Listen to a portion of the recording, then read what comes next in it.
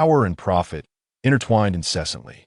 Desire and reason engage in a perpetual dance of love and conflict.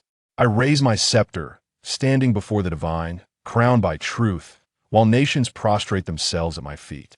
You inquire as to my identity? I am called Raine. Author's custom tag. Crossing into a cold and ruthless dimension. Chapter 1. I am Raine. Two carriages race down the street, their broad wheels ruthlessly splashing the filthy water onto the pedestrians by the roadside, who glared in anger but dared not voice their indignation. One man muttered a curse under his breath, only to be met with a swift crack of a whip that struck him like lightning. Casting a glance at the dilapidated street outside, Raine's eyes flickered momentarily before he turned to regard the man seated opposite him. I dislike this place, yet I am compelled to remain here, he remarked, his tone laden with dissatisfaction and mockery. Thieves, bandits, murderers, and despicable deceivers. What a wretched city this is. The middle-aged gentleman across from Raine was clad in a dark red tailcoat, impeccably tailored, with a white lace collar that cradled his aquiline chin like verdant leaves. His visage was strikingly handsome, time having bestowed a rich patina upon his features.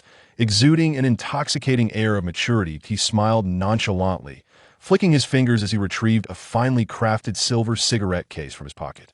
The case was adorned with a delicate ring of tiny gemstones, and at its center, a thumb-sized emerald sparkled brilliantly under the gentle illumination of a spell, radiating a vibe. Ant green-hued, he opened the cigarette case, and, using a delicately crafted silver knife no longer than his palm, extracted a small piece of tobacco brick, which he then filled into a dragon blood, wood-carved pipe. Slightly bowing his head, he raised the pipe in a gesture, but Raine shook his head. He did not favor this method of smoking. The man, indifferent to Raine's response, snapped his fingers, and suddenly, a spark appeared out of nowhere. Igniting the tobacco in the pipe bowl, an intense aroma immediately filled the carriage. This tobacco brick was a specialty from the Half-Dragon region, a rare commodity reserved exclusively for the nobility. It was said that the tobacco was cultivated in the living areas of the dragon race, often enriched by the draconic saliva, which contributed to its unique fragrance. Consuming this tobacco imposes no burden on the body, rather, it enhances physical vitality and boosts mental acuity, making it an indispensable part of the daily lives of the heiress. Ocracy. I understand your perspective, but you must recognize that this is the final outcome of the discussions held by the Privy Council and the Imperial Assembly. You may choose to respond with apathy, but you absolutely cannot resist the conclusion.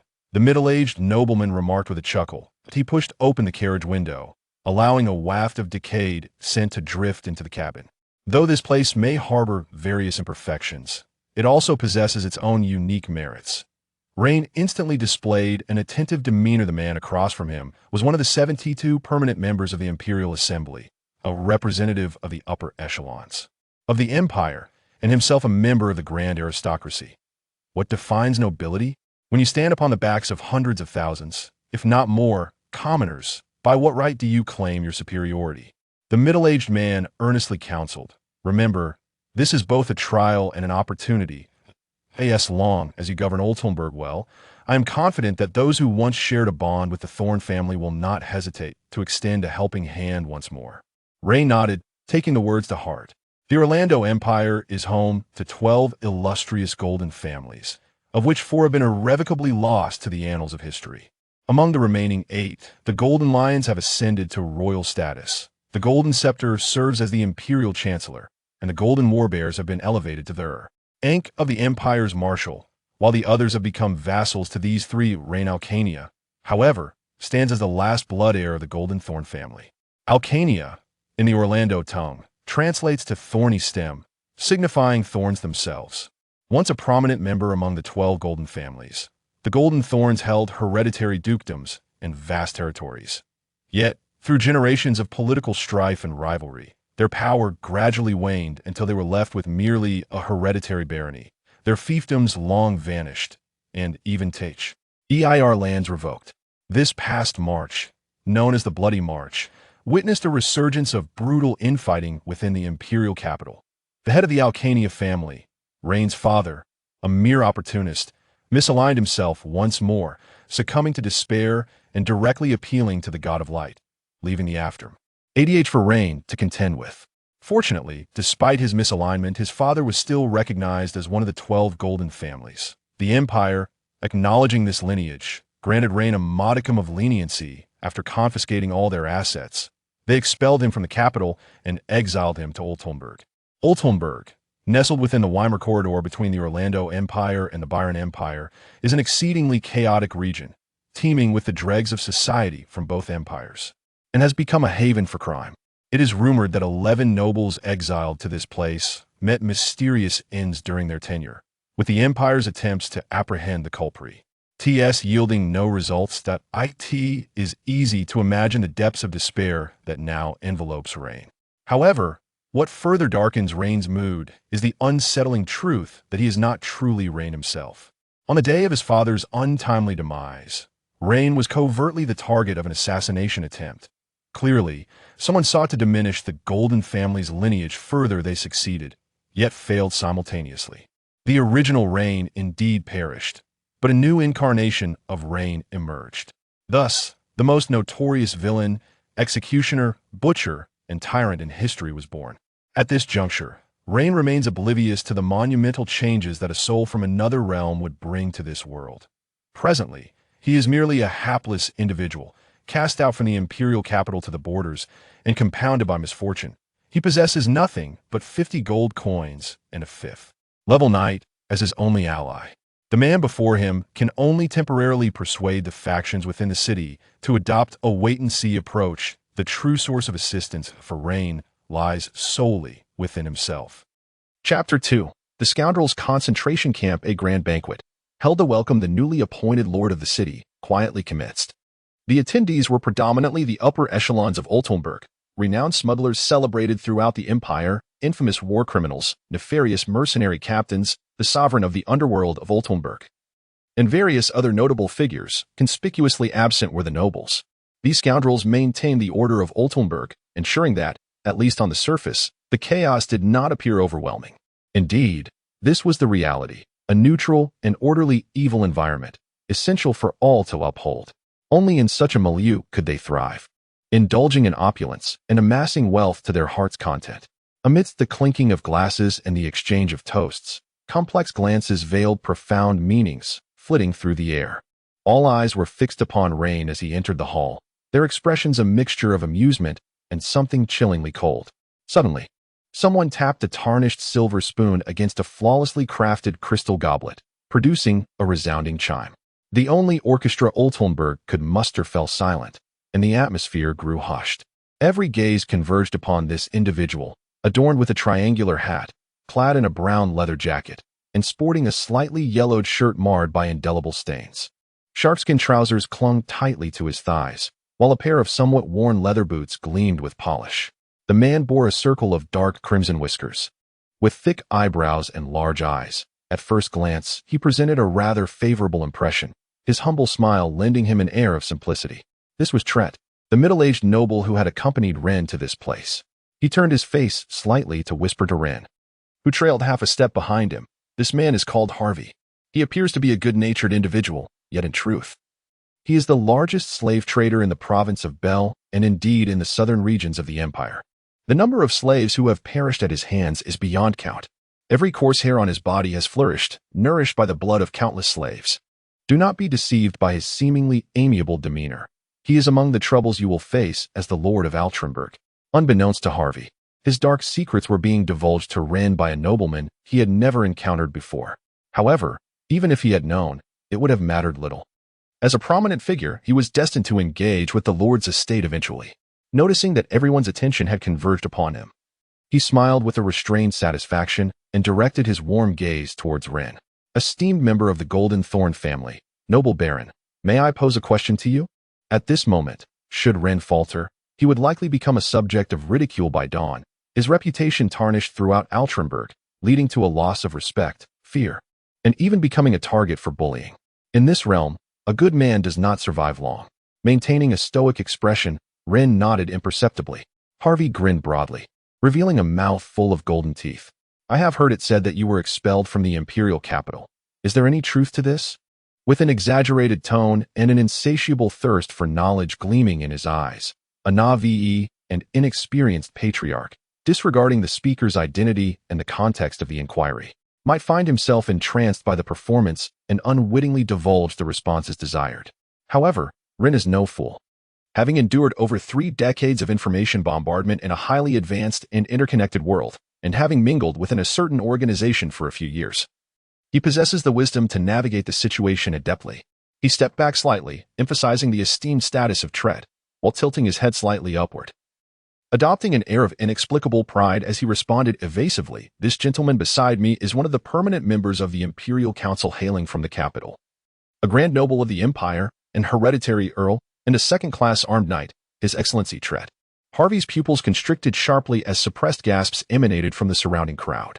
The titles of hereditary Earl, second-class armed knight, or permanent member of the Imperial Council are realms far beyond the reach of these mere wretches. In a sense, the Empire is but a plaything in the hands of such individuals, molded and shaped to their whims. As soon as Rein's declaration was uttered, the gaze of the onlookers towards him underwent a subtle transformation. Should Rein truly be a hapless individual cast out from the capital, then the company by his side would merely consist of a minor court scribe. However, with the protection of such a prominent figure, it is unlikely they would dare to act against Rein, at least until they discerned his true nature, unless, of course, they were eager for their own demise. A scar marred his face, accompanied by several more upon his neck, rendering him a figure of grotesque terror. When he smiled, his lips, stained as if with crimson lipstick, slowly parted to reveal a cavernous maw, instilling an inexplicable sense of dread. His name was Hute, the emperor of the underground world of Altrenberg. He firmly grasped Harvey's shoulder, causing the latter's eyes to flicker slightly. Their gazes met momentarily in the air before Harvey lowered his head and retreated a few steps, vanishing behind Hute, instantaneously losing his presence. Hute erupted into laughter, extending his arms wide, exclaiming, "What a fool!" A reference to the earlier Harvey. "On behalf of all the residents of Altrenberg, I extend a warm welcome to you, Your Excellency the Baron." The once soothing music suddenly surged in intensity. As the crowd gathered to greet Rein erupted with fervor. Enthusiastic young women sang and danced, while dignitaries exchanged pleasantries. A uniquely vibrant banquet reached its zenith. Everyone spoke words of flattery, their expressions modest and cautious, each person comporting themselves with the decorum of a genteel character. Yet beneath this facade lay a web of sinister traps, malevolent curses, and malicious glances. This was Altrenberg, nestled in the southern Bell region of the Empire. Situated along the Weimar corridor, teeming with the dregs from the Orlando and Byron empires. Chapter 3, a city so near, yet so unreachable with a forceful shove. Rein pushed aside the unfamiliar woman wrapped in a bedsheet, his gaze fleetingly skimming over her exposed skin. The indelible marks of the past linger vividly in his memory. He gently cradled his throbbing head as he approached the floor-to-ceiling window of his bedroom, forcefully drawing back the heavy curtains. Having indulged in considerable libations the previous night, it was apparent that those scoundrels had failed to achieve their intended objectives, prompting him to retaliate, albeit in a modest manner, by drowning them in drink. It must be said, each one of these rascals was indeed astute. While Trelak could regard them as mere air, he could not afford such luxury.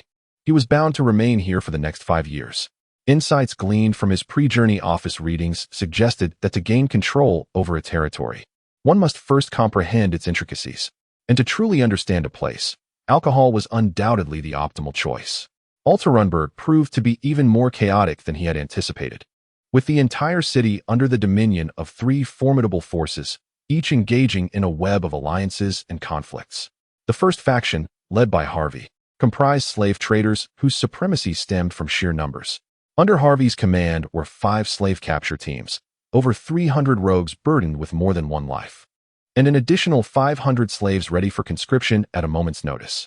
Moreover, he maintained amicable relations with slave traders from neighboring cities, willingly relinquishing certain interests and shares when necessary, thus ensuring the prospect of assistance.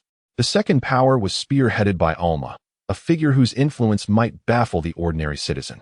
It was indeed a perplexing reality that such individuals could rival the underground emperor to emerge as the second force, yet this incongruity existed without question. The geographical location and environment of Altrenberg are exceedingly poor. Those with even a modicum of ability choose to depart. The region does not prioritize agriculture. nor does it possess livestock or mineral resources. The city's revenue can be said to stem entirely from dubious and illegal avenues. Women and money serve as the quintessential instruments for controlling the nefarious. The third faction is represented by Heut and his underground empire, which is organized, with clearly defined roles and a strict hierarchy. Heut's income derives from protection fees paid by the merchants, and the profits from illicit sales. Though Heut's aggression may seem less fierce than that of slave traders, one should not underestimate him. Consider this. Why would a group of rogues pay protection fees to another group of rogues? Why would a multitude of villains pay fees to a mere handful? The answer is simple. Fear of being beaten, fear of death. The ordinary residents here are not necessarily virtuous. Surviving amidst such a collection of rogues while maintaining one's livelihood is not a feat achievable by the meek and innocent. The corpses scattered throughout the streets, exuding foul odors and swarming with flies and maggots, silently convey a grim message to all. Do not underestimate anyone here, nor overrate yourself. The door to the bedroom was gently knocked twice, and Rein responded softly. The head maid of the Lord's residence entered, followed by a procession of blushing maids. They carried freshly laundered garments, which had been scented overnight, and began to dress Rein. Meanwhile, two sturdy servant women laid a roll of blanket flat on the ground. Among them, a short and stout maid extracted a palm-sized crystal vial from her waist, filled with an alchemical potion that emitted a green luminescence. She removed the cork, pinched the sleeping woman's jaw, pried open her mouth, and poured the entire liquid into it. The woman was jolted awake, her terrified scream piercing the air as she struggled to escape, her limbs entangled in the bedclothes, her expression rife with fear and horror as she gazed at Raine. He averted his eyes, clearly aware that a hereditary baron should not associate with a commoner, particularly one who might have emerged from a brothel. The desperate woman was seized by the maid, callously tossed onto the prepared blanket, and with a forceful shove, she was tightly wrapped and carried away. After this parting, it was likely that he would never see her again. She might become the center of attention in some other city's establishment. After all, a woman who had been favored by a nobleman held an incomparable allure for the common folk. Certainly, this was merely a facet of aristocratic life, one that had long ceased to astonish. Deep down, Raine harbored no affection for this woman, even feeling a sense of revulsion. She was likely a pawn sent by some faction, and what he was doing now was simply refusing her. Layer upon layer of intricate garments were adorned upon Raine by the maid's deft fingers. Noble attire had always been a source of vexation. Many commoners would foolishly distort the image of nobility, claiming that even dressing themselves was beyond their capabilities, but this was a distorted truth. Even if these garments were donned by commoners, they would still struggle to wear them properly. Prior to slipping on a shirt, one must first secure a suspender that traverses the thighs and waist, with the other end fastened to the shoulder. This is designed to ensure that nobles maintain an upright posture at all times, preventing any slouching that might tarnish their dignity. The ensuing shirt presents its own challenges, featuring a row of 24 buttons down the back, with stringent protocols dictating whether each button should be fastened, depending on one's physique and condition. Finally, there is the coat, which is far heavier than one might imagine. Concealed within its structure are dozens of beast bones that uphold its form. In summary, no noble can attire themselves independently unless they forego formal wear. Esteemed lord of the city, the tax officer, the scribe, the captain of the guard, and the city defense officer are presently awaiting your summons in the reception hall. Do you intend to dine first or summon them? Once attired, the maidens curtsied and departed, though the head maid remained behind. Typically, this task would fall to the Lord's steward. However, regrettably, when Raine arrived, he brought none but a fifth-level knight as his retinue.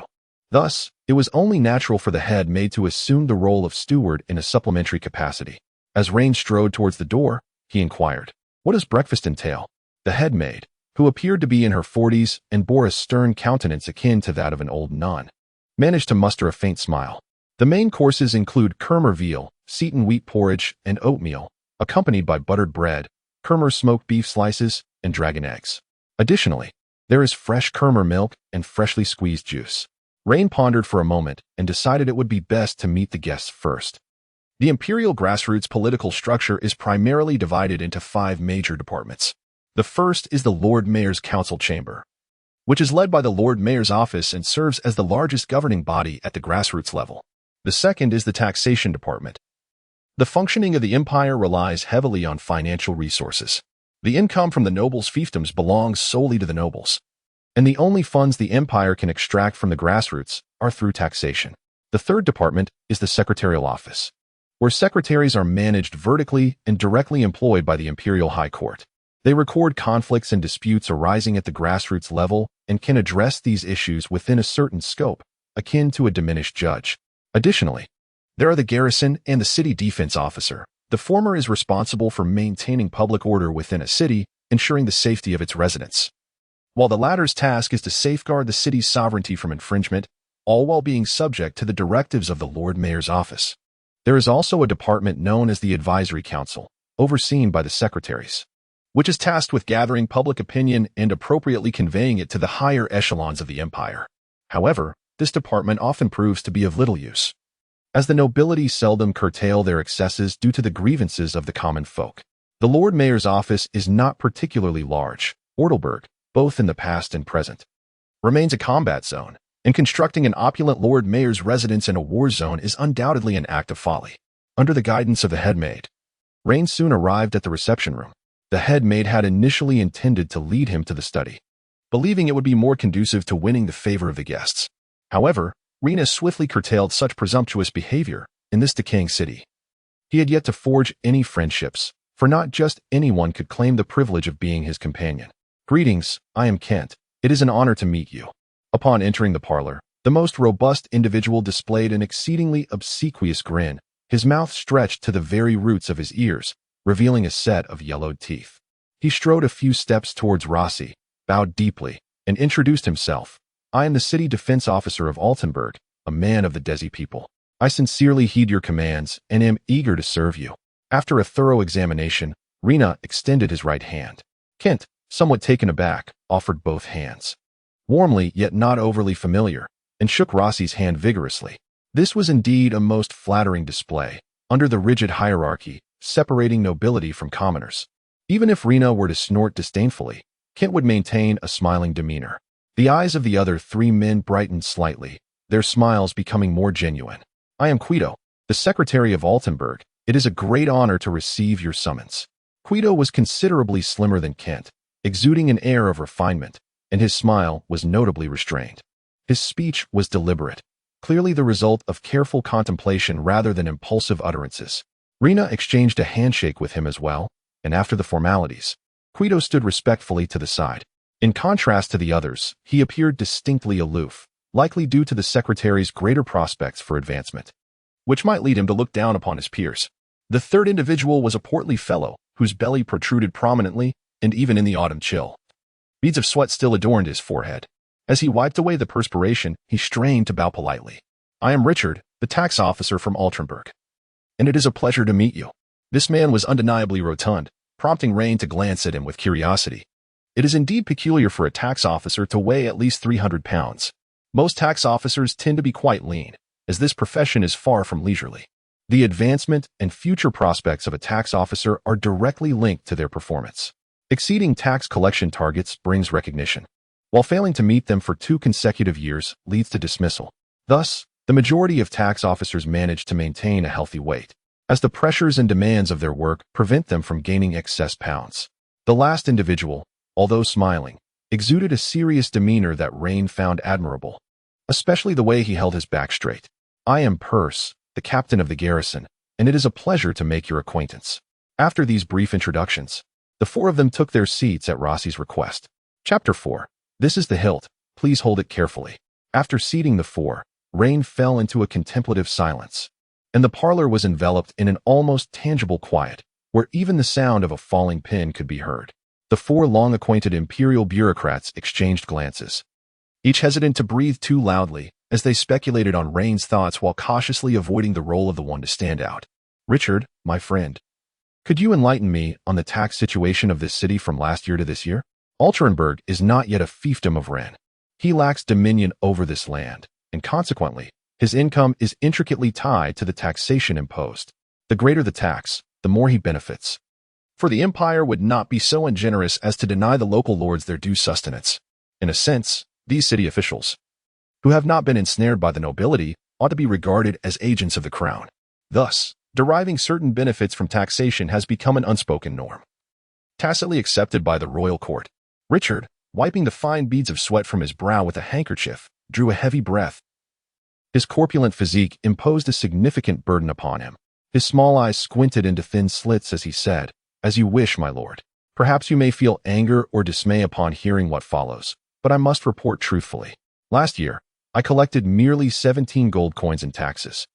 And during the first half of this year, I managed to gather only 3. Rein caressed a bronze ring on his left-hand's index finger, the sole remnant left to him by his mother. He nodded noncommittally, betraying no signs of his inner tumult. Richard's plump visage quivered as he continued, "I apologize.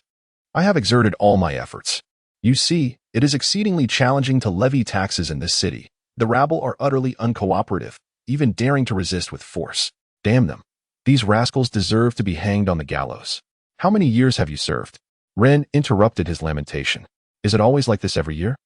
Richard's laughter was rather unappealing as he nodded, revealing that he had resided in this city for 9 years, during which the most prosperous year yielded merely 100 gold coins.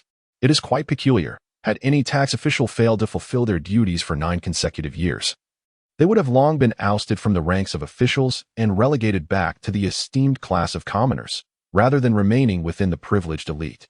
Raine tilted his head towards Pulleys, inquiring whether the guard had not assisted Richard in tax collection. Taxation, as enshrined in the imperial constitution, is a sacred and inviolable act, and one may request the assistance of the guard in city defense for armed tax collection when necessary. During the reign of Orlando II, the empire could scarcely extract a single gold coin in taxes from the localities. Consequently, the tyrant Orlando II, disregarding opposition, inscribed armed taxation into the constitution, thus igniting an 11-year civil war, culminating in the tyrant's victory. This vindicated the notion that it was not the inability to collect taxes that was at fault, but rather the lack of enforcement. Henceforth, armed taxation became a fashionable practice, only gradually improving over the past 2 to 3 centuries as the populace grew accustomed to paying taxes. Rein nodded. This excuse did not catch him off guard, as it was merely a casual inquiry. He then asked about the city's public safety. Were conflicts frequent? After exchanging glances, Pulleys and Keto responded, with Keto chuckling awkwardly, "The public safety is quite commendable. At least, there have been no heinous incidents this year." Rein paused, his fingers momentarily halting on the ring, as a fleeting glimmer of intensity flashed in his lowered gaze. No heinous incidents? He had long heard of the notorious chaos in the imperial capital of Altrenburg, where deaths occurred with alarming frequency, making it inconceivable that there could be a span of over 6 months without a serious incident. It could only be concluded that the underground forces within the city had supplanted the official authorities, with all matters, great and small, being resolved by the local leaders, leaving no room for official intervention. The situation had deteriorated to such an extent. This was something he had never envisioned before arriving here. This was a city of the Orlando Empire, marked by the imprint of Orlando's rule, yet it had seemingly slipped from official oversight. This was a direct affront to the entire ruling class. Furthermore, it indicated that the empire's attention towards Altrenburg had waned to its lowest ebb. Ever since the generations of matrimonial alliances with the Byron Empire, the Weimar corridor had become an unprotected thoroughfare, with even the border troops being withdrawn. It appeared that mastering this city would require considerable effort. After consulting for a while longer, Raine's expression darkened. He reassured the 4 official representatives before allowing the head maid to escort them away, while he remained seated, legs crossed, deep in contemplation. A great figure from another realm once stated that struggle is essentially about aligning with the majority against the minority, uniting the masses while undermining a select few, gradually making inroads.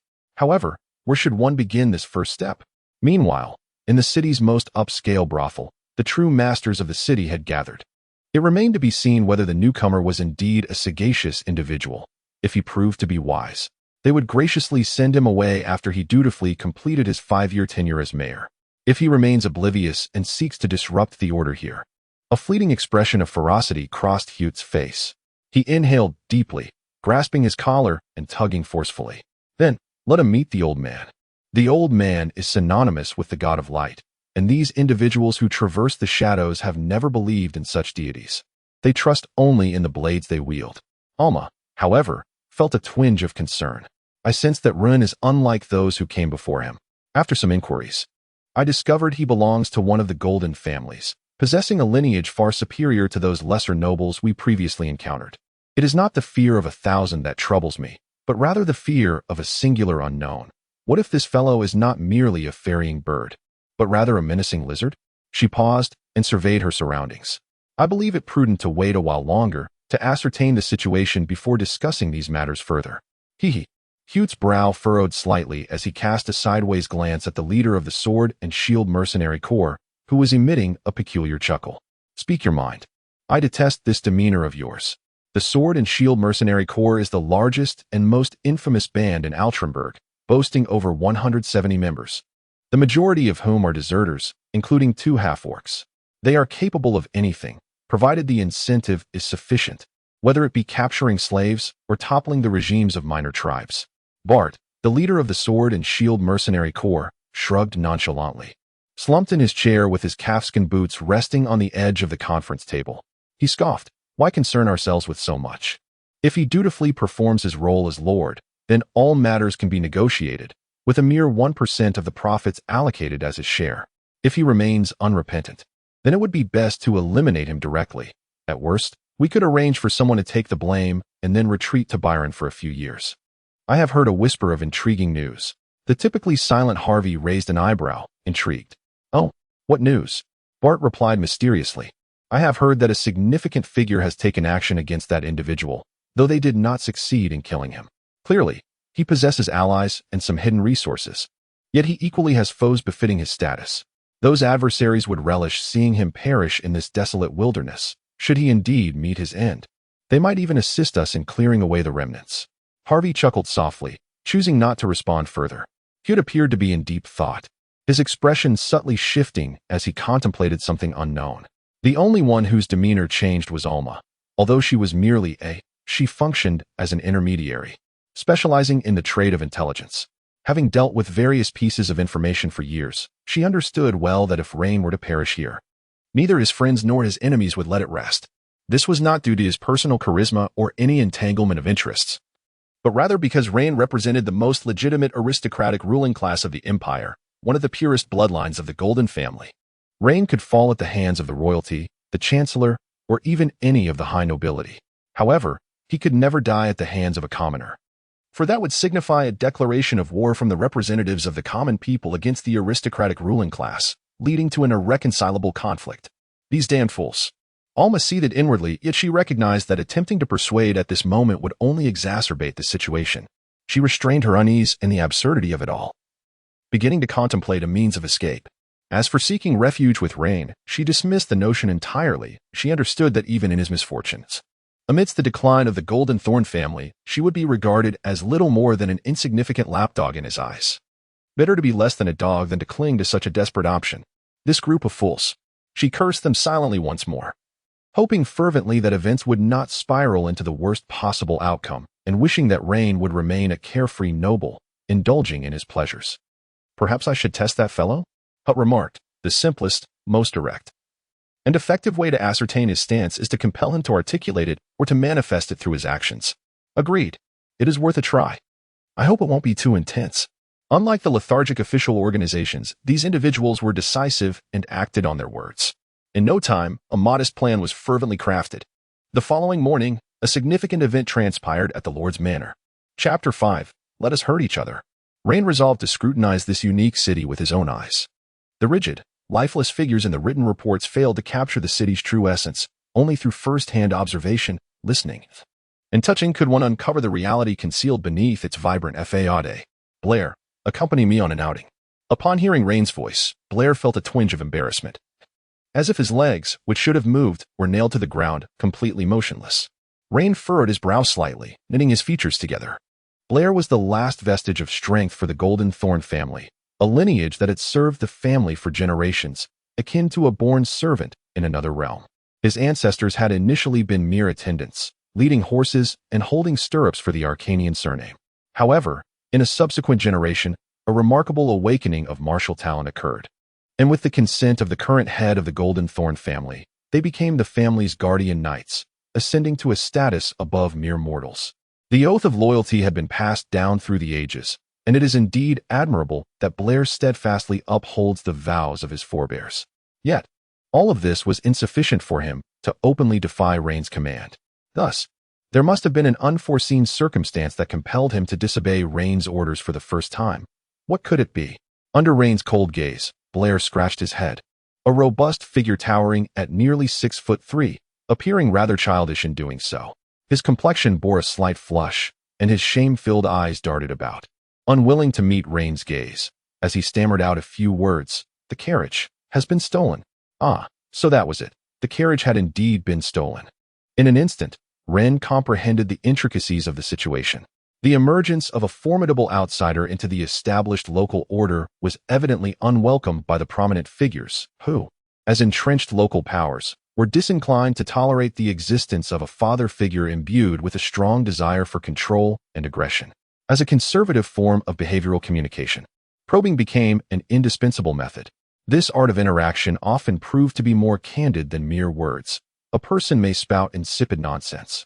Yet this cannot alter certain fundamental truths, which can be discerned through behavioral cues. However, the notable individuals had not contemplated that while they were eager to unearth information regarding Rein's character and stance, Rein himself was equally anxious to discern their personalities. Even in the absence of this incident, Rein would have concocted some scheme to test the mettle of the entire city and its scoundrels. Was it truly theft? Did the Lord's Manor possess a spare carriage? Rein's mind raced, and a somewhat crude plan took shape in the blink of an eye. He did not erupt in fury over the stolen carriage. Instead, he remained remarkably composed, as if nothing had transpired. But could one genuinely dismiss the incident as if it had never occurred? Blair immediately bowed his head and replied, "Indeed, we have one. Though it pales in comparison to the stolen carriage and is unworthy of your stature." Rein responded with a smile that hinted at intrigue. "No matter. I do not mind such trivialities." As they proceeded, Rein meticulously observed his surroundings. In terms of urban planning and development, Ortleburg excelled in comparison to other cities. This place once served as the front line of the Byron Empire, where supplies and troops from the interior would pass, resulting in roads of considerable width, wide enough for 8 horse-drawn carriages to traverse side by side without difficulty. The ground is paved with thick slabs of bluestone, each mark left by time resembling a masterpiece sculpted by nature itself, with every trace telling its own tale.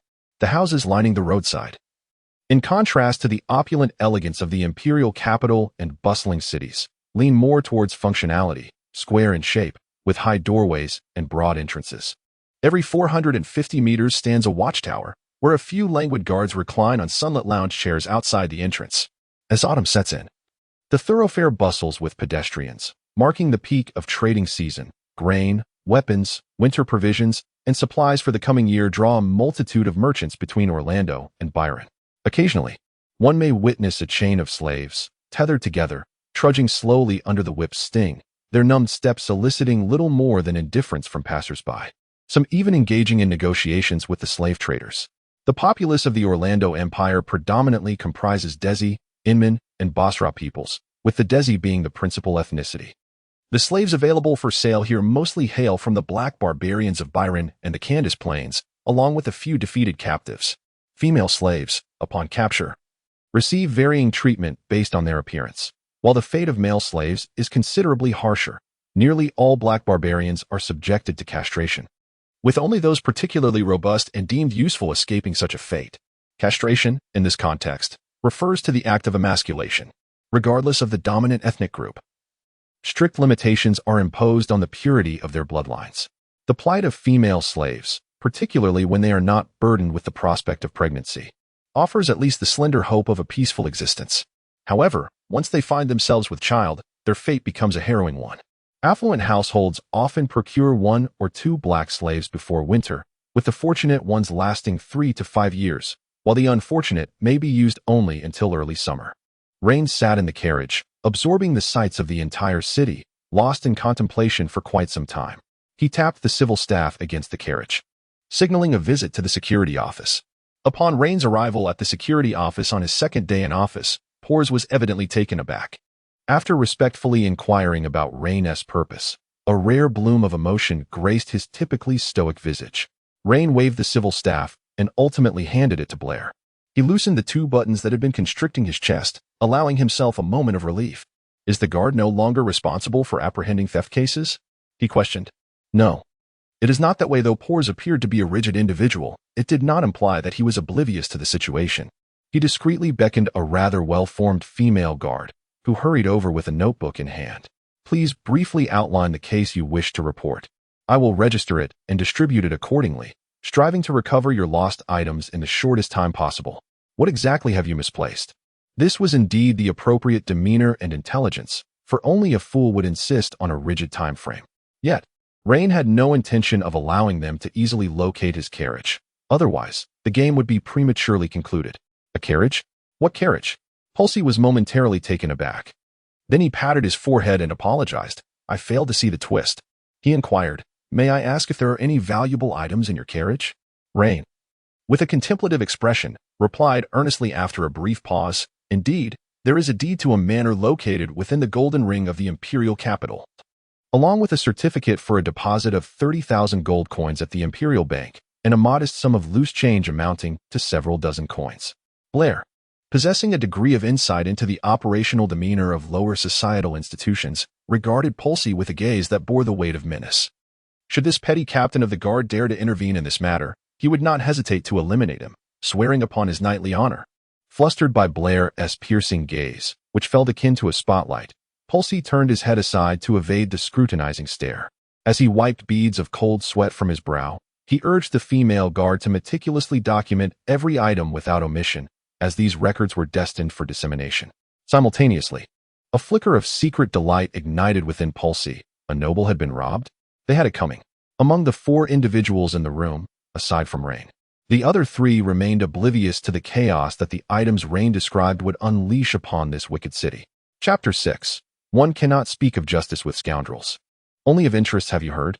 In the filthy alley, stagnant sewage pooled in depressions formed by the uneven ground, releasing a foul odor. Mice scuttled through the refuse in the corners as the stench permeated the air. In the shadows behind the glare of light, a few figures huddled together. They were clad in reasonably fine attire, their polished leather boots and meticulously styled hair reflecting a subtle glow. With great enthusiasm, they listened as one among them disseminated the fresh tidings that unfurled daily in the city. His words flowed like a torrent, accompanied by a pungent breath that scattered spittle as he animatedly gestured, imparting his intelligence with an air of grandiosity. The Lord's carriage has been stolen. Huh. I can already envision the expression on that pompous noble's face. It must be quite amusing. Now, we all know about that incident, but surely there is something more thrilling? But what you don't know is what was on that carriage. He pursed his lips, raised his chin, and his eyes sparkled with excitement. I have news from Lucier. There was a deed to a manor in the capital's Golden Ring district, along with proof of 30,000 gold coins and a plethora of change in gold. He waved his arm vigorously, exclaiming that those nobles were truly despicable for being so wealthy. The breath of those surrounding him became noticeably heavier, their gazes locking in a mutual and unabashed glimmer of greed. The architecture of cities in this world is not fundamentally different from that in others. A city typically comprises a central hub, first and second rings, and so forth. Here, however, it is categorized into the Golden Ring and Silver Ring districts. The price of a manor in the Golden Ring district of the capital is at least 200,000 gold coins, and given the proclivity of the nobility, the value of such a manor could very well exceed 1,000,000 gold coins or more. Even if this news were false, the nobility would never place something so significant upon a mere cart.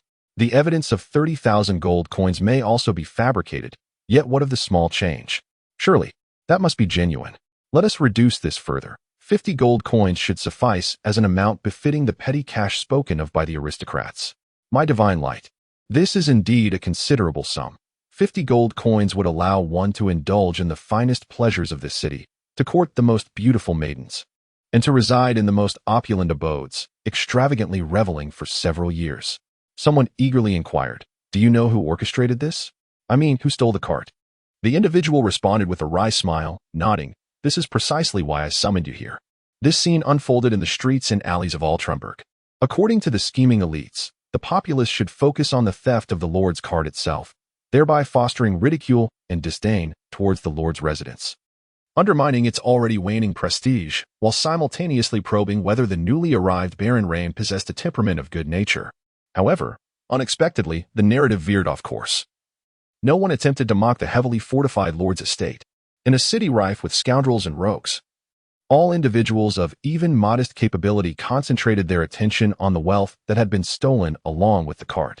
Gold coins, their alluring gleam capable of ensnaring the soul, especially in such abundance. Hut regarded with a stern expression the individual kneeling before him, the city's chief thief, Les, seated beside him with an equally grim demeanor. At this moment, Hewitt had no inclination to deal with the self-proclaimed king of thieves. Instead, his gaze was firmly fixed on the bureaucrat before him. I seek nothing but the deed. Ensure my safety near Altenburg, and I guarantee your well-being. Otherwise, I cannot assure your safe passage from this room. The young man, scarcely in his 20s, appeared pallid, his body trembling uncontrollably. The chattering of his teeth echoed incessantly, a testament to his fear. Beads of sweat, akin to pearls, clung to his brow, while a formidable urge to relieve himself surged against his fragile nerves. He raised his left hand, stammering, I swear, sir, I truly have not seen any deed or deposit certificate. I do have some loose change, but merely a handful of coins. Hewitt let out a derisive chuckle, turning to gaze at Les, the notorious patriarch of thieves in this city. At just 50 years of age, he had unified the entire thieving populace of Altenburg, commanding a legion of hundreds under his wing. He was one of the most powerful figures in the city, second only to the three titans. Today's events had left him humiliated and indignant. He had contemplated confronting Hewitt several times. You orchestrated this plan and selected these individuals, and yet now you turn your back on them. For the sake of trivial gains, you wish to impose rules, while the most egregious fault lies with you, Hewitt. Regardless of the truth behind this affair, it is incumbent upon me, Les, to investigate thoroughly before providing you with an explanation. You summon me here only to undermine my authority before my own people. Do you expect me to tolerate such an affront? For those who have long lived at the fringes of society, maintaining one's face holds immeasurable significance as it pertains to their standing within the urban landscape.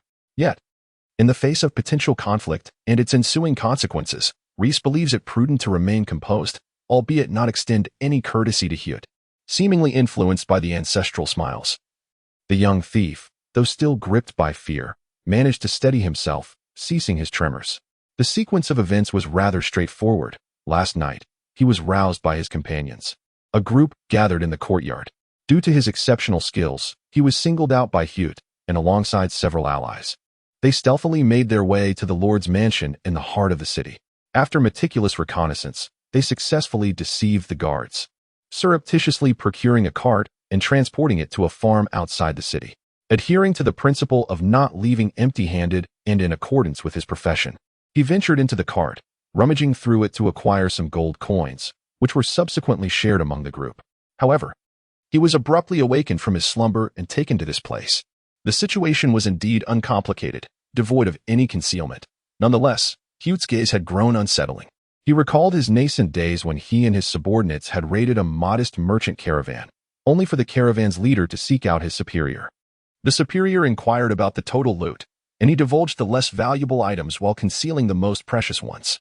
Suddenly, Hewitt let out a sigh. It was time to take measures. As Reese was about to erupt, he was halted by Hutt's merciless gaze. With a sinister grin, Hutt remarked, Reese, having a hearty appetite is no vice, but you must ponder whether you can truly consume such an abundance. Items worth millions of gold coins could very well prevent you from leaving these two streets alive. In that moment, Reese felt as though he were sitting on pins and needles, just 50 meters outside the stronghold. The scoundrels of the Sword and Shield Mercenary Corps were either indulging in drink or polishing their weapons, their gazes aligned with their leaders, fixated intently on the small wooden door that could splinter with a mere kick. On this very day, the skilled women under Alma's command unexpectedly became exceedingly eager, attending to every need of the mercenaries with scant silver coins in their pockets, as well as the ruffians reeking of sweat, employing all their talents to ensure their comfort, all the while casually inquiring if they were privy to the latest developments regarding this matter. Harvey, in a perplexing turn of events, roamed the city with his slave-catching team and enslaved individuals, peddling them as they walked rather than remaining obediently in the slave market. What further irked the guards was that they had distributed crude weapons to the slaves. Almost all perceptive individuals sensed that the atmosphere in Altenburg today was decidedly tense. The instigator of it all, Rein, however, languidly savored the rich red tea from the north, the fragrant aroma dispelling his nostalgia for the imperial capital.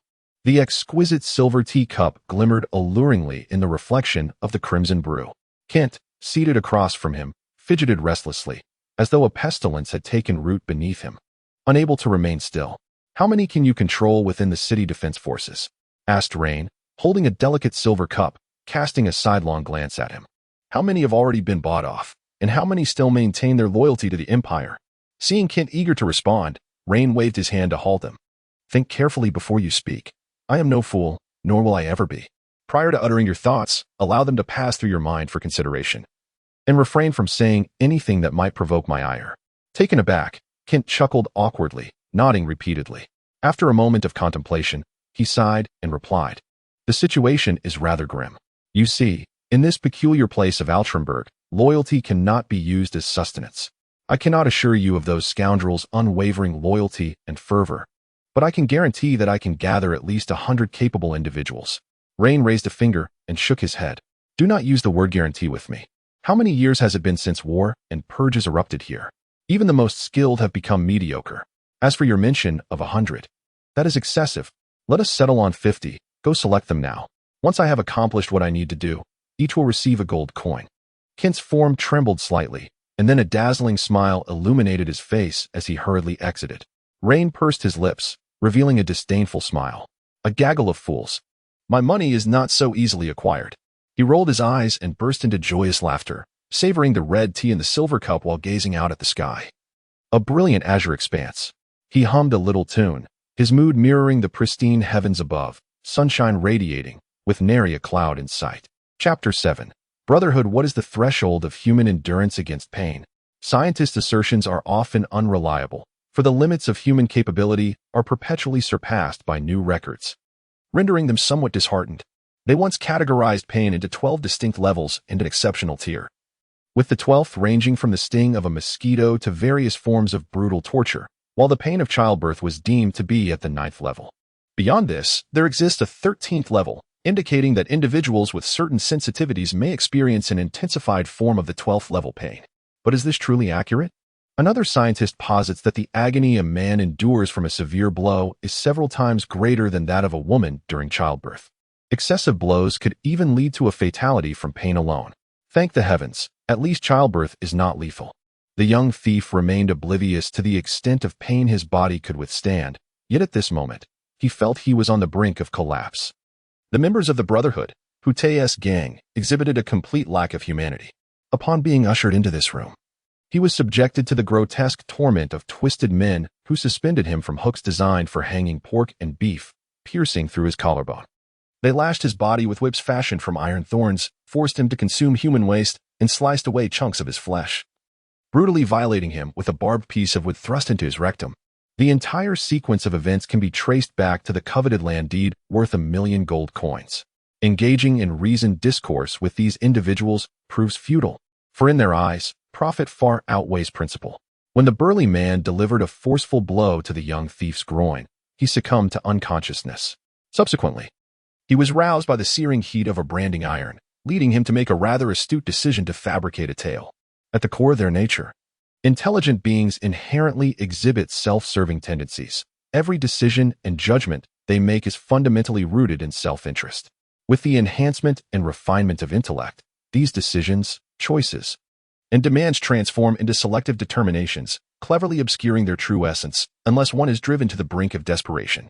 The confessions soon emerged with fervor, as the gang, notorious for their lack of discretion, could not suddenly awaken to a sense of political consciousness.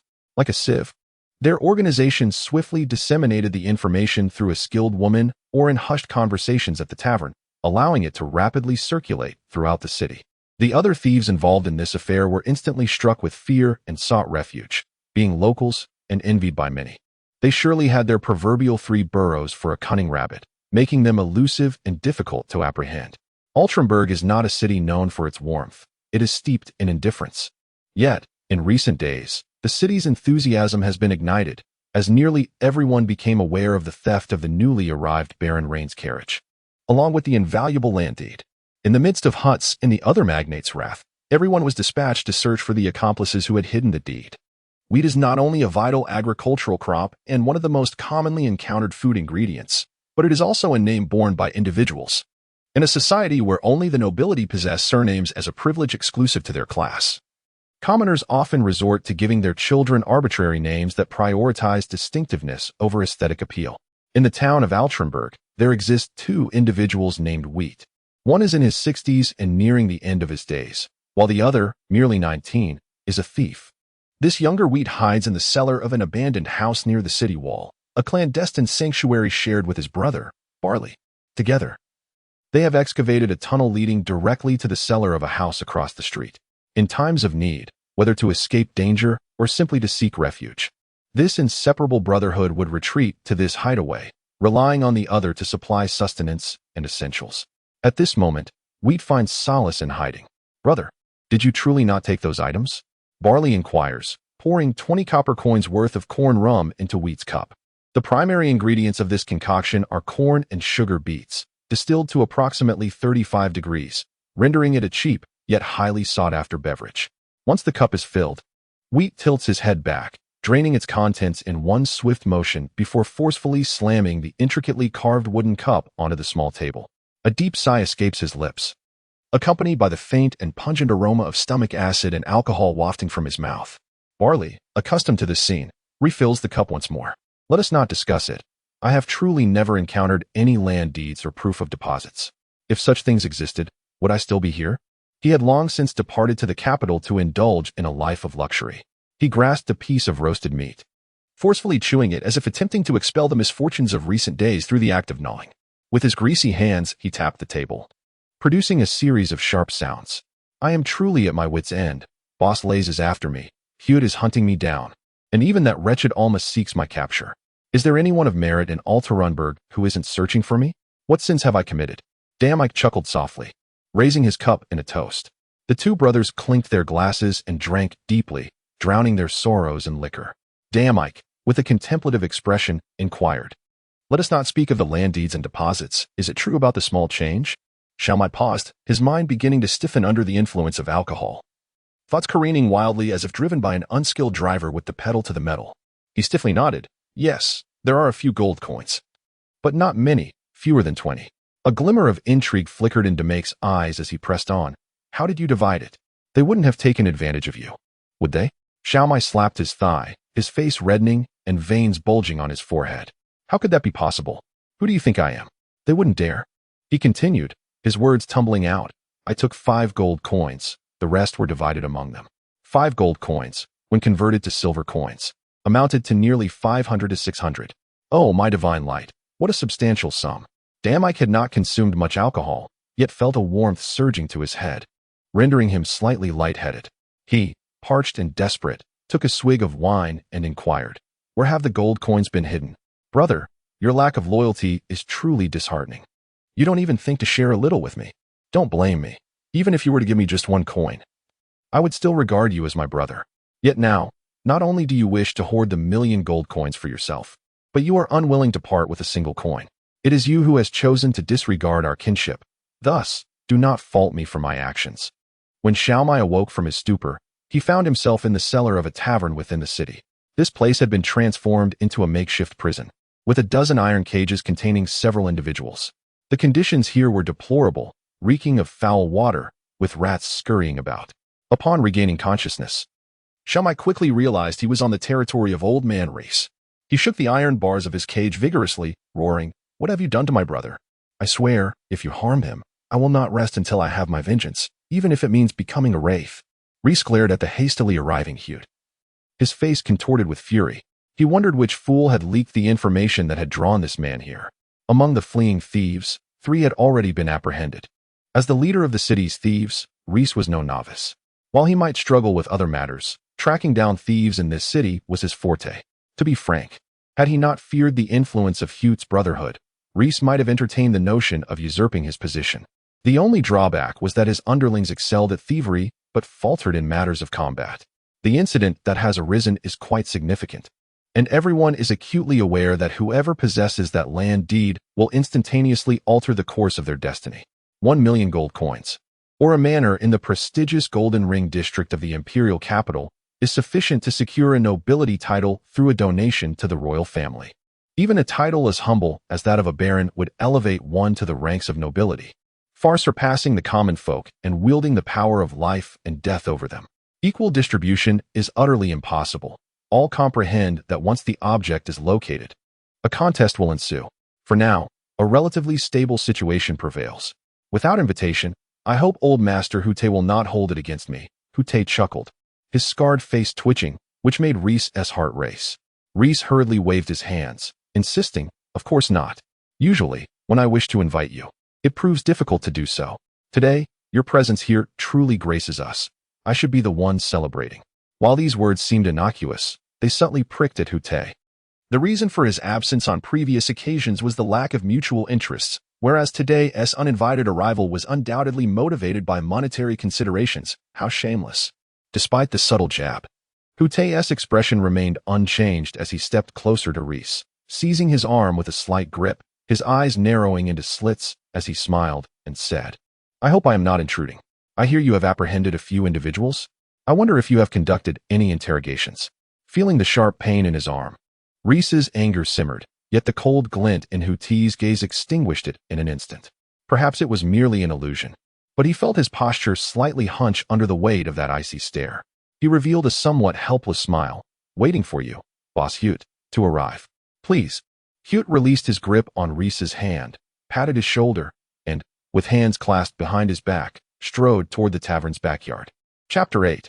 One can only rely on oneself. Reese was not his father, or rather, not his biological father. The parents of wheat and barley perished in a chance conflict just outside the city, leaving two forlorn children in this cannibalistic metropolis, nearly devoid of hope. Yet Reese, much like the sun piercing through the oppressive clouds of despair, brought them once more into the embrace of warm sunlight.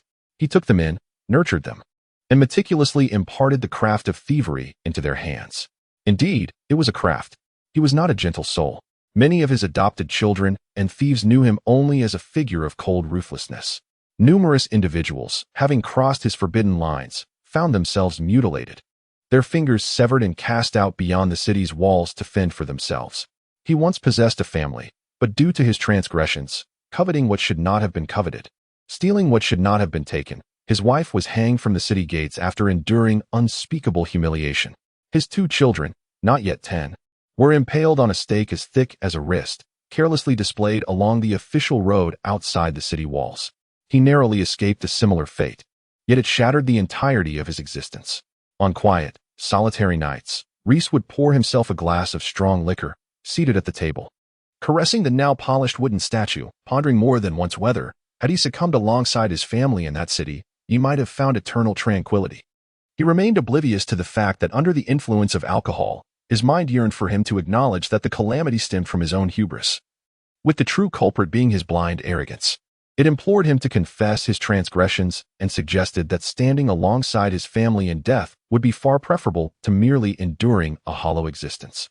Yet, he perpetually found himself jolted awake at the last moment, lying in bed with eyes shut tight, forcing himself to refrain from contemplating the agonizing memories that tormented him. The call of Xiaomai stirred the long-dormant flickers of warmth within him. His gaze shimmered momentarily, and the smile upon his face transformed into something far more genuine. He nodded at Xiaomai and followed Hute into the secluded dungeon. Unbeknownst to Hute, a myriad of revelations had transpired in that fleeting instant. All he comprehended was how to exploit his advantages to assail others. He approached the iron cage with a sinister demeanor, nudging it with his calfskin boots, removing his black leather gloves and carelessly tossing them to a lackey behind him. He wiggled 2 fingers, displaying 2 coins, enough to incite betrayal from those closest to you. "Did you not inquire about your brother?" His smile bore a diabolical cunning, and Xiaomai seemed to grasp the implication, crouching down to cradle his head. Ah. He should have taken those 2 coins to Alma's most opulent den of iniquity, reclining with the most skilled of women, indulging in pleasures that even emperors might not experience. And you? Hute's gaze brimmed with an indescribable mockery as he spoke in a tone laced with profound pity. "You languish away in this sunless abyss, slowly decaying." Hut was about to say something when Lays rudely interrupted him. "Enough. Hut, step aside." He positioned himself between Hut and the iron cage. Pausing for a moment before adopting what he believed to be a gentle and kind tone, he inquired, "Wheat, tell me, do you have it? Where is it hidden?" The warmth in Lays' eyes quickly evaporated, replaced by a chilly, rational gaze that concealed an emotion he detested. He softly questioned, "Why do others claim it exists, while you deny it? My child, are you aware that those things have stirred up a tremendous storm in Altrenberg?" He endeavored to soften his tone, suppressing any hint of aggression, speaking slowly as if he were an elderly man. "Hand it over. Hunt, and I can assure your safety, provide you with a fortune sufficient for a lifetime, and send you to a secure and tranquil place, allowing you to live out your days in peace and happiness." I truly do not know," Wheat cried out, desperately tugging at his own hair, the anguish of helplessness overwhelming him. Enough, enough, I genuinely do not know." The smile on Laze's face gradually stiffened, slowly vanishing, reverting to the chilling visage that once instilled dread. He rubbed the skin between his thumb and forefinger, a habitual gesture. "You know our methods for dealing with traitors." Suddenly, Wheat lunged towards Laze, gripping the iron bars with all his might, tears mingling with mucus streaming down his chin. "I do not know, I know nothing." Perhaps it was the abruptness of his actions that caused Reese to shudder. Or perhaps he possessed a sixth sense that allowed him to perceive Hutter's disdainful smile. A surge of anger erupted within him, intensifying with each passing moment. Gritting his teeth, he gestured decisively. A hollow copper sphere, approximately 1/2 meter in diameter, was rolled toward him. They had placed fierce carbon within the sphere, and the dampness of the cellar was swiftly expelled, resulting in a notable warmth. The copper sphere soon glowed with a purplish hue, indicating that the temperature had risen sufficiently. Under the coercion of 2 burly men, the hands of the Wheat were pressed against the surface of the sphere. The protein rapidly deteriorated upon exposure to the high heat, emitting a foul, charred aroma. Bodily fluids were drawn out by the heat, sizzling as they mingled with a small amount of oil, swiftly transmitting the intense heat to his palms. The dermal tissue began to necrotize and shed, while the inactive muscle became increasingly fragile. With a forceful tug, the 2 men left imprints of his palms on the copper sphere, the impressions marred by torn strands of white muscle tissue. And an entire layer of skin was stripped from the palm of the Wheat. Overcome by pain, he fainted, only to be roused by a splash of urine. Upon opening his eyes, he saw one of the hulking men just adjusting his trousers, still tasting the briny and foul odor in his mouth. Another man held a steel brush in his hand, his complexion slightly pale, his eyes reflecting a mix of pity and relief. What followed was the most perilous of all. Reese, with his back turned, spoke through gritted teeth. "Will you speak, or will you not?" Hutter observed this cruel form of punishment with a glint of interest, a hint of amusement playing upon his features. Under the subtle indication of Laze, the burly man once again pressed the searing, smoking copper ball against the left hand of Xiaomai. For approximately 10 to 20 seconds, with a forceful tug, another layer of flesh was seared and adhered to the copper sphere. He then picked up a steel brush and vigorously scrubbed, revealing the stark, white bone beneath Xiaomai's left hand, as blood surged forth once more, causing him to faint from the agony. Hute let out a derisive chuckle. Glancing at Laze, repressed that pitiful semblance of compassion. Does age render one increasingly feeble? Do not mention 1,000,000 gold coins. Even a mere 100 would suffice to turn a street in Altrenberg into a river of blood. From this moment onward, heed my words. Chapter 9. Friends or foes. It matters not. Barely a few days into the new lord's reign, chaos engulfed the city. Many factions observing Rein began to withdraw their attention, as a foolish doomsday noble seemed to align more closely with the desires of the ruling class. They redirected their energies toward internal adversaries within the imperial capital, rather than squander resources on a fool incapable of even safeguarding his own carriage. However, a small faction continued to monitor Rein, albeit their vigilance resembled the fleeting attention one pays to inconsequential filler in a newspaper, unless one intentionally sought it out. The majority would easily forget that even the filler contained substance. At this moment in Altrenberg, Rein remained oblivious to the relief that his initial encounter in this tumultuous city afforded many nobles. He lounged with his legs crossed in the lord's mansion, holding a deed for a manor in the Golden Ring district of the imperial capital, clicking his tongue in contemplation. In the adjacent position, the corpulent tax officer, Richard, incessantly wiped the perspiration from his face, a mixture of heat and trepidation. Were it not for the fact that a certain fellow named Blair had a dagger poised at his throat, Richard would swear on the memory of his late grandmother that he would never assist this young and inexplicably enigmatic nobleman in crafting such a counterfeit document. It was remarkably executed. Had I not been aware of the deed's falsity, I might have struggled to discern its authenticity myself. Rein, satisfied, flicked the parchment of the deed. which had been processed through a special magical technique, an exceedingly intricate and nearly impossible task to replicate. Such paper was reserved solely for the imperial authorities, utilized in matters such as annual tax reports to prevent embezzlement. However, in the case of Altrenberg, they managed to save considerable amounts of this paper each year, as they could clearly outline dozens of gold coins worth of tax without needing even a single sheet. Reluctantly compelled to engage in this nefarious act, Richard could only manage a wry smile and nod, stating that it was indeed an honor to assist a gentleman such as yourself. Raine set down the deed and sincerely praised, "You are truly a talent, Richard. I cannot fathom how you have remained in this position for 9 consecutive years without collecting the taxes owed, yet here you are. A person of value is a true asset. Your potential is not fully realized in your role as a tax officer. You would be better served assisting me. Though I am but a fallen noble, I still possess the means to offer you rewards unattainable in a century of service as a tax officer."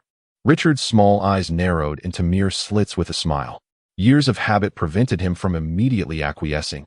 Instead, he inquired, "What if I decline your kind offer?" Raine chuckled, stating, "In my understanding of the world, individuals can be categorized into 2 groups. The first consists of my friends, irrespective of status, with whom I share mutual support and assistance. The second comprises my foes, whom I shall endeavor to send to the light of the divine, regardless of whether they have provoked me." With an open hand, he fixed an unwavering gaze upon Richard. "You are free to choose now, without a hint of embarrassment." Richard exclaimed, "I am undoubtedly your friend, esteemed sir. Please accept my request and allow me to assist you." He was a cunning individual, whose worth could surpass that of 100 warriors if utilized wisely. Raine rose to his feet, resting a hand on the hilt of his slender sword, its gems shimmering with a mesmerizing brilliance that created radiant halos. Richard shifted his rotund body, laboriously kneeling at Rossi's feet, bowing his head. Raine unsheathed his slender sword with a sharp sound, resting it upon Richard's shoulder, commanding, "Swear your loyalty." A fervent desire was emerging from within. "I, Richard, now pledge unparalleled loyalty to you, as magnificent as the golden thorn. For the duration of my life, your will shall be my purpose, and those whom your blade targets shall be my adversaries. In the name of my ancient and sacred ancestors, I vow eternal allegiance to one as great as you." A smile curled at the corner of Raine's lips. "I accept your fealty." Loyalty is a profoundly ceremonial and formal concept. However, it is undeniable that, in this world rife with deception, the ritual of allegiance remains sacred, inviolable, and immune to trickery. Even the most capricious individuals, once they have pledged their loyalty, find it exceedingly difficult to betray. This represents something transcendent above mere values, both hallowed and pure. Upon the conclusion of the ceremony, Raine gestured for Richard to take a seat. Previously, Richard might have hesitated, but now he settled comfortably into the chair, adopting a more relaxed demeanor. In a sense, Richard has now become akin to family for Raine, a trusted kin. Such absurdities can only transpire in this peculiar world.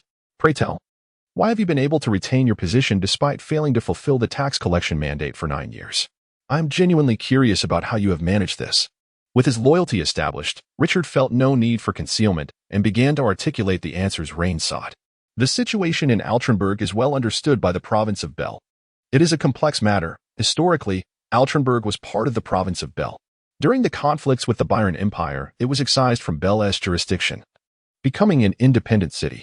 Consequently, the officials of Altrenberg now report directly to the central authority of the imperial capital, thus elevating their status from provincial to imperial officials, appointed directly by the central government. Were this an economic zone akin to Alexandria, the central authority would undoubtedly maintain vigilant oversight to prevent any errors or discrepancies. Yet this place is the city of chaos, the abode of wickedness, a gathering ground for the dregs of society. Generations of tax collectors have been dismissed for their inability to fulfill their duties, and the central authority's expectations have dwindled to naught, ultimately leading to a complete abandonment of this locale. Richard has managed to remain in his position for 9 years without being ousted, primarily due to his cunning. Unlike those who met their demise shortly after taking office or those who failed to collect even a single coin, he possesses a modicum of skill, managing to gather at least a small amount of gold each year. This is sufficient to placate the egos of the officials, while simultaneously ensuring that Altrenberg remains within manageable bounds, still a part of the Orlando Empire. That is all that matters. The officials here need not achieve anything significant. Survival is their only aim. As for why Richard has sworn fealty with a certain acquiescence, it stems from this very dilemma. Having served for 9 years, and now at the age of 33, he is uncertain how much longer he can endure. He understands that without seeking an alternative path, his life will be forever tethered to this place. It is not only his fate but also that of his wife, children, grandchildren, and all his descendants. They will gradually descend into mediocrity, stripped of their privileges, reduced to the status of ordinary citizens. Perhaps his descendants may even perish in the conflicts and strife of the streets, or worse, descend into criminality, an unbearable thought for a tax collector. Yet, the ability to escape this stagnant mire eludes him. The powerful figures in the imperial capital are content with the status quo. As long as there are no fluctuations in sovereignty, nothing else holds significance. A tax officer who survives and perseveres, thereby exemplifying the issue of sovereignty, is far more suitable than those who inexplicably meet their demise. At the very least, they need not annually inform His Majesty the Emperor that yet another tax officer in Altrenburg has perished. Rein surmised a portion of this, and Richard's narrative merely served as a peripheral validation of his suspicion. He was not astonished. After a moment of contemplation, he stated, "You shall continue in your role as tax officer, as you have before. My ambition is to gain absolute control over Altrenburg, at which point your services will be invaluable. If all goes well, I shall leave the position of city lord to you, though you must prove yourself worthy. I have never fixed the value of an individual based solely on their identity or status. Only by demonstrating greater merit can one attain significant roles." After Richard departed, Rossi fell into deep contemplation. His decision to choose Richard was arrived at after careful consideration. He needed to identify a cooperative partner within the entrenched privileged class to facilitate his quest for dominion over all of Altrenburg. The captain of the guard should have been the prime candidate. However, through Raine's observations, it became evident that the seemingly rigid captain was, in fact, unreliable. If he were truly as inflexible and unyielding as he appeared, he would have long since met his end. In this city rife with vice, the apparent camaraderie exhibited by the guards and the nefarious elements of the streets extends far beyond mere appearances. To suggest collusion would be somewhat inappropriate, not because it insults the guards, but because it overestimates their capacity. The city defense forces are not a commendable choice. It is not that Rein looks down upon the city defense of Altrenburg, but rather that the local forces hold him in disdain. Much like the garrison, the soldiers of the Empire, who are purportedly the sharpest spears of the Empire, can only watch as the city gradually veers off course, ultimately transforming into its current state. This can only be attributed to their negligence. Both the garrison and the city defense forces are, whether intentionally or unintentionally, upholding the status quo. Why is this so? The answer lies solely in self-interest. They may be regarded as representatives of power within the city, their only distinction from the gangs being their official status. They share the same vested interests. A chaotic city, evidently, serves their purposes far better than an orderly one. Consider this: in a well-ordered city, who would provide them with tribute? Only in a state of disorder can they attain the privileges and gold they desire. The secretary is also not an ideal partner for collaboration, as he possesses an escape route, as long as his written reports are well crafted. The higher authorities will overlook whether he truly fulfills his duties, and he will ascend in rank when the time comes. Rather than associating with a decaying noble, he has far more options available to him. Thus, Richard is the individual that Rein requires. Chapter 10. A flower blooms, named life. He is merely a minor character. A thief residing at the very bottom of society, yet he abides by his own principles of survival. Those who treat me kindly, I shall reciprocate with kindness. Those who wrong me, I shall retaliate against. He is unaware of the profound tenets of repaying virtue with virtue and responding to grievances with integrity. All he knows is that if a dog bites you, you ought to put it down. If someone bites you, let them bleed until their blood is sufficient to wash away the shame they have inflicted upon you. As he felt his vitality gradually ebbing away, a glint of ferocity akin to that of a dying lone wolf flickered in Xiaomai's eyes. He requested a sip of water from Hewitt, who willingly obliged. "I am willing to divulge everything, but I shall only confide in my adoptive father." Xiaomai endeavored to appear as composed as possible, prompting Hewitt to beam with delight as he summoned Lays to inform him of the situation. Gazing upon Xiaomai, who was barely recognizable, Lays felt a twinge of regret. Yet it was overshadowed by an inexplicable anger. In the end, you would have had to confess anyway. Why then, did you stubbornly remain silent?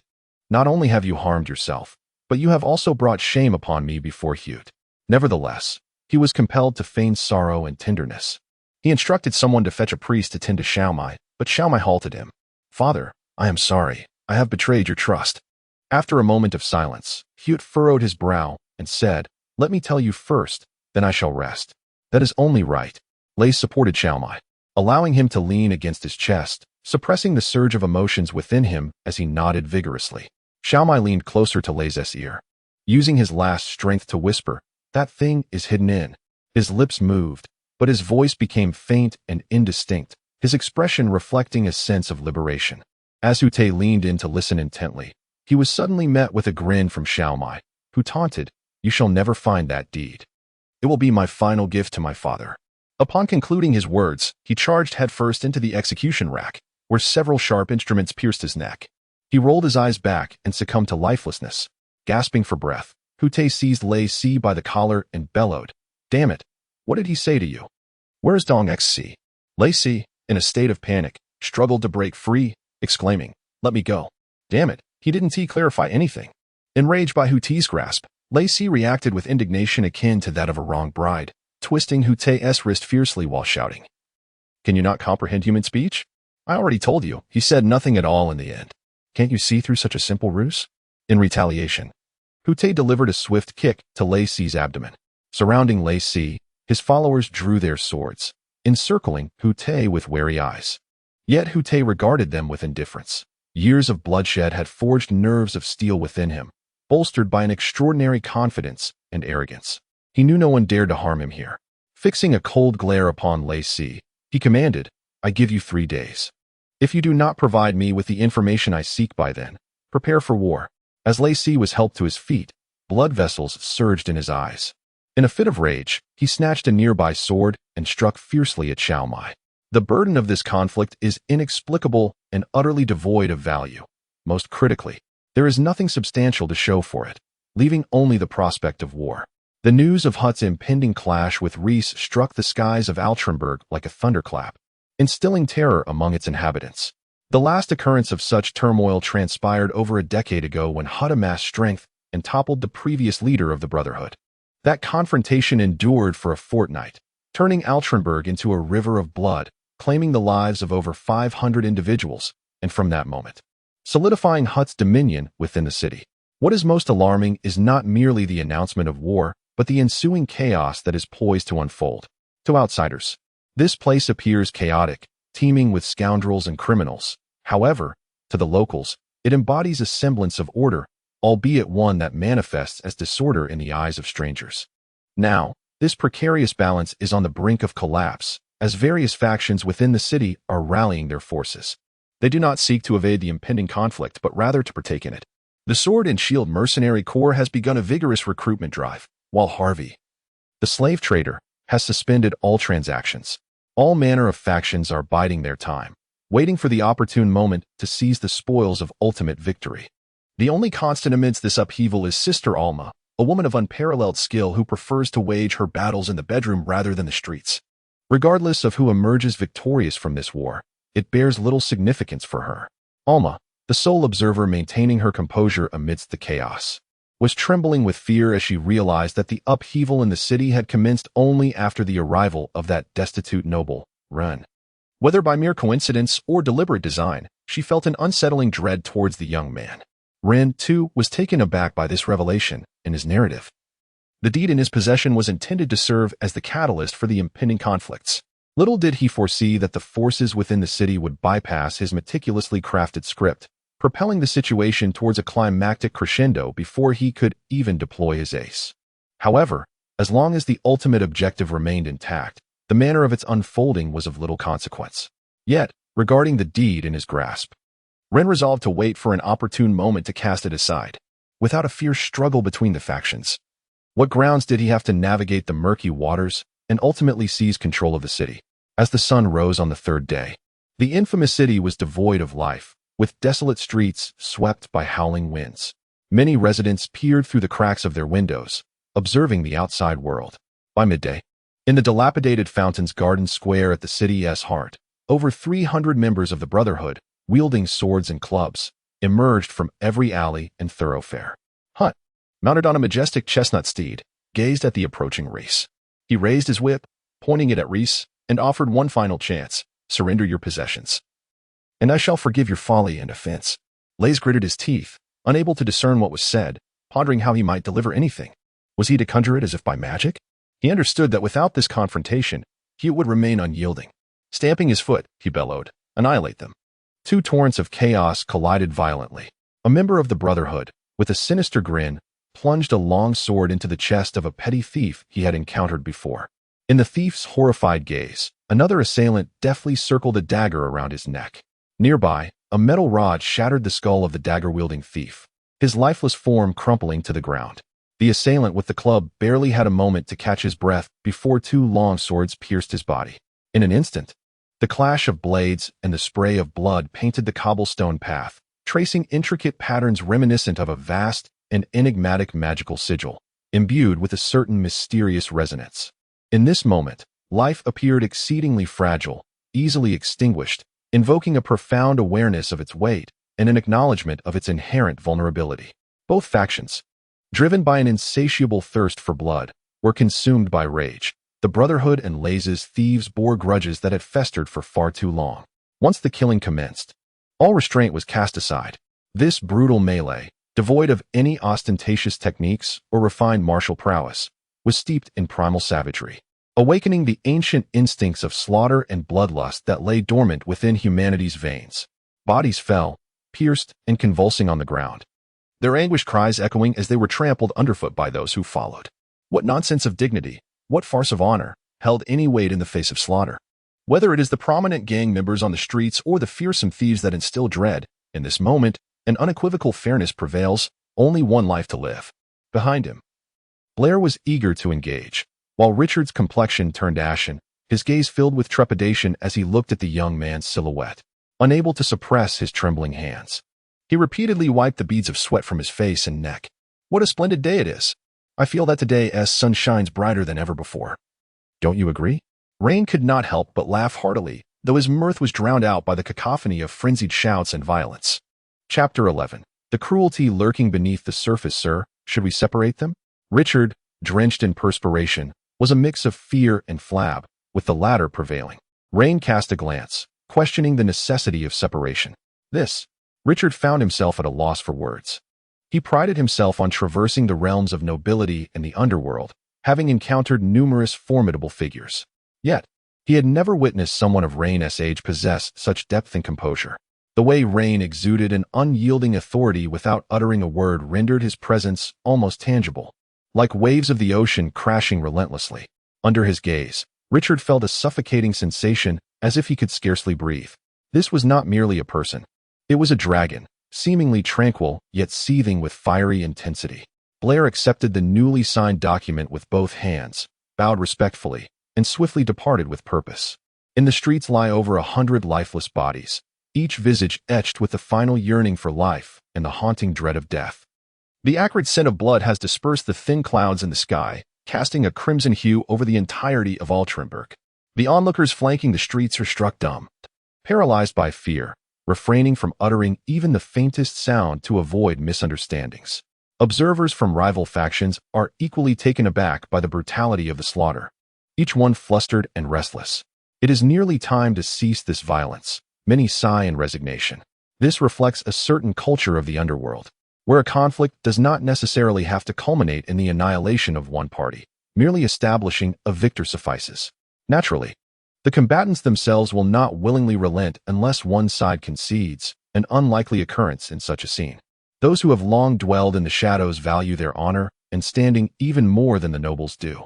No one will be the first to utter the words of surrender, for to do so is to reveal weakness. A vulnerability that invites being swept away by the tide of new forces. At this juncture, the role of the city guard or security forces becomes vital. It is customary for a third party to intervene, separating the factions, and then facilitating a more civil discussion, an unwritten rule. A code of order within the underworld that all who inhabit its depths must adhere to. A young man clutches his purse tightly, containing 50 silver coins, as he dashes through the street. Hud has already instructed him to swiftly make his way to the security office upon receiving the signal, urging the guards to arrive promptly. He firmly etched every word of Hud into his memory, as it pertained not only to his own survival, but also to the lives of hundreds of his brethren within the Brotherhood. Blair forcefully swung his longsword, sending droplets of blood cascading off the cold blade. Casting a glance at the twitching corpse, he turned and strode away with purposeful steps. Whether for the sake of monetary gain or to preserve the fragile order that had taken root in Outramberg, he bore the solemn responsibility of separating the warring factions. The footsteps in the distance grew increasingly thunderous, prompting Pulleys to take a deep breath, his furrowed brow relaxing slightly. He raised his chin, only to encounter a figure he had overlooked. Blair, the Empire's sanctioned fifth-level knight, soon to be an esteemed master of martial prowess. The guardian knight of the Golden Thorn family, and the lackey of Raine. Pulleys' heart skipped a beat, the sudden palpitation rendering his legs weak, forcing him to grasp the table and sit down. This was a missive from the Lord Mayor, who commanded. At this juncture, Blair's words trailed off, leaving the guards at the police station in a state of bewilderment until they rose at Pulleys' furious bellow. A glint of sharpness flashed in Blair's eyes as he spoke with a sardonic smile. The Lord Mayor commands you to maintain order in the vicinity of the mayor's residence, ensuring that no disturbances arise. With that, he extended the missive towards them. Pulleys seemed momentarily lost, blinking in confusion, but I received an alert. A gang of thugs in the city is. Blair abruptly interrupted him, mocking with a disdainful tone. Are you intending to defy the orders of the mayor's office? At that moment, Purston was taken aback, lowering his head in trepidation. Yet, the command must be executed. I wish not to repeat myself. Blair's hand rested firmly upon the hilt of his sword. As a fifth-level knight on the cusp of receiving the title and accolades associated with knighthood, he possessed an unwavering confidence, believing himself capable of subduing dozens single-handedly. Moreover, he bore the esteemed title of a golden noble's vassal, a distinction that dissuaded many from daring to draw their blades against him. Hutt, standing at the end of Fountain Garden Street, cast anxious glances toward the street's terminus, his unease intensifying. According to the plan, the guards should have been brandishing their swords and clubs by now, ready to disperse the crowd, thus allowing both sides to retreat gracefully and shift the battleground to the negotiation table. Yet today, Purston seemed to be delayed. Had something gone awry? The violence before him raged on, primal and merciless. One by one, his subordinates fell in the fray, their lives extinguished, their bodies growing cold. His strength, too, was gradually dissipating, and he sensed the mounting hostility in the gazes surrounding him. However, he could not afford to falter. He was akin to the leader of a pack of wolves, destined to have but a single opportunity to concede defeat. And this solitary chance signified the end of his existence. Less, too, since the disquiet, sharing the same apprehensions as Hutt. Should he yield? Even if the adversary was willing to spare them, there would inevitably be those among his ranks who would reveal their fangs. In this moment, the only course of action was to press forward, resolutely and unyieldingly. Hutt glared furiously at Lace, as if this unassuming old man before him were the root cause of all his grievances. He pointed at Lace and departed with his entourage. Once Hutt had left, Lace finally relaxed his tightly clenched jaw, though his cheeks remained rigid, and the pain from his upper and lower teeth was excruciating. Casting a glance at the devastation strewn across the ground, he stamped his foot and turned away.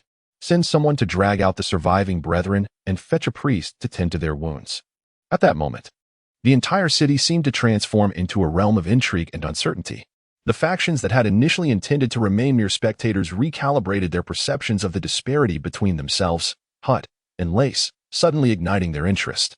Merchants traversing the cities began to entertain ulterior motives. This was a clash that could determine the fate of millions of gold coins. Thus, incurring a trivial cost in pursuit of such stakes appeared rather palatable. Raine sliced through a tender piece of Commer veal, the silver fork gliding effortlessly into the meat, releasing a burst of savory juice mingled with a hint of pink blood. He glanced at Alma, who stood anxiously by his side, and with a slight parting of his lips, he placed the veal into his mouth. The exquisite veal, sourced from a mere 9-month-old Commer calf, was at the peak of its culinary potential. Cooked to a perfect medium, the tender meat yielded to his tongue, which pressed against the morsel, forcing the juice to flow forth like jelly. Would you care for some? Raine inquired, one hand gripping the knife while the other held the fork, tilting his head slightly in invitation. Alma suddenly shuddered, shaking her head repeatedly. Raine could only shrug his shoulders, lamenting the fact that the beef brisket this time was truly delectable. Alma forced a grim smile, standing there lost in thought, her fear deepening with each passing moment. Clearly, Everyone outside regarded Rein as a fool, an imbecile, a target for their mockery, unaware that this young clan leader, who had hastily undergone his coming-of-age ceremony, had quietly transformed the tides, shattering the once solid grip of the entire Eltrenberg. The forces within the city had nearly overlooked his existence as a lord. Completely blinded by the so-called 100 gold coins, he cast aside a bone, dismantling the malice from the underground forces of Eltrenberg, effortlessly severing their influence. His intentions were unmistakably clear: to seize complete control of the city, to ascend as its undisputed sovereign, with every soul living under his command. Singing and dancing in his joy, trembling in his wrath. Reflecting on this, Alma found herself devoid of the courage to even lift her gaze. The nobleman dining elegantly at the table had morphed into a demon, evoking a fear that rendered one unable to meet his eyes. Chapter 12. All are foxes. Do not speak of Liao Zhai Hut's temples throbbed, as if a mouse had burrowed into his brain, stirring his thoughts to the brink of boiling over. Waves of headache incessantly pounded against his already fragile nerves, igniting a ferocious desire within him to raise his sword and slay something, seeking solace for his raging emotions.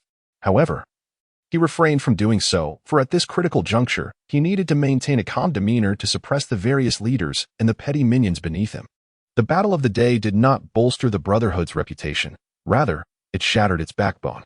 Over 200 lives were lost, leaving fewer than 100, each bearing wounds.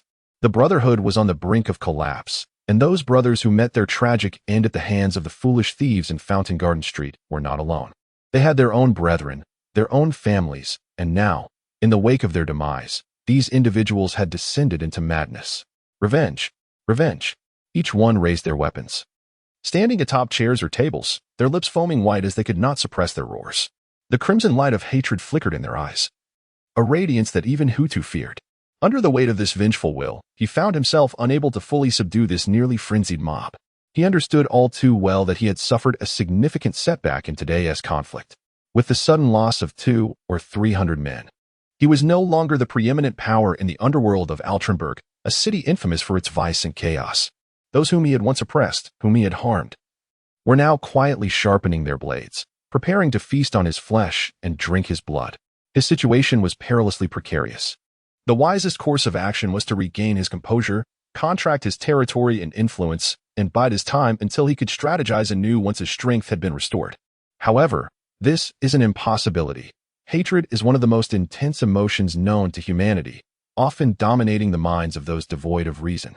Tragically, he is the leader of this foolish mob.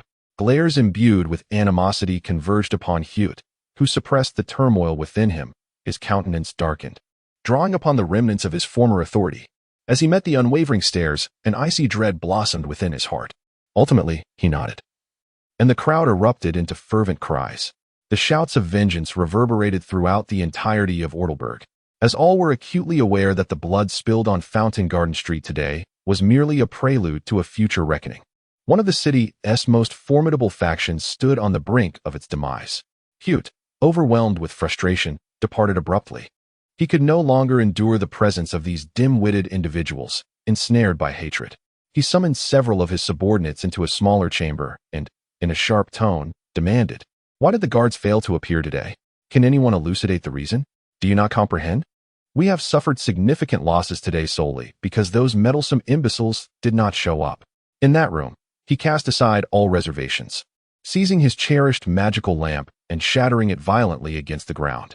The fragments scattered wildly, and unsatisfied, he seized a wooden chair and hurled it onto the table, toppling various items in the process. He unleashed all his pent-up negativity through such explosive means. After a considerable time, he finally gasped for breath as he propped himself up on a chair, wiping away the beads of sweat. Like a wounded wolf, he lowered his head and cast his gaze upon the crowd, inquiring who could explain why the meticulously devised plan had not been executed. The room, enveloped in silence and tension, was eventually broken by a voice. "Apologies, boss. We followed your plan and even sent someone to urge them on. But Persh had no intention of taking action at all." "No intention of taking action?" Hut's tone sharpened. "Is the annual tribute of 10 gold coins sufficient reason for him to refrain from acting? And you foolish imbeciles, are you incapable of launching an assault on the precinct and drawing them here? Must I meticulously orchestrate every detail for you to understand how to proceed?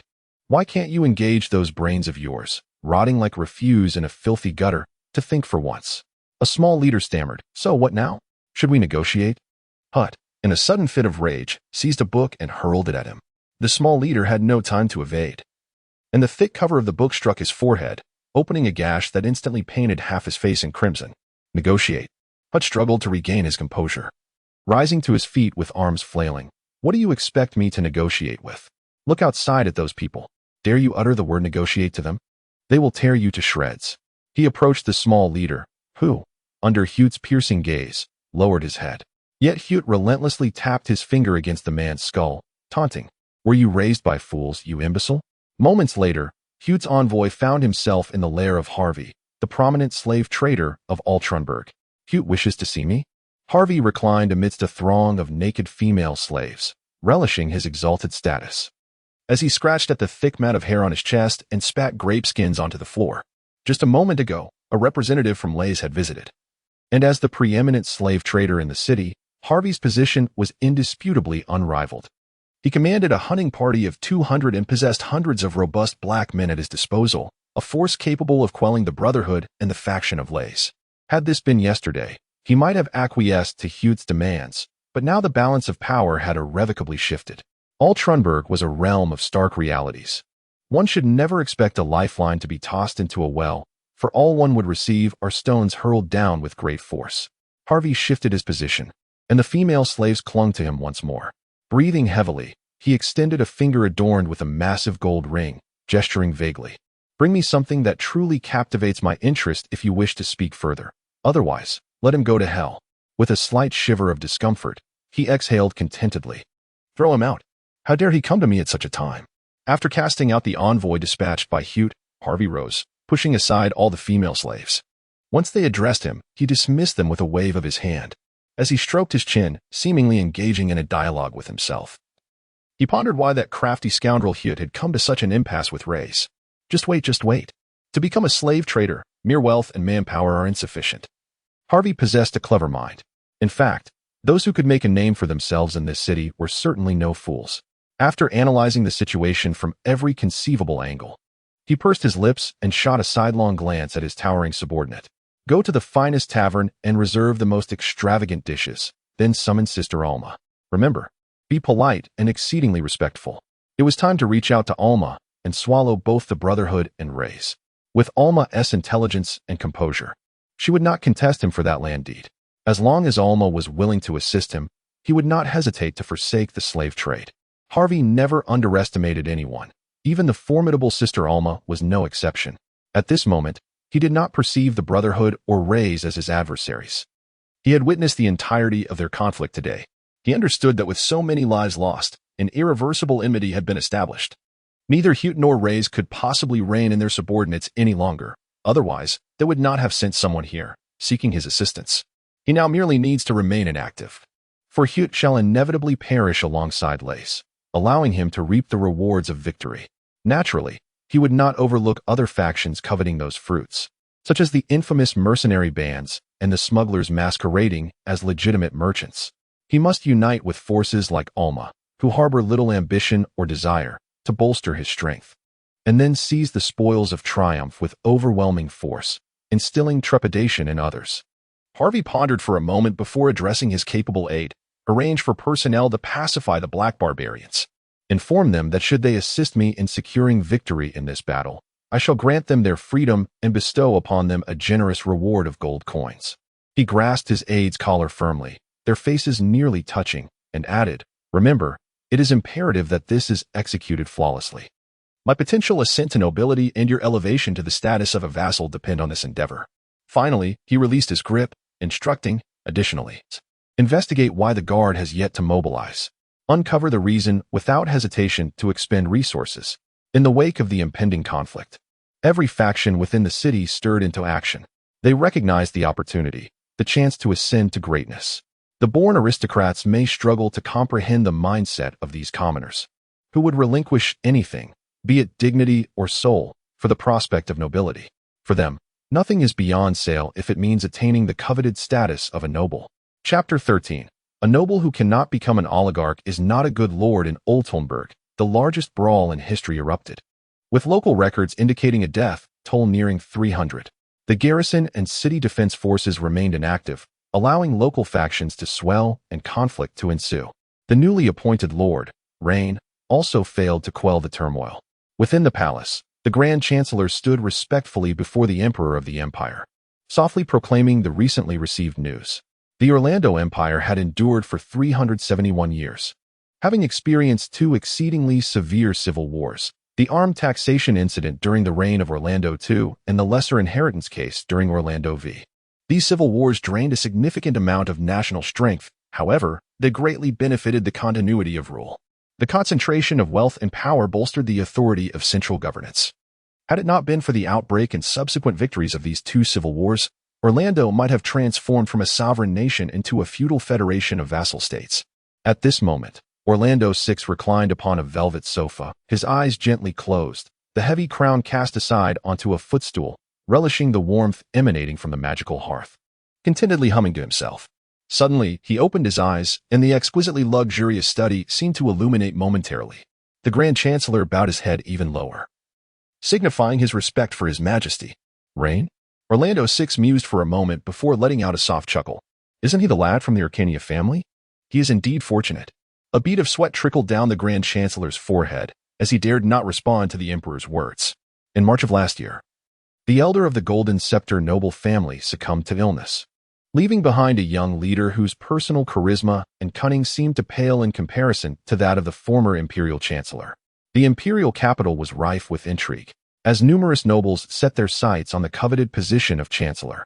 The nation, in essence, was an edifice constructed by the strongest noble at the helm, supported by a cadre of lesser nobles, all standing atop a multitude of commoners. For a position as powerful as that of the imperial chancellor, nearly all nobles possessing the means and ambition harbored aspirations of seizing it. Among them was the Thorn family, also of the golden nobility, known as Alcania.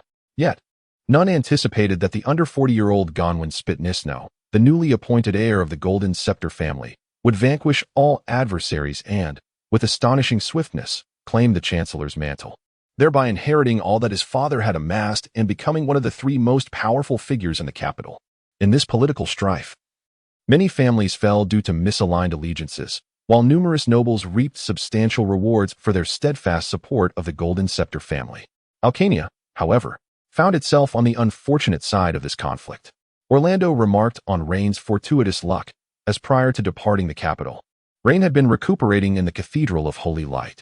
He had endured a grievous curse and assassination attempt, while the physical wounds were not fatal. It was the insidious curse that had nearly claimed his life. Fortunately, he endured and was just recently declared cured, only to be expelled from the capital, exiled to the chaotic realm of Altrenberg. This is one of the traditions among the nobility. One may strike against an adversary of equal noble standing, but only once. Should one succeed, there is no further discussion. However, should one fail, repeating the offense is forbidden, as it would incite the wrath of all nobility. Orlando VI, being well acquainted with the intricacies of this incident, understood the sheer terror of that curse.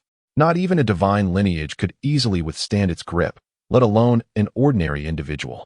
It is a curse aimed at the soul, with scarcely any means of dispelling it. The only recourse lies in sheer willpower to resist and endure. Out of 1,000 afflicted by such a curse, it is a rare stroke of fortune if even one can survive its torment. Thus, for Orlando VI and many others, was not Rein a remarkably fortunate individual? Having already borne the weight of his missteps, there was no further need to pursue him. Orlando VI was a sagacious ruler. Though perceived as absurd by the common folk, no noble dared to regard him as a fool. Henceforth, matters concerning Altrenberg would warrant reports every 3 months. As for this incident, a reprimand was warranted, though it need not be overly formal. He should be reminded that as the Lord of Altrenberg, he must diligently attend to his responsibilities. The Chancellor nodded in agreement, committing the directive to memory.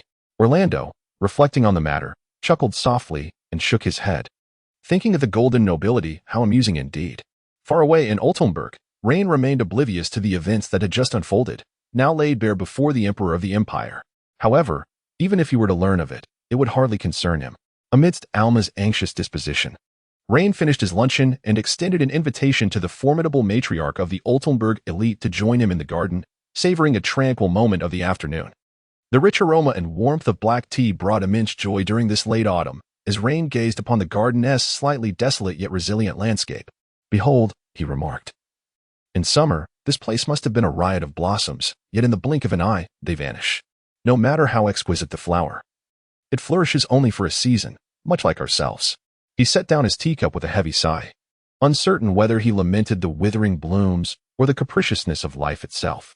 With a smile, he cast a sidelong glance at her, stroking the copper ring on his hand, and nodded noncommittally. "I have heard that your enterprise, dear Alma, is thriving remarkably well, ranking among the finest in the entire Bell province, is it not?" Alma managed a smile, replying, "I am grateful for your kind words, my lord. Indeed, it is so. Many take pride in employing the skilled women I have trained. Yet, all of this pales in comparison to your illustrious endeavors. The imperial capital has entrusted me with the governance of this city, naturally hoping that I shall enhance its management. For a city to flourish and expand, it must have robust economic support. As I traversed the city, I observed numerous areas already in a state of disrepair, with public facilities severely damaged and the underprivileged inhabitants living in dire poverty. Upon witnessing these circumstances, I find myself deeply concerned, for they reflect the true visage of a city." Suddenly, Raine shifted the topic to matters of urban development. I inquired with several passers-by, who expressed a desire to at least maintain a modest standard of living while hoping the city would not remain in such a dilapidated state. Alma, jolted by a sudden realization, comprehended that Raine was soliciting funds from her. To pledge her loyalty, she understood the necessity of tangible offerings. Mere words would not suffice. Only substantial benefits could demonstrate her fidelity to this lord who demanded proof before believing. Without hesitation, she declared, "I am willing to donate. No. 200 gold coins to support your ambitions, my lord."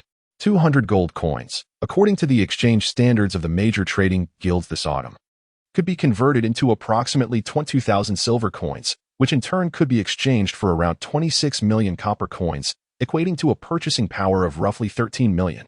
In this realm, such an amount is undeniably considerable. However, Raine was acutely aware that while 200 gold coins appeared significant, for those who completely control and monopolize certain industries within a city, it would only cause a momentary discomfort, hardly a crippling blow. Raine maintained an air of indifference, which only heightened Alma's anxiety. She contemplated the awaited news and the entirety of her fortune in Altrenberg. Gritting her teeth, she stated, "Each year, I shall present the same tribute to support your governance." Raine nodded, expressing his gratitude for the contributions of Sister Alma, adding, "Once these pressing matters are resolved, I have a small issue to discuss with you. 200 gold coins may seem insignificant. If they can secure a measure of safety, they are not deemed excessively costly.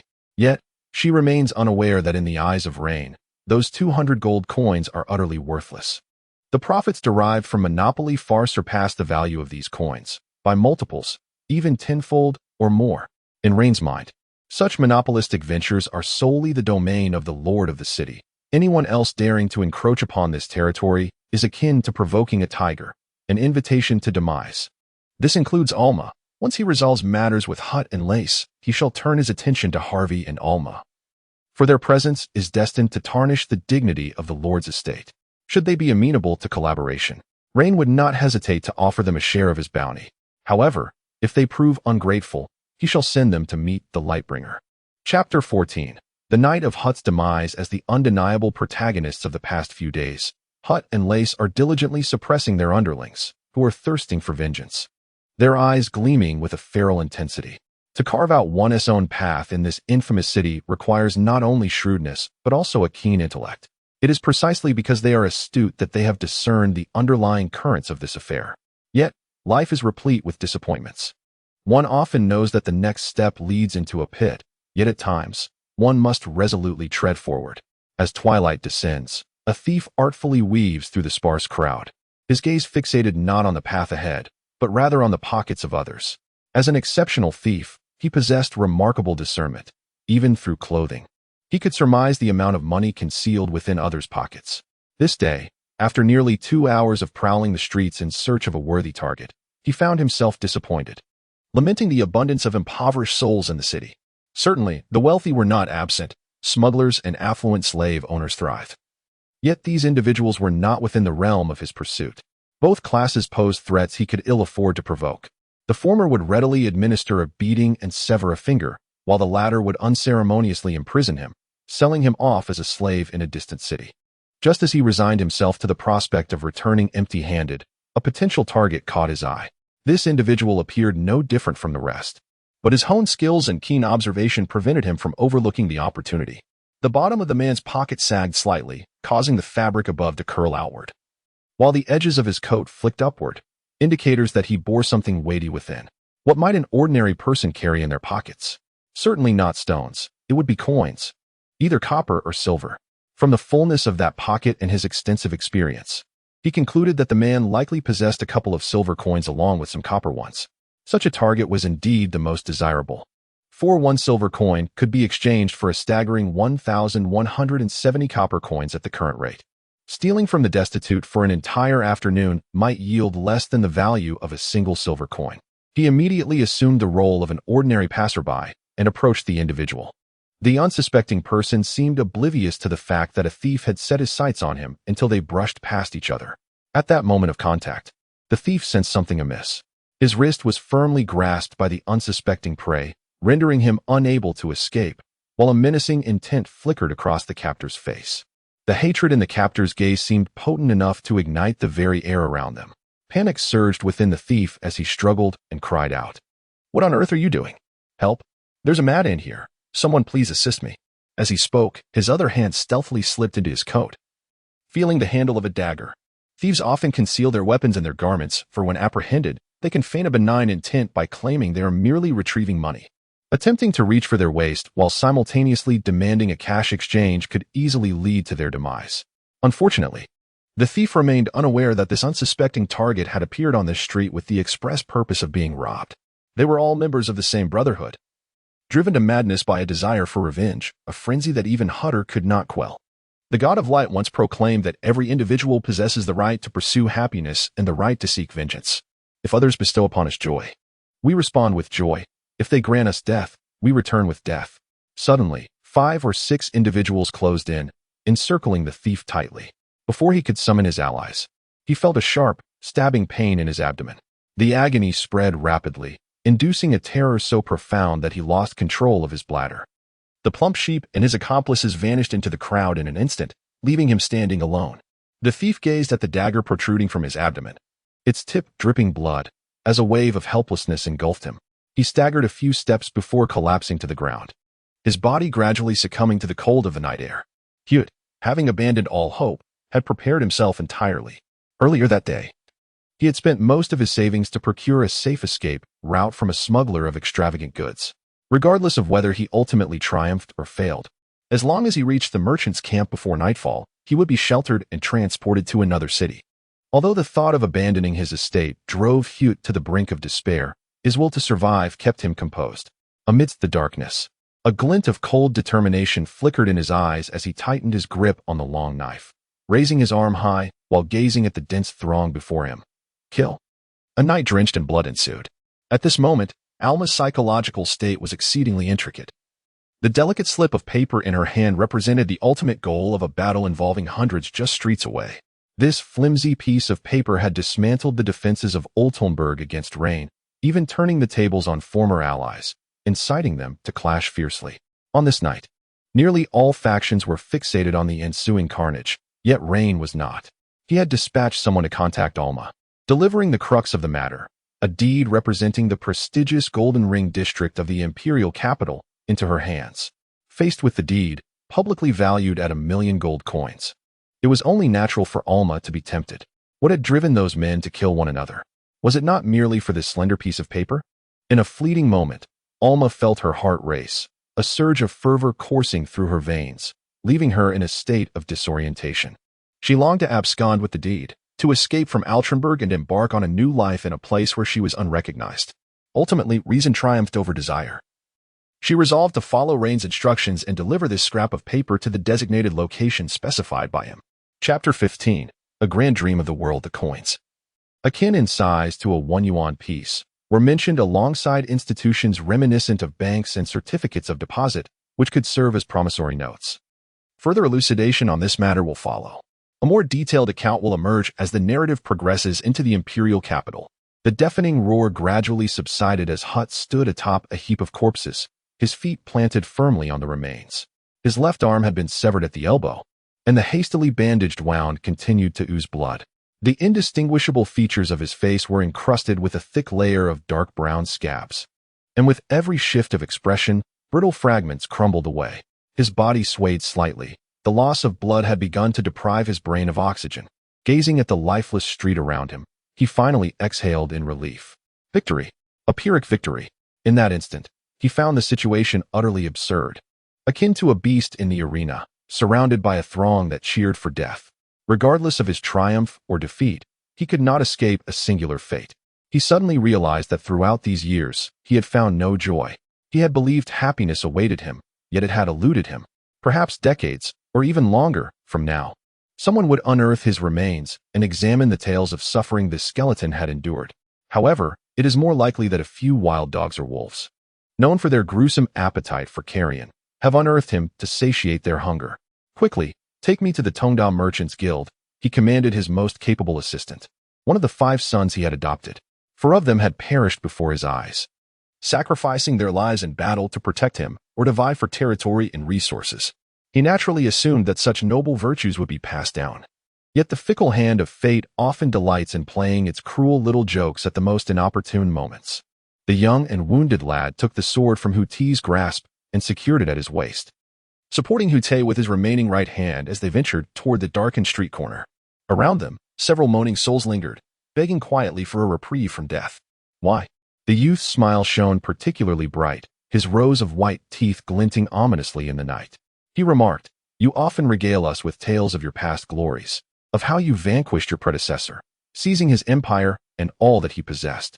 Since first hearing this story, I have pondered a singular question. If power and prestige must be nourished with blood, then one should choose the most formidable life.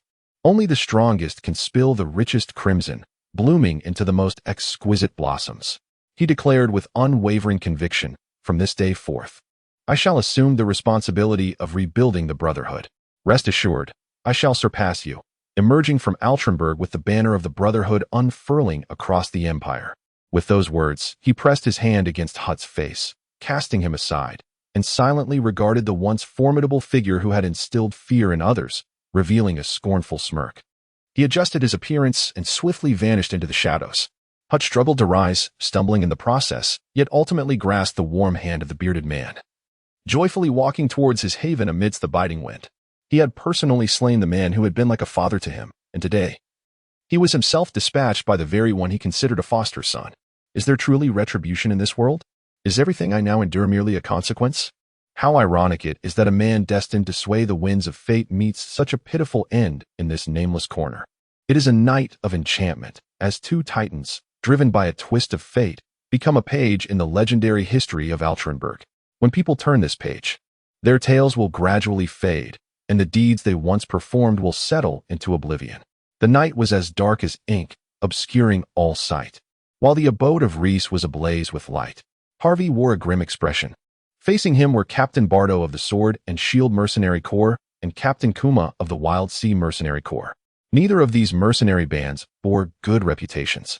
They were steeped in malevolence, existing solely for the allure of gold.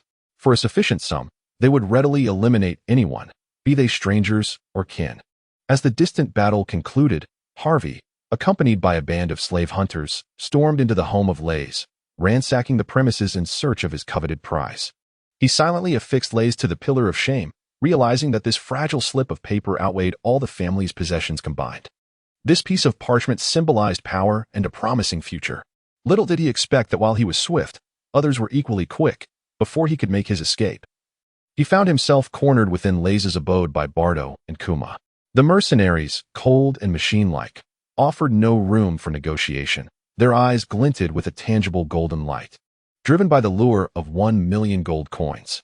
Each stood to gain hundreds, if not thousands, and for such riches, they would not hesitate to spill blood, even that of their own kin. Surrender it, and you may live. Otherwise, we shall slay you and sift through your remains, Bardo taunted, his dark dagger glistening as his tongue traced its edge, igniting a fervor within him. He craved blood, relishing the death of others as a testament to his own might.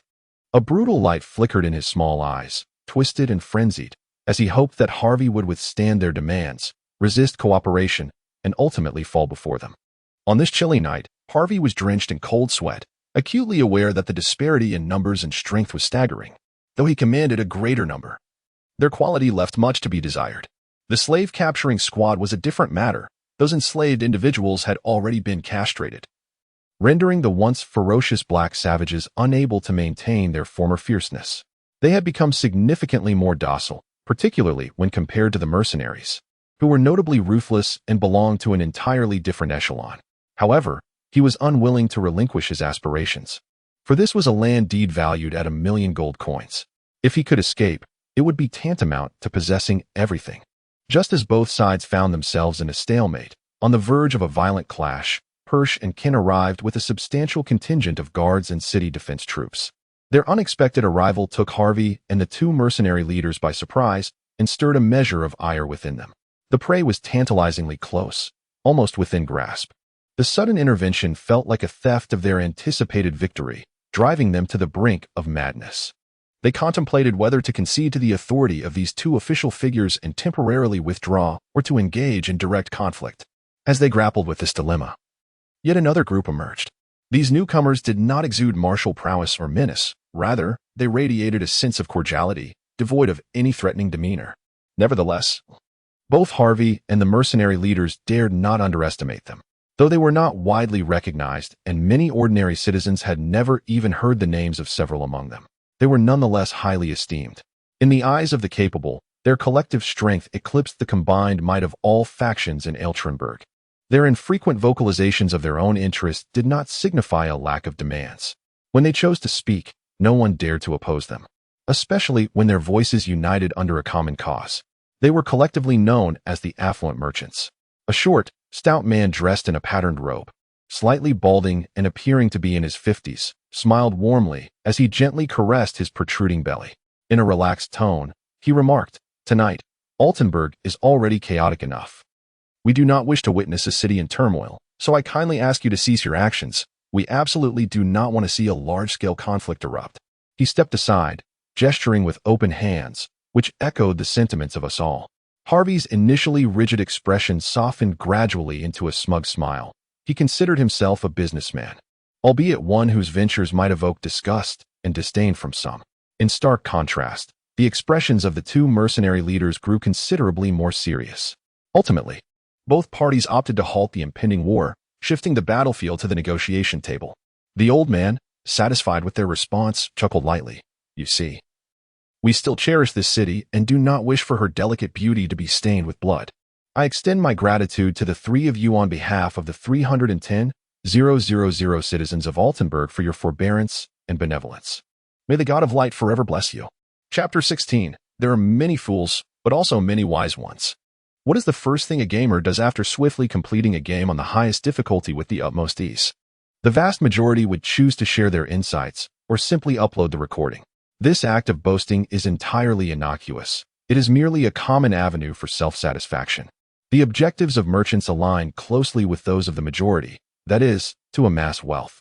Rossi, addressing only his three subordinates, Blair, Alma, and Richard, casually unveiled a secret that they could scarcely fathom. There exist myriad avenues to amass wealth, yet they can be broadly categorized into two principal types. The first is the profit derived from warfare, manipulating conflicts, trading in arms, provisions, and even slaves. The bounties harvested from each war far eclipse the returns from their everyday enterprises. Such individuals are exceptional lunatics, or perhaps geniuses. Not every affluent person possesses the audacity to instigate war for profit.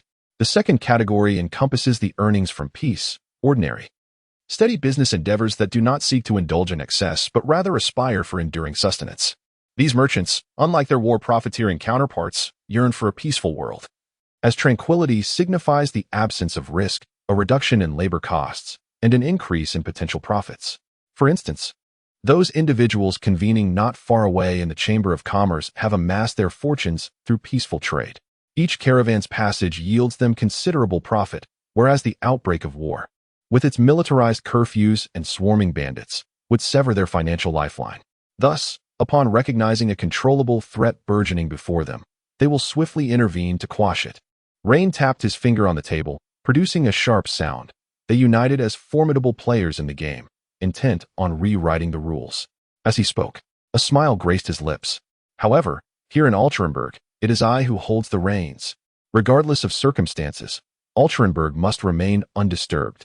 The president of the Chamber of Commerce in Bell Province arrived in Altrenberg the day before yesterday, and the events unfolding here indicate a rapid decline in order, particularly due to the incessant conflicts among underground factions, leading to a swift disintegration of the Dark Order. Standing at the forefront, he raised his hands high and let out a resonant roar, declaring that no one, absolutely no one, is permitted to undermine our commercial principles, not even those of noble birth. He was elucidating the sudden intervention of the chamber in local affairs to a gathering of merchants, emphasizing that the chamber is a fundamentally neutral entity. Its existence serves not only to facilitate the exchange of goods, but also to maintain a degree of commercial monopoly. Most merchants prefer to remain uninvolved in local matters, as such interference often brings considerable trouble. The president's abrupt involvement has already caused discontent among several merchants. Both Harvey and the city's mercenary guild are formidable adversaries. While it may appear that they have been subdued for now, should they be given even the slightest opportunity, they could rally hundreds and leave a trail of devastation, instilling fear in merchant caravans to venture forth alone. Intelligence is a valuable asset, and I hope you all possess this asset. Take a moment to ponder the implications of the leading local factions annihilating one another. The president shot a glare at one individual, spat in disdain, exclaiming, "Nonsense. Do you comprehend the gravity of the situation? The disintegration of great powers heralds the onset of chaos. Without the restraint of the alpha wolves, the pups will recklessly shatter the established order." Imagine, if you will, countless factions engaged in fierce strife, each vying for supremacy. In their pursuit of growth, they require wealth, and in this city, who epitomizes affluence? It is us. It is no exaggeration to assert that the earnings of each individual present may plummet by at least half, if not more. Such is the detrimental consequence of chaos. Concurrently, a number of Byron merchants, who might have been inclined to engage in trade with Bell, will now adopt a watchful stance.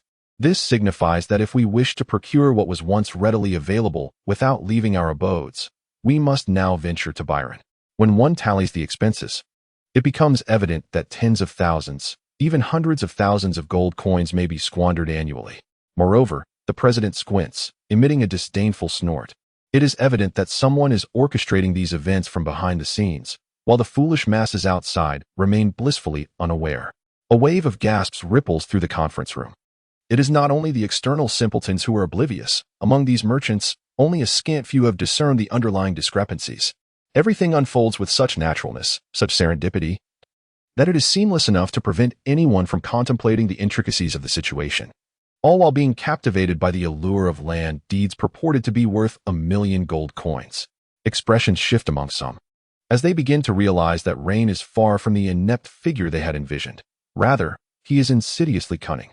Simultaneously, they come to understand that a formidable, shrewd, and audacious lord poses a significant threat to the already distorted commercial landscape of Altrenberg. He stands as an unexpected obstacle, a veritable highwayman, obstructing their path to prosperity. The commercial and agricultural taxes of the Orlando Empire serve as the backbone of its economy. Previously, the lords of Altrenberg were not particularly formidable figures, with their decrees rarely extending beyond the walls of their manor. Merchants opted to pay commercial taxes in the form of protection fees to influential individuals, often at a remarkably low rate, sometimes even less than 1%. Once Rein dealt with the external forces, his next step would inevitably involve reinstating the tax collection in Altrenberg, which would be akin to delivering a severe bite to all present. While the attendees may not have been particularly sensitive to other matters, their demeanor transformed into shrewdness when it came to financial concerns. The distinction between a 20% tax and a 1% tax required no comparison for a decision to be made. Someone growled through clenched teeth. "Why don't we pool some money together to have the Black Cleric eliminate Rein? That would resolve everything." The president could not restrain himself from exclaiming in outrage. "Are you out of your mind? That is a golden noble. Do you comprehend what that means? They possess a lineage and heritage as esteemed as that of the Empire's Emperor, Chancellor, and Grand Marshal. If you kill him, tomorrow we will all, you, me, everyone, be hanged along the official road outside the city. You fool." Another suggested, "Shall we support a local faction that harbors no ambitions to counterbalance the Lord's authority?" The president nearly erupted with fury upon hearing this. Merchants are most averse to meddling in such affairs. If merchants cannot maintain their purity, they will swiftly be devoured by a predator known as the nobility, leaving behind nothing but remnants. The nobility has long harbored envy towards the wealth of merchants. Yet they have lacked any leverage to exert control over them, merely gazing hungrily at the walking mountains of gold and silver. Now, these foolish individuals, who are even less competent than the brutish marauders, have unwittingly chosen to hand the knife's hilt to the aristocrats. The nobles will undoubtedly rejoice, leaping with glee before systematically executing them and brazenly seizing their fortunes. The president rapped his knuckles on the table, declaring, "I shall officially visit the Lord's manor tomorrow. Until we receive a definitive response, you shall all keep a low profile." What of the conflict between Harvey and the mercenary group? That involves property deeds worth millions of gold coins. We cannot suppress them for long. Should they find allies, they may very well engulf us as well. One merchant articulated the sentiments of many present. Indeed, tonight's events have thrust them into the limelight, but it also signifies that the conflict has been transferred onto their shoulders. Without a comprehensive solution, restless nights await them all. The president massaged his temples, collapsing into his chair, utterly exhausted by the idiocy surrounding him. If you are not entirely foolish from the moment you exit this room, spread the word that the deed is worth no more than a mere few tens of thousands of gold coins, not the millions they claim. Within 3 days, this matter shall be resolved. Each year, when the Merchant Guild traverses Oltenburg, they pay approximately 3,000 gold coins in protection fees to various mercenary groups, who receive this sum without lifting a finger. Should the transported goods be particularly valuable or rare, this figure can rise significantly. Harvey's slave trade stands as one of the most prominent enterprises throughout the province of Bel. Firstly, he possesses a heart of profound ruthlessness, and secondly, he exhibits remarkable audacity. While other slave traders might capture merely a few thousand slaves in a year, Hanno manages to ensnare no fewer than 7,000 or 8,000. The cost of capturing each slave is less than a single silver coin, yet they can be sold at prices ranging from 10 to several dozens of times that amount, resulting in an annual income exceeding 3,000 gold coins solely from the slave trade. Moreover, his business extends beyond mere trafficking. They also engage in rampant looting within the Byron Empire, which adds a substantial revenue stream. This income remains remarkably stable, rendering the several tens of thousands of gold coins tied up in land deeds rather trivial. The sacrifices made to vie for such assets, including years of savings and the necessity to flee from both rival underground forces and the relentless pursuit of the aristocracy, seem hardly worth the cost when one could indulge in the pleasures of being a local sovereign. Furthermore, the president possesses a secret weapon, a strategy that undermines the very foundation of his adversaries. Chapter 17. The clever and the cunning. What a grand gesture. Raine carelessly tossed the invitation onto the table. The crimson background, adorned with gilded edges, bore the name of Sarcomo. This individual is the president of the Chamber of Commerce in the province of Bel within the Orlando Empire, an immensely wealthy merchant. At the tender age of 13 or 14, amidst the Second Civil War of the Empire during the reign of Orlando V, 2 dukes, along with their respective fiefdoms and several imperial dukes, engaged in fierce conflict. During this tumultuous period, homes were reduced to ashes, and numerous destitute refugees, stripped of their shelter and sustenance, gradually transformed into brigands, leading to a state of lawlessness that rendered the entire empire irreparably chaotic. In his youth, Sarcomo embarked on a journey as a traveling merchant, armed with a dagger and a bundle. Today, after many years, his stature and renown have elevated him to the status of a living legend.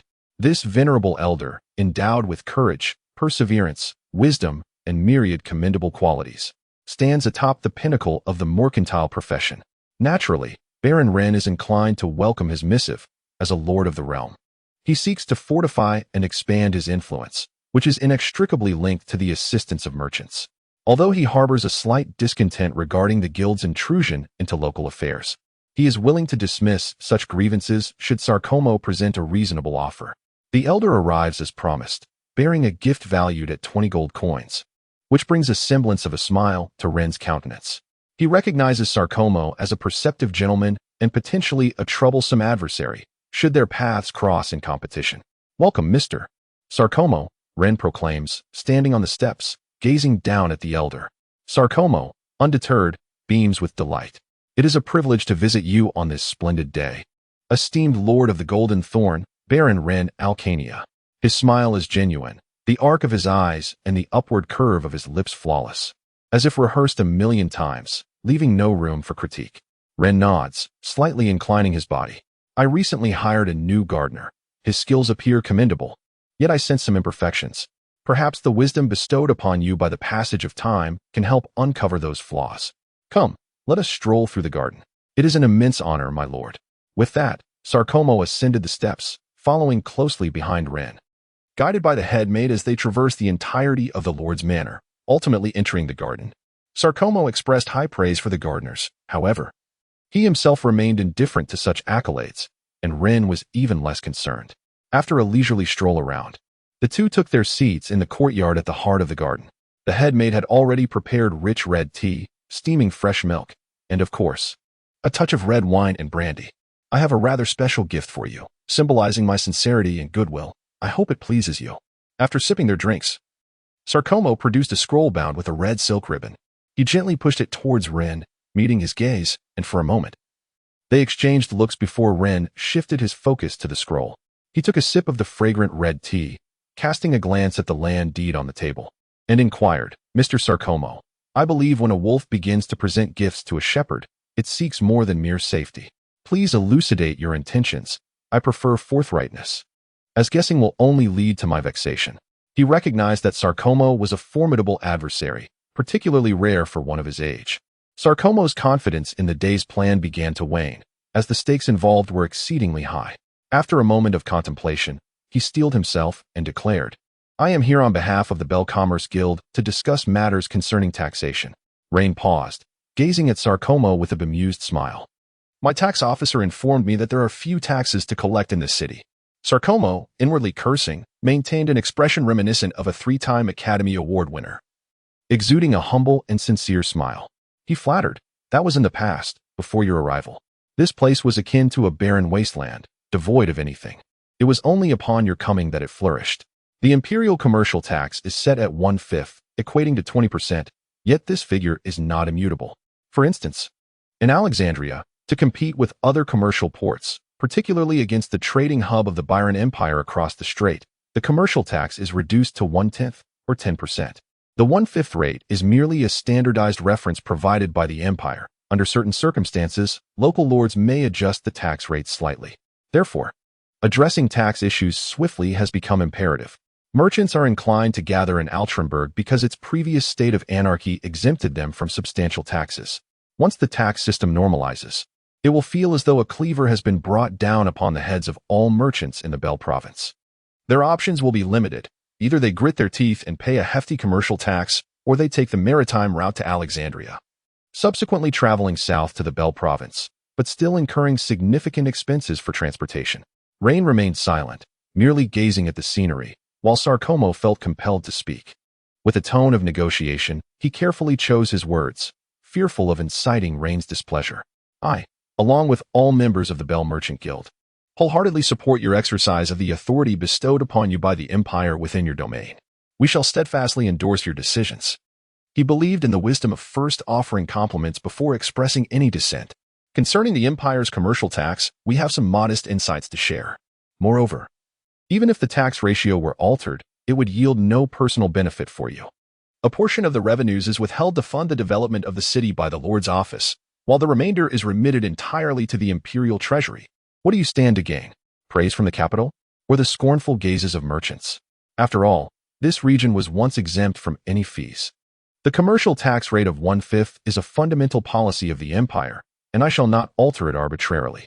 Sarcomo furrowed his brow, striving to articulate his thoughts. However, such a change would greatly disappoint some merchants, who may choose to forge new trade routes and depart from here, potentially resulting in diminished tax revenues. Rein was utterly unconvinced. This was an undeniable truth, immutable and irrefutable. Sarcomo found himself unable to counter this reality, so he resorted to an alternative argument. What about Alexandria? There, the tax rate is merely 1/10. The costs of maritime transport far exceed those of land transport, and those astute captains will charge fees based on every inch of space utilized. Rein set down his empty teacup, lightly tapped the tea tray, and the maid promptly refilled it. Moreover, the merchant guild in Alexandria will undoubtedly oppose your endeavors. They will resort to every conceivable means to prevent your approach to that territory, including assassination or other nefarious acts, such as banditry and the slaughter of all involved. He remarked. Sarcomo fell into silence, and after a lengthy pause, he sighed deeply. What then will you do? I trust you will illuminate a path for me. Rein smiled, snapping his fingers. I relish conversing with intelligent individuals, which is precisely why I agreed to meet with you. Chapter 18. The baby feels wronged, yet remains silent. Tax refunds? Subsidies? The concept of subsidies is even more perplexing. I have never encountered such a notion. It is already a feat for merchants to evade the relentless exploitation by the ruling class. So how could such benevolence exist? Has the god of light descended upon this world? Have the nobles transformed into doves? Due to his uncertainty, Sarcomo maintained a notably humble demeanor. Despite the fact that this matter pertained to his area of expertise, trade is merely the act of buying and selling, procuring from one location and vending at another, profiting from the price differential. The essence of nearly all business and trade lies within this principle. After Rein articulated his thoughts, he turned to Sarcomo, who pondered for a moment before nodding in agreement, acknowledging that this indeed encapsulated the core of commerce. Rein raised his freshly filled cup of red tea to his chest, took a sip of the pleasantly warm brew, and exhaled contentedly. He continued, trade itself is indifferent to morality. However, the goods exchanged within trade can embody both virtue and vice. Tax refunds and subsidies ultimately serve the purpose of promoting superior goods. Rein pressed his lips together and extended a finger, suggesting, for instance. He cast a glance at SKM, noting that the Imperial Academy of Sciences has recently made groundbreaking progress in the study of dragon crystals. The limited reserves of dragon crystals within the Empire have hindered research efforts. However, should there be a means to procure a substantial quantity of dragon crystals from the Byron Empire, it would significantly expedite the development pace of our Imperial researchers, which would be a most favorable outcome, as dragon crystals are indeed valuable commodities. Therefore, I am willing to implement tax refunds and subsidies for this product. Given its potential to greatly enhance the Empire's strength, the Byron Empire, being closer to Dragon Island, has gained the island's approval and secured a portion of the rights to sell dragon crystals and dragon bones. Furthermore, consider the matter of food. The domestic agricultural yield is limited, and it must be acknowledged that Orlando is not particularly conducive to cultivation. Presently, our food production barely suffices to feed the citizens of the Empire. If someone were to import a significant quantity of food from other nations, such provisions would transform the Empire's landscape, ensuring that those who currently suffer from hunger may find sustenance. In such a case, food would indeed be a beneficial commodity. Accordingly, I am also inclined to offer tax refunds and subsidies for this agricultural product. Having articulated these points, should SKM remain oblivious, he would hardly be worthy of the title legendary merchant. His brow furrowed slightly, and he could not help but inquire, my lord, given the existence of tax refunds and subsidies, is there not also a category for increasing taxation?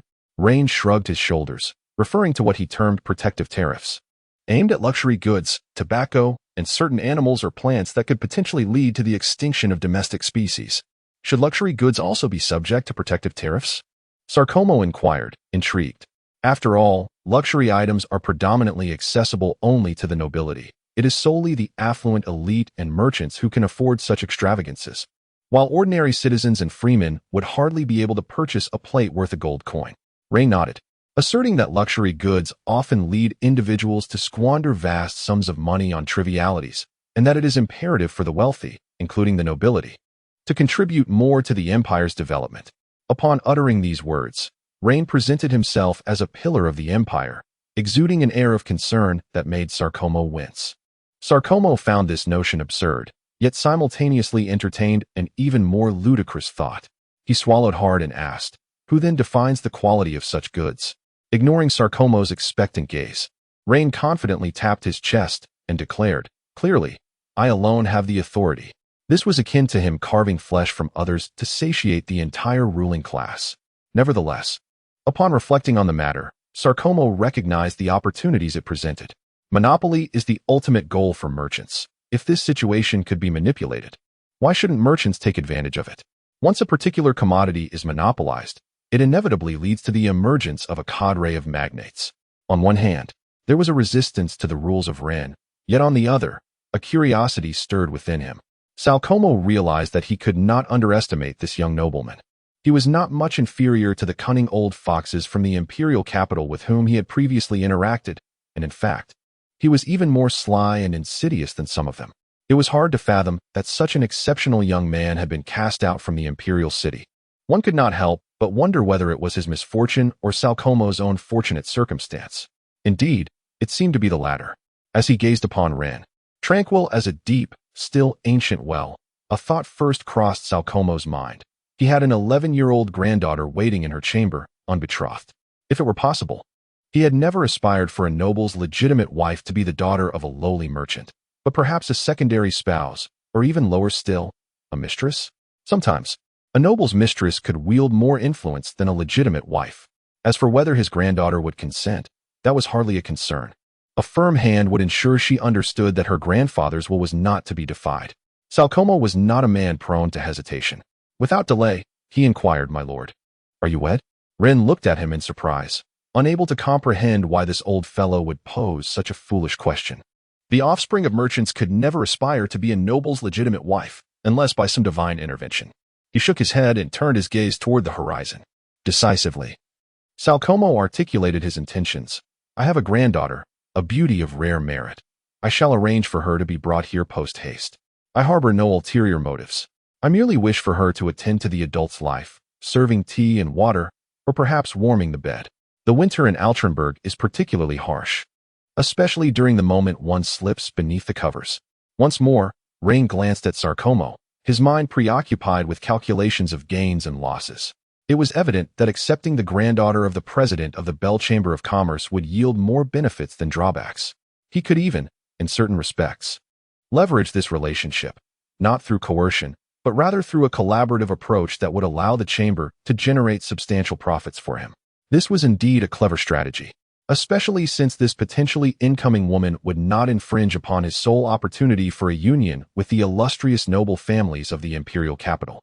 A subtle smile graced Rein's lips, and Salcomo mirrored the expression. A brand new transaction had been sealed. The 11-year-old girl, far removed in the capital of the Bell province, remained blissfully unaware that her doting grandfather, hundreds of kilometers away, had bartered her to a stranger she had never met in exchange for certain support. Is it tragic? Perhaps. Who can say? After a brief exchange of pleasantries, Rein instructed the head maid to escort Salcomo away. He sat in the courtyard, contemplating how to deal with the mercenary groups in the city and with Harvey. Salcomo's sudden intervention had altered his plans. However, this was of little consequence. Having been steeped in the revelations of another world, he possessed the means to address these simple-minded, greedy natives.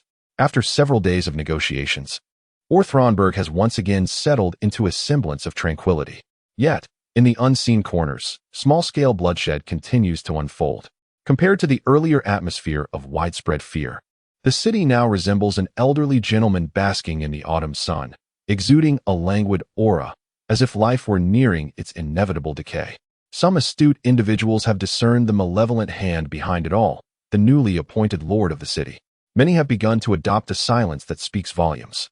A powerful lord can transform everything within these walls, yet whether such transformation is for better or worse remains a mystery. What they do know is to never provoke that esteemed individual, for once he decides to act, no one can foresee the consequences that might ensue. Just look at Hutt and Old Man Lays, once formidable figures of their time, now relegated to mere names in the annals of this city's history, buried in a graveyard beyond its borders. Had he not reported the incident, those loquacious guards would not have leaked the information, thus averting the calamity that followed. It was he, the architect of this tragedy. The carriage has once again come to a halt at the gates of the Lord's residence. It has been meticulously cleaned by the conspirators, yet the invisible stain of blood remains indelible, etched into their memories until the moment of death arrives. Harvey inquired, "Did the Lord mention why he wishes to see me?" He slipped 2 silver coins into the servant's pocket and posed another question. "Should I now seek refuge?" The servant grinned broadly, inexplicably receiving 2 silver coins, which elevated his loyalty to the Lord to a new pinnacle. If he were not affiliated with the Lord's mansion, Harvey would not have bestowed upon him the coins, as he understood the implication behind such an action. The Lord expressed a desire to purchase slaves, and you, being the most prominent slave trader in the city, were specifically mentioned by name. Harvey sighed in relief, grateful that he was not the one in trouble. As for buying slaves, perhaps a discount for this ruthless lord would be in order. Strangely, Rein had never uttered a harsh word nor bullied anyone. He maintained an air of noble elegance with every individual. Yet, many influential figures in this city perceived the suave Rein as a malevolent person, such a profound injustice, leaving him with no recourse to voice his grievances. Chapter 19. No one enjoys bowing their head, yet at times it is imperative to do so. The triumph of every successful individual is no mere coincidence. It is rooted in inevitable causes that yield inevitable results. The life experiences of the humble Harvey taught him that when a minor figure errs and offends a major one, the most prudent course of action is to promptly acknowledge the mistake and submit, regardless of any lingering rebellious thoughts or a lack of genuine recognition of one's faults. This posture must be conveyed with utmost sincerity rather than through obstinacy. Such defiance bears no fruit, akin to many of his former adversaries who, once boldly proclaiming their invincibility, have now become mere remnants of bone. Some can afford to lose, like Rein; others, like himself, cannot. In the exquisite gift box, the gold coins gleamed delightfully against the backdrop of crimson velvet, and the 20 pristine coins were so charming that one felt an irresistible urge to pick each one up and bestow a kiss upon it. Rein was thoroughly pleased with Harvey's gift. Unlike Salcomo, who was a man of distinction and would present ostentatious items to emphasize their status and identity, Harvey, a humble figure within the Orlando Empire, employed his unique wisdom as an ordinary man to select the most practical gift, 20 gold coins. Rein's slender fingers pressed gently upon the lid of the gift box, slowly applying pressure as he fixed his gaze upon Harvey. A warm smile adorned his face, yet his eyes radiated a penetrating intensity that unsettled Harvey. "I am quite satisfied with your gift," he declared. This brief phrase, comprised of merely a few words, left Harvey feeling both honored and astonished, an emotion he had never before encountered, but one that he found utterly delightful. Perhaps it was due to Rein's noble status, or perhaps Harvey's awareness of his own humble position, but as he savored this sensation, he inclined his body slightly, presenting himself as a well-educated gentleman of good breeding, rather than a slave trader steeped in the brutality of his trade. Rein appreciated Harvey's demeanor. The foundation of friendship or enmity often stems from one's attitude. He flicked his fingers and gently caressed the copper ring upon them. "This is our second meeting, and I must say, you have made quite an impression on me." He continued, "I have never been a man of bitterness or ingratitude. For friends, I offer the sweetest wine and the most delectable roast, welcoming them with open arms. In dealing with adversaries, I shall exhibit my magnanimity and tolerance. Over time, you will come to understand the essence of my character." Harvey could only force a smile and nod. As for his true thoughts, they remained a mystery known solely to him, a deceiver. At that moment, he slightly lifted his head, striving to diminish his own stature, his hunched back seemingly burdened like a pack. "Esteemed and venerable lord of the city, may I inquire if you summon me for a particular task? I require 100 slaves, robust and muscular, uncastrated, and most importantly, obedient." In Lane's recollection, such slaves were predominantly sourced from prisoners of war and deserters, the favored quarry of slave traders. This was the profession upon which Harvey relied for his livelihood. After a moment of contemplation, he patted his chest and assured Lane, "It is my honor to assist the esteemed lord. I have duly noted your request. I recommend the specialty of the Bell Province, the Blackfire Warriors, most hail from the Black Barbarians. We shall select the strongest adult males, approximately 20 years of age, who will endure a rigorous selection process, with only one emerging victorious from every 10 candidates, becoming a Blackfire warrior. They possess extensive combat experience, proficient in over 5 types of weaponry, familiar with conventional formations and tactics, and most crucially, they are sufficiently obedient." At this juncture, Harvey suddenly exhibited a hint of embarrassment in his smile, which stood in stark contrast to his earlier fervent tone. "However, you must understand that upon capture, Black barbarians are invariably subjected to castration. This procedure is implemented for ease of management. Once stripped of their masculine instincts, they are less likely to be consumed by impulses akin to those of normal males, thereby rendering them content with their circumstances. As for the Blackfire warriors, this is a concept familiar to Rein, as a substantial number of these slave warriors exist within the Empire's most elite slave battalion, the Black Earth Legion. Notably, these slave warriors remain uncastrated. Rein perceives uncastrated slave warriors as more aligned with his requirements. Should the primal instincts of bloodlust and savagery be effectively harnessed into combat prowess, it could manifest as an extraordinarily formidable force. Historically, a group once wielded such power to nearly conquer half the world, though ultimately, they succumbed to their own desires. What Rein requires are expendable assets, not foundational elements, and he certainly would not rely on castrated slaves as a cornerstone of his endeavors. As his thoughts raced, Rein reached a conclusion. What would be the cost for 100 Blackfire warriors, along with their equipment and weapons? Harvey promptly interjected, "How could I possibly accept your money? My lord, consider it a gift from me to you. The cost of a single Blackfire warrior hovers around 60 to 80 silver coins, amounting to 7 or 8 gold coins for 100 of them. This expenditure poses no significant burden for Harvey, who has recently acquired a substantial sum of cash from Sarcomo. Moreover, fostering a good relationship with the Lord would incur no loss for him, but rather prove advantageous." At this moment, Rein truly smiled. He pointed at Harvey, who immediately bent down, but Rein chuckled aloud. "Indeed, I appreciate intelligent individuals. You are one, and so is Alma." He paused, allowing Harvey a moment to absorb his words before continuing. "Very well. You may leave now, and do remember to deliver what I requested promptly." Harvey departed from the Lord's manor with a hint of perplexity. As soon as he exited, subordinates swarmed around him, inquiring, "My lord, how did it go? Did the Lord trouble you?" Narrowing his eyes, a glint of cold fury flashed within, and he swung his palm, striking one man sharply across the face. "From this day forth, address me as boss. Should anyone dare to call me my lord again, I shall sever their tongue and sell them to the harshest of minds." Harvey was undeniably astute. He added, "Investigate whether Alma has met with the Lord. What did she offer to secure her own life?" Harvey understood well that Rein's mention of Alma was not a mere compliment on her intelligence, but rather a message to him. If he desired safety, he must demonstrate loyalty comparable to that of Alma. Given the current circumstances, opposing Rein was undoubtedly a juvenile and foolish choice. Rein had already established a foothold against them, and the merchants of the guilds had nearly all shifted their allegiance to him overnight. Watching Harvey leave, Rein rose and addressed the headmaid. "If Pulleys and Kent seek an audience, inform them that I am resting and tell them to depart." The headmaid has assumed the responsibilities of the steward, promptly agreeing to the task, while assigning 2 maidservants to follow closely behind Rein. Why have Pules and Kent arrived? Blair wondered, perplexed. Could this be some form of prophetic sorcery? Yet, he was acutely aware that Rein was incapable of practicing magic or martial energy, both of which were of little consequence to the nobility. His audacity to inquire stemmed from his status as a vassal. Had he been an outsider, he likely would not have even possessed the right to speak. Rein, unperturbed by the naivety of his first gold medal enforcer, offered an explanation. "If my guesses are correct, they must have dispatched individuals to surveil my every move near the Lord's manor." Blair's eyes widened in fury as he bellowed, "What?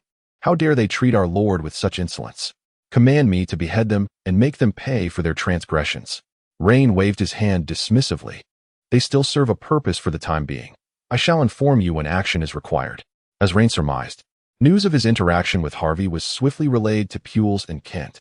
In a dilapidated, secluded dwelling, Kent shed any semblance of blatant flattery, his demeanor now gravely serious, while Pules wore a troubled expression. Both men clutched pipes, indulging in the luxurious tobacco that only the nobility could afford. The room was enshrouded in a thick haze of smoke, dim light filtering through the gaps in the tightly drawn curtains, casting an atmosphere of anxiety. Why does he wish to meet Harvey? Puller took a deep drag from his pipe, exhaling a cloud of smoke that curled into the air, while tendrils of it escaped from his nostrils. "I found him utterly inscrutable. Just days prior, he had sought to incite conflict between Harvey and the mercenaries. Yet now he desired a meeting with Harvey. What could have transpired between them?" Kent furrowed his brow, pondering whether it would be possible to bribe the steward of the Lord S estate. "We must secure a few insiders if he plans to act against us. We need to be forewarned." Puller nodded in agreement. "I will do my utmost. Several of the maids are local. They should be susceptible to persuasion. Keep a close watch on Harvey's movements over the next few days and consult me about any developments." Moreover, a fleeting glimmer crossed Puller's eyes. "We might test his disposition towards us. I have a nagging suspicion that he harbors some insidious intent that disturbs my peace of mind." His expression suddenly turned menacing as he slammed his hand on the table, causing Puller to flinch. "Perhaps we should simply hire a couple of dark clerics or shadow dancers to eliminate him once and for all." Kent felt a stir of temptation at this proposal but ultimately rejected the alluring idea. Let us remain composed. He is a member of the golden aristocracy. Unlike those nobles of the past, should we take his life, the entirety of Altrenberg would mourn his loss. It is not worth the risk. Chapter 20. Sometimes one should quietly listen to others until they finish speaking, rather than hastily interjecting. Salcomo's efficiency was remarkable, particularly when he glimpsed the prospect of ascending to greater heights, and all his previous fervor ignited in an instant. Regardless of agreement or dissent, he suppressed all opposition in his capacity as the president of the Bell Province Chamber of Commerce. Every merchant within the province was compelled to unconditionally align with his endeavors. The interests at stake were not merely in the tens of thousands of gold coins, but rather encompassed a far grander scale. A monopolized commodity and its ancillary products were sufficient to elevate him above the leaders of other merchant guilds, further enhancing the illustrious reputation of his legendary status as a merchant. Once all arrangements were finalized, Sarcomo extended an invitation to Raine to attend the inaugural meeting of the Bell Province Chamber of Commerce, where they would deliberate and seek counsel on which goods would qualify for tax rebates and subsidies. The gathering took place in a lavish edifice located in the commercial district of Altrenberg, serving as the headquarters of the Altrenberg Chamber of Commerce. The opulent decor was replete with gilded embellishments, and even the pristine white flooring was infused with melted gold, filling every crevice. The female attendants affiliated with the chamber adorned themselves in sheer fabrics, openly displaying their exquisite forms before all present. They were fortunate in that they were spared the indignity of selling their bodies for sustenance or to support their families. Yet, their plight was equally tragic. Within the confines of this building, any individual with desire could partake in the pleasures of intimacy, devoid of the intent of procreation. Upon entering the establishment, Raine instinctively covered his nose, overwhelmed by the overwhelming and pungent scents that permeated the air. He certainly understood the purpose behind it. The potent fragrance could mask the faint odor of fish. Sarcomo immediately instructed for all the windows to be opened, alleviating Reine's discomfort somewhat. This time, I summoned 21 members of the Ortelberg Chamber of Commerce, whose traded goods encompassed nearly everything available in Ortelberg. The discussions would be synchronized with the headquarters of the Bell Chamber of Commerce. Naturally, the final outcome would predominantly reflect your opinions. Sarcomo remained at Reine's side, elucidating the content of the meeting. One must admit that these merchants are extraordinarily wealthy, as they intend to employ a magical window for remote communication. The magical window is a remarkable invention. When two identical magical arrays are embedded with Tiberia crystals, they generate a wondrous magical resonance within a certain range. The result of this resonance is a sand table of approximately 1 square meter that responds to one another. Writing or drawing on one side of the magical sand table will instantly provoke the same changes on the other side, revealing text or images. Some titled sages at the Imperial Research Institute believe that if the magical runes of the magical window can be utilized and enhanced more effectively, it may soon enable direct conversation and face-to-face interaction. However, this assertion has persisted for at least 30 years, during which the royal family has allocated over 1 million gold coins. Yet to this day, there has been no discernible advancement in the magical window. The reason merchants are said to be extraordinarily wealthy is due to the price of the Thiberial crystals. This legend speaks of a mystical gem from beyond the heavens, capable of storing immense magical power and releasing it when necessary, a process manageable even by mere mortals without the need for a wizard. A Thiberial crystal, infused with magic and weighing approximately 50 grams, commands a price of 10 gold coins. However, such a crystal can only sustain the magical sigils of a spell window for about 3 minutes. As for the merchant's attitude and regard, Raine chose to remain non-committal. He followed Salcomo into the meeting room. The room was spacious, featuring a lavish round table crafted from dragonblood wood, and the conference chairs, made from the hide of a Monel beast, were equally exquisite. The decor was luxurious, albeit lacking in gravitas. It is understandable, as merchants often conduct their affairs amidst feasting and merriment. At this moment, the table was filled with attendees. Upon the entrance of Raine and Salcomo, the merchants rose to their feet in a show of respect. Raine raised his hand in a gesture of dismissal, prompting everyone to take their seats. Salcomo was the first to speak. Today's meeting is of great significance. As you might already be aware, we are on the cusp of inaugurating an entirely new era, one that will leave an indelible mark on the annals of imperial history. We shall be remembered by future generations, perhaps even enshrined in the textbooks of commerce, revered by those who come after us. The old fellow certainly knew how to stir the atmosphere. This affluent group of merchants sought the respect they rightfully deserved more than any other profession. Now, let us welcome the esteemed Lord of Altrenberg, Baron Rein, a golden noble, to elucidate this groundbreaking new system for us. Sarkomo took his seat in the first deputy position on the left, and the conference room resonated with applause and commendations. However, Rein did not allow himself to bask in vanity or elation. This was his plan, one that must be executed and enforced. He surveyed the room and spoke candidly. I wish to dispense with trivialities and formalities, so I shall get straight to the point. He lifted a silver teacup to take a sip of the fragrant red tea, casting a sidelong glance at Sarkomo. The tea likely hailed from Dragon Island, infused with the unique aroma of ambergris. I will first enumerate 10 categories of goods eligible for tax refunds and subsidies. Other items can be discussed later. To begin with, we have dragon crystal. I have previously mentioned this to Sarkomo. The tax refund rate is 100%. This means that as long as dragon crystal is procured from Byron or elsewhere and taxed through my office, I shall refund the exact amount paid. If dragon crystal is traded directly to me, I will additionally provide a 5% subsidy on the total price as an incentive. Rein then turned his gaze to the others in the room. Does anyone have any objections? Naturally, no one was foolish enough to stand in opposition. Dragon crystal had consistently been a coveted commodity, and they had only anticipated a tax refund. The prospect of a subsidy was unexpected, eliciting smiles of delight from many merchants who had previously engaged in smuggling dragon crystal. Most importantly, a product that could only be traded clandestinely was now being brought into the open, significantly mitigating the risks for these traders. Very well, the second item, grain. All grains within the consumption period will receive a full tax refund, along with an additional 10% subsidy. Here, I must clarify that the subsidy price for grain is determined according to the imperial average. Moreover, it is of utmost importance to note that stale grain and spoiled food are not eligible for tax refunds. Such items are inedible for humans and can only be used as feed for livestock. The major grain merchants have all donned smiles, for compared to other more perilous trades, the grain trade has consistently proven to be the safest and, indeed, the most expansive, with various goods designated for tax refunds and subsidies. Nearly all merchants in the province of Bel are keenly observing this matter, calculating the potential benefits they could reap, and almost everyone is thoroughly satisfied. However, when Rein proposed the inclusion of certain goods for increased taxation, dissent arose.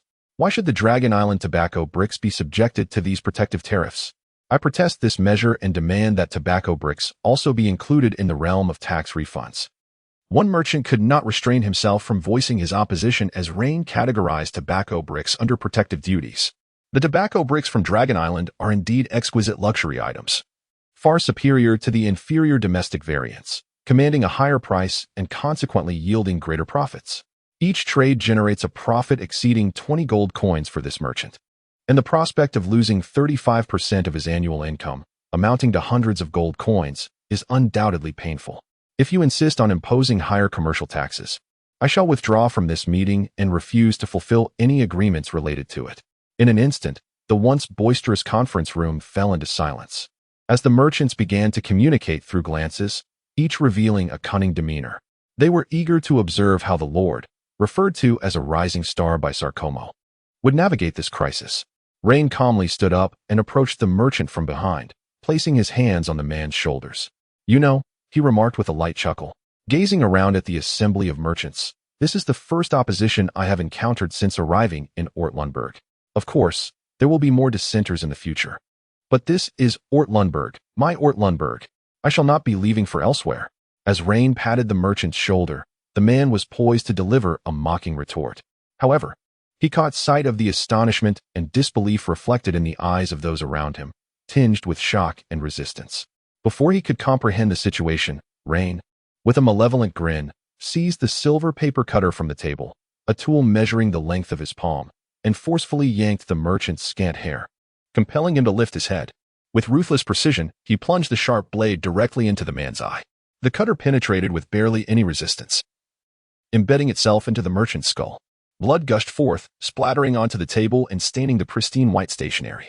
The man's body slackened and he lurched forward, his head striking the table with a resounding thud. The remaining half of the paper cutter-S handle was driven into the surface, its tip protruding grotesquely from the sparse hair at the back of his head. Raine seems to have engaged in a trivial act, producing a pristine silk handkerchief to wipe away the thick blood staining his right hand, which he then casually discarded onto the ground. Raising an eyebrow, he pondered. With the controversy resolved, who could possibly object? The atmosphere became palpable as silence enveloped the room. No one dared to utter a word, breathing cautiously, almost imperceptibly. Raine nodded. And thus, I shall elaborate further. I seldom solicit votes or collections from you all. The reason is quite simple. I believe that if my writing possesses merit, readers will naturally extend their support through votes or save it for future indulgence. However, matters are seldom absolute. As the saying goes, the child who cries receives the milk. Being too reticent can also be detrimental. I have never claimed that my writing possesses profound depth, nor do I assert that it exhibits remarkable maturity. It is merely an ordinary book, and one that caters to a relatively niche audience. Those who appreciate this book are likely to be somewhat older, perhaps a bit more seasoned, with unique tastes. This inherently makes it challenging for me to compete with others in terms of visibility. Observing the rankings can be quite amusing at times. I ponder whether I should resort to some online platform. In truth, it would not require a substantial investment, just the cost of a few packs of cigarettes. Yet, after some reflection, I decided against it. Some things may appear superficially appealing when fabricated, but falsity is destined to remain false. I am an earnest yet naive fool, charging headlong towards the southern wall with a serious heart. Should you find joy in my writings, should you find merit in this rogue named Raine, I sincerely hope you will cast your votes in support. Ultimately, my greatest aspiration remains to secure a publishing contract. Thus, I hope everyone will cast their votes, click frequently, and save generously. My sincere gratitude in advance. Chapter 21. The well-behaved child who remains silent in class receives candy. The merchants in the conference room appeared as if they were chilled to the bone. Some wore faces as pale as death, seething with indignation yet suppressing their wrath. Others were engulfed by trepidation, perspiration beading on their foreheads, their gazes darting about in avoidance. Seated in the principal position, Sarcomo's expression remained largely impassive, though his eyes grew more profound. He understood all too well that every alteration would inevitably unsettle certain vested interests. Just observe the Merchants' Association of the Bell Province. Each shift in commerce signified the obsolescence of some traders in the face of progress. These individuals were not lacking in capability or ambition. Rather, they held an inflated view of themselves, attempting to halt the momentum of the inevitable. Having engaged in an extensive discussion with Raine a few days prior, he had resolutely decided to support any decision Raine would make. Moreover, he believed that soon enough, the restless merchants would forget their discontent. A hand was raised, and a voice timidly emerged. I need to excuse myself briefly. I've had too much to drink, haha. The speaker wiped the sweat from his brow, keeping his gaze lowered, unwilling to meet Raine's eyes. His complexion paled. He chuckled nervously and resumed his seat, murmuring to himself, "It's nothing, nothing at all. I can hold on a bit longer." Sarcomo signaled for the attendants to enter, and soon, the lifeless body was delicately wrapped in an exquisite cashmere blanket and removed from the conference room. The blood on the table and the traces on the floor were swiftly and meticulously cleared away. The meeting room was permeated with a stifling atmosphere. A vibrant life, or perhaps a familiar one, had abruptly vanished from sight, leaving the merchants profoundly shaken. For instance, if Mr.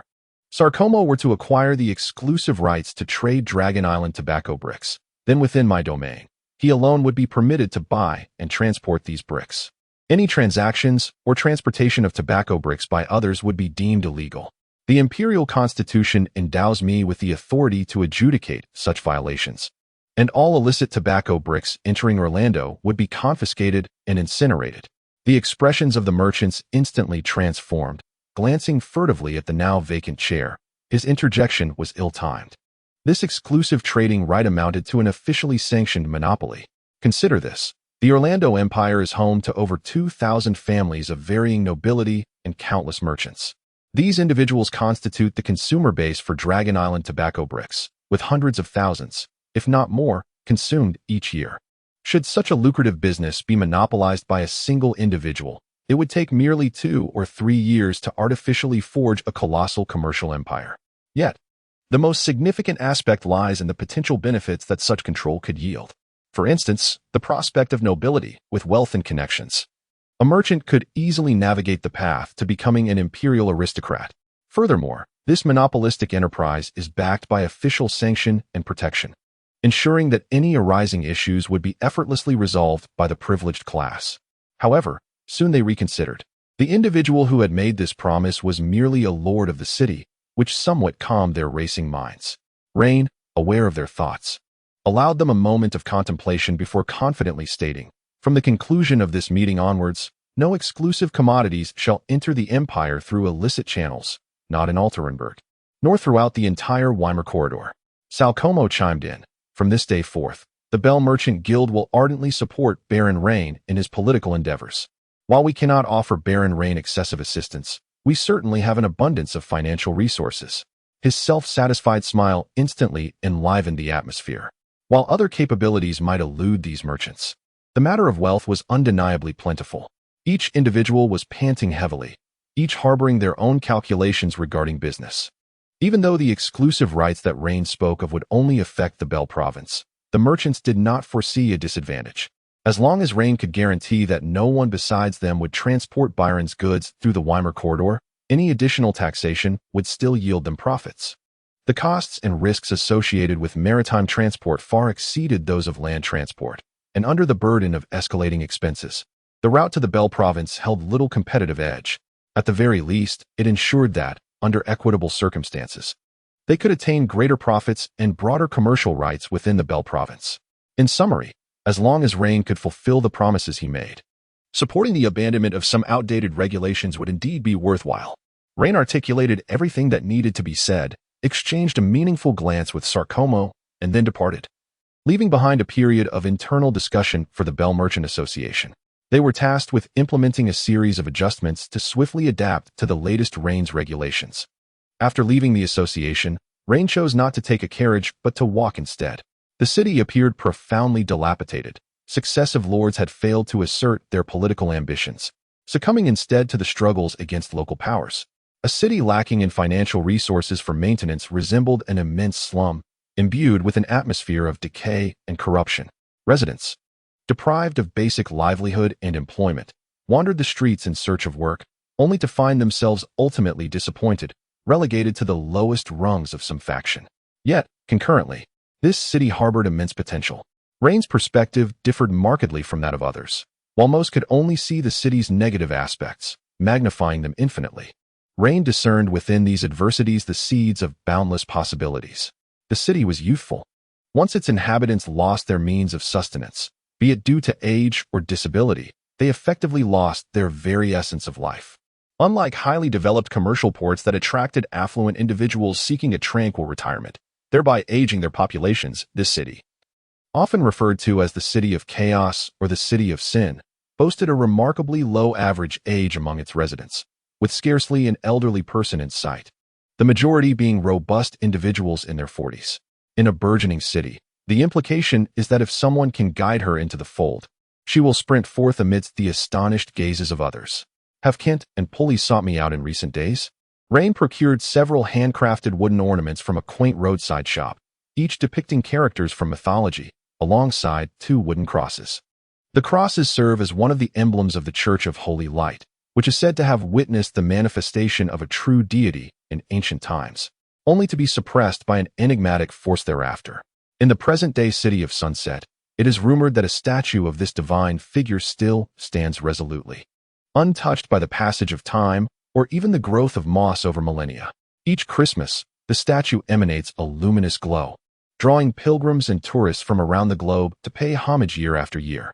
Blair scratched his head, noting he had not heard of any visit from them. Even if they were to arrive, he would not extend them a warm welcome. Raine paused, his gentle demeanor cooling slightly as he contemplated whether the two might be concocting some mischief again. He never indulged in baseless speculation regarding others' intentions. Instead, he would immerse himself in their roles, considering how he might respond under similar circumstances.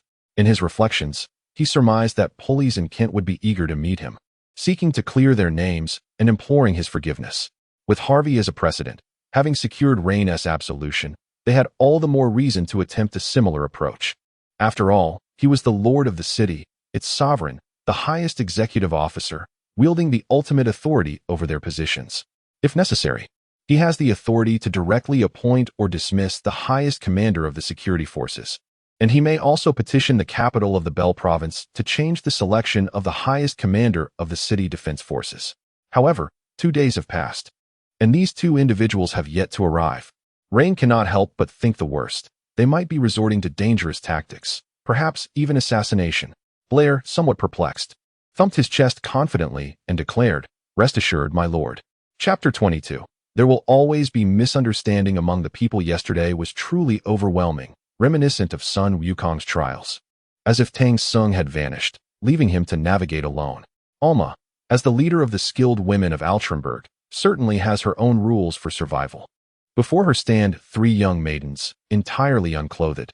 The eldest is merely 16, while the youngest is only 13.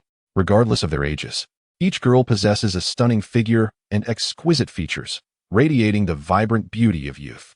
Alma, unable to resist, felt an urge to embrace their slender waists and shower them with affection. Beside these 3 maidens stands a handsome youth, standing at 6 feet tall, with a lithe physique. His golden tousled hair framing a strikingly beautiful face that captivates both men and women alike. Most notably, his endowment is rare and impressive, causing even the worldly Alma to feel a flutter in her heart. "Put on your clothes and follow me," Alma cautioned, gathering her thoughts. "Do not look around. Do not speak indiscreetly, and do not listen to unnecessary gossip. I will inform you of what you need to know, what you ought not to know, what you have seen and heard. It is best to forget immediately. This is Altrenberg, not the capital, and certainly not the imperial city. Here, the law of the jungle prevails. Cannibalism is hardly considered a crime. Should one inadvertently lose their life, do not blame me for not having forewarned you." The 4 skilled technicians exchanged glances, each shrinking back slightly. Given the choice, they would never have willingly ventured to Altrenberg. They would prefer to remain in the capital, serving as junior technicians in a modest technical service center rather than risk their lives in this perilous locale. The carriage emerged from the technical service center, making its way to the Lord's mansion. The unassuming vehicle bore little ornamentation, unless one dared to lift the curtain. No one would believe that the most powerful woman in Altrenberg was seated within. Moments later, Alma, accompanied by her 4 prized possessions, stepped into the Lord's mansion. In stark contrast to the quaking quails beset by rumors, Alma exuded calm. Her mind raced with thoughts of why Raine had summoned her and what his intentions might be. Was it for money or some other purpose? She could not afford to be complacent. In this city, lethargy could lead to a fatal embrace with death. Pausing outside the hall, Alma instructed her companions, "Do not move. Stay here. If anyone inquires, simply state that you are accompanying me to visit the Lord." After taking a deep breath, she intensified her formidable demeanor, adjusting her expression with meticulous precision, before smiling and pushing open the door to enter the hall. In the expansive hall, Rein sat regally upon the Lord's throne. A gentle breeze wafted through the ventilation shafts, causing the golden banners to flutter delicately. An air of solemnity enveloped the space, momentarily stifling Alma, who was accustomed to the revelries of a life steeped in excess. She approached, gracefully lifting the hem of her gown in a respectful greeting. "My lord, I have arrived." Rein responded with a slight acknowledgement, exhibiting neither joy nor sorrow, embodying an authoritative presence that was both intimidating and enigmatic. Having recently engaged in several significant undertakings, his hands still stained with blood, he radiated an ineffable aura that compelled Alma to avert her gaze. "I am unlike other nobles," Rein began, his tone peculiar. "I do not wield my aristocratic status to oppress the common folk, nor do I look down upon anyone, including you, dear sister Alma." The oddity of his opening words rendered Alma hesitant to respond too readily. "Today, I have summoned you to offer an opportunity, a chance to rise above the ordinary." Only then did Alma gradually lift her gaze, carefully filtering her thoughts before articulating. "I am unaware of the tasks you require of me, but I assure you, I shall endeavor to fulfill any responsibility within my capabilities." A smirk played upon Ryan's lips as he gestured dismissively. "There is no need for such trepidation. I am not a demon. Are you familiar with the Minister of Military Affairs, Theron? There are several Ministers of Military Affairs, ranking just below the Grand Marshal of the Empire, belonging to an elite echelon of privilege. They wield the power to command the mobilization, training, supply, and strategy of the Empire's forces. For certain less critical maneuvers, they can issue directives independently, without requiring the approval of the Grand Marshal or His Majesty the Emperor. The Minister of Military Affairs, Serlon, presides over the Intelligence Department, essentially serving as the Chief of Espionage, tasked with gathering sensitive information both domestically and internationally, wielding the power of life and death. Such a prominent figure, even in a remote location like Oltalmberg, is known to Alma by the illustrious title of Count Serlon. Upon seeing Alma nod, Rein remarked approvingly, his gaze descending upon her, scrutinizing her visage. "I am presenting you with an opportunity. Pledge your allegiance to me, and you shall undertake the same tasks as Serlon, receiving in return the stature he possesses." It took a moment for Alma to comprehend that Rein sought her assistance in intelligence gathering. In truth, she had been engaged in this trade for some time. The technicians often overheard snippets of gossip during their work, which she would compile and later exchange with the heads of other cities, thereby establishing a somewhat unprofessional intelligence trafficking network. However, their current operations lacked proactivity.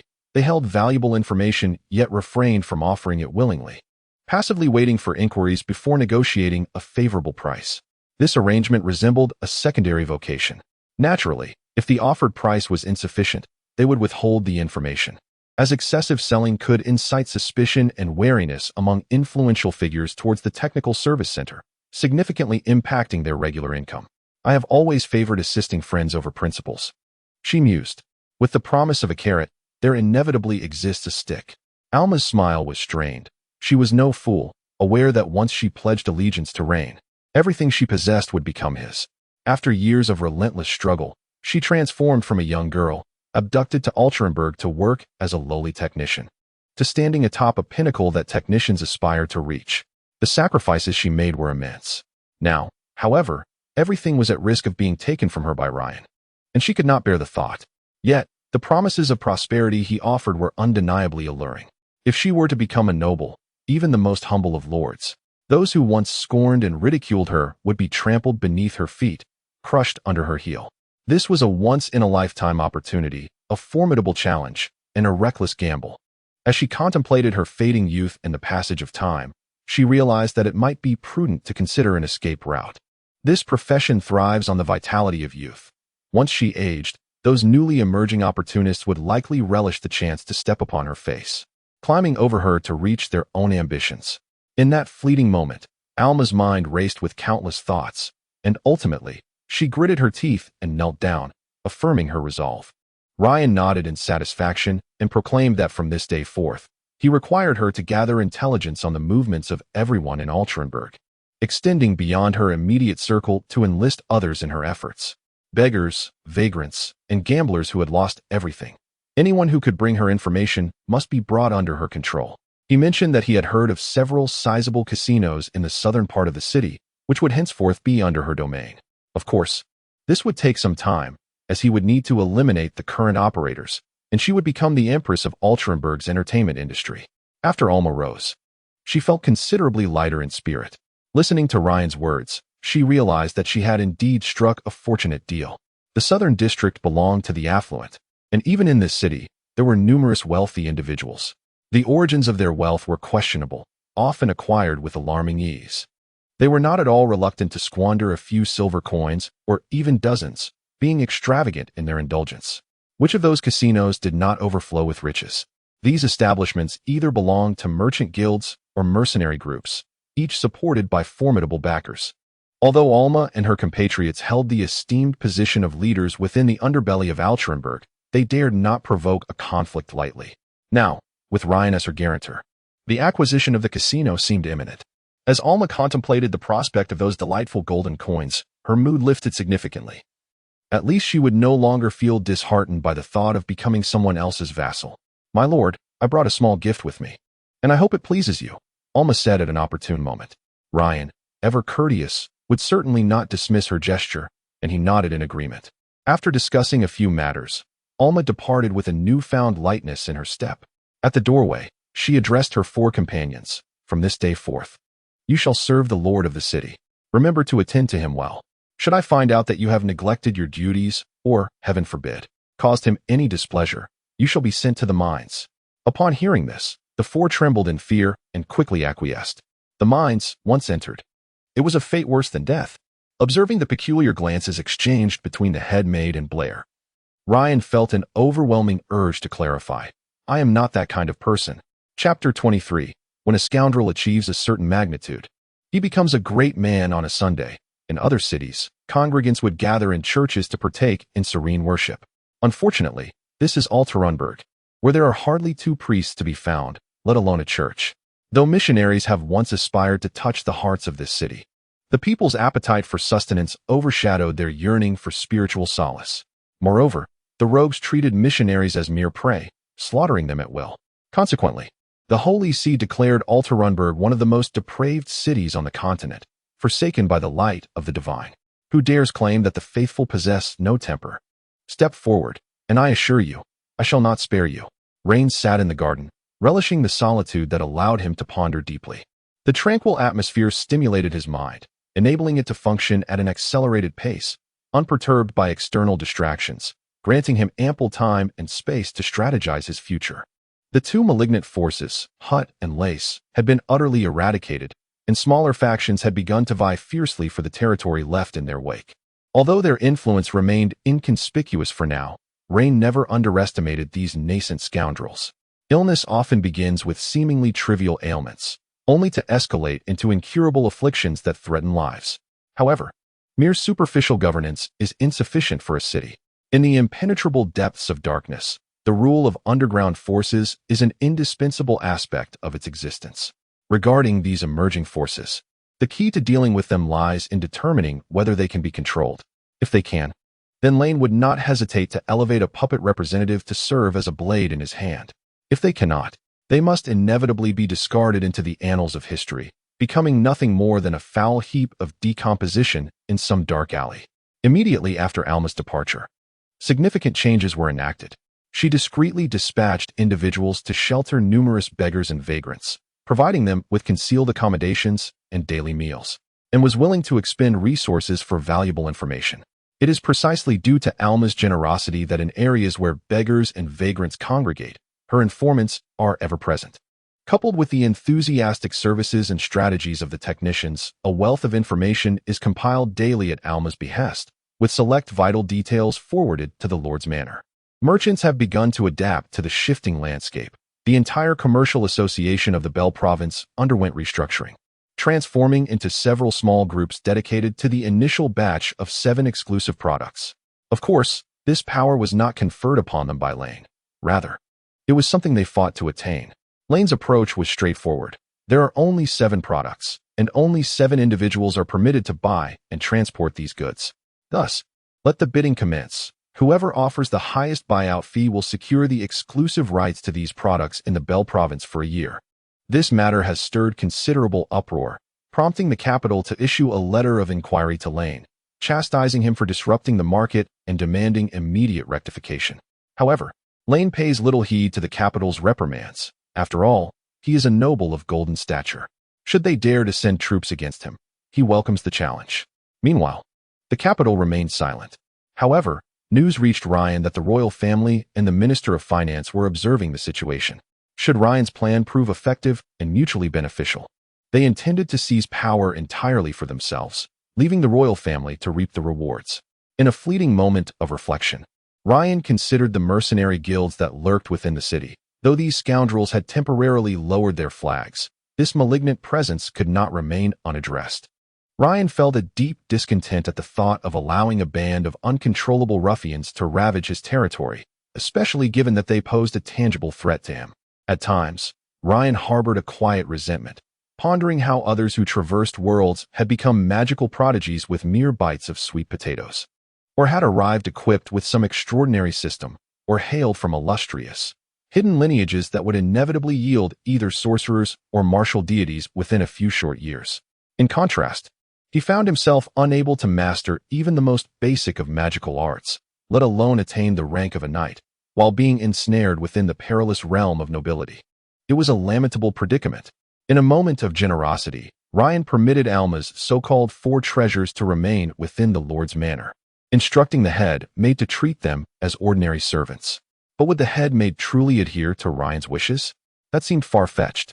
Should the master one day recall those exquisite beauties and whimsically summon them, only to discover they had transformed into coarse, rough-handed maidservants and subordinates? He would surely find himself in dire straits. Thus, the head maid, a woman governed by her own survival instincts, replaced Ryan's personal attendants with these four treasures. Wendy, standing nearby, pressed her lips together, stifling a laugh. She was one of the four little darlings, merely 13 years old, still very much a child. By the grace of the divine, this world was truly terrifying. The golden-haired youth, Fonkos, had tears welling in his eyes, brimming with indignation. Raine patted his shoulder, casting a sharp glance at him, silently imploring him not to touch him. He simply could not endure it. Among the noble elites in the imperial capital, many had an insatiable appetite for both genders. As long as one was pleasing to the eye, they would dare to pursue anything, even the black flame sheep.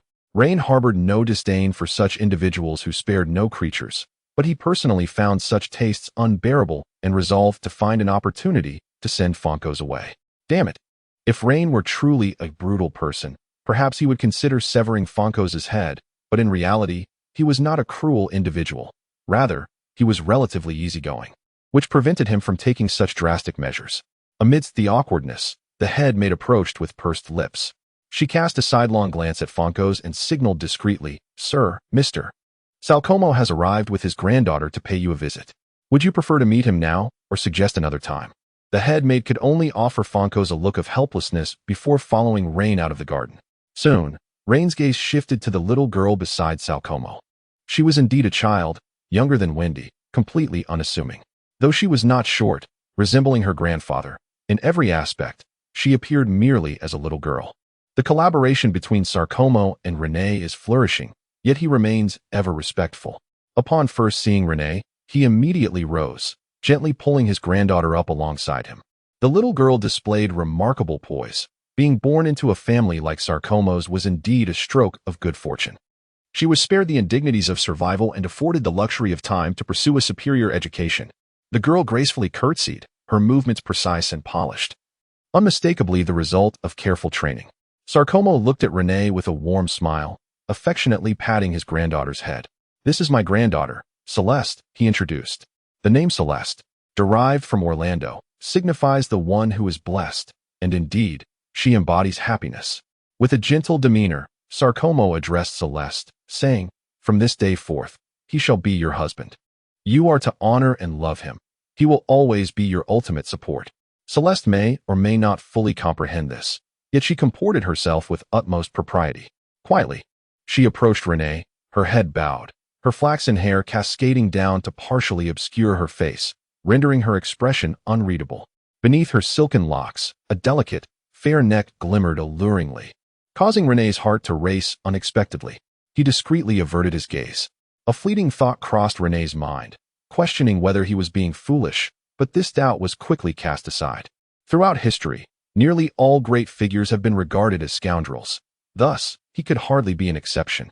After taking his seat, Raine inquired, "How have you resolved matters internally?" Upon the mention of this topic, Sarcomo could not help but chuckle. After his granddaughter presented a gift to Raine, he appeared somewhat more at ease in her presence, albeit only slightly. The situation had escalated to an impasse. The merchant guild intended to distribute 7 exclusive goods, yet the intrinsic nature of commerce, driven by the pursuit of profit, rendered each individual reluctant to forego this opportunity.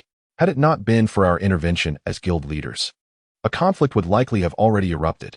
Raine responded with a smile. "So, it seems you have reaped considerable benefits?" Sarcomo grinned, resembling a cunning fox, indeed. "The feeling is mutual." Chapter 24. I am a good person. I believe that the 7 exclusive goods commanded a buyout fee ranging from 500 to 1,100 gold coins, which collectively garnered 6,000 gold coins for Raine, excluding any surplus. These funds would be allocated towards the development of Oltolmberg, as it was high time to make necessary repairs. Residing amidst filth was quite uncomfortable. Eventually, Sarcomo's smile faded, giving way to a more serious demeanor. Raine gestured for the young lady to select a room, allowing her to familiarize herself with the surroundings. The head maid, displaying great tact, waved her hand, ushering away all the maids to afford Raine and Sarcomo a relatively private space. With a firm press of his lips, Sarkomo leaned in and whispered, "My lord, we are prepared, but are you ready?" He glanced around uneasily. Without the cooperation of the city defense forces, achieving exclusivity would be challenging. And both your plans and our intentions could ultimately crumble. The sturdy riverbanks, once they exhibit even the slightest flaw, signify the potential inability to withstand the surging floods. Frankly, I harbor doubts regarding the individuals of the present day. They have long conspired with the locals, most of whom are indeed local themselves. The Orlando Empire, the Byron Empire, and even the distant Jace dynasty, soldiers stationed in any given locale are invariably not natives. The social relationships of an individual are exceedingly intricate, and once local personnel are employed, the emergence of factionalism and deceit becomes all too easy. The Empire has consistently sought to avert such scenarios, and the provision for service in foreign lands is explicitly enshrined within its codex. However, any law, regulation, or policy, over time and through negligence, may ultimately devolve into mere absurdity. In certain contentious border regions, the situation remains somewhat stable, but in places like Oltalmberg, which has seen no conflict for over a decade, military preparedness has long since decayed. Officers of the city defense forces in Kent, eager for personal gain, have largely supplanted their ranks with locals from Oltalmberg. These locals require minimal military pay, exhibit no picky eating habits, and are willing to undertake any laborious or unpleasant tasks. There can be no more suitable choice for Kent than employing local individuals. Their intricate social ties can often link one person to a multitude, including some who serve as eyes and ears for various factions. Kent is certainly aware of this. However, it matters little to him. His purpose in office is to amass wealth, and as long as his financial endeavors remain unscathed, he can easily turn a blind eye. Moreover, the locals possess an intimate familiarity with the geographical landscape, knowing precisely where the paths lie and where ascents can be made. When it comes to apprehending certain individuals, they are invariably the quickest to locate them. Sarkomo's greatest apprehension lies with this group. Once they witness the lucrative benefits of monopolization, they may swiftly become as frenzied as rabid dogs, ready to bite anyone who dares obstruct their wealth. Such a highly profitable industry will undoubtedly incite envy among many. And with the city guards stationed at the checkpoints daily, witnessing these riches, how could they possibly refrain from harboring ulterior motives? Previously, circumstances did not permit. But once profits ascend to such a revered level, they may take desperate risks. Rein nodded, acknowledging that he had already been contemplating a resolution to this matter, and he might require the assistance of their escort team. That is only natural. As long as you speak, we shall comply. On this issue, both parties held no disagreements. While Sarkomo felt an exhilaration within, he also harbored a sliver of unease, for this young man was unlike anyone he had ever encountered, decisive and resolute in all matters, never displaying the slightest hesitation. Whether it was during that meeting, where he personally eradicated dissenting voices, or now, as he pointed out the necessity for the city guards to be replaced by their own, this young man seemed to possess an innate understanding, a clear strategy in mind. Sarkomo was convinced that even if he did not raise this issue, it would not be long before Rein took action against the city guards. Though the world may lack the proverbial wisdom of allowing no one to slumber beside the bed of the powerful, it certainly embodies the adage that even a beggar's bowl should not be carelessly placed in another's hands. As the conversation neared its conclusion, Sarkomo suddenly sighed deeply, a profound emotion flickering within his murky eyes. He hesitated to speak, ultimately transforming his words into a mere sigh. As a grandfather, I implore you to take good care of my granddaughter. Rein nodded, gently patting the wrinkled back of his hand. Rest assured, observing Sarkomo's unhesitant departure. Without even a final glance at the girl, Rein felt a deep admiration for the old man. He was a true figure of substance, unflinching in his decisions of relinquishment, and equally unreserved in his acquisitions. He epitomized the essence of a businessman, treating all matters, be it earnest trade, emotional ties, or other pursuits, as transactions. If there was profit to be made, he would engage in any deal. If possible, such a person would be best to recruit, to become an ally.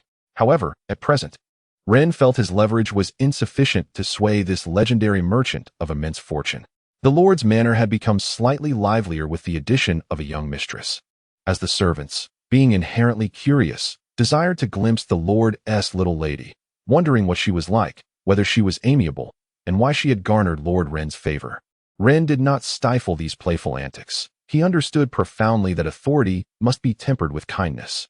Without benevolence, one could only wield power, ultimately driving people to opposition. After gathering his thoughts, he recorded some matters in a small notebook using Chinese characters, a practice he had recently commenced. As the saying goes, a good memory cannot compare to a poor pen. At times, certain matters are simply forgotten. Should one inadvertently postpone an issue of great significance, it would indeed be a cause for tears that may never fall. Upon returning to the room, Celeste had already changed into a new attire, a light blue satin gown that trailed delicately on the ground. The Lord's manor was attended to frequently, ensuring her dress remained unblemished. Her shoulders, reminiscent of fruits glistening after a rain, were enticingly fresh. Her clavicles, gracefully pronounced, appeared like fine jade, with a subtle rosy hue beneath her fair skin. Her chestnut locks were gathered at the nape of her neck in a floral knot, cascading elegantly and refreshingly around her. Upon noticing Rein's entrance, Celeste promptly rose from the sofa, curtsied by pinching the hem of her gown, and lowered her gaze in silence. It was the young girl's first encounter with this unfamiliar environment, and in that moment, her life was irrevocably intertwined with that of an equally unfamiliar individual. Despite the turmoil within, her composure was commendable, demonstrating remarkable adaptability and independence. Rein settled onto the adjacent sofa and gestured for her to join, prompting her to sit beside him. "Have you received any instruction at home?" he inquired. Celeste hesitated briefly before nodding. "My grandfather employed a grand scholar to teach me mathematics and the Orlando language, as well as a piano and dance instructor. My mother taught me etiquette, while my father imparted some lessons in swordsmanship." The girl's voice was exceptionally melodious, crisp and transparent, brimming with youthful exuberance. As she spoke, a faint blush crept across her cheeks. For a young lady to study swordsmanship was indeed rather unconventional. Rein had a slight understanding of Salcomo. He had 3 sons and 2 daughters, with Celeste being the youngest son's offspring. This world, as harsh as it is, dictates that the legitimate firstborn inherits everything, while the second son, apart from holding a slightly superior status compared to a bastard, shares little else in common with him. Upon reaching adulthood, they too are cast out of their family homes, left to fend for themselves. Celeste's father was a swordsman, taking on simple tasks as a hired hand, essentially serving as a bodyguard for deliveries. It was not surprising that he imparted some swordsmanship skills to his daughter, for having traversed the world, he was acutely aware of its inherent dangers. The conflicts among local lords and the disputes between nobles are often resolved through bloodshed and death. Thus, equipping Celeste with a skill for self-defense demonstrated her father's affection for her. However, despite his deep care, the Salcomo family was ultimately governed by the patriarch, whose word was law, and dissent was not tolerated. Rein remarked, "I believe it is commendable. One should strive to learn as much as possible. Wealth may be lost, but knowledge and skills are enduring." He then turned to the head maid, requesting the presence of a highly esteemed scholar, along with musicians and dancers, and sought to hire a renowned and reputable swordsman of noble standing. Celeste's plump lips parted slightly, revealing a glimpse of her delicate tongue within, as she gazed at Rein in a daze, momentarily forgetting her embarrassment. After a prolonged silence, she felt her cheeks flush under Rein's gaze, lowering her head. At a loss for words. "I am unlike other nobles. In time, as you come to understand me more deeply, you will grasp the essence of my character. While some may criticize certain facets of my being, I dare assert that, at the very least, I am a good person," Rein said with a beaming smile. Celeste nodded repeatedly, affirming, "Indeed, you are a good person." Rein could not contain his hearty laughter, exclaiming, "Yes, I am a good person." A little girl, who made Rein feel considerably younger, transformed his usually impassive countenance into one of unrestrained joy. The head maid, standing nearby, pressed her lips together and cast a sidelong glance at Celeste before averting her gaze. It was as if the day unfolded without any unexpected events, mundane yet brimming with novelty and the unknown. Chapter 25. An airport can yield 2 mountains. Are you afraid? Rein was not a depraved individual. He had no intention of consuming Celeste in one fell swoop, for that would be exceedingly cruel. Although his youthful form stirred a flicker of excitement within his parched soul, he managed to exercise restraint. He was no saint. He harbored desires akin to those sought by other men, yet he was not inclined to exploit that little girl. He found that time sped by in her company, and his spirits soared. For the moment, he had no desire to disrupt this delightful ambience. A brand new day dawned with the rising sun. The schedule of the nobility diverged significantly from that of the ordinary citizens visible outside. Their mornings commenced roughly 3 hours earlier than those of the common folk. The ordinary people of Altenburg rose at the break of dawn to toil for their daily sustenance, for a slight delay could mean a day without food. However, Raine slumbered until after 9 o'clock, slowly awakening to the persistent knocking of the headmaid. A beam of sunlight pierced through the crimson-fringed curtains, and as Raine yawned and sat up in bed, his well-defined yet not overly muscular physique made him a favorite among noblewomen. Coupled with his illustrious lineage and ancient family heritage, countless noble maidens and wanton ladies aspired to share his bed, not for matrimony, but to indulge in reckless escapades. Tasting the essence of a golden noble's allure, Raine pushed aside the soft velvet blanket and, in his natural state, descended from the bed, 2 cherubic companions, their faces flushed, following him into the bathing chamber. This was not an affair of impropriety. Even nobles must attend to their grooming upon waking, a rather cumbersome task, of course, entrusted to the diligent hands of the maids. In contrast to Raine's leisurely rise, Celeste had long been awake. In the unfamiliar surroundings, sleep eluded her, and like Raine, she endured the torturous ritual of grooming, taking even longer than he. The constricting corset and bodice were instruments of sheer torment, eliciting a profound sense of shame. Indeed, it was utterly humiliating. The garments of noble women, akin to those of men, concealed countless animal bones within their layers. These bones served to shape the attire while imposing limitations on the figure, particularly the bodice, which was nothing short of barbaric. By the grace of the divine, how was it possible for an 11-year-old girl to be contorted into such a shape? The pain must have been excruciating. Raine summoned the headmaid, gesturing towards Celeste, who looked bewildered at her own attire, her cheeks flushed with embarrassment, uncertain if she had overlooked something and hesitant to speak. From this day forth, it was decreed that no one under the age of 16 in the Lord's manor was required to wear a corset, and those above that age who wished to forego it were permitted to do so as well. Raine's expression was grave, indicating he was not jesting. This was a form of oppression, do you understand? The headmaid's lips twitched, yet she nodded in agreement. It was not merely a matter of not wearing a corset. Should Raine command all women in the manor to discard their garments, she would be obliged to enforce it. Meanwhile, a few of the younger maids had their eyes crinkled with suppressed laughter. They were unaccustomed to such attire, and had it not been for the fear of displeasing this imposing lord, they would have long since shed it. Celeste appeared to exhale in relief. What shall we have for breakfast? Raine swiftly shifted the topic, glancing at the 3 plates before Celeste, feeling somewhat nauseated. To think that such greasy smoked meat was to be consumed so early in the day. The headmaid recited the lengthy menu once more, and Raine, rubbing his forehead, commanded, "Bring me a bowl of plain wheat porridge without milk or spices. I want no seasonings whatsoever. And as for the side dish, just a couple of green leaves will suffice. No cream, no butter, no spices, no wine, nothing added." "As you wish, my lord."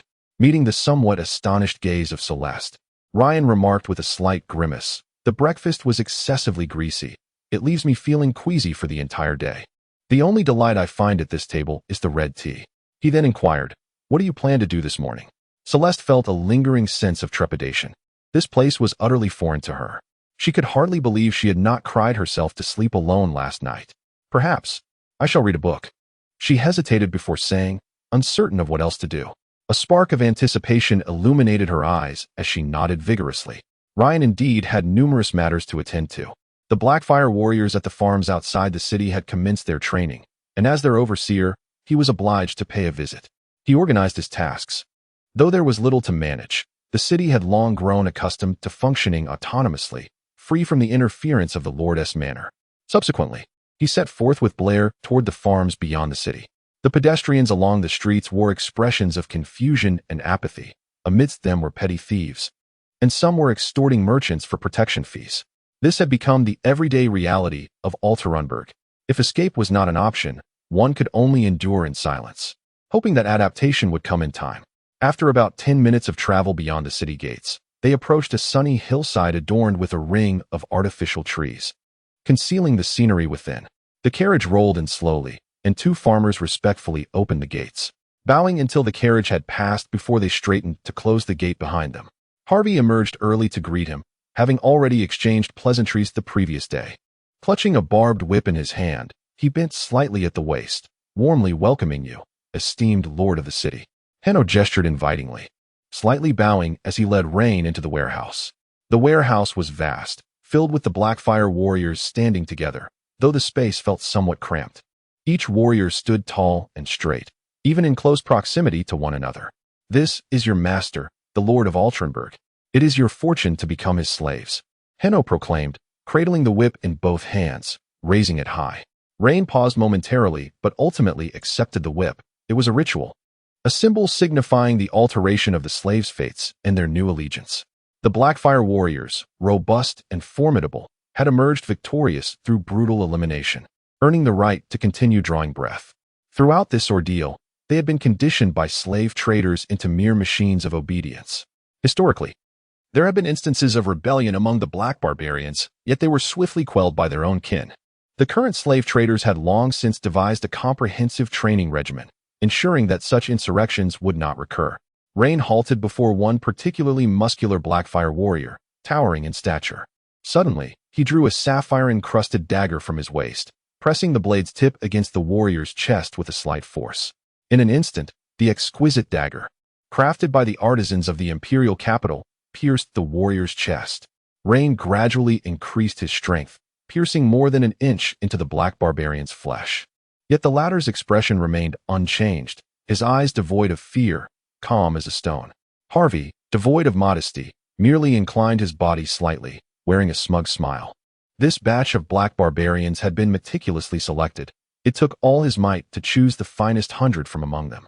It could be said that these 100 Blackfire warriors, if unleashed, could withstand 3 times their number or even more of the Imperial army, and emerge victorious with remarkable ease. Raine's thoughts began to shift gradually. Initially, he was reluctant to use black barbarians as the foundation of his enterprise, primarily due to their lowly status. The social hierarchy of the continent was stratified from top to bottom into noble, privileged, citizen, free, lowly, and slave classes. Among the slaves, there existed 2 categories, the castrated and the uncastrated. The uncastrated were considered a rank above the castrated, rendering these Blackfire warriors, who had been castrated, the lowest of the low. Even ordinary slaves would look down upon them. Employing such individuals would diminish his own stature, whether slave warriors or imperial soldiers. They were ultimately expendable. Why bother distinguishing between high and low? Raine shot a sidelong glance at Harvey and commanded, "Procure 500 more Blackfire warriors for me, similar to these, but ensure they are uncastrated."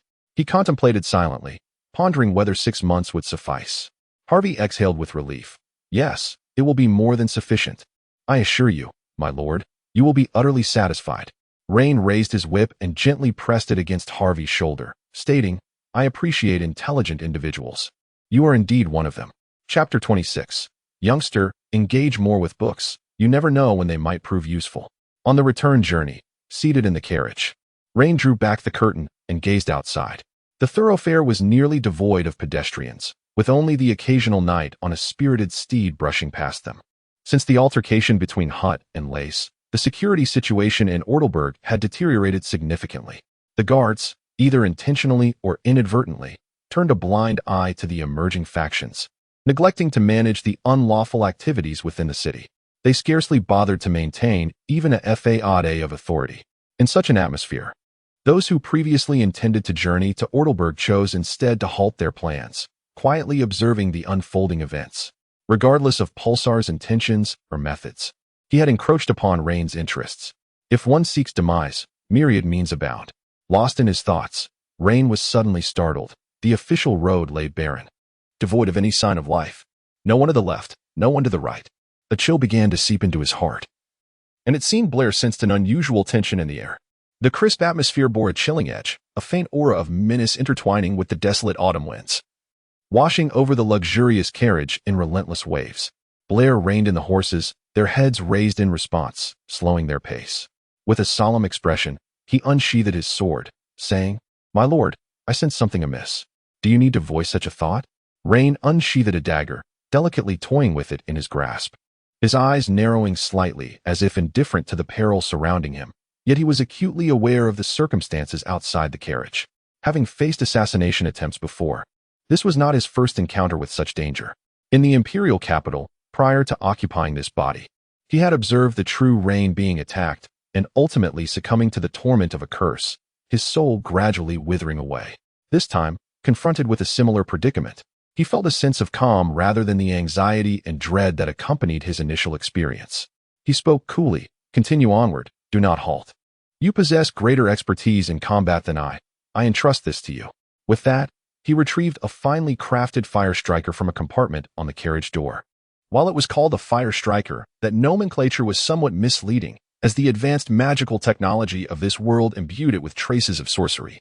The moment this exquisite cylindrical fire striker was ignited, a meticulously carved magma eruption magic array would activate, producing an effect akin to a tongue of flame.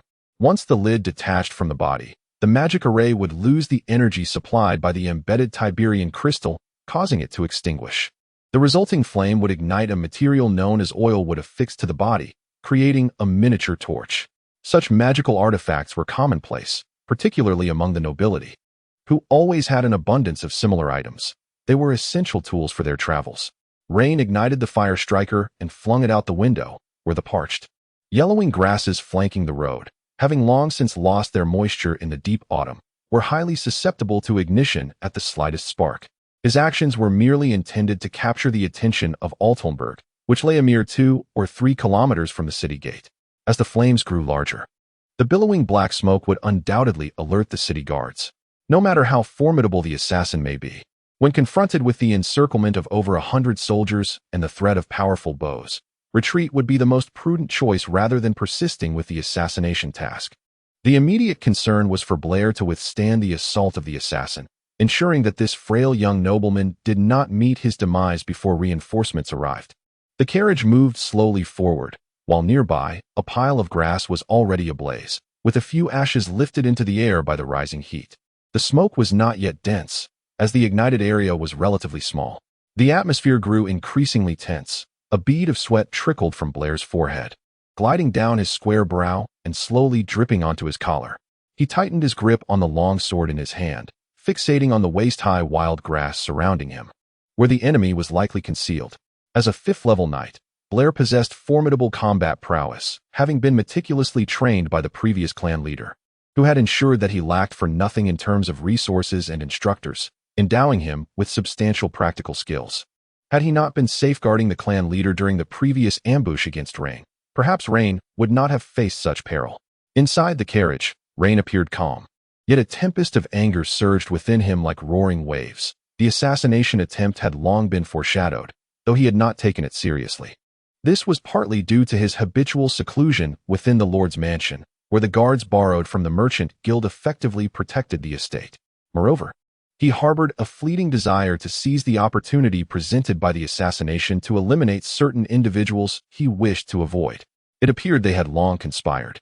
The assassin was likely already lurking within the city, awaiting the perfect moment. How careless he had been.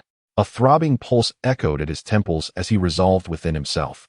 It is often said that the signs of great wealth should not linger in perilous places.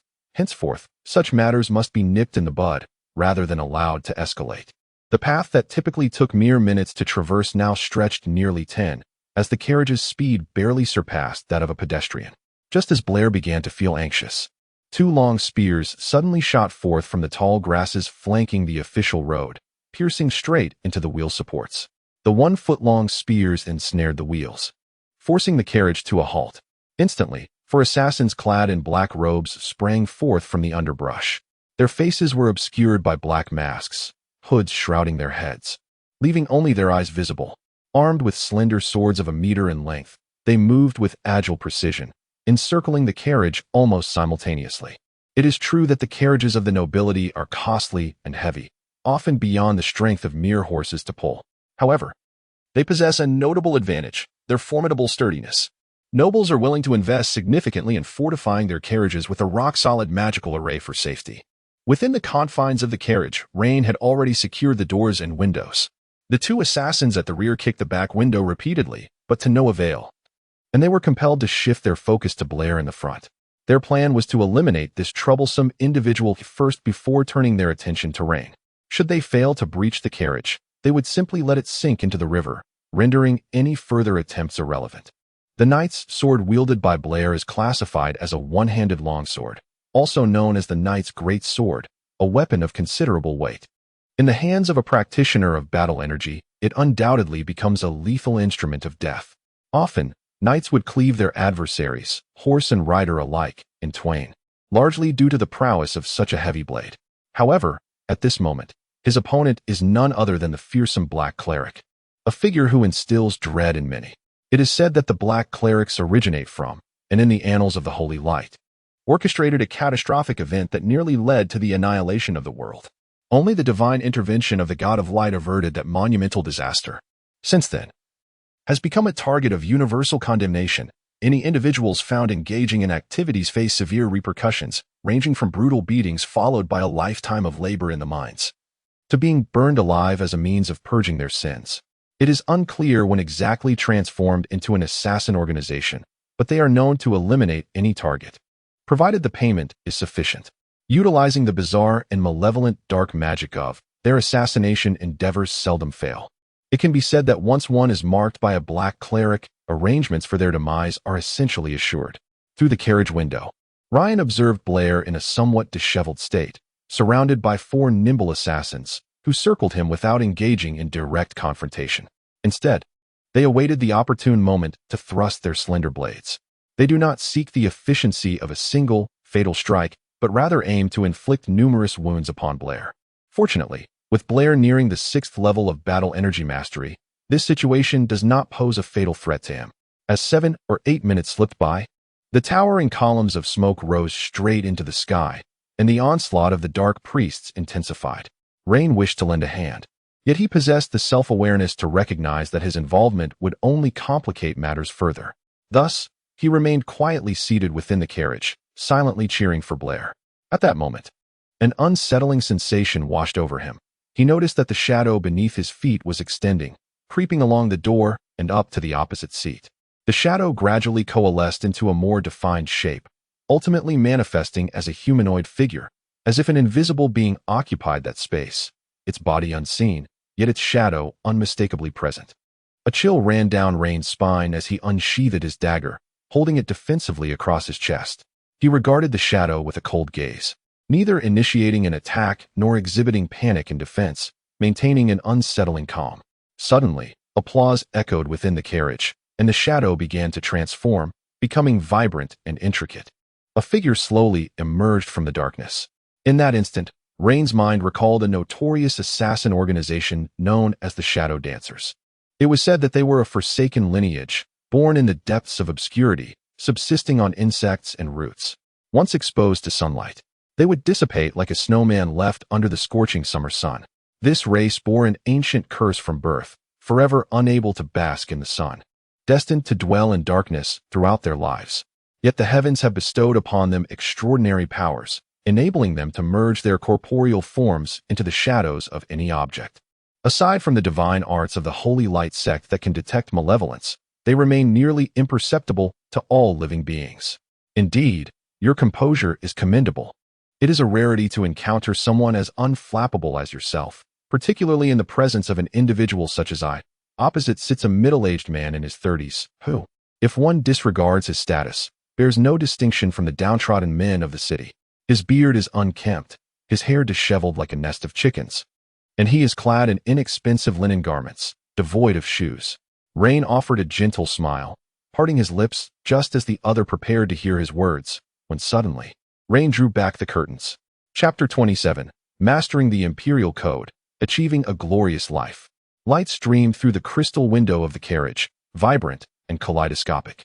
Nobles are fond of resplendent hues. The crystal glass of the window is meticulously polished by the artisans of the imperial capital, refracting light into a dazzling array through angles that do not hinder visibility. Forsaken and cursed by the divine, they have dwelled in darkness for millennia, embracing it, fearing it, becoming one with it. The shadow dancer gazed at his arm, where shadows writhed feverishly upon the torn skin, and burn-like scars gradually healed. From his bosom, he retrieved a petite hand crossbow, glimmering with a metallic sheen. The bolts, no longer than the span of a hand, lay quietly nestled in the crossbow's groove. A tingling sensation coursed through Ryan's scalp, as he found himself in this relatively confined space with no refuge. He gripped the dagger in his right hand and swung his arm with vigor, the keen blade slicing through the sunlight, creating a fleeting shimmer of silver. The man raised his hand and effortlessly seized Ryan's wrist, his demeanor as tranquil as if he were engaged in a mundane task. Even though the young man before him was a golden aristocrat of the Orlando Empire, he lifted his left hand, the arrowhead of the crossbow rendered matte, devoid of any reflective light, inducing a sense of dread akin to confronting a venomous scorpion. Just as he prepared to pull the trigger to fulfill this mission, a glimmer in his peripheral vision caught his eye, the bronze ring adorning Ryan's index finger. Outside the carriage, the black clerics, who had long since lost their patience, felt the passage of time weigh heavily upon them, and a subtle unrest began to stir in the near distance. Should they fail to subdue this night, the assassination would be deemed a failure. Failure itself was not to be feared. The black clerics had encountered numerous unsuccessful missions throughout their endeavors. What was truly alarming was that they had already startled the prey, which signified that future assassination attempts would be fraught with difficulties. Slow, blinding, weakening, fear. Each black cleric was adept in a particular form of curse, capable of debilitating their foes to the utmost degree. However, the more potent the curse, the greater the price required. After successfully cursing Blair, the gazes of the four black clerics dimmed, their eyes becoming clouded. A curse is a double-edged sword. They would truly prefer not to pay such a steep price unless absolutely necessary. As Blair found himself unable to wield that loathsome longsword any longer, his eyes lost focus and darted aimlessly, his trembling body recoiling in terror. The four dark clerics recognized the moment of opportunity. Their slender blades pierced Blair's flesh with precision, crimson blood oozing along the elongated steel. A grotesque expression contorted Blair's face, and a faint, almost imperceptible aura began to seep from his pores, startling the clerics. When they attempted to withdraw their swords, they found themselves unable to do so. An impending disaster loomed. Seasoned fighters, they promptly released their grips, yet as one staggered backward, Blair erupted into a furious roar, sending ripples through the very air. The clerics felt as though they lost all control, rooted to the spot. In an instant, a brilliant flash of light erupted from the sword, rendering the world devoid of color. The only thing visible to the clerics was the slowly advancing blade that they could not evade. The brilliance flared abruptly and ceased just as swiftly, and clarity returned to Blair's eyes. He stood still, savoring the moment. Gradually, he lifted the sword, forcefully shaking it to dislodge the remnants of blood that fell to the ground, scattering dust and leaving behind a few blood droplets enveloped in the haze. From within his garments, he produced a piece of black flamed sheepskin, tenderly caressing the blade as if it were a beloved skin, meticulously wiping it inch by inch. In that moment, his focus was solely on his longsword, oblivious to the four dark clerics beside him. Their eyes slowly faded of color, their bodies parting at the waist, blood splattering forth like exquisite flowers blooming under the brilliant sun, displaying the most dazzling beauty.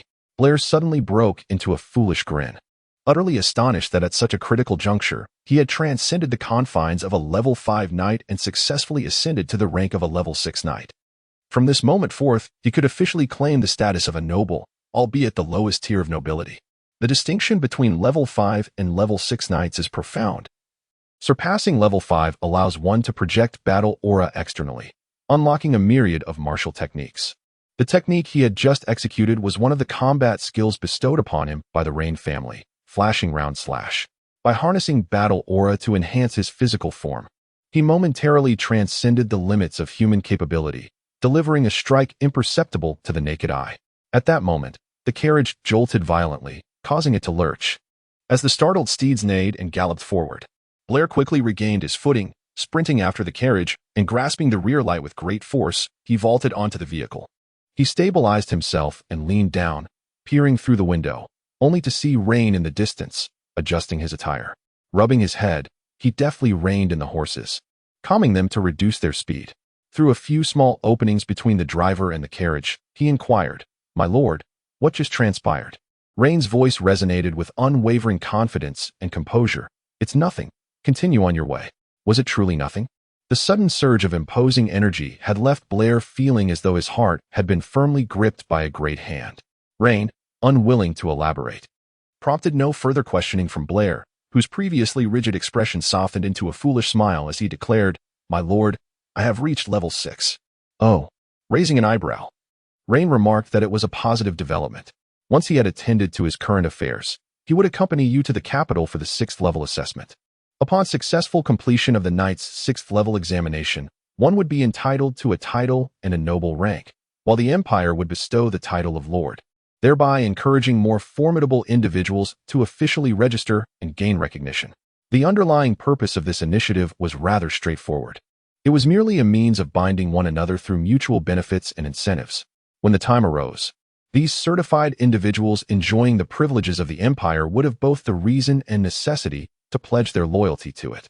The journey remained silent until the carriage reached the gates of Altrenberg, where several soldiers obstructed its passage, demanding that the occupants disembark for inspection. Raine drew aside the dark curtain of the window and stole a glance outside. The soldiers, seemingly in a provocative manner, raised their chins, disregarding Raine's attempt at recognition. Having recently survived an assassination attempt, Raine's fury simmered within him like a volcano, though it was momentarily subdued by his reason. At this juncture, confronted by their taunts, he could no longer contain himself. He opened the carriage door and stepped down, his visage adorned with a smile as warm as spring's embrace. His hands rested at his sides, while his right forearm was slightly raised, resting upon his waist, exuding an air of noble demeanor and cultivated grace. Blair, filled with indignation, cursed vehemently beside Raine, exclaiming that these wretched dogs dared to halt the carriage of the lord of the city. Did they seek death? A few soldiers entered the carriage and rummaged through its contents, one of them audibly spitting to express his disdain, clearly intent on humiliating Raine. Upon their descent, one soldier pointed at Blair and questioned, "Why do you bear wounds? Have you been up to some mischief?" He pulled out a pair of white gloves made from orca skin from his pocket and tossed them onto the ground. Several soldiers stared in bewilderment at the gloves, worth several years of their wages, unsure of what the Lord was doing. However, Blair broke into a sinister grin. According to the Orlando Empire Code, when a noble issues a duel challenge to a commoner, the commoner cannot refuse. With a sharp sound, Blair drew his long sword and held it firmly. "Draw your sword. You wretched dogs." The soldiers were genuinely taken aback. Their actions were not born of intention. Who would dare provoke a noble like their lord? It was akin to an old man consuming poison, seeking a premature end, but with orders from above. And given that these ruffians had grown accustomed to their dominance in Altrin Fortress, they were not particularly fearful. With someone backing them, they had decided to annoy Raine. Furthermore, they could find no fault in their actions. With smoke rising in the distance, their behavior was merely a precaution against anyone impersonating the Lord to infiltrate the city. Even the most meticulous scrutiny could not find them at fault. Yet they had not anticipated that this lord would play by his own rules. How could he simply toss down a glove? Kent, who had been hiding in the gate's shadow, hurriedly emerged with a foolish grin plastered across his face. "Oh dear. A misunderstanding, my lord." Chapter 28. The war of factions began the moment the first step was taken. Raine cast a glance at Kent, a cold smirk playing at the corners of his mouth, with mockery and disdain in his eyes that pierced Kent like a tangible blade. Kent, with a carefree demeanor, stood to the side, nodding eagerly. "My lord, you have misunderstood them. Just a moment ago, we spotted a plume of smoke in the distance and feared there might be a band of robbers attacking travelers. As you know, the region around Altrenberg is connected to the Weimar corridor, where bandits abound in the mountains. They occasionally venture out to assault villages and towns. I immediately arranged for soldiers to guard the city and prepare for a potential siege. Their actions were also under my orders. I truly cannot afford to let those robbers inside. Should they trick us into opening the city gates, the consequences would be dire." As Kent explained, he exchanged glances with a few soldiers who, familiar with his cues, promptly stepped back, seeking an exit. However, Raine turned his gaze toward Blair. "From the moment your ancestor pledged eternal loyalty to the House of the Golden Thorn, he has never taken a step back, be it against the Kedar or the Holy Empire." Blair trembled slightly, his eyes sharpening. In this realm, ancestors and the sacred are inviolable and beyond question. A person may lack faith, may be devoid of moral constraints, and may commit the gravest of sins. Yet, when one swears an oath in the name of their forebears, regardless of how wretched they may be, that vow remains trustworthy. Blair's ancestor swore unwavering allegiance to the House of the Golden Thorn, vowing to draw his sword in defense of its glory against the sacred and for the House of the Golden Thorn. He was willing to sacrifice his life to uphold his oath. Now, As Rein faces humiliation, he must adhere to and fulfill the oaths sworn by his ancestors. Kent's smile faltered. A fleeting glimmer of fierce determination flashed in his eyes, then quickly concealed. He awkwardly rubbed his stomach and stammered, "What is the necessity of this?" Rein let out a cold laugh. "What? Do you desire a mere handcuff?" Kent's face instantly flushed crimson, and he fell silent, stammering. As an officer of the city defense forces, he was naturally well versed in the imperial code. According to this code, a challenge to duel from a high-ranking noble cannot be declined. Within the Orlando Empire, the golden nobility represents the apex of the ruling class. This noble class possesses the greatest privileges and can easily dispatch their vassals to fight in their stead. Kent considered himself a warrior, yet in comparison to a fifth-level knight, he was no more than a child. Several soldiers finally realized the dire situation and shouted, "We are soldiers of the Empire. You have no authority to do this." Blair remained silent, drawing his sword to sever 3 long spears with a single strike, blood splattering across his face. Wiping it away carelessly, he pursued the 2 soldiers who had dashed into the city gate. This battle was grossly unequal. Almost the moment it began, it was already over. Rein's smile diminished slightly as he nodded and asked, "Blair, what is the language of the Golden Thorns?" Blair bowed his head and proclaimed loudly, "Only the thorns watered by blood can halt one's progress." At the city gate, a multitude of Oltenburg citizens gathered atop the city wall. Their expressions a tapestry of emotions. Some remained silent, others radiated exuberance, while a few displayed indignation. Yet, to Rein, all of this was utterly meaningless. Nobility has never been something to earn the respect of the common folk. Rather, it exists to instill fear. A benevolent and exemplary noble may garner admiration from the populace, but any noble perched atop the imperial hierarchy is devoid of mercy. Amidst the political machinations fraught with peril, the conflicts among the great nobility exact a toll far greater than mere lives lost. Today, the true visage of the Golden Thorn has finally been revealed, serving as a stark reminder that the dignity of the nobility is not to be sullied. After a harrowing round of assassination attempts, Rein felt mentally exhausted. Though Blair's injuries were not severe, he required ample rest. For safety's sake, Rein instructed the Merchant Guild to deploy an additional 50 capable guards to safeguard every corner of the Lord's manor. He pondered his own leniency, realizing he had been too merciful, merely intent on following the plan, while others showed no inclination to adhere to the rules. Very well then, let everyone rely on their own wits. They should not blame me for my ruthlessness. Sipping from his teacup, he savored a mouthful of black tea and let out a long sigh of relief. Silas sat quietly beside him, engrossed in a hefty tome. Rein felt the tumult of his emotions gradually settle, and as he closed his eyes, his breaths deepened, leading him gently into slumber. This deep sleep persisted until dusk, and upon awakening, he found himself in bed, with Silas perched at the bedside, her small mouth slightly agape, oblivious to the drool that had dampened her arm. Startled by Rein's actions, Celeste slowly lifted her head, her gaze gradually sharpening as she stared blankly at the small wet spot on her arm and the bed linens. Her face flushed a deep crimson. In a flustered state, she attempted to articulate something, but her words dissolved into quiet sobs. How embarrassing it was to have drooled so much in front of her husband.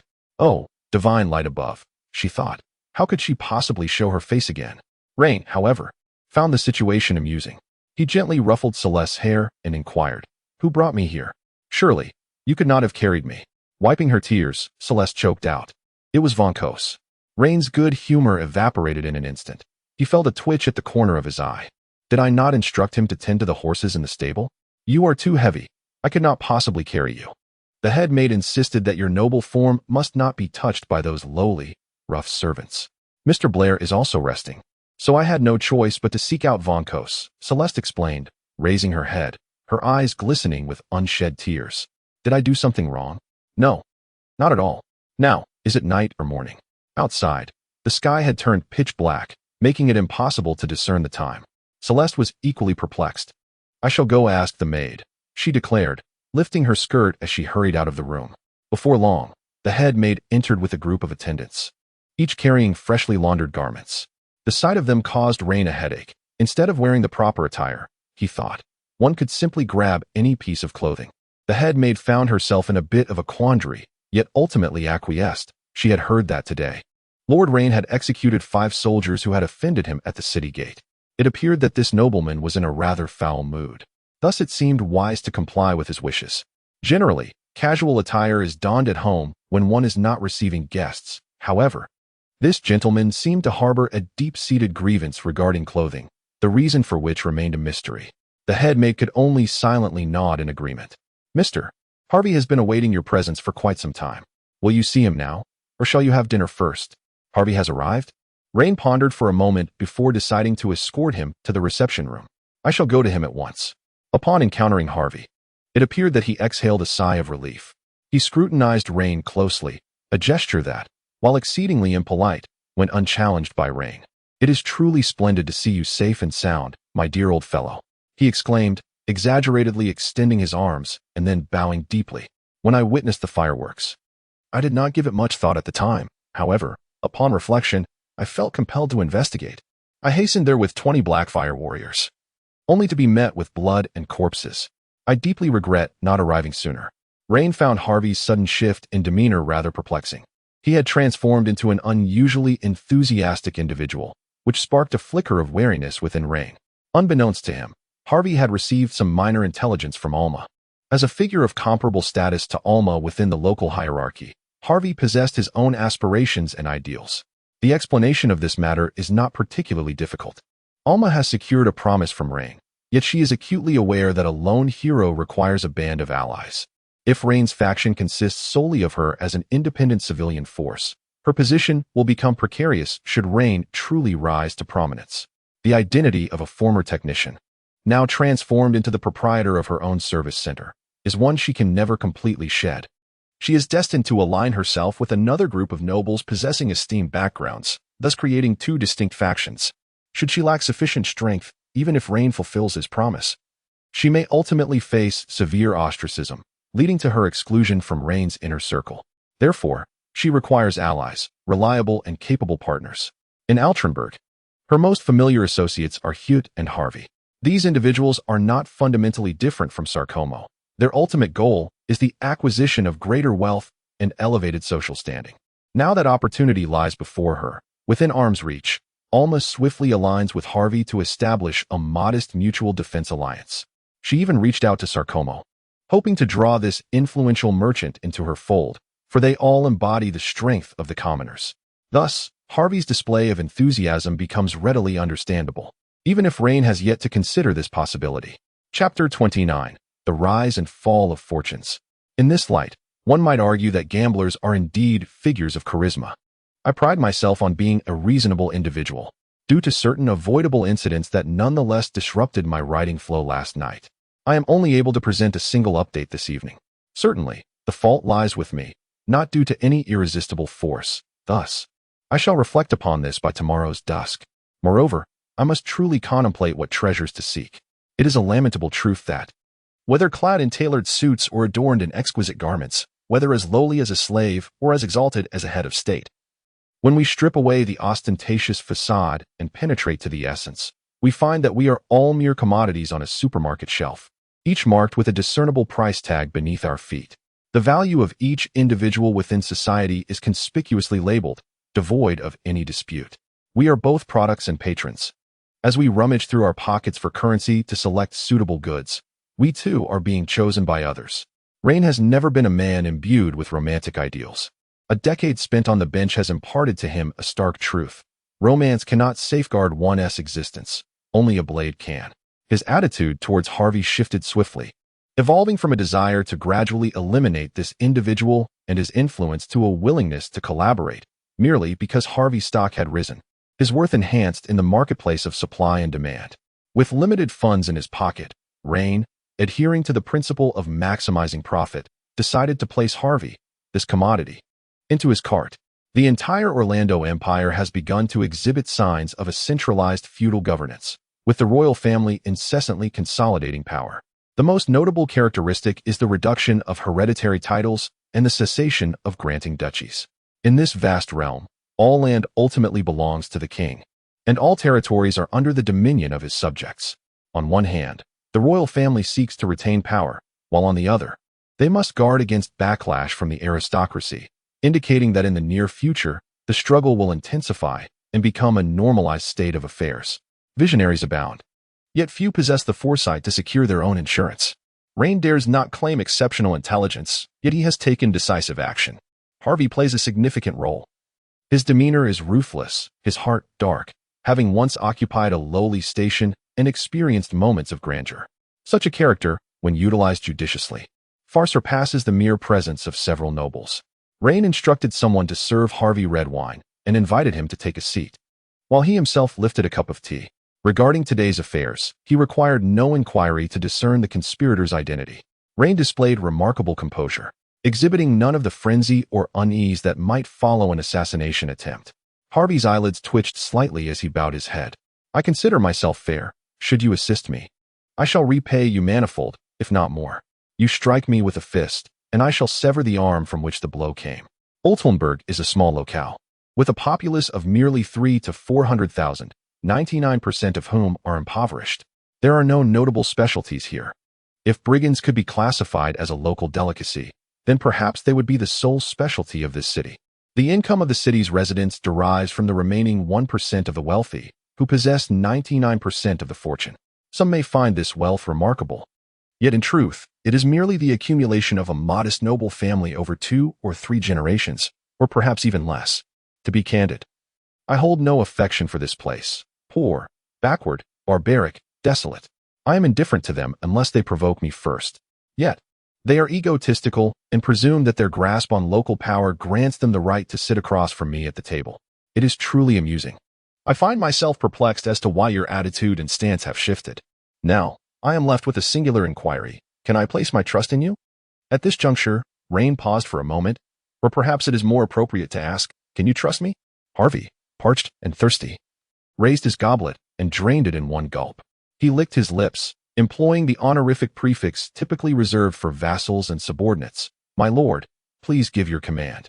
Raine's expression gradually turned serious. He pressed his lips together and remarked, "I have heard that several casinos in the southern district have shares held by Kent and others. I require these establishments to encounter some minor troubles they cannot resolve on their own, necessitating the involvement of the city defense forces and the security team. In 3 days, I want chaos to ensue within the casinos." After bidding farewell to Harvey, Raine summoned Blair. In this recent assassination attempt, Blair played a pivotal role, detaining 4 adept practitioners of curses, thereby saving Raine. Consequently, Raine afforded him a measure of respect and an elevated status. When Blair arrived, he was still wrapped in bandages, for slender swords having pierced his flesh without damaging his internal organs, firmly held by muscle. However, such injuries are not trivial. The tearing of muscle necessitates at least 20 days of recuperation for recovery. He approached at a deliberate pace, each step imbued with strength. Raine regarded him for a considerable time before a smile crept onto his face. "I sincerely apologize. I possess few capable individuals, and even fewer whom I can trust. Thus, despite your injuries, this matter still requires your attention." Blair did not indulge in arrogance. Instead, he patted his chest to express his stance. Raine retrieved a roll of paper sealed with oil clay from his sleeve and handed it over to Sarcomo, who would orchestrate the forthcoming matters. "It may present some challenges, yet I am confident you can accomplish it. The casino in the southern district has long been one of the 2 major money pits of Altrinburg, the other being the technician service center run by Sister Alma. Here, daily transactions amount to dozens, if not hundreds, of gold coins, with a portion ultimately becoming profit, divided among the shadowy proprietors. To ensure the smooth operation of these casinos, the underground forces of Altrinburg have collectively endeavored to maintain their safety and stability. Unless unforeseen circumstances arise, it is likely that these casinos will continue to operate in the same manner for years, even decades to come. However, the deaths of Hutt and Lace signify that a portion of funds has become unclaimed, leading to fierce disputes among several behind-the-scenes bosses. Yet, in their quest to sustain the casino, they have exercised a degree of restraint. Suddenly, the office door was thrust open. The small boss was not at all surprised, as these desperate gamblers had never grasped the concepts of courtesy and politeness. Merely refraining from kicking the door was commendable. The newcomer was familiar to him, a regular patron of the casino. He greeted him warmly, inquiring about his luck that evening. The gambler spat disdainfully onto the floor, defiantly turned sideways, and with a sidelong glance at the small boss, replied, "What else could it be? Why else would I be standing here? What a ghastly countenance you wear. The small-time boss appeared unfazed. Such individuals invariably believe that their losses are attributable to the casino's underhanded dealings, yet they remain irresistibly drawn to gamble. Directing their frustrations solely towards the casino staff, he surveyed the gambler, grasping a palm-sized gray cloth pouch from the table, weighing it in his hand 10 silver coins. Would this suffice? The tragedies of shattered families were, in his eyes, merely transactions to be managed. Soon enough, he set the matter aside, contemplating the interests and principal on the ledger, alongside profits and expenditures. After an hour or two, the small-time boss straightened his back, giving his shoulders a firm thump, and shifted his discomfort posterior when the office door was once again thrust open. It was the same man, his eyes bloodshot, his collar torn, revealing a tuft of yellowed chest hair. He gasped for breath, exclaiming loudly, "Give me another 10, quickly." The small-time boss furrowed his brow. The casino's rules were stringent, forbidding the lending of amounts exceeding one's repayment capacity to mitigate potential losses. He glanced at the ledger and replied, "You ought to take a breather. You have already borrowed 10 silver coins, and I must inform you, this is no trifling sum." After a moment's consideration, he added, "You have 5 days to repay. You are well aware of the consequences should you exceed this time frame." He once more retrieved a pouch filled with coins, holding it in his hand. Enough of this prattle. The gambler snatched it away and bolted out. The small-time boss shook his head. Another household would soon be lost to Ort Lundberg. What a lamentable sight. Chapter 30. Money is a wonderful thing. Alas, not everyone has abundance after a deep slumber. One often finds the labor of physical toil to be quite taxing. It is all too common to miss the blaring alarm.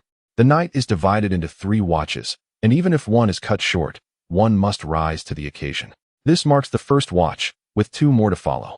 Suddenly, the clamor within the casino fell into an eerie silence, as all present held their breath, their fervent gazes fixated on the 3 dice held by the dealer. With a gentle flick of the wrist, the dealer sent the dice spiraling, and in an instant, a cacophony of shouts, each infused with various accents, erupted, nearly shattering the ceiling. Each individual's heart raced in tandem with the tumbling dice, their voices hoarse from fervently calling out their desired numbers, as if such incantations could invoke some arcane magic. This was merely a modest gambling establishment, devoid of lavish private rooms or sophisticated games. The sole gaming table, an expansive C-shaped structure measuring over 10 meters in length and 4 meters in width, dominated the space. With the dealer positioned at its center, gamblers had a plethora of options to wager upon, with intricate point systems and diverse combinations offering high stakes. However, many less skilled players opted for the simplicity of betting on red or black, or on high or low. The surface of the table was cluttered with an array of copper coins, exuding various odors, greasy and unappetizing, occasionally glinting with the presence of a silver coin amidst the copper. The dealer maintained a serene smile, though in truth, he was but an apprentice in the arcane arts, having mastered only the spell of the charging hand. Once a premier dealer at the Capital S Casino, he had fallen from grace after conspiring with a few friends in a scheme to defraud the establishment, only to be discovered and nearly face dire consequences.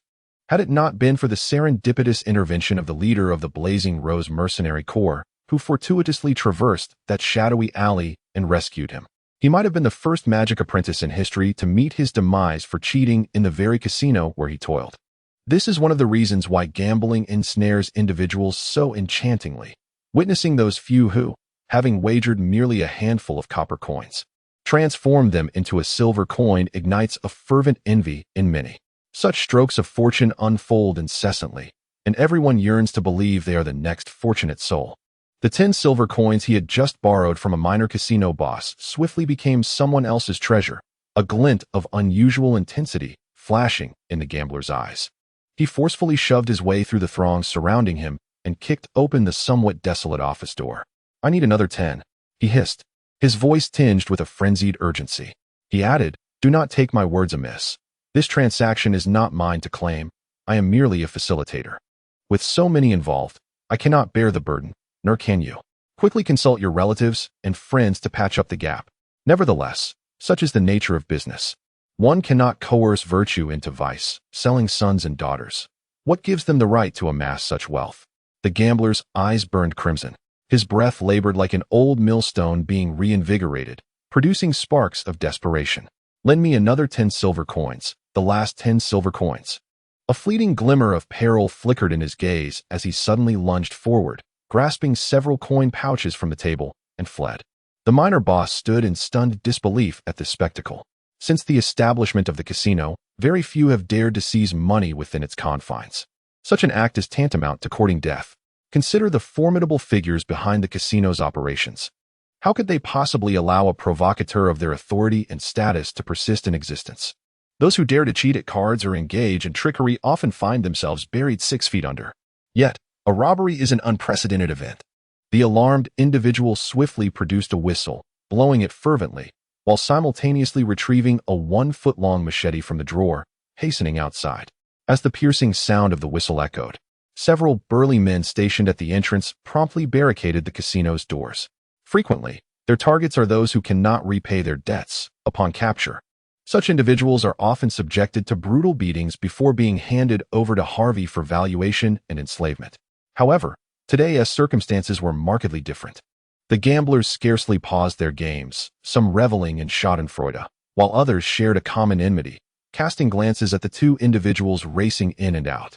Rather than fleeing towards the exit, one dashed towards the gaming table. The dealer sensed an oddity, and in that moment, the man seized the bottom of a money bag, vigorously flinging it. Dozens of enticing silver coins soared into the air, cascading down onto the gaming table. Even the most naive bystander could discern that this was a deliberate disturbance. The small-time leader's expression shifted abruptly. The concepts of robbery and disorder were entirely distinct. He raised his knife, aiming for the individual before him, who momentarily paused, crouched, and then unexpectedly charged back. In the midst of the small leader's incredulous and horrified gaze, a knife plunged into his abdomen. Concurrently, someone shouted, "Run!" Those who seized the silver coins swiftly realized their fortune, scooping a handful of copper and silver coins into their garments, heads bowed as they surged toward the exit. In an instant, the casino erupted into chaos. Humanity's inherent greed was laid bare as a gambler, shoving aside the exhausted underling, burst into the unlatched office. Emerging with 2 bulging bags of money, the atmosphere crackled with an unseen force, as if something within that office beckoned them. The casino's enforcers, who attempted to stem the tide and secure the office, quickly became the targets of ire. Each gambler was consumed by a fervent belief. This was yet another gamble, wagering against the casino's ability to capture them, betting their very lives and desires. The handful of brash enforcers, accustomed to displaying their might, found themselves outnumbered by the determined throng of gamblers. They sought to impede the frenzy, attempting to instill fear through their usual intimidation tactics, until one among them clutched their stomach and collapsed. Outside the casino, Harvey ignited a smoke block rolled from the leaves of a fruit tree, grinning as he gazed at the burgeoning scuffle, proudly flicking away the ash. This entire spectacle was orchestrated by him, and the gambler was handpicked from his ranks. For a slave trader like Harvey, finding a scapegoat was a trivial endeavor. Soon, the street patrol began to sound their whistles, the cacophony merging into a singular note. The moment the word "dead" echoed through the air, the guards wielding clubs halted in their tracks. The distinction between life and death was stark. In the absence of a fatality, they were merely confronted with a rabble of unruly commoners. However, once a life is lost, these lowly individuals, who were once their targets for bullying, swiftly transform into a mob. This is Altarunberg, who steps outside without a blade or something similar on their person. Chapter 31. The most absurd death ever recorded. A resplendent miracle. It's the second update. Is there anyone quick enough? There is one more to come. A man who keeps his word is the epitome of manliness. The leader of the Fiery Rose Mercenary Corps, a rather effeminate-looking man named Cooper, is said to have noble ancestry, but his lineage was stripped of its title after aligning with the wrong side, relegating them to the status of an ordinary family. Following the loss of glory and rank, Cooper's family swiftly declined, becoming a target for various factions eager to exploit their vulnerability and perceived wealth. When several armed subordinates burst into his residence, his hand instinctively found the hilt of his sword, his body slightly angled in a defensive stance. His narrowed eyes concealed his true emotions, revealing only his unwavering, enigmatic smile. He surveyed the intruders before calmly inquiring, "What's the matter? Why the fluster? If others didn't know better, they might think you're staging a rebellion." The intruders immediately trembled, sheathing their swords as Cooper discreetly relaxed his posture. Yet his grip on the sword hilt remained steadfast. "Boss, the casino has been raided." This declaration was far from baseless. in the aftermath of Hewitt's demise. The territory he left behind has erupted into chaos, with numerous small factions already embroiled in conflict. In the past, they were oppressed by Hewitt, resembling beasts in despair, yearning for light, yet finding none, ultimately succumbing to his lewd tyranny. Upon Hewitt's demise, they instantly welcomed the dawn. Such a significant shift in power transpires only once every decade, or even several decades. Failing to seize this opportunity would condemn them to a life languishing in the sewers, gradually wasting away. A few were taken aback, and one inquired, "Boss, shall we simply watch this unfold?" It was well known that their share in the casino was the largest. If they did not act now, would it not allow others to rise above them? These gang factions, driven by a thirst for wealth, were equally concerned with maintaining their feudo, or as one might elegantly phrase it, their status. The preservation of this dignity necessitated not only financial resources, but also brute force. People often fear the invincible myths, not daring to entertain thoughts of rebellion. However, when someone dares to challenge that power and emerges unscathed, it ignites a restless yearning in the hearts of others. Cooper smiled gently, shaking his head, embodying the composure expected of nobility, never revealing anxiety or panic upon his countenance. He explained in a measured tone, "The newly appointed lord of the city is quite a remarkable individual, possessing formidable skills. Were it not for President Sarkomo's intervention, Bart and Kuma would now be akin to the deceased. With such chaos erupting in the casino, we must avoid drawing attention to ourselves. Are there not others with stakes in the casino? If we refrain from action, they will inevitably make their move." Cooper observed with keen clarity that although he was not the most formidable mercenary leader in Altrenburg, he considered himself the most astute. The newly appointed lord, Rein, was evidently no ordinary individual. Every gesture he made was laden with significance. How had Hutt met his demise? What had befallen Les? Cooper did not believe his capabilities surpassed those of the two esteemed figures who preceded him.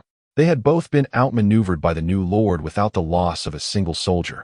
Was it not folly for him, with his modest strength, to think he could fare any better? Moreover, he sensed that today's events were far from simple. Just days ago, the lord had narrowly escaped an assassination attempt, and now chaos erupted in the casino. To assert there was no connection between these incidents would compel him to gouge out his own eyes and consume them. "Now, everyone, remain composed. Should anyone dare to act recklessly," he sneered, his voice dripping with menace, "I shall show no mercy. One life lost is preferable to the entire mercenary band perishing." His subordinates exchanged glances, uncertain and candidly bewildered. Yet, their deep-seated admiration and trepidation for their leader's sagacity compelled them to feign understanding. Is it not simple? Just restrain the lower ranks. Prevent them from taking to the streets. Surely that is not a daunting task. After several departed, Cooper stroked his smooth chin, a sinister grin spreading across his face. He was convinced this was undoubtedly a trap. It remained to be seen who would fall prey this time. Perhaps there would be no Salcomos to disrupt the unfolding drama, leaving the city even more desolate. Upon receiving the news from Persh, Kent was instantly consumed by fury. What nonsense was this about a golden aristocrat? He had already endured enough turmoil, having witnessed the beheading of several of his subordinates before his very eyes. Signs of dissent had begun to emerge within the city's defense forces. This world is starkly realistic. In the past, Kent's word was law, and none dared to challenge his authority. However, after he had delivered a resounding slap to Raine, those once restless souls had rekindled their rebellious spirits.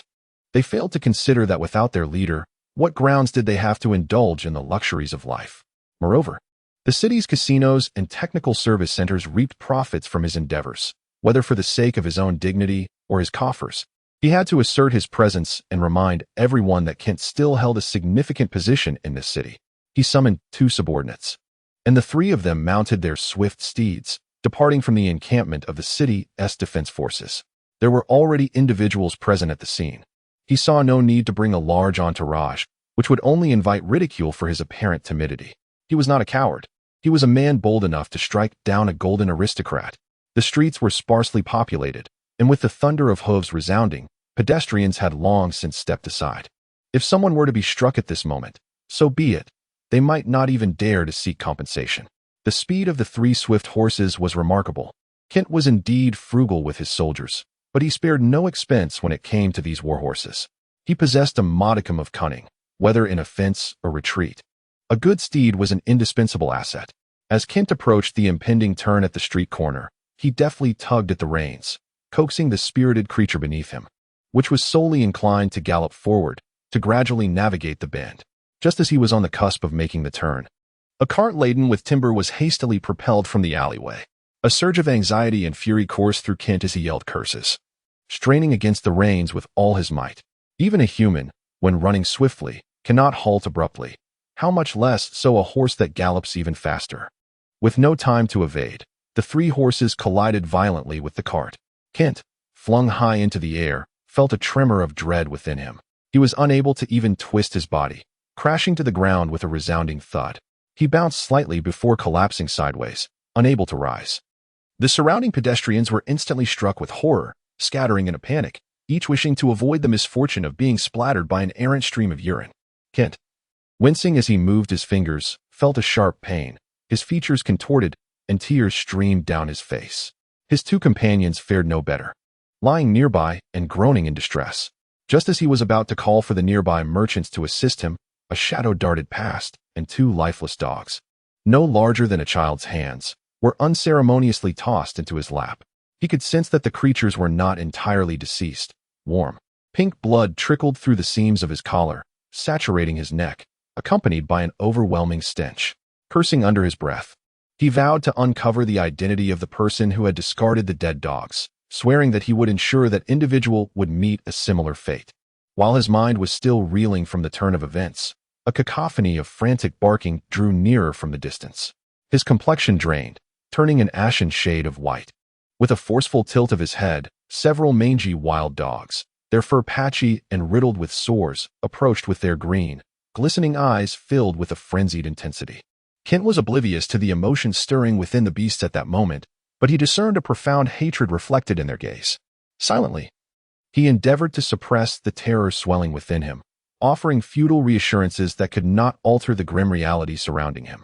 A hot, bristly tongue licked at his face, an odor so foul it was unbearable. The dogs were lapping at the blood on his cheeks, his chin, his neck, and even at the two lifeless pups nearby. Their expressions seemed to take on an unsettling human-like quality, shifting from shock and indignation to an overwhelming thirst for vengeance. The yellowed fangs, glimmering ominously beneath their curled lips, made Kent shudder as if a horn had been sounded. One large dog clamped down on his neck, and he felt as though it might sever his head entirely. Breathing became increasingly laborious, his complexion turning a ghastly hue.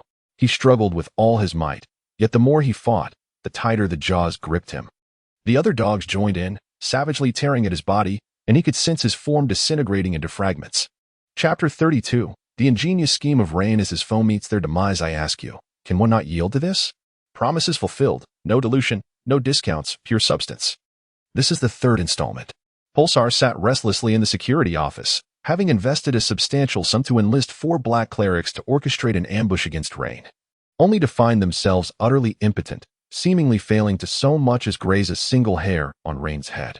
To claim he was not infuriated would be a blatant untruth, for he had spent 50 gold coins, only to find it utterly futile, losing not only that but incurring further losses. The mercenaries are notoriously driven solely by monetary gain, responding only when compensated, utterly devoid of any sense of responsibility akin to that of true assassins. This behavior is undoubtedly correlated with their success rate and the ramifications of their brazen methods. However, none anticipated that Blair, the lackey of Raine, would successfully ensure Rein's safety, a development that is profoundly exasperating. News of the incident at the casino reached them swiftly. Upon learning of it, Perce immediately instructed his associates to inform Kent. At this juncture, it would be disingenuous for Perce to claim he felt no regret or fear. He had witnessed the events unfold at the city gate and understood implicitly that Rein must have perceived the threat, recognizing that they were behind it. Consequently, Perce was reluctant to expose himself, admitting he feared retribution from Rein. Unlike Kent, he was acutely aware that Altrenberg legally remained under royal jurisdiction, with Rein merely serving as an employee of the crown, tasked with overseeing the city. Thus, Rein's authority could not rival that of the lords who wielded absolute power over their domains. While Rein had the capacity to appoint or dismiss the captain of the guard, he could not arbitrarily remove military officers without seeking approval from the capital, where the military authority of Bell City would dictate such decisions. Therefore, Perce entrusted this matter to Kent, ensuring that Raine could not pinpoint any errors on his part, as it would be unreasonable to dismiss the captain of a city guard without just cause, even for a noble. Moreover, he was not without allies, who could potentially advocate on his behalf. Kent is of no consequence. After all, Raine cannot do anything to him. The application for transfer and dismissal orders cannot be processed overnight, so let him bear the burden. However, he felt increasingly uneasy, sensing that something unusual was quietly brewing. His eyelids twitched incessantly, as if foretelling some significant event. As he paced restlessly, a member of the security team rushed in, panting heavily, hands on his knees, gasping for breath. "Boss, it's bad news. Kent, he is dead." Pulsar sprang to his feet, striding towards the security officer, grasping his collar and lifting him off the ground. The officer immediately trembled. No one in the security team was unafraid of Pulsar. On one hand, they feared his connections with those in power, and on the other, his stern demeanor and perpetually serious expression instilled an inexplicable terror. "Repeat that, and do so carefully. If you make a single mistake, I will end you." Pulsar threatened his subordinate, while simultaneously feeling intimidated by the lord seated in the lord's mansion. How could Kent possibly be dead? How did he meet his demise? Was it the lord's doing? Am I next? How will he deal with me? Assassination or some other means? A series of unanswered questions began to consume his sanity, and the security officer dared not feign indifference. With a sudden intake of breath, he spoke rapidly and clearly, revealing that several individuals had perished at the casino. The city guard had already regained control of the situation. When Boss Kent rode to the scene, he collided with a cart on Madu Street, tragically crushing 2 puppies in the process. Their parents, the wild dogs, mercilessly tore apart the incapacitated Kent, leaving him in a gruesome state, his neck broken and intestines strewn across the ground. Unconsciously, the grip on his subordinate's collar gradually loosened, and Perce, filled with disbelief, inquired, "Are you suggesting that Kent was killed by dogs?" Nodding in affirmation, Perce was rendered speechless. He released his hold, hesitated for a moment, and commanded, "Leave." After reseating himself, he propped his head on his hand and squinted in contemplation. Could it truly be that he was killed by dogs? It felt as though he were listening to a fantastical tale. Kent, of all people, had been slain by dogs. A sense of absurdity washed over him, mingled with a flutter of anxiety. How could it possibly be true that he was killed by dogs? He sprang to his feet, tucked the deposit certificate from the Bell Capital Bank into his coat, gathered his belongings, and immediately galloped out of the city. What a remarkable coincidence. A casino, which rarely saw trouble, suddenly erupted with chaos, and in broad daylight, there had been a murder. Kent had just ridden out when he collided with a carriage, inadvertently leading to the death of 2 puppies, and then avenged by wild dogs. Such absurdity could not be found even in chivalric tales or legendary stories. All the coincidences converging together clearly bore the marks of manipulation. Perhaps Kent had been murdered, and the blame artfully placed upon the dogs. This city was no longer a safe haven. The individual within the Lord's manor is truly ruthless, even more so than the people of Oltonburg, devoid of any semblance of noble decorum, and brazenly resorting to lethal measures without a sound. Today it is Kent, and tomorrow it could very well be Pulleys. For the sake of his own life, it would be wise to depart. After all, with money in his pocket, where could he not find comfort? Kent's family resides in the capital, and this city is far too chaotic for his peace of mind regarding their safety. Without informing a soul, he embarked on his journey, traveling light and swiftly. Upon exiting the city gates, he galloped furiously along the official road, intent on reaching the capital to retrieve his family before escaping this place, fleeing the province of Bell, and venturing to a more distant locale, a place where Rein cannot trace him. After approximately 10 minutes of frenzied riding, he encountered a large patch of charred earth by the roadside, and a flicker of emotion crossed the perpetually stoic face of Pulleys. Why had he not eliminated Rein back then? Those inept fools who took his money yet failed to deliver. In a moment of distraction, his peripheral vision caught sight of an individual standing on the thoroughfare. He did not pull on the reins to halt, but instead drove his spurs into the flanks of his steed with fervor. At this moment, every rustle of the wind instilled a sense of dread within him. The horse, stung by the sharp pain, neighed in protest and accelerated. The figure on the road stood against the sunlight, their features obscured. Pulleys furrowed his brow and unsheathed the sword hanging from his saddle. Almost simultaneously, the shadowy figure drew their sword as well, showing no sign of retreat in the face of the galloping steed. Beneath the sun, The polished sword gleamed like a mirror, casting a cold light. Suddenly, a shadow surged forth from the ground, and in a flash of steel, Purs glanced in stunned disbelief as a headless knight rode past him, galloping wildly on horseback. Before long, the body atop the steed swayed and collapsed onto the ground. Blair, grasping the severed head by its hair, spat a thick glob in the knight's direction, exclaiming in frustration, "Damn it, after waiting so long, you finally arrive." He let out a sharp whistle, and the warhorse, leisurely grazing in the distance, perked up its ears, immediately raising its head before racing towards Blair, nudging him with its muzzle. Warm, soft, and damp. The horse's tongue eagerly lapped at the blood on Blair's hand, the saltiness proving irresistible to the animal. After thoroughly cleaning the blood from Blair's hands and arms, it seemed intent on licking at that round object as well. "Get away. How can you be so unclean?" He pushed the horse's head aside, mounted up, and, with a firm tug on the reins, took off in the direction opposite the city gate. There was little cargo to carry back, merely 3 heavy boxes. Yet for the horse-drawn cart, it posed no burden. Before darkness enveloped the sky, they finally beheld the walls of Altrenburg, though today, the city appeared strangely different. Usually, the walls of Altrenburg remained unlit, but inexplicably, every light was ablaze today, and the city gate stood wide open. As Bartle pondered this peculiarity, a rider burst forth from the gates, charging directly towards him. Instantly, he unsheathed his sword, signaling his men to be on high alert. Only upon discerning the features of the individual did Bartus sheathe his sword. "Has a mere day passed for you to think of me so? You have journeyed from such a distance. Speak. What do you desire or intend to do?" Bartus is known for his ruthless demeanor towards outsiders. Yet he exhibits kindness towards his own. This is not merely a reflection of his character, but rather a testament to the numerous betrayals he has witnessed. Understanding the paramount importance of securing loyalty among his subordinates by providing them with the finest treatment, thus preventing any treachery from taking root. However, the words that followed left Bartus utterly speechless. Kint is dead, Persh is missing, and now the city is in utter turmoil.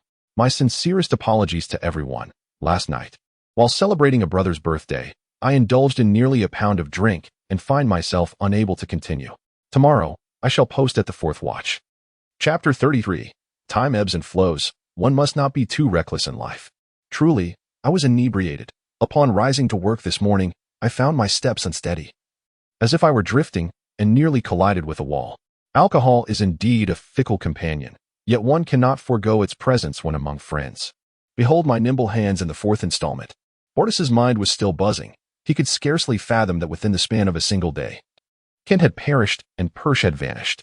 Were he merely one of the smaller factions still struggling in the mire, he might have laughed aloud. After all, the sudden disappearance of 2 formidable figures would inevitably herald a reshuffling of power dynamics, and with the territories left by Hutter and Lays, several new factions are poised to ascend, claiming their place among the distinguished of this city. Yet he found himself unable to experience joy. His established sphere of influence had been disrupted, with watchful companions and eager challengers eyeing his territory, their gaze fixed intently, even upon him. What instilled in him the greatest dread and trepidation was the chilling essence lurking behind this matter. To claim that this incident had no connection to the lord of the city would be utterly implausible. A dozen mercenaries, driving 2 carts, were merely 100 meters from the city gates when 2 squads of cavalry approached, torches raised. Bartus cast a fleeting glance, his mind in disarray. Had Kent still been alive, these individuals would surely not have displayed such eagerness, nor dared to do so. In an instant, a multitude of thoughts raced through his mind. Where had Pules gone, who would assume the role of captain of the guard? Would it be selected from within the ranks or appointed directly by the city lord? Following Kent's death, the capital would undoubtedly launch an investigation. No one would believe the absurdity of a city guard officer being bitten to death by a dog. Upon their arrival, would they appoint a city defense officer immediately, or dispatch someone from the capital? The potential for interference and manipulation needed careful consideration. In any case, it would entail further expenditure. A newly recruited mercenary explained that the employer had stated he needed to relieve himself, suggesting that the location was close to the city gate, and that they need not wait for him. He would catch up once he was ready. Bartus erupted in a curse, drawing his sword with a sharp clang, causing the entire convoy to tense up. This was indeed a trap. He yanked the reins, turning the horse's head, and shouted loudly, "Go! Move swiftly, we abandon the goods." The majority of the mercenaries tasked with escorting supplies are predominantly young men from the city who have found themselves unable to thrive. They are unwilling to toil endlessly merely to secure their daily sustenance, and they harbor aspirations of one day ascending to a higher station in life. Joining various factions appears to be their sole avenue for advancement. To outsiders in other cities, these youths may seem irredeemable, enduring hunger rather than aligning with the nefarious underground powers. Yet here, in Altrenberg, becoming a member of a particular faction is a cause for celebration among entire families. The decision of a child to embark on this path signifies a reprieve from the incessant extortion of street thugs and the potential indignities faced by women in public. Moreover, it ensures a steady income each month. In the imperial capital, the admission of a child to a prestigious academy is a momentous occasion, and here, being noticed and selected by influential figures is akin to gaining entry to such an esteemed institution. These young men remain in a state of naivety. Instinctively, they draw their swords, heed Bardas' commands, redirect their horses, or take flight. As for the reasons behind their actions, they remain oblivious and dare not inquire. In the darkness, the knights bearing torches show no inclination to hasten their pace. Instead, they encircle 2 wagons with their flames. One among them, wearing the insignia of a captain, points to the first wagon and commands, "Prise it open." Each knight broke into a grin, fully aware that this was not the captain's usual demeanor. His current display was merely a ploy to win their favor and secure their support in his bid for the position of city defense officer. After all, work was work. Regardless of whom it was for, it was prudent to reap the benefits first. This had long since become a tacit understanding. Conform or be cast aside. For in Ortelberg, logic held little sway. When the squad leader gestured towards the second cart, and 2 city defense team members, as before, severed the padlock and opened the chest, all eyes widened in astonishment, and a collective gulp was heard. Inside the smallest chest lay a meticulously cleaned head, presented on an exquisite gilded pedestal. The grayish-white eyes wide open, the skin having lost all color, now a ghastly hue. It was the head of Pulleys. Night had fallen deeply. At such an hour, if one were not found in a casino or a technical service center, most would opt for slumber. Ortelberg lacked the vibrant entertainment options of the imperial capital, which stood in stark contrast to such a well-developed metropolis. Here, the only nocturnal diversions were gambling, revelry, and the common pursuit of procreation. Of course, one could also choose to do nothing at all, relishing the rare comfort of lying in a warm bed while listening to the biting cold winds outside. Yet tonight, all those of any standing, whose words could echo throughout the city, had gathered in the grand parlor of the Lord's manor. A few chandeliers, illuminated by a brilliant light, cast a stark brightness throughout the hall, rendering the unsightly smiles that contorted faces and the fine lines of worry etched upon foreheads glaringly evident. Alma, clad in a linen-colored gown, occupied the first position on the left side of the guest seating, delicately holding a teacup as she engaged in hushed conversation with Harvey beside her. Many attendees, either intentionally or unintentionally, cast glances at this woman. Those well-informed understood that she had allied herself with the Lord's estate, becoming one of its own. Their sentiments towards Alma were laced with indignation, a blatant act of betrayal, forsaking all and the traditions of Altenburg. Yet, beneath the surface, mingled with their ire, was a tinge of envy and a whisper of jealousy. The power of the Lord's estate had grown formidable, no longer to be perceived through the lens of past judgments. If one could curry favor with this young luminary, perhaps fortune might smile upon them in the future. They had gathered here, captivated by the extraordinary events of the day, the robbery and murder at the casino, followed by the death of a city guard officer from a fall. At least the narrative of the fall was palatable, preferable to being mauled by a dog. Subsequently, the captain of the guards went missing, only to be discovered later, brutally dismembered. Most incredulously, the perpetrator was none other than the infamous Sword and Shield Mercenary Corps. Those aligned with the Lord were still alive, the rest had perished. The thought of this left some in a state of disquiet, caught between sitting and standing, the warmth of the hall's hearth failing to dispel the profound chill that enveloped them. After a while, Raine entered through the side door, impeccably attired, followed closely by Blair, who brandished a long sword and scrutinized each individual in the hall with a hawk-like intensity, as if they were all adversaries of the lord of the city. Raine cast a fleeting glance across the room before taking his seat. In Alma and Harvey's eyes, there was a glimmer of reverence directed towards Raine, while the others seemed hesitant to meet his gaze. I apologize for summoning you all at such a late hour. It was thoughtless of me. Raine spoke in a voice as soft as a whisper, akin to a gentle narrative by one's ear, devoid of any arrogance or tyranny characteristic of a lord, resembling that of an ordinary friend instead. How could one dare to decline?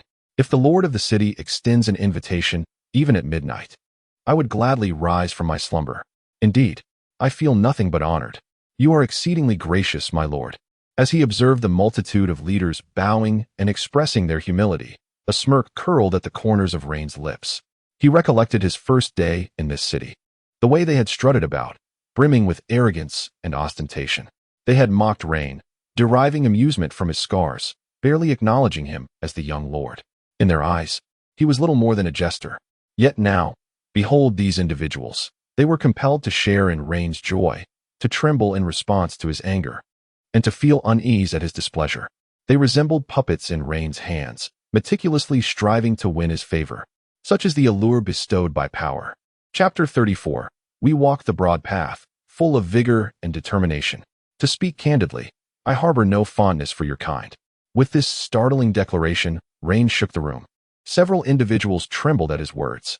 However, his tone grew heavier, and amidst the serene hall, ragged breaths emerged.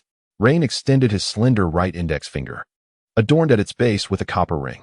He waved his finger, proclaiming, "Where there is light, there must also be darkness. While I may not favor you, I have never outright rejected your existence. The rules of the game require a revision.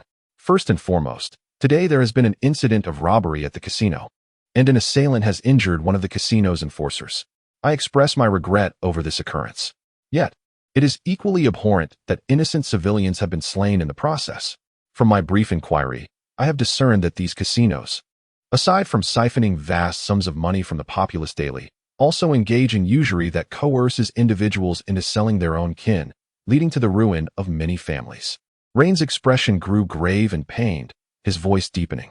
"As the lord of this city, I oversee all that transpires upon this land, much like a parent would. I cannot bear to witness such casinos operating within my domain, oppressing and even murdering my children. Therefore, it is imperative that we enact reforms regarding these establishments, effective immediately. I hereby revoke all operational licenses of the casinos. From this day forth, management will be determined through bids sanctioned by the Lord's office. Among those who meet the regulations, the highest bidder shall prevail. The inaugural issuance from Alterunberg will consist of 3 casino operating licenses and 1 special license for small-scale lending. The successful bidders will be permitted to manage such enterprises, which I shall recognize as legitimate and worthy of protection. Without a license, all operations are deemed illegal." The expressions of several influential figures with stakes in the casino darkened considerably. The casinos in the city are not a recent phenomenon, having existed for many years. Now, to declare their closure at a whim raises the question of who will bear the losses. Furthermore, the new operational model necessitates bidding for a business license, which inevitably dilutes the profits of the casinos. Ultimately, it appears that the lord of the city seeks to profit, and his methods are rather unsightly. These individuals, though seething with indignation, dare not voice their grievances, yet they overlook a group of others exchanging glances, breathless with anticipation. These are the factions lacking sufficient power, unentangled in the casino's interests, devoid of partnerships. Previously, they could merely gaze enviously at the casino's daily profits, salivating from the sidelines. But today, unexpectedly, an opportunity to intervene has arisen. None are foolish. An individual without funds cannot secure a casino license alone, yet they can unite in collaboration. Instantly, some among them solidified plans in their minds, preparing to rally together after leaving the Lord's abode, aiming to seize a license from those formidable sharks. Alma raised an eyebrow, remaining silent, while Harvey cast her a furtive glance, choosing not to speak. In the thick silence, someone finally broke the stillness. A middle-aged man clad in leather armor stood, taking a step forward to bow respectfully. "Esteemed lord of the city," he began, "I do not wish to question your decision. May I inquire if, once I or anyone else acquires this license, we are free to operate as we please? Will the protection you mentioned shield us from malevolent actions and attacks from others?" The first query pertains to the operational rights of the license, which is valid for a mere 2 years. Following this period, a subsequent auction will be held, where the highest bidder shall prevail. As for the management approach, I shall provide a comprehensive standard operational plan and model, which you may freely amend or augment. with the framework remaining intact. Regarding protection, you are indeed correct. The Lord's Manor has a vested interest in safeguarding legitimate operators, as infringing upon your interests equates to a provocation of the Manor's authority. Upon hearing these words from Lan, the middle-aged man was visibly stirred, his eyes shimmering with fervor. Clearly moved by the proposition, he represented a multitude of the city's minor factions. Acquiring the operational license without the means to manage it would undoubtedly spell a disastrous investment, inflicting catastrophic repercussions upon their already fragile power. With Lan's assurance, he could at least find solace in the knowledge that larger factions would not employ various tactics to undermine their operations. Those who had initially harbored discontent were swiftly captivated by Lan's discourse, their grievances dissipating into oblivion. They were unable to compete with Alma for the Technician Service Center license, which was evidently issued solely to facilitate Alma's complete monopoly over the technician services in Altrenberg. However, the licenses for slave trading and plunder differed significantly, both in quantity and their peculiar nomenclature. They compelled a more serious consideration. Seated below, Harvett was instantly invigorated. Should Lan's promises materialize, he would ascend to become the preeminent slave merchant in the entire province of Bel, overseeing the transactions of tens of thousands of slaves, and perhaps even emerge as the largest slave trader in the empire. Despite his current formidable power, boasting to be the largest slave trader in Altrenberg, the reality is that there are no less than 20 organizations and gangs engaged in the capture and trade of slaves within the city. At times, even mercenaries seize the opportunity to capture a few slaves for sale during their leisure, significantly undermining his interests, yet he has no effective countermeasures and can only acquiesce. It is often said that monopoly leads to greatness, and Harvey can already envision his glorious future. However, this hinges on one crucial condition: he must cling tightly to the lord of the city and excel in the role of a sycophant. Madness. Observing the murmurs of the crowd, Rein raised his hand to silence the hall once more. The acquisition of a slave management license is also through auction. Yet the method for obtaining a plunder license differs significantly. To put it plainly, a plunder license is an officially sanctioned act of robbery in Altrenberg. The quiet hall erupted in disbelief. Did they hear correctly? An officially permitted act of robbery? This is utterly unprecedented. What official would consent to such a thing? Isn't this akin to undermining their own foundation? Most affected were the leaders of the mercenary bands. When employed, they are mercenaries, but during downtimes, they become brigands, marauding the wilderness and plundering every caravan within their reach. Each act of plunder constitutes a violation of imperial law, and should they be apprehended, they face the grim fate of hanging from the city walls. Thus, every time they engage in plunder, they must conceal their identities, exercising utmost caution to leave no witnesses, in order to avoid exposing their actions and whereabouts. Now, this young lord has astonishingly decided to issue officially sanctioned plundering licenses, thereby legalizing acts of robbery. Why does this seem so utterly absurd? The method of obtaining these licenses will be determined through an auction, based on the percentage of plunder surrendered. The individual or group that submits the highest percentage of their plundered gains will be granted a license. Furthermore, the areas designated for plunder must be clearly delineated by me. All raiding parties are required to operate within these boundaries. Any actions taken beyond this scope will not only be unprotected, but will also be deemed illegal, subject to the pursuit of the imperial code. The leaders of several mercenary bands exchanged glances, quickly averting their eyes, each harboring their own clandestine calculations. It is evident that plundering is far more lucrative than businesses such as escorting or guarding, regardless of the percentage surrendered. The legitimization of such acts implies an ongoing opportunity for theft, yielding even greater profits. By this reckoning, even if a substantial portion, if not more, is surrendered, it remains a highly profitable venture. As the crowd began to weigh their gains and losses, they could not help but lament the unjust fate of those who had perished, attributing it instead to the formidable nature of this lord. To oppose him is akin to courting death. When the sun rises tomorrow, as news of this spreads and everything settles into place, it is foreseeable that the most powerful factions within this city will align themselves closely with the lord, tethered to his every move. Their fortunes are inextricably linked to his. Should the lord prosper, so too shall they. But should misfortune befall him, their doom will follow. This city has undergone a profound transformation. Chapter 35. Unity is strength. This strength is iron. This strength is steel. Upon hearing the shocking news that Bartus, the leader of the Sword and Shield Mercenary Corps, was implicated in the murder of Captain Purrs, I was profoundly taken aback. Captain Purrs was a diligent and principled leader, a paragon of responsibility in my eyes. His exceptional capabilities ensured that this city remained orderly, with nary a hint of crime or wrongdoing. Raine's voice was heavy with sorrow as he spoke of Purrs' tragic end, struck down by a despicable and loathsome madman. While I had no desire to understand the motives behind this heinous act, a fervent need for vengeance surged within me. Rein raised his gaze, his eyes ablaze with determination, and inquired who among us would rid the realm of the sword and shield mercenary corps forever. The leaders of the various factions, momentarily stunned by the whirlwind of information, soon rose in unison, bowing in respect, proclaiming their willingness to assist. Before long, they would all become instruments in this noble cause. Rein nodded approvingly, expressing his satisfaction. "Excellent. Excellent. You are all commendable," he declared. "Now, set forth with vigor. I hope to hear the best news upon the dawn of a new day." Rising from his seat, he acknowledged the gathered assembly with a nod before making his exit. Just as he was about to leave the hall, he paused, turning slightly to add, "I nearly forgot to mention, in light of Captain Purrs' unfortunate demise, the position of Captain of the Guard is temporarily vacant.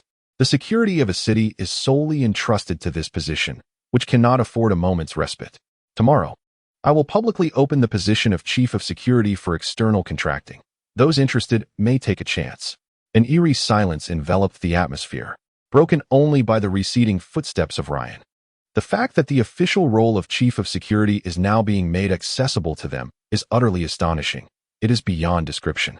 They will present themselves in a polished manner, transforming into affable individuals, eagerly participating in charitable endeavors and various political gatherings. They will infiltrate the advisory council, becoming representatives of public opinion, proposing drafts and suggestions, integrating themselves into the fabric of mainstream society. Once they garner substantial public favor and prestige, the leaders of these factions will choose to ascend to the privileged class through political donations or by aligning themselves with a noble. The so-called privileged class consists of administrators at various levels. Although they may not all be nobles, they enjoy privileges far surpassing those of ordinary individuals, akin to figures like Kent and Purrs. Ascending to the privileged class signifies the possibility of having undergone certain events that elevate one to nobility. Nobility represents the ultimate aspiration for all, be it the common laborer, affluent merchants, or mercenary groups. Their goals have remained unchanged for centuries. At present, a ready opportunity lies before them, contingent solely upon the Lord's endorsement and acceptance. Should they succeed, they would spare themselves a decade or two of arduous toil, stepping directly into the privileged class, becoming sycophants of the empire, thereby drawing a stark line between themselves and the common folk. Upon witnessing Cooper's departure, the others suddenly awakened to their reality. Regardless of the captain's bidding, their foremost priority was to fulfill the Lord's directives. As for those from Bart, they could only be dispatched with haste.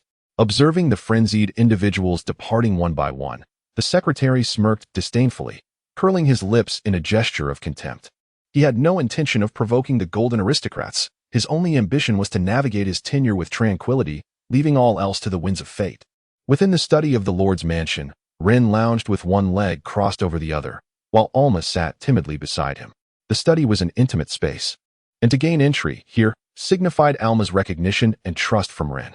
To date, she was the fourth individual permitted into this chamber, following Blair, Celeste, and the headmaid. The headmaid, however, did not truly count, as her presence was solely for the purpose of tidying up rather than adhering to Rein's commands. Rein, delicately wielding an exquisite nail clipper, meticulously examined the non-existent dirt within the crevices of his nails. As he engaged in this grooming, he remarked, "We must expedite our endeavors in the capital. I have a series of significant undertakings planned for the coming years. Though they may not exert influence over me, I refuse to remain willfully blind. I require you to accomplish two tasks. First, to gather all valuable intelligence to the best of your ability. Secondly, endeavor to insert informants into the aristocratic class of the capital. Should they favor youthful maidens, provide them with young girls. If they prefer older women, supply them with aunts. Even if their inclination is towards men, I expect you to cater to their desires. As long as there is someone susceptible to influence, do not hesitate to expend resources. Secure leverage before sending them away. Inform them that if they relay 3 critical pieces of intelligence on our behalf, all will be forgiven. Furthermore, Adopt orphans whenever possible, instilling in them loyalty and providing them with the finest education, as this will significantly impact your prospects in the forthcoming decades. I am exceedingly pleased with your recent endeavors. I have always maintained that I am not a heartless individual. What is it that you desire? Alma, with a smile, modestly declined, stating that it was merely her duty. She trembled with excitement, and had it not been for her advanced age and her unclean state, she would have wished to shed her garments, employing every skill at her disposal to provide the utmost pleasure to the man before her, enabling him to soar to euphoric heights. Yet, she rationally understood the impossibility of such a notion, given her lowly status. She slowly prostrated herself on the ground, unable to articulate a coherent thought. Her voice choked with quiet sobs. Those who have never experienced the life of a commoner, or even a lower-class individual, can never fathom the profound yearning and aspiration these people harbor for noble status. If given the opportunity, they would willingly relinquish everything, be it their bodies, families, wealth, or souls, without hesitation, even if it meant signing a pact with the devil himself. I find myself at a loss for words. Even if you were to task me with anything, I would not hesitate. I shall keep a vigilant watch over all factions within the city. I cannot afford to have anyone hinder my ambitions when I am poised to make my mark. One of the 3 casinos is designated for you, and I shall guide you in its management. As I aim to transform this establishment into a prototype, one you must observe closely. Alma rose from the ground, her head bowed and her back slightly hunched. Yet her figure remained alluring, accentuated by the form-fitting dress that shaped her curvaceous form. Through the neckline, the glimmer of her alabaster peaks was particularly striking in the stillness of the night. After retreating to the doorway, she gently pulled it open and stepped outside. In the moment he closed his eyes, the entire city of Altrenburg had been turned upside down.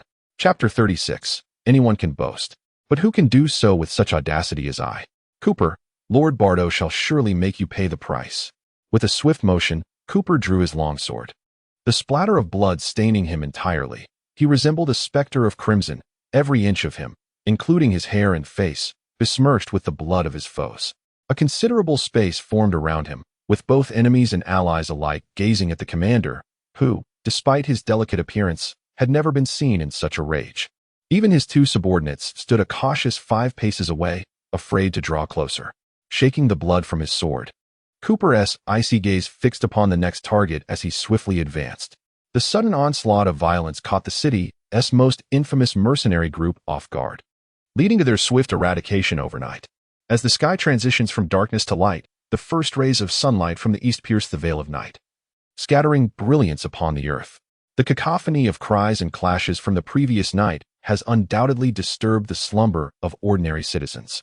Many have taken to the streets, eager to inquire about the events that transpired at midnight, hastily making their way to the stronghold of the sword and shield.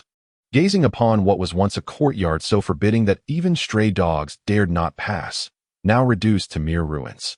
Passers-by engage in fervent discussions, exchanging the tidbits of information they have gathered, their expressions and tones imbued with a palpable sense of intrigue and schadenfreude. The sword and shield are exceedingly unpopular in Altrenburg. Beyond their regular business, they monopolize protection fees across 2 streets. Most infuriatingly, they occasionally pilfer the wallets of unsuspecting pedestrians or, for no apparent reason, assault passers-by. Those who know little of the matter might find it amusing, yet for those fully aware of the unfolding events, a sense of dread emerges once they regain their composure. This anxiety is swiftly dissipated by the announcement of the captain of the guard regarding the bidding for contracts, prompting even civilians to flock towards the security office, eager to comprehend the transformations occurring in recent days. In their minds, the city is undergoing a profound metamorphosis. The individuals who once loomed over them, excreting disdain, are being systematically uprooted, while the rampant illegal activities that once permeated the city are rapidly diminishing. All of this is gradually manifesting due to the arrival of the new lord of the city. Ultimately, the whispers of rumor are shattered by the inexorable force of reality. Please express your perspective on this city and outline your strategy for governing the frequent violent incidents should you be successfully appointed as the captain of the guard. Include your name and those of several key squad leaders, as well as a rough estimate of how many individuals you would need to hire and the annual budget required to achieve your objectives. A young girl meticulously explained to a young man how to fill out the application for the position of captain of the guard. This was neither her first client, nor would it be her last. Today, nearly all the notable figures in the city were present, including Harvey. I inquired, "How much do you think is necessary for a year?" Someone nudged the arm of another individual nearby and quickly glanced at the scroll of paper in his hands.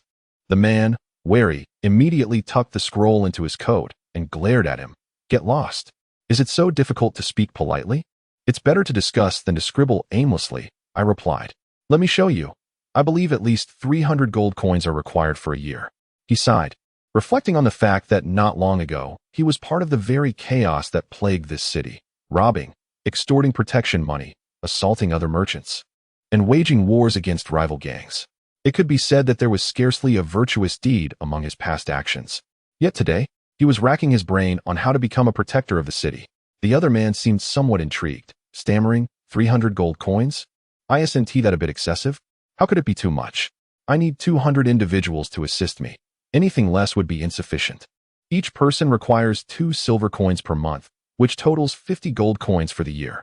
There are various equipment, training, rations, and supplies, without at least 300. It is truly insufficient. Is that not so? Yet, I observe someone over there claiming that no payment is required. What? How infuriating. Even those influential figures are competing with us. This seems to be a position tailored specifically for them, does it not? I merely came to test my fortune. I must say, this approach is simply splendid. There exists a phrase that suggests using violence to counter violence, which can be subtly altered to using malevolence to counter malevolence. In this city, those who relish thievery, robbery, and brawling may not be acknowledged by others, but they are undoubtedly acutely aware of their standing. After all, this is the very soil in which they thrive, the environment upon which their existence relies. It would be far more prudent to appoint someone from these deeply eager factions to assume the role of captain of the guard than to entrust it to another. When they resort to ruthlessness, they surpass even the officials in severity, exhibiting greater determination in combating and deterring crime.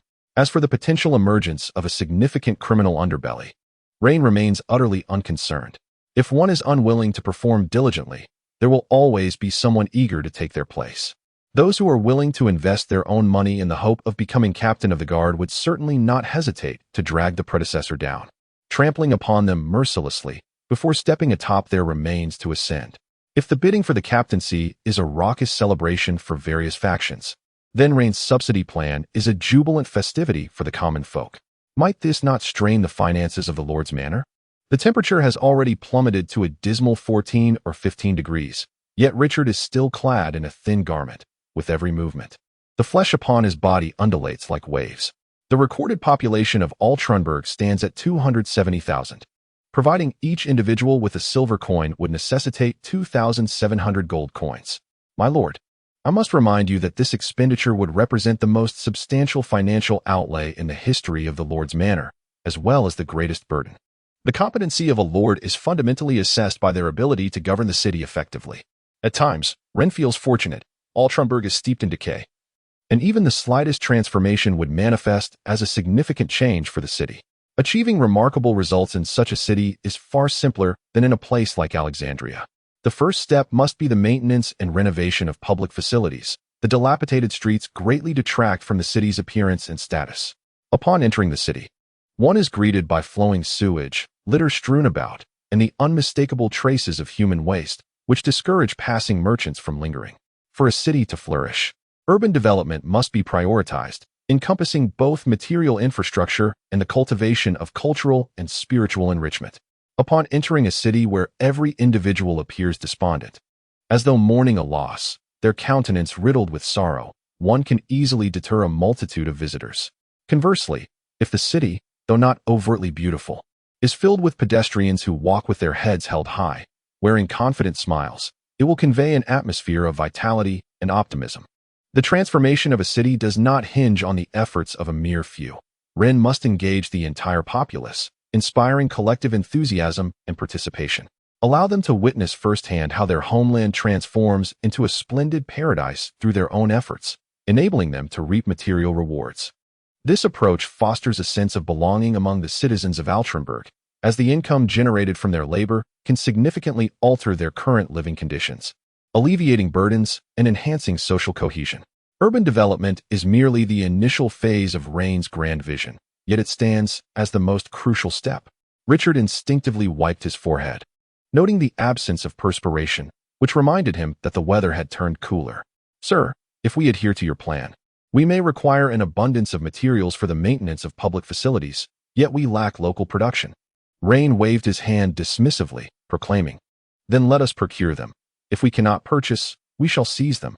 He rose, stepping out onto the balcony of the Lord's mansion, gazing at the city shrouded in the morning mist. "I intend to transform this city, yet I have not contemplated altering its very essence. The people of Altrenberg should not be docile sheep. Even as their lives change, I require them to embody a pack of ravenous wolves. Surrounding cities and the Byron Empire possess all that we need." Raine suddenly pivoted, the sun hanging in the sky serving as his backdrop, momentarily distracting Richard. "I am the Wolf King. This city shall take pride in my presence. Is it truly the Fourth Watch? Have we been unfaithful? Where are the votes? Where are the collections? How absurd. This application for the contract has once again been rejected. I have reflected upon this and identified 3 potential reasons for the denial. Firstly, the composition I have penned is utterly nonsensical, exhibiting a pallid prose and a monotonous narrative, rife with disjointed thoughts and chaotic structure, devoid of any literary merit. Secondly, the data is dishearteningly bleak. Membership clicks number in the mere dozens weekly, with votes barely reaching the 30s daily, and the collection metrics are dismally low, rendering any contractual value non-existent. Thirdly, I possess an unappealing countenance, my physique lacks athleticism, and I suffer from foot odor, coupled with a penchant for smoking. Very well. I shall await the opportunity to reapply at 200,000, but in the meantime, I will indulge in writing superficial narratives of rebirth and time travel, striving to lower my own intellectual standards. In Chapter 37, I adore Altrenberg, the sun rises over Trenberg, and no one can impede Raine's resolve. All who obstructed him have met their fates. It is likely that the old man would harbor disdain for these ruffians, for they might tarnish the divine realm with their malevolence. Setting aside the fates of these miscreants in the afterlife, within Altrenberg, no one stands to thwart any of Raine's decrees. He has accomplished feats that many predecessors could not. This does not necessarily imply that Raine is inherently more intelligent or capable than others. Rather, his innate talent tree bestows greater enhancements upon these endeavors. In this world, the issuance of decrees occurs via 2 channels. The first is the bulletin board, situated at the entrances of various districts, where the municipal hall posts the latest developments and policies for all to see. The second method involves conveying information through the advisory hall to esteemed local gentry. However, the term gentry may not be entirely apt in this context. Ruffians and wealthy merchants might be more fitting descriptors. They would relay the information they overheard to the residents of their territory, yet often, strange alterations occurred to the decrees and policies after being conveyed through their words. Make way, let Old Terrace enter." Early in the morning, the bulletin board was crowded with illiterate residents. Ortleburg might be the only city within the Orlando Empire devoid of an imperial academy, resulting in an appalling literacy rate among its inhabitants. It is hardly surprising, considering that Ortleburg was originally established as a military transit station, evolving from a camp surrounded by wooden palisades into a fortified military stronghold, and ultimately expanding into a city. Old Terrace was a conscripted laborer during the last war. He hailed from elsewhere, having received some education in his youth, which enabled him to read. He stroked his grizzled goatee, maneuvering through the parted crowd to gain entry, squinting closely at the bulletin board. His lips moved slightly as he took a moment to comprehend the entire notice. He then muttered, surveying the surrounding neighbors and unfamiliar passers-by before pondering aloud. The lord of the city has decided to renovate the entire city, requiring the conscription of laborers. With a daily payment of 35 copper coins, which includes a meal. Old Terrace, is it true that there are indeed 35 copper coins along with a meal every day? Old Terrace nodded, gesturing towards the bulletin board, stating, "It indeed says so, and this compensated conscription will persist until the city's renovations are completed, lasting at least several months. If not longer, 35 copper coins, coupled with a hearty meal, holds a value between 40 and 50 copper coins. This calculation suggests that one could earn over a silver coin in a month." Instantly, some individuals were stirred, eagerly inquiring, "Will we truly be compensated? Surely, there will be no deceit. What are we waiting for?" The youth, brimming with enthusiasm, asked where they could enlist. "Outside the Lord's residence. The area surrounding the Lord's palace was a thronging mass, yet it was not chaotic. When Raine stood there, the voices of the crowd hushed by a third. Ever since the aristocracy's grotesque decree of death redemption was enacted, the common folk, while fearful of the nobility, harbored an intense yearning for their class. Gazing at Raine, their eyes were filled with reverence, intertwined with an indescribable longing. This city had languished in silence for far too long, akin to a succulent piece of beef left to rot, emitting a foul stench. The populace existed within this despairing odor, gradually forgetting what a normal life ought to resemble.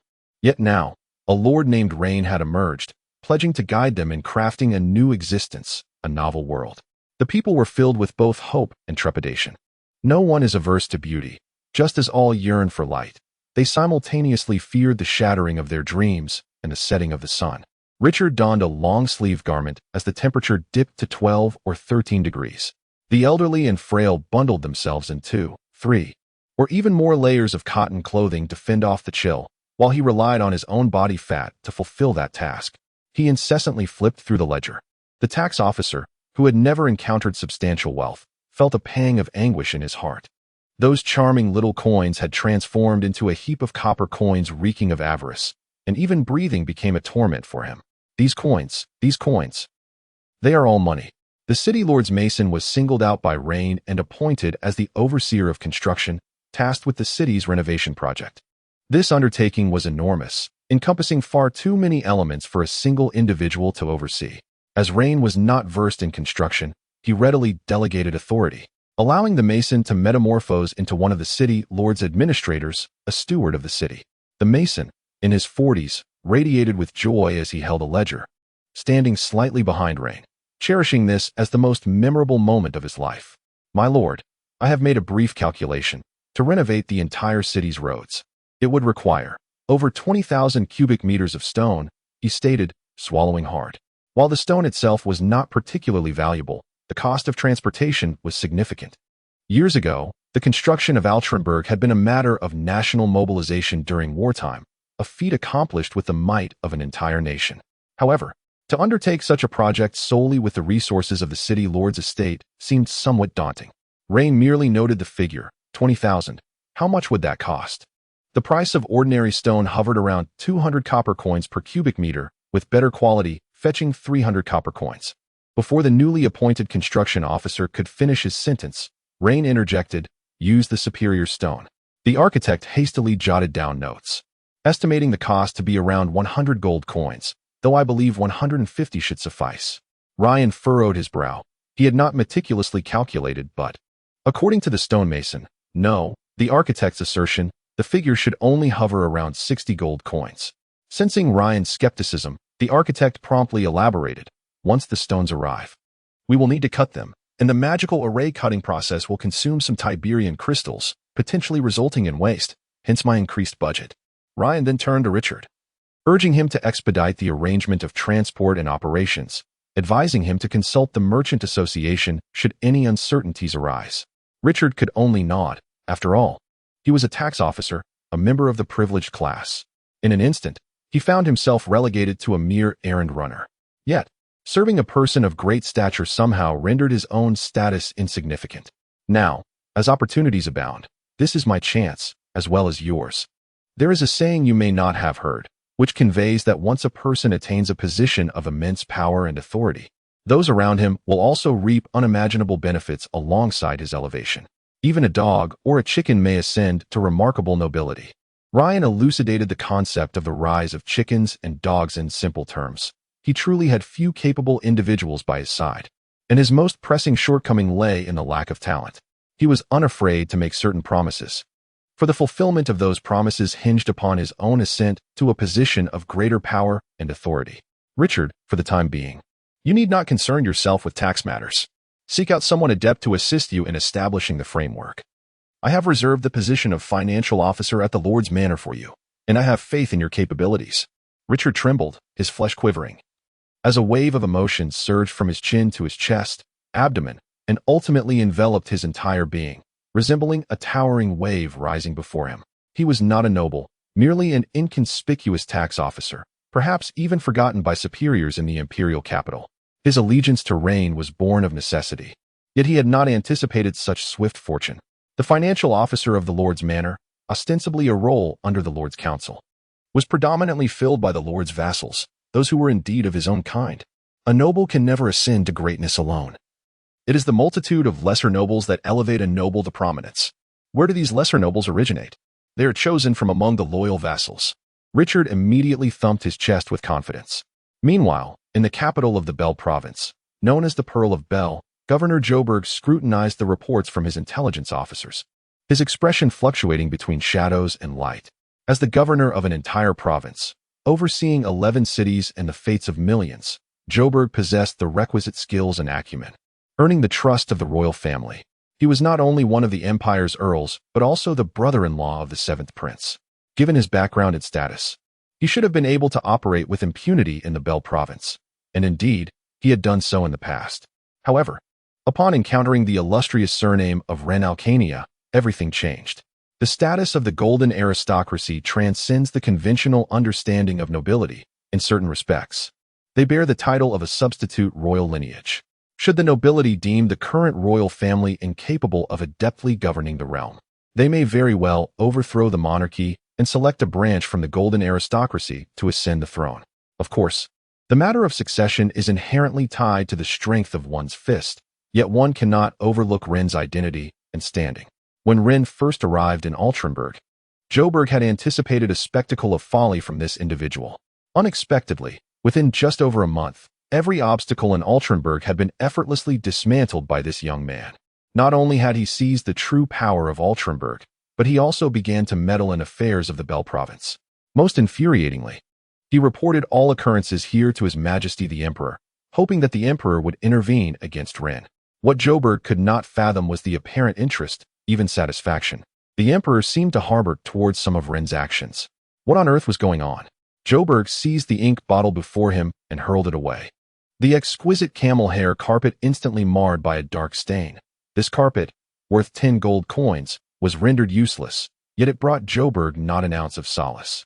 No, this cannot continue unchecked. Otherwise, it will undoubtedly incite even greater troubles. My application for a contract was denied, and in a foul mood. I shall settle for just one update today. Chapter 38. The performer thus, most of the time, Sarcomo confined Celeste within the home, allowing her only a handful of opportunities to venture outside. Good morning, my lord. Rein did not even turn his head, merely casting a sidelong glance at the individual who greeted him. The young man, in his late 20s, was robust and strong, bearing a bundle of small ceramic bricks weighing at least 100 pounds upon his shoulder. With a sincere smile adorning his face, the youth radiated understanding, despite Rein's lack of proper acknowledgement. After all, how could a noble ever regard them, the commoners, with anything more than disdain? Yet, the young man bore no resentment. That would be absurd, for the chasm between the common folk and the aristocracy was far too vast. Whether in admiration or loathing, they remained unreachable. His willingness to greet Rein with a smile stemmed from his belief that the Lord was a benevolent ruler, a commendable noble. Rein invested his resources in refurbishing this city, which to the commoners was akin to home, purging the city of its oppressive forces and providing them with opportunities to earn a living and secure sustenance.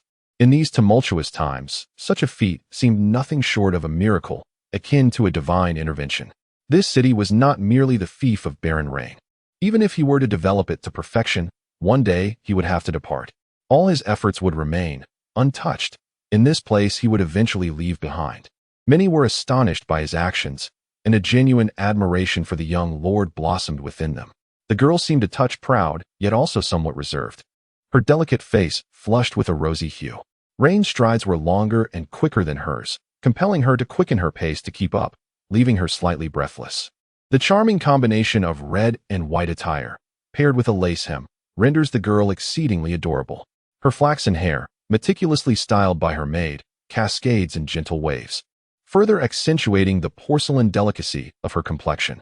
With a healthy glow and an unembellished, natural visage, she has the power to uplift the spirits of all who behold her. Indeed, she is the esteemed lord of the castle. As the young girl lavished her compliments, Rein struggled to maintain a composed demeanor, yet his lips betrayed him, curving upwards involuntarily. Being in Celeste's presence invariably brightened his mood, akin to the delightful weather of the day. Her innocent heart sparkled like crystal, devoid of any blemish, inviting affection while simultaneously guarding against any tarnish upon her pure spirit. After a prolonged moment of hesitation, her steps faltered slightly. Celeste, with her luminous smile and glistening teeth, gently bit her rosy lower lip, her cheeks flushed with a charming blush as she reached out to link her arm with Reine's. She had summoned all her strength and courage for this moment. Though the world harbors its share of scoundrels and temptresses, it also cradles innocent girls whom one cannot bear to harm. Rein momentarily slowed his pace, subconsciously accommodating the girl beside him. Sensing the change, Celeste pressed her lips together, her eyes transforming into crescent moons, her steps becoming noticeably more buoyant. "Ah, is this your wife, my lord?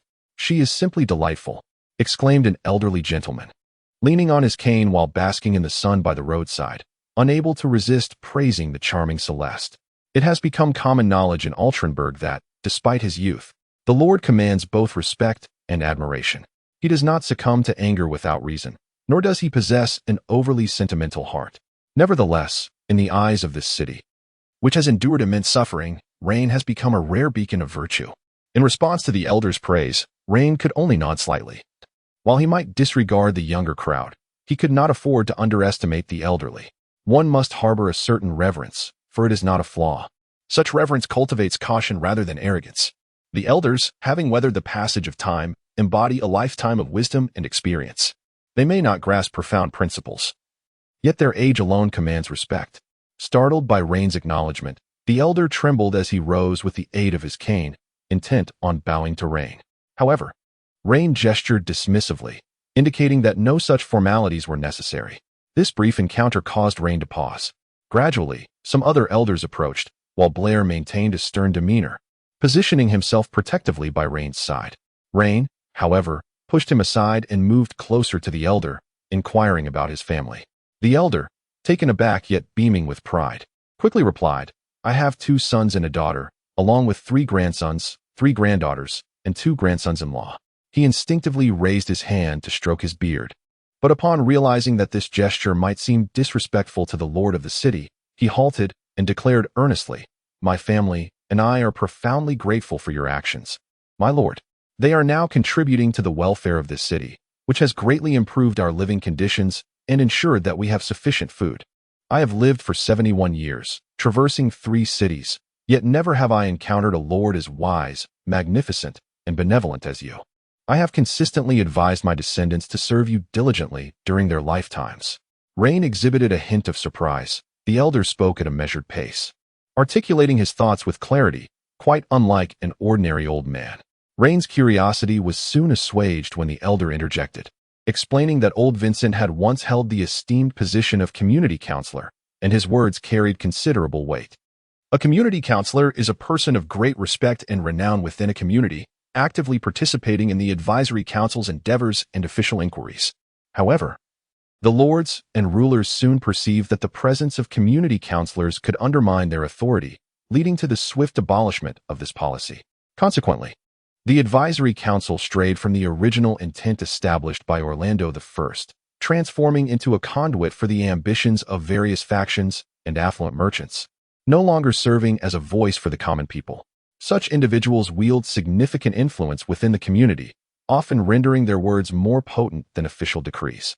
Nevertheless, in most instances, the promulgation of decrees to their execution relies not solely on the voluntary compliance of the populace who perceive benefits, but rather is frequently enforced through official coercion. Observing that Rein was not averse to conversing with them, the surrounding elders found newfound courage. Having lived for decades, they carried a wealth of experiences, insights, and perspectives far richer than those of the younger generation. They chattered away without a care, some extolling the virtues of Rein, while others lamented the policies of previous city lords and the capital of Bayer, with yet more dreaming of the future. Rein listened intently, absorbing the voices of the people and thoughtfully noting down various matters.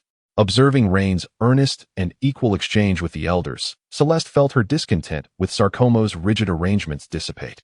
She gazed proudly at this man, nearly a decade her senior, reflecting that he would soon be her husband, someone deserving of her respect, protection, and a lifetime of care and love. "I have an idea." Rein finally spoke up after considering numerous suggestions, and the once bustling street fell silent. as if a pin could be heard dropping. He smiled gently. I shall reopen the council hall and reselect community representatives. Orthlenburg has suffered greatly, but it has finally embraced the light. This light belongs to me, and to every citizen of Orthlenburg. We are not aimless reeds. This place is our home. I know many look down upon the people of Orthlenburg, considering it a rural backwater rife with crime. Undeniably, the pains of historical injustices have lingered into the present day. However, Rein's voice grew steady and powerful, rising as he spoke this pivotal word. From this day forth, all that once was will become history. We shall turn a new page and stride towards an unprecedented brilliance. I have been contemplating what is necessary to develop Orthlenburg. Many elderly individuals displayed expressions of earnest attentiveness. For what Rein was about to articulate might profoundly impact their lives, and perhaps even the entirety of Altrenburg. As he surveyed his surroundings, he noticed an increasing number of people gathering. He proclaimed loudly, the exceptional geographical conditions of Altrenburg render it incapable of becoming an agrarian city. The resilient citizens of Altrenburg, unafraid of toil and pain, should aspire to emulate the Alexandrians, establishing themselves as the economic hub of Bel Province and indeed the southwestern empire. I shall endeavor to attract a multitude of merchants to settle in Altrenburg, to cultivate light industry and textiles, and to forge a merchant guild truly representative of the people of Altrenburg. I desire that every citizen feels a profound sense of pride when speaking of their homeland. In this world, there exists no unwarranted goodwill, nor baseless animosity.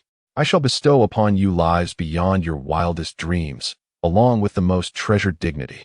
Yet, I also seek the unwavering loyalty of each and every one of you, the entirety of Altrenburg. To those who treat me well, I shall return their kindness 100-fold. To those who wish me harm, I shall eradicate them without mercy. I swear by the ancestors of the Golden Family and the sacred bloodline. Upon returning to the Lord's manor, Rein tore at his collar, sinking into the sofa as he caught his breath. He had traversed several of Altrenburg's largest communities today, tirelessly advocating for his political ideals and aspirations. It was a political spectacle, an indispensable display of politics. What he articulated was not devoid of truth. One could assert that 99% of it was genuine. He was acutely aware that to truly master this city, relying solely on external forces or official powers would prove insufficient. The common folk were far more cunning than the aristocrats imagined. Indeed, the foundation of nobility rested upon wealth and privilege. However, Rein understood profoundly the significance of winning the people's favor, for these relatively impoverished citizens were, at critical junctures, more dependable than the vast powers and nobility. This would mark the first genuine wealth that truly belonged to him since arriving in this world. With a hint of joy, Celeste gently lifted the hem of her dress and curtsied, revealing a pair of brand-new, round-toed red leather shoes. These shoes were her cherished possession, meticulously designed by Rein and crafted by the finest cobbler in the Lord's manor. Not only were they comfortable, but they also stood apart from the ordinary shoes and boots commonly seen. They were truly one of a kind in the world. The girl was immensely pleased and, in the presence of her family, could not help but showcase her prized footwear. Sarcomo also offered a slight bow in return, mindful that, regardless of Celeste being his granddaughter, he could not dismiss the courtesy she extended. From a relational standpoint, since Celeste had come to the Lord's manor, she had distanced herself from Sarcomo's family. Her every action and word carried the weight of her new affiliation, indirectly representing Rein's standing. Rein refrained from commenting on their gestures, yet he gained a deeper understanding of Sarcomo's astuteness. Many individuals marry off their daughters and granddaughters to prominent figures, believing this elevates their own status to that of the elite, parading about with an air of superiority, utterly oblivious to their own shortcomings. Such individuals often meet unfortunate fates, much like General He, who inadvertently brings calamity upon his kin. Gradually, a smile graced Leanne's face as she tenderly stroked Celeste's silky hair and gently encouraged.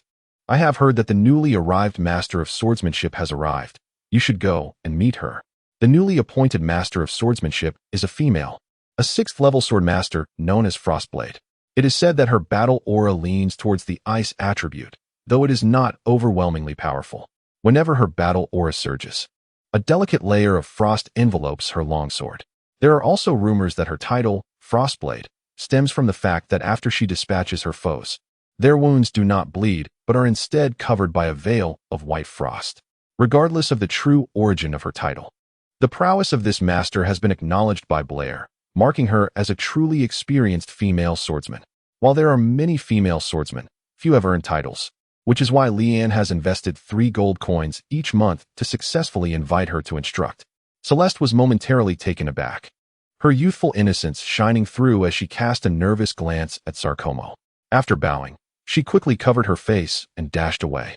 Lord Mayor holds a fondness for Celeste, for which I am profoundly grateful. Sarcomo could easily discern that Leanne genuinely cherished her granddaughter. Otherwise, she would not have sought out a master swordsman to teach her granddaughter the art of combat. The status of women in this world has perpetually been a delicate matter, caught in a state of indecision. Those of formidable strength, such as the Empire's first female Grand Duke, Joan of Arc, wielding her sword and leading the valiant 500 Moonlight Knights, quelled the rebellion in Oakley County, vanquishing countless insurgents. In stark contrast, there exist weaker figures among the nobility, women who indulge solely in revelry. Celebrated in the capital before marriage, they fade into obscurity thereafter.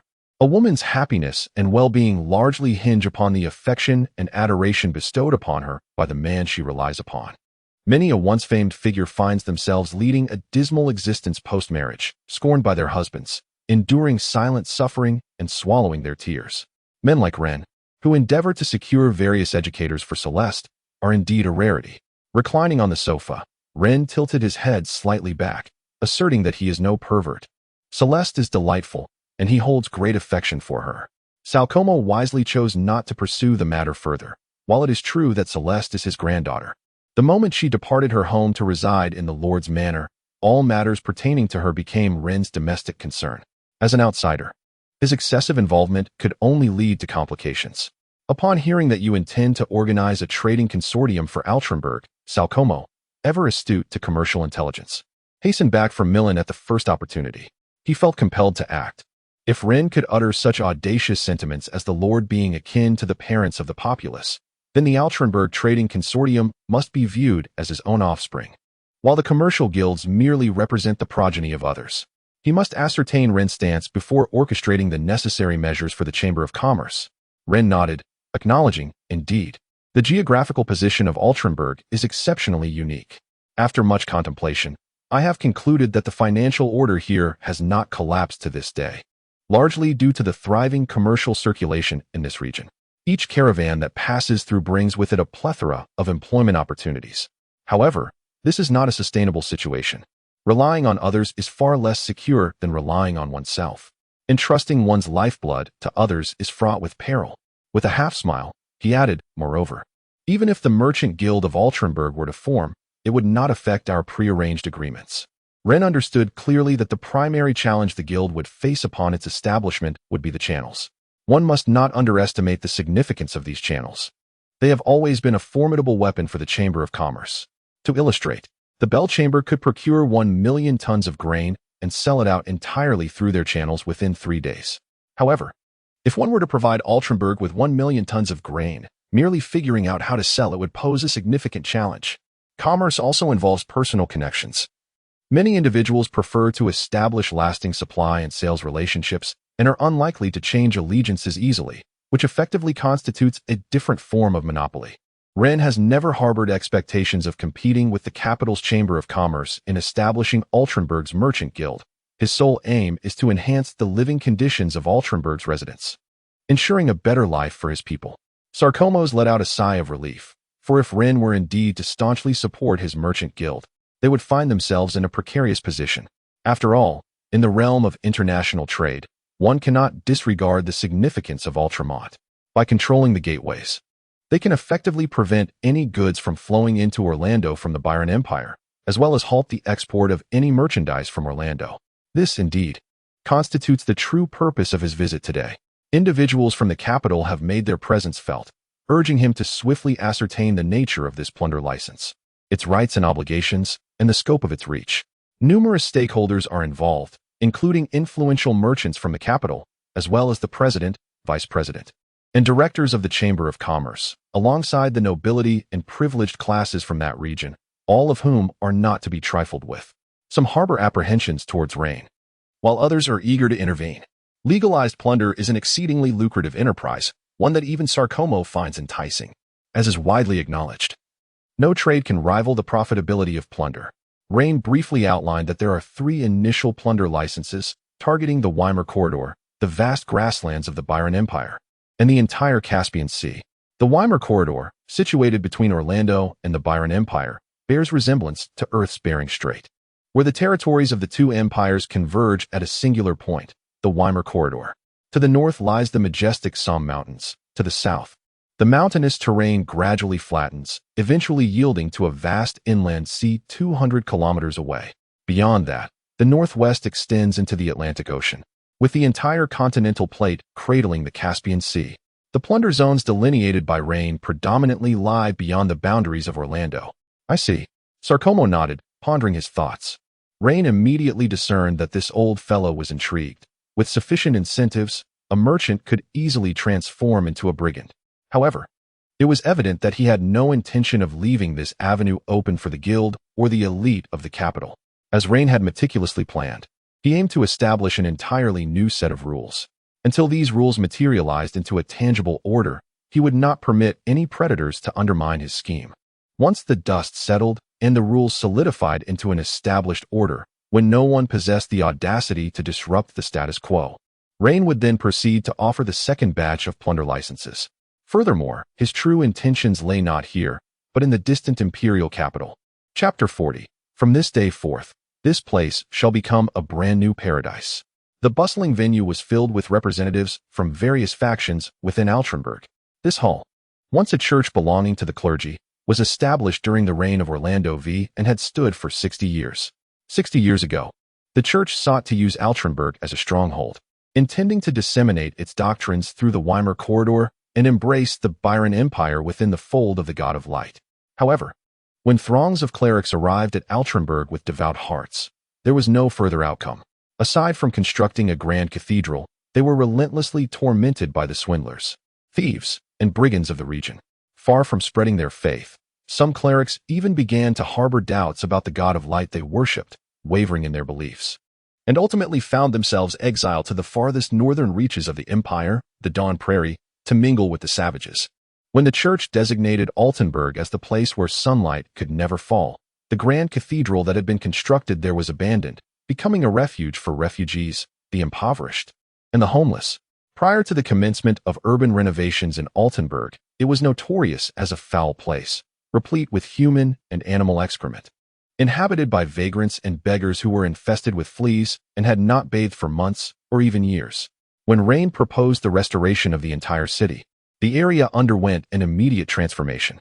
The Lord's Manor lacked a sufficiently large venue for a gathering hall, making the cathedral particularly suitable for this purpose, especially given the solemn and dignified nature of church architecture, which rendered it an ideal setting for a city hall.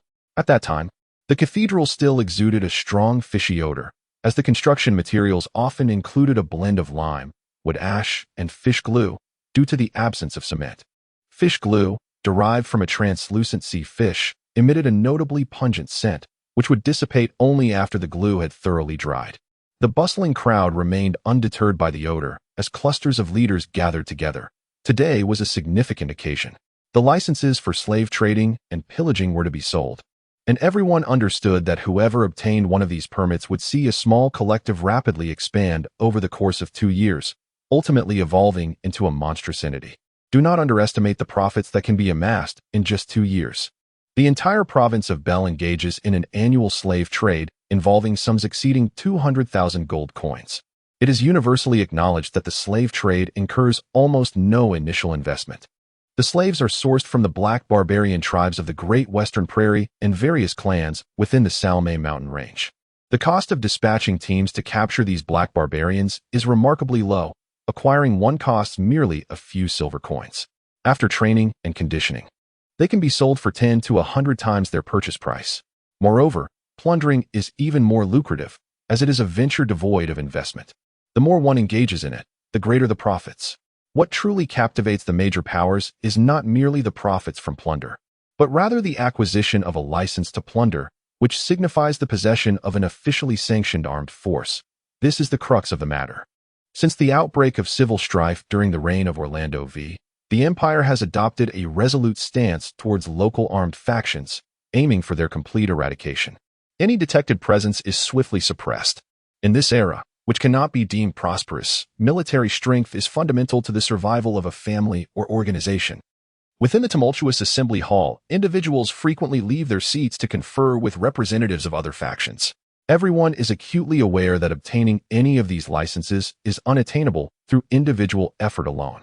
Only by uniting with other factions and forming a new organization can one hope to partake in the spoils.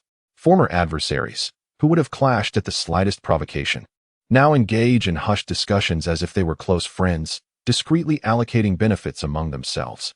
The scattered assembly gradually evolves into several circles, where people fervently debate all pertinent matters. Outside the auditorium, a multitude of residents gathered, for this was indeed a significant event. Many concerned townsfolk congregated, eager to glean any information that might hint at the forthcoming transformations in Alterunberg. When the words of Rein were relayed from within, a wave of excitement surged through the crowd outside. Though a local enforcement team of 500 may seem modest, it signified that the lord of the manor was, as he claimed, diligently working towards the advancement of this city. This initial contingent of 500 represented merely the beginning. Over 4,000 individuals from 500 families would stand to benefit. Rein could faintly hear the voices rising from outside the church, and a subtle smile graced his lips as he continued, "We shall strike at the very root of the illicit slave trade. I have resolved to establish the Black Barbarian Nature Reserve, where only organizations possessing operational licenses may engage in slave capture. Anyone who dares to defy this decree shall face my wrath." He then proclaimed the commencement of the auction for the first slave trade license, stating that the highest bidder would prevail. "Of course, I shall entrust the intricacies of this matter to those well-versed in such affairs. Allow me to introduce our auctioneer." Stepping aside from the podium, Rein made way for a cheerful professional auctioneer from a certain auction house in Milan, who approached with a smile. After bowing respectfully to Rein, the auctioneer took his place at the podium, while Rein retreated to the front row, settling in the center. Today, Celeste was absent. Such an occasion was not particularly suited for her presence. Seated beside Rein was Alma, who was well aware that the Technician Service Center's license had been designated for her. Thus, Rein spared them both the unspoken acknowledgement and directly handed the matter over to her. In that moment, Alma was truly in her element, reaping the initial rewards of this venture.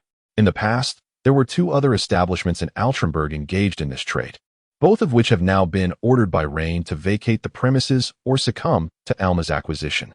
Concurrently, following the recently concluded bidding for the security detail, the appointed captain, accompanied by new recruits, has been sweeping through the city, dismantling every semblance of clandestine prostitution. Alma's enterprise has been thriving to the point of necessitating queues. Numerous technicians have expressed their grievances, exhausted after long hours of work, their lips barely able to close. Above them, smiles abound due to the flourishing business, with each technician earning enough to barely move. Below, fatigue reigns, with little respite between tasks. Alma has borrowed several technicians from other cities, but still cannot meet the demands of a market catering to nearly 300,000 residents. To temporarily sustain her business, Harvey has dispatched a batch of 50 quality female slaves. Every day, Alma awakens with joy, staring blankly at piles of money.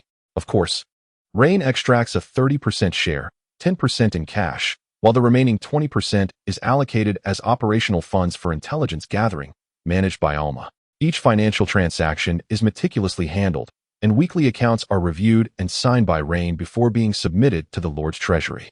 "My lord, are you still satisfied with them?" Alma inquired softly, leaning closer. Rein's lips twitched. Had Alma not mentioned it, he might have forgotten that Fonkos had been languishing in the stable for nearly half a month. However, the thought of that wretched individual toiling in the foul-smelling stable brought him a sense of satisfaction, as if every pore in his body could finally breathe freely. He had no intention of dismissing Fonkos, for the latter still held significant utility and, indeed, great potential. Whether it be the capital city or the imperial capital, there will always be women captivated by individuals like Fonkos. When utilized effectively, Fonkos can provide benefits equivalent to those of an entire army. He nodded slightly, acknowledging the statement, but cautioned that it must not happen again. Alma smiled faintly and nodded in agreement, not taking his warning to heart. After all, men often say such things. "I must express my gratitude to you, my lord," Harvey declared from his seat beside Rein. "I understand that securing this permit with such a modest sum is due to your influence. I shall refrain from uttering any grandiose compliments. Instead, I ask that you observe my future endeavors. Chapter 41. I embody fairness. I am the notary. Furthermore, Rein has pledged to combat the illicit slave trade within the province of Bel. The slave trade is distinctly different from other businesses, such as that of handicrafts. If one does not sell, there are always others willing to do so. If my price is too steep, I can simply purchase from elsewhere. However, the situation is not the same for slaves. The Orlando Empire has merely 3 slave-producing regions: the vast northern plains, the southeastern area encompassing the Salme Mountains east of Altrenburg, and the southwestern region of the Vagli Mountains. Beyond these areas, the majority of inhabitants are citizens of Orlando itself. Should a slave-catching team dare to lay hands on a citizen without their voluntary consent to be enslaved, it would be tantamount to seeking death. The 6th of Orlando would ensure that these slave traders comprehend the wrath of the royal family. The royal house has consistently endeavored to uphold a commendable image and maintain a moral baseline, whether through pretense or genuine intent. Nonetheless, they have adhered to this principle. It is evident that a slave-producing region, possessing merely 3 operational licenses, could monopolize the capture and trade of slaves in the province of Bel, thereby seizing the lifeblood of 1/3 of the empire's slave merchants. The price, propelled by the bids of several unfamiliar individuals, has ascended to a staggering 29,000 gold coins. While the offers from other factions have begun to dwindle, primarily due to insufficient funds, Rein furrowed his brow and gestured for the captain of the trust guard, who promptly approached. He saluted with his hand resting on the hilt of his sword, his movements meticulous and precise, indicative of an exemplary noble education. This was further evidenced by his opening remark: "Esteemed sir, may I inquire what your wishes are?" The use of sir rather than lord or city lord highlighted a distinction akin to that of a casually dressed individual greeting another with a jovial "What's up, man?" In stark contrast to a sharply dressed gentleman, his hair and shoes gleaming under various lights, holding an exquisite briefcase. Extending his hand while his shirt cuffs extended an inch beyond his jacket, greeting with a slightly antiquated London accent. "How do you do?" The disparity in demeanor compelled Rein to scrutinize the newly appointed captain with a hint of curiosity, leading him to hesitantly inquire, "Are you Cooper?" Cooper stood with his legs together, the spurs on his heels clinking together with a crisp sound.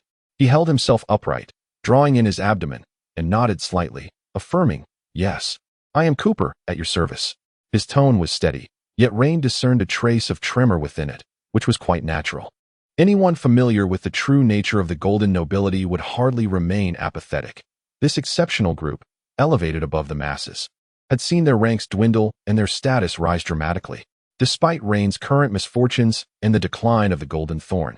The moment there was a glimmer of his potential for others to witness, there would swiftly be those eager to extol his virtues. Is this world fair? Not in the slightest. Some things are simply innate, and no amount of effort can alter that reality. A grand noble, a master of miracles, such as the empire's foremost duchess, Jean, could expend every ounce of her strength and still merely attain the hereditary title of duke, far from the golden nobility, let alone a prince.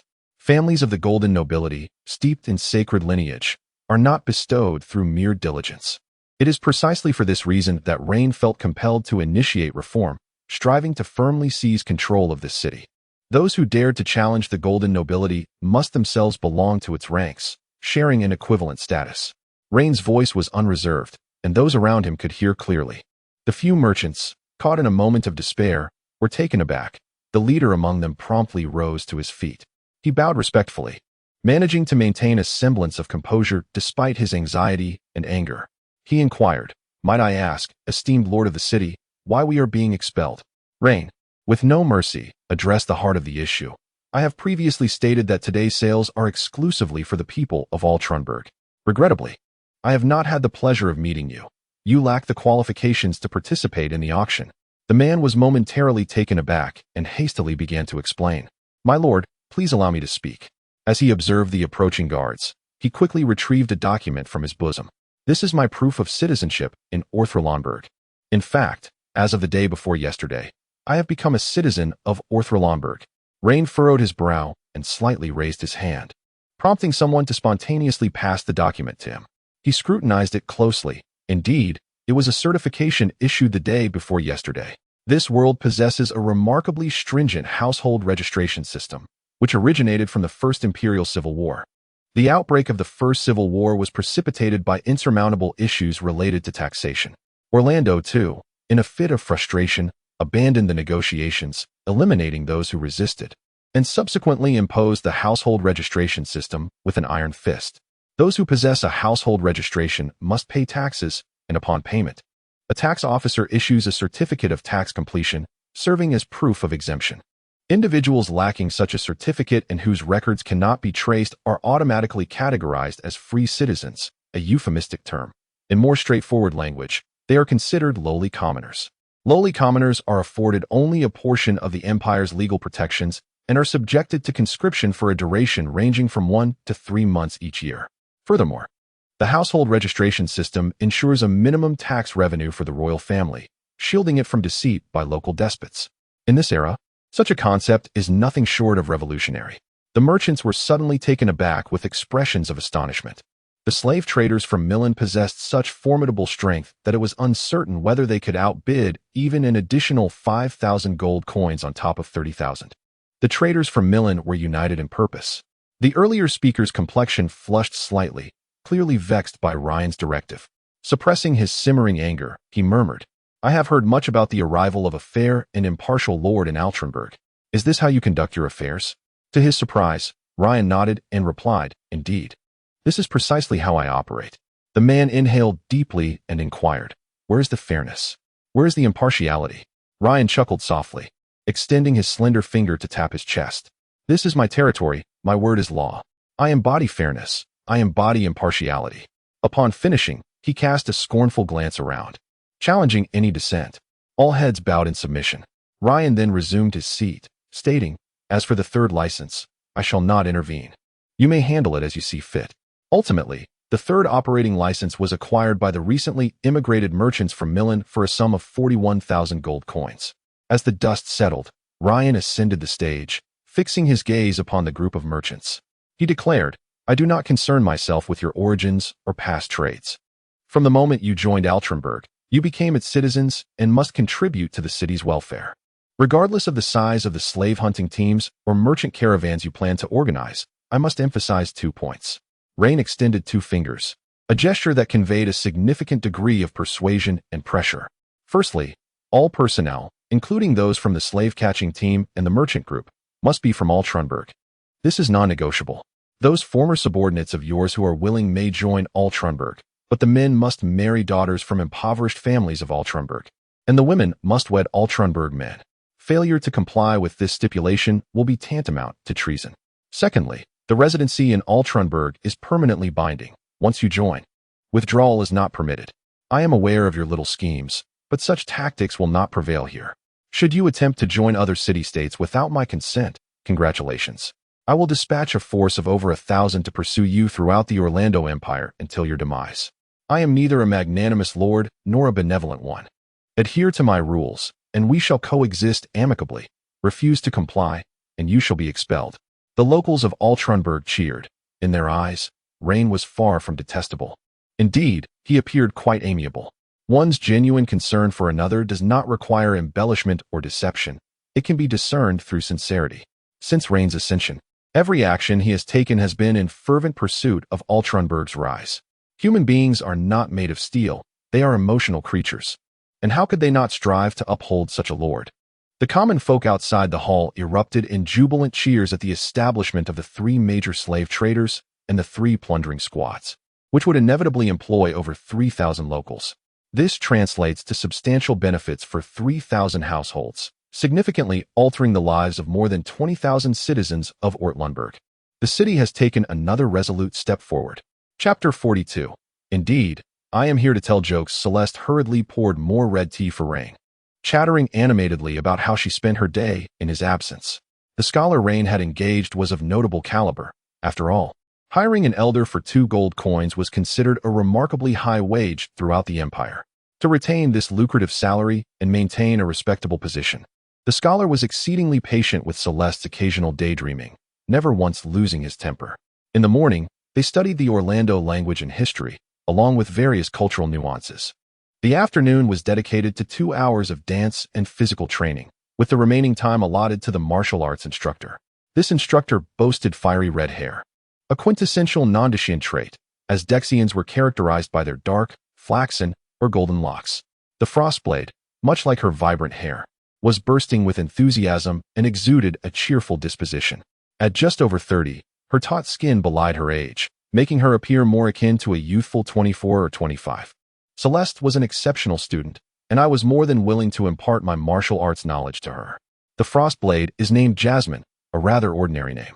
What you most urgently need is to acquire a combat technique manual for her, along with a sword that befits her. The foundational skills of a swordsman are profoundly significant throughout their life. A suitable combat technique offers her greater potential. Raine gently stroked Celeste's pudgy little hand, which bore a slight callus, feeling somewhat coarse to the touch. The girl's complexion was as red as a ripe peach, and she frequently attempted to withdraw her hand. Yet Raine was steadfast in his hold. "You are quite right. Do you have any suggestions?" Jasmine gracefully swept her long hair back and tossed it aside, exuding an air of elegance. She nodded, acknowledging that Celeste's physique leaned towards fragility, rendering overly aggressive combat techniques meaningless for her.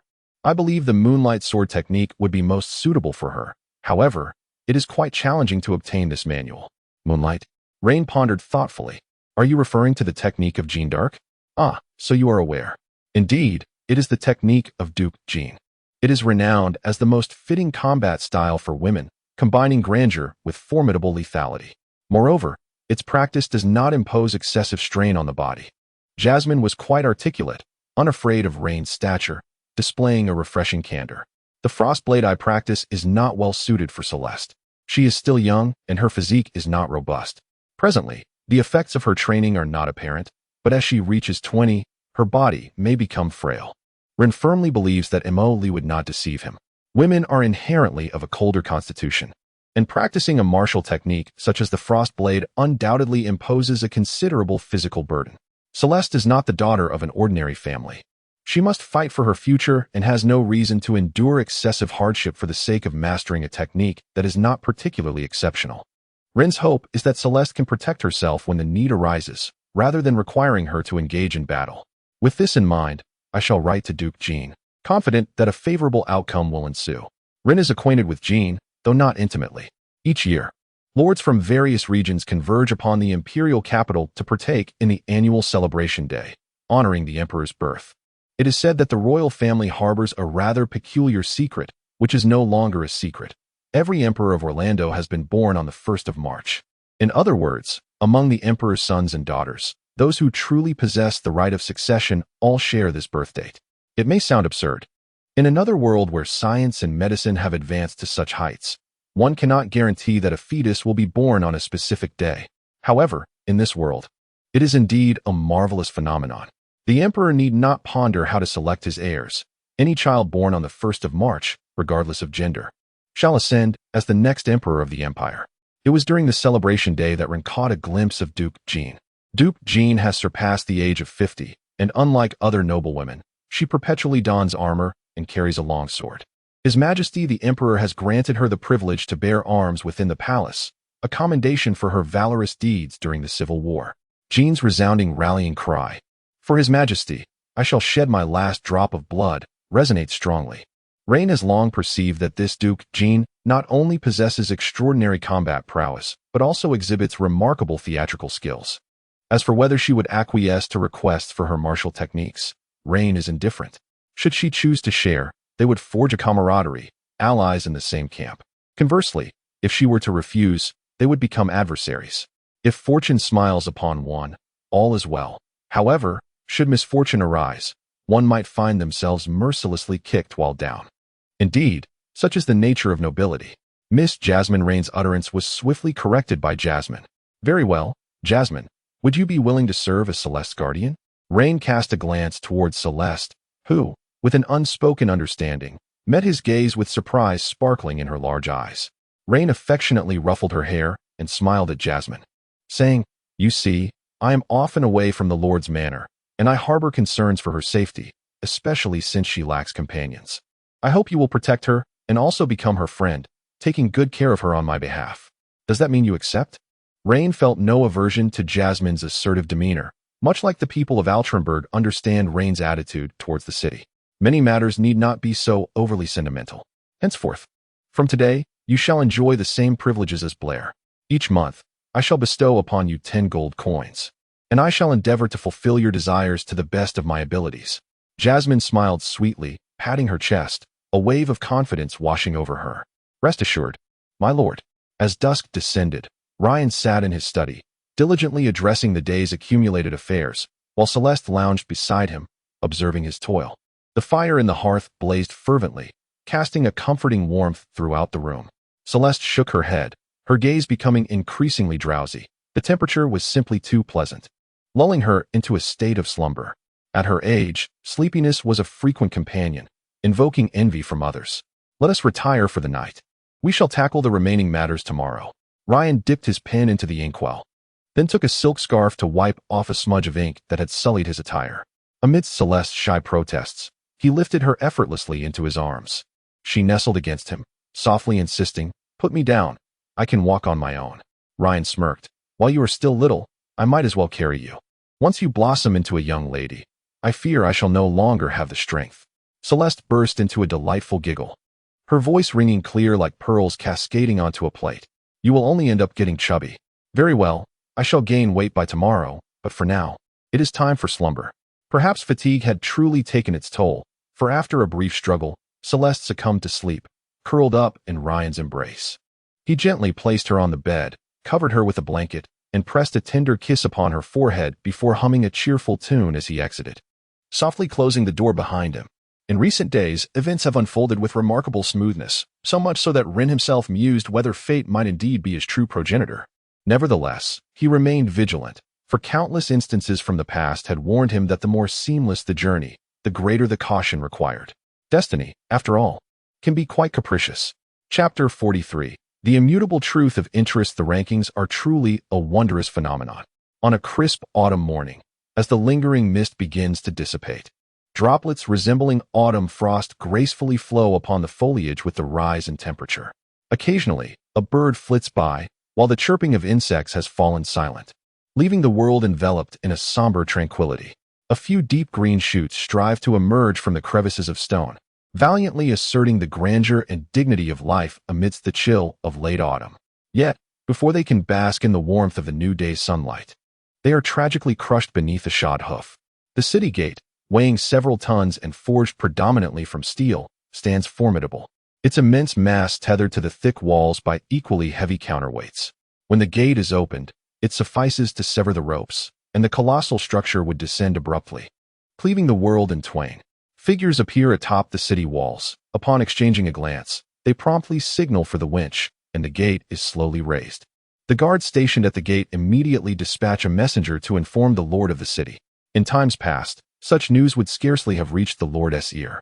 Rein awoke, his eyes still heavy with sleep, rubbing his temples to alleviate the dull ache. With the aid of his maidservant, he swiftly attended to his grooming and attire. When he arrived at the restaurant, Celeste was already seated at the table, her face aglow with a smile as she awaited his arrival. "Good morning," Rein greeted as he settled across from her, unfolding the napkin to tuck it into his collar. He cast a glance at the breakfast spread before him and began to nibble on a roll. "Good morning to you as well," Celeste replied, sipping her hot milk delicately. The unprocessed milk, rich and fragrant, offered a satisfying fullness with its creamy texture. Her eyes crinkled into joyful slits. She had enjoyed a particularly restful slumber the previous night, enveloped in a comforting sense of security.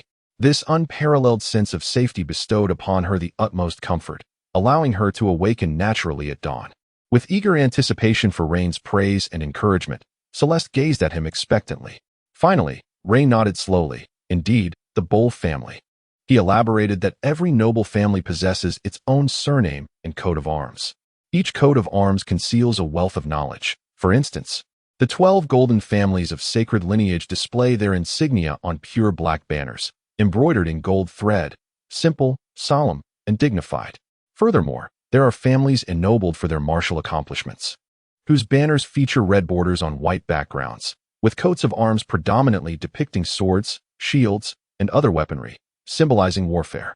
Lastly, there are the fortunate courtiers, comprising jesters and notable political figures, who, lacking illustrious military feats, were ennobled primarily due to imperial favor or their contributions to the empire's welfare. The banners of this lineage are characterized by a white background and blue borders, often devoid of weaponry or any associations with bloodshed. The shield on the banner of the Bull family signifies their valor in defending the royal family or a particular city during a war, thus earning them nobility through their commendable deeds. To those unacquainted with the intricacies of the aristocratic system, a banner may merely serve as a symbol. However, for those who grasp the depth of nobility, a banner reveals significant insights, ensuring that ignorance is not an option. Celeste's understanding of these nuances is a reflection of Sarcomo's high expectations for her, in a rather unsentimental view. She has been a bargaining chip for Sarcomo in securing noble alliances since her birth, one of his most prized assets. Celeste's left hand glided through the crook of Raine's arm, her fingers gracefully resting atop his wrist. As they moved, she slightly lagged half a step behind him, a gesture that underscored his status and the dignity of his masculinity. This was but a fundamental courtesy, yet it starkly illustrated the exasperating pretentiousness of noble decorum. In the somewhat spacious drawing room, Rein occupied the lord's seat, while a smaller chair positioned a meter behind him held Celeste, who sat with an elegance that starkly contrasted her usual vivacity, embodying a newfound composure. 3 knights, clad in armor and bearing swords, knelt before them. The foremost knight retrieved a sealed scroll from within his cloak and presented it to the headmaid. Upon receiving it, she passed it to Rein, who examined it closely. The scroll was sealed with deep crimson wax, emblazoned with the emblem of the Bull family. With a gentle squeeze, the clay crumbled apart, and he shook the paper, laying it open upon the back of his left hand. Esteemed Golden Thorn, the illustrious Baron Rein Alcania, your recent actions have profoundly wounded the interests of the Bull family. Your blockade of the borders and restrictions on the transport of goods have inflicted heavy losses upon us. Over 3,000 gold coins worth of Dragon Island tobacco bricks have been turned away at your gates. The Bull family earnestly requests that you permit these bricks to enter the realm, and in gratitude for your benevolence, we are prepared to offer you 1,000 gold coins. Along with our sincere friendship, the Bull family, with its rich historical legacy, wields significant influence in the province of Bel, which would greatly benefit your reign. Respectfully, Termin Bull. Perhaps this is the jest of fate. When all seems to proceed smoothly, Rein knew that misfortune was surely on the horizon. After perusing the letter, he folded the paper into a small square and tucked it into his pocket. Is there anything else Termin wishes for you to convey? The knights remained seated. In the presence of the golden nobility, their relatively insignificant status rendered them almost laughable. The leading knight, in his 30s with a head of golden short hair, possessed striking handsomeness. He lowered his gaze slightly, stating, "The Lord has asked me to inform you that he is very interested in trade and hopes to establish a lasting friendship with you." Rein instantly comprehended Termin's intention to curry favor on both sides, waiting for the right price. If Rein fails to present an enticing offer that captivates him, his demeanor suggests malice from the aristocrats and privileged classes of the capital, Milan City. They must be scheming against him, not to eliminate him, but to thwart his plans. Should Rein provide an incentive compelling enough to sway Taman, such as relinquishing a monopoly on a particular trade, Taman would undoubtedly align with him, for interests bind them together resolutely. Indeed, profit remains the immutable truth of this world. As long as the price is sufficiently high, nothing is beyond negotiation. Rein discreetly summoned the head maid to procure paper and a writing desk akin to an easel. He swiftly inscribed something, then tightly rolled the parchment.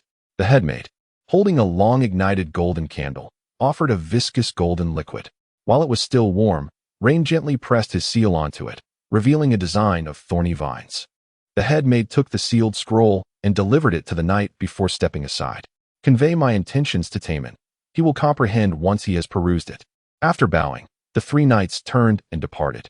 Watching their retreating figures, Rein pursed his lips, lost in contemplation. Moments later, he chuckled coldly, shaking his head. Did they truly wish to undermine the hard-won advantageous position he had secured? Surely they jest. For this, Rein would not hesitate to wage war. Yes, war. The emperor and the nobility belong to the same class, the aristocracy, only that the royal family possesses the greatest strength. The royal family is not as sacred and untouchable as one might envision. In the distant province of Bel, the imperial edicts are deemed reasonable, but when they are not, they are dismissed as utter nonsense. For the sake of their own interests, the nobility often engage in conflicts that the royal family finds challenging to mediate. At most, they merely admonish both parties to resolve their disputes swiftly. Only when the stakes of a war threaten the stability of the crown does the royal family find a pretext to intervene. More often than not, they remain mere spectators, watching with bemusement as the nobles engage in their life and death struggles. For the royal family, the sheer number of over 2,000 noble families has become rather excessive. A reduction would be most welcome. Chapter 44. A scoundrel before us stands a man in his 50s, his hair a meticulously groomed blend of silver and white. He is devoid of the ostentatious trinkets favored by younger nobles, and the deep wrinkles etched into his forehead and around his eyes bestow upon him an imposing presence. He casts a cold glance at the knight, and, with a dismissive wave of his hand, sends him away after a moment's hesitation. Gazing at the golden wax seal on the scroll upon his desk, a glimmer of insight flashes in Taemon's eyes. This privilege belongs solely to the golden families, akin to that of the royal family, which employs golden wax. Taemon is a sagacious elder, yet he is not without the flaws commonly found in those of his age: rigidity, prejudice, and arrogance. Indeed, it is sheer hubris. A mere lad from the imperial capital, even if he is of noble lineage, lacks any foundation or influence in the province of Bel and dares to challenge the dignity of the Boer family. Such audacity is simply incomprehensible. Long before the establishment of Orlando, the Bol family had firmly rooted themselves in this land for nearly 2 centuries, during which they were esteemed nobles of the Holy Empire. The province of Bel was akin to their home, and now an unwelcome lodger has arrived, seeking to tarnish the Bol family's reputation. How could Taemon possibly refrain from feeling incensed? He is acutely aware that this is the governor's cunning stratagem, deliberately inciting discord between the Bol family and the Golden Clan, all the while lurking in the shadows to revel in the spectacle. Regardless of who triumphs or falters, the ultimate beneficiary will invariably be the governor. Should the Bol family prevail, the troublesome Rein would be compelled to acquiesce, silencing the chaos he has wrought. Conversely, if Rein emerges victorious, the entrenched Bol family would suffer a grievous blow, undermining their standing and significantly benefiting the governor's reign. It is a shrewd maneuver indeed. Taemon knows full well that this is a treacherous pit, yet he must leap into it.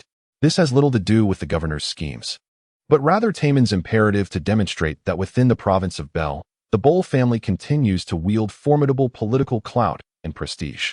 In Taemon's eyes, this encounter ought to be harmonious and successful, with the outsider inevitably yielding to the local gentry. What does Rein possess? No wealth, no allies. Oh, he may have recently sold a few licenses, perhaps acquiring a modicum of funds, but what can such a trifling sum accomplish? The wealth garnered from such one-off transactions pales in comparison to the Bol family's 3-year accumulation. This family has amassed its fortune over 5 centuries. How audacious! At this moment, the only thought consuming Bol's mind is the call to arms, to proficiently assume the role of a noble patriarch. Taemon has etched numerous lessons into his memory throughout his 50 years of existence. Waging war is no trivial endeavor, and the aristocrats of the Bel province are neither few in number, nor is he the sole power among them. Should hostilities commence, it is certain that those who have long harbored animosity towards the Boer family will not remain docile. This is a matter where a single thread pulled could unravel the entire tapestry. Meticulous strategizing is imperative. Yet, the tone for war has already been established. How could one possibly relish the sight of that scoundrel groveling for mercy without first securing a resounding victory? While he does not intend to eliminate Rein, humiliation is undoubtedly essential. After all, he is a member of the golden nobility, is he not? Joburg has been closely monitoring Taemon's movements. When Taemon dispatched a messenger, Joburg experienced a moment of anxious turmoil, fearing that Rein might capitulate under Taemon's pressure, which would leave him, the governor, in a precarious position. However, the intelligence gathered indicates that Rein is indeed a reckless youth, successfully executing his rather simplistic stratagem. He merely persuaded a few of Taemon's advisors, provoking the somewhat arrogant elder into a fit of rage due to the obstruction of certain family goods. The outcome was most gratifying. In light of this, he organized a modest yet elegant banquet, inviting various lords and city leaders from the Bel province to partake in the feast. Within the opulent hall, women huddled together, engaged in spirited discussions about this winter's fashionable garments and accessories trending in the imperial capital. Despite being separated by a vast distance, they were well aware of the latest styles that had just emerged and had already procured them, even if it meant paying exorbitant shipping fees that far exceeded the cost of the items themselves. Furthermore, Their conversations meandered towards the illustrious celebrities of the capital. These women were no innocents. The topics they broached would surely send a naive young lad or lass fleeing in dismay. They deliberated on clothing, accessories, handsome men, and lamented the exquisite beauty of certain women. Meanwhile, the men lounged on the opposite side, seated in a casual manner, with Joburg positioned at the center of the assembly. As the governor of the Bel province, he bore the weight of responsibility for the entire region according to imperial hierarchy. In reality, the cities he could influence, including Milan, numbered merely 3. The old curmudgeon, Taman, was in a fit of rage. He had gathered 500 cavalry in Shilio City, preparing to launch an assault on Ortelburg. A well-informed noble, cradling a glass of red wine, could not resist boasting. "My nephew informed me that the old fellow is personally leading the charge this time," he declared. "I want that scoundrel to apologize to me in person, and then I shall spit in his face." His imitation of Taman's tone elicited a wave of laughter from the crowd. Such words were indeed fitting for Taman. For when he truly lost his temper, he exhibited none of the decorum expected of nobility, resembling more a ruffian than a gentleman. As this topic unfolded, it was evident that the assembly of nobles had grown somber. They never denied that Rein indeed performed admirably, though this is viewed from the perspective of an absolute observer. Rein has directly seized their lifeline. It can be said that 90% of the noble profits in the Bel province stem from smuggling. By establishing checkpoints and rigorously enforcing trade inspections, Rein has firmly grasped their throats. Even if Taman did not intervene, someone else would inevitably step forward to undertake this task, thus inciting the wrath of the many. What vexed them the most was Rein's intention to monopolize the venture, entirely disregarding the possibility of including them in this endeavor, which they found utterly intolerable. When this nobleman suggested continuing Rein's enterprise, everyone almost instinctively agreed in their hearts. The smuggling trade between Orlando and the Byron Empire must be conducted within the Bel province. Controlling this channel equates to grasping the lifeblood of a tenth of the empire's nobility. This holds immense advantages for both familial profits and political interests. If given the chance, who would not wish to revel in the extraordinary life of the imperial capital? Who would prefer to remain in this rural locale? Despite their status as the ruling class, they are merely recently liberated barbaric nobles, akin to those provincial nobles exuding the earthy scent of the countryside. The denizens of the imperial capital scarcely deigned to cast a glance in their direction, irrespective of their wealth or formidable power. After a moment of silence, Joburg solemnly nodded, expressing his approval. "I believe it can be done. We can establish it right now, in the presence of all here." Someone chuckled and remarked, "Is Taman not considered?" Joburg nodded affirmatively and replied, "Taman is indeed not considered." The other nobles had little objection to Joburg's stance. The fewer individuals sharing in this bounty, the greater the portion for each. Why would one relinquish the morsels they had savored? This is the essence of nobility, blatant exchanges of profit and collusion of power. Chapter 45. The everlasting catalyst of victory. To be candid, I am sometimes rather curious about how 3 total recommendations were secured with nearly 200,000 words.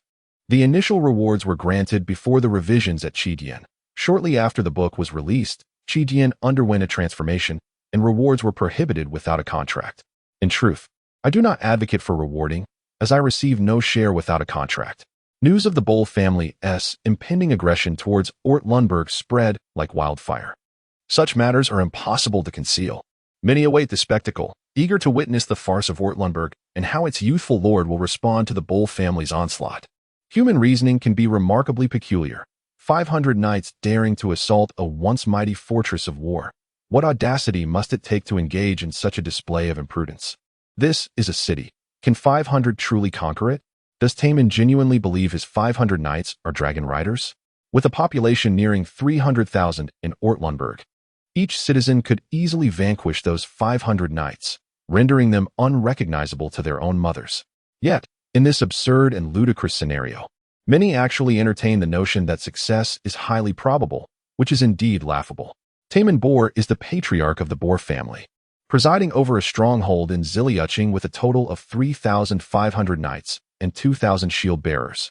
It has come to my attention that he has chosen to deploy only 500 knights, primarily to avoid stretching his military resources too thin and leaving his rear vulnerable to opportunistic noblemen.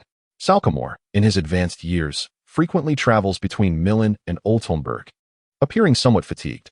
How do you intend to address this contingent of 500 knights? Raine's fingers deftly tapped against the surface of the coffee table, his other hand propping up his chin, his gaze unfocused. His mind was clearly elsewhere. The notion of 500 knights barely registered in his thoughts. It seemed that Salcamore's voice had caught his attention, as his dilated pupils began to constrict, and his eyes sparkled with newfound clarity. He fixed his gaze upon Salcamore, meeting his stare directly. I currently command 100 Blackfire warriors, along with 200 members of the garrison, supported by a backing of 300,000. I fail to comprehend the audacity of Taman in sending 500 trained knights to their demise. Many of you seem to have been deceived by him. If this city could be conquered with merely 500 knights, the former Byron Empire would not have retreated. Do not be misled. Even 5,000 knights might struggle to breach our defenses. Instead of contemplating fear, we should devise what reparations we ought to demand from that old fool Taman should we emerge victorious. At that moment, Celeste entered the study, carefully balancing a tray bearing 2 cups of red tea, her eyes fixed intently on the delicate vessels as she took minuscule steps. This matter was seized from the hands of the maid, and seated within were 2 individuals, her future husband, a source of support, and her grandfather. Engaging in such trivialities as serving tea occasionally bears no significance. They are not outsiders, and it only serves to foster deeper bonds between them. Observing Celeste's somewhat clumsy placement of 2 cups of red tea upon the table, one of which spilled slightly, the girl lowered her head in a moment of embarrassment. The thoughts of the 2 men, one elderly and one young, were far removed from these minor details.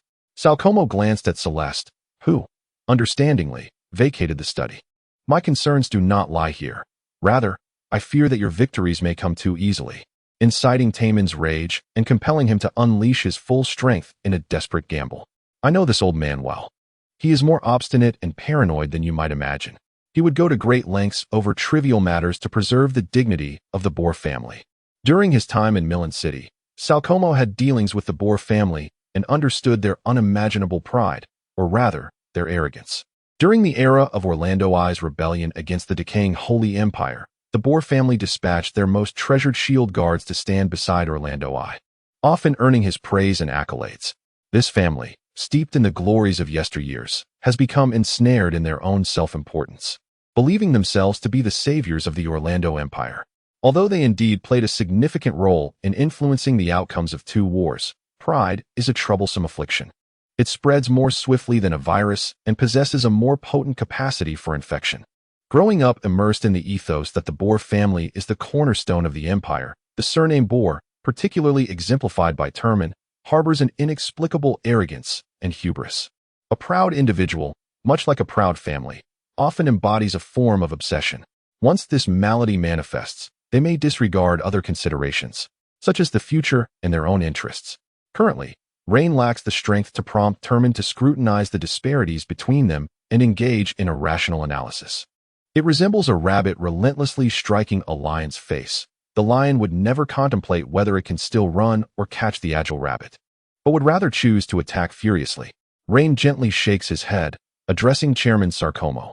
Rest assured, Terman will not succeed. He is acutely aware that the skepticism surrounding Alt-Lundberg is largely due to him. Were he a typical patriarch of a golden family, the question of confidence would be moot. Terman would not dare utter a sound. The present situation can be succinctly described as a dragon swimming in shallow waters, mocked by shrimp, a tiger fallen to the plains, bullied by dogs. Rein finds himself devoid of allies and resources, and Alt-Lundberg is hardly a legitimate city, seemingly lacking in martial potential. This is precisely why Terman dares to challenge him, seeking to assert the Boer family's glory has not waned. He is an arrogant elder who overlooks the fact that the potential for warfare often varies from individual to individual. Before Adolf ascended to the premiership, how many believed in him? Prior to the swastika flying over Europe, who would have thought that the modest Germany could sweep across the continent? Mobilization and oratory have always been among the most advantageous means of augmenting the stakes of war. Rein is willing to guarantee that the true strength of this city of sin is beyond the realm of imagination for others. With a population nearing 300,000, 80% of whom are young and vigorous, the mere thought is enough to instill fear.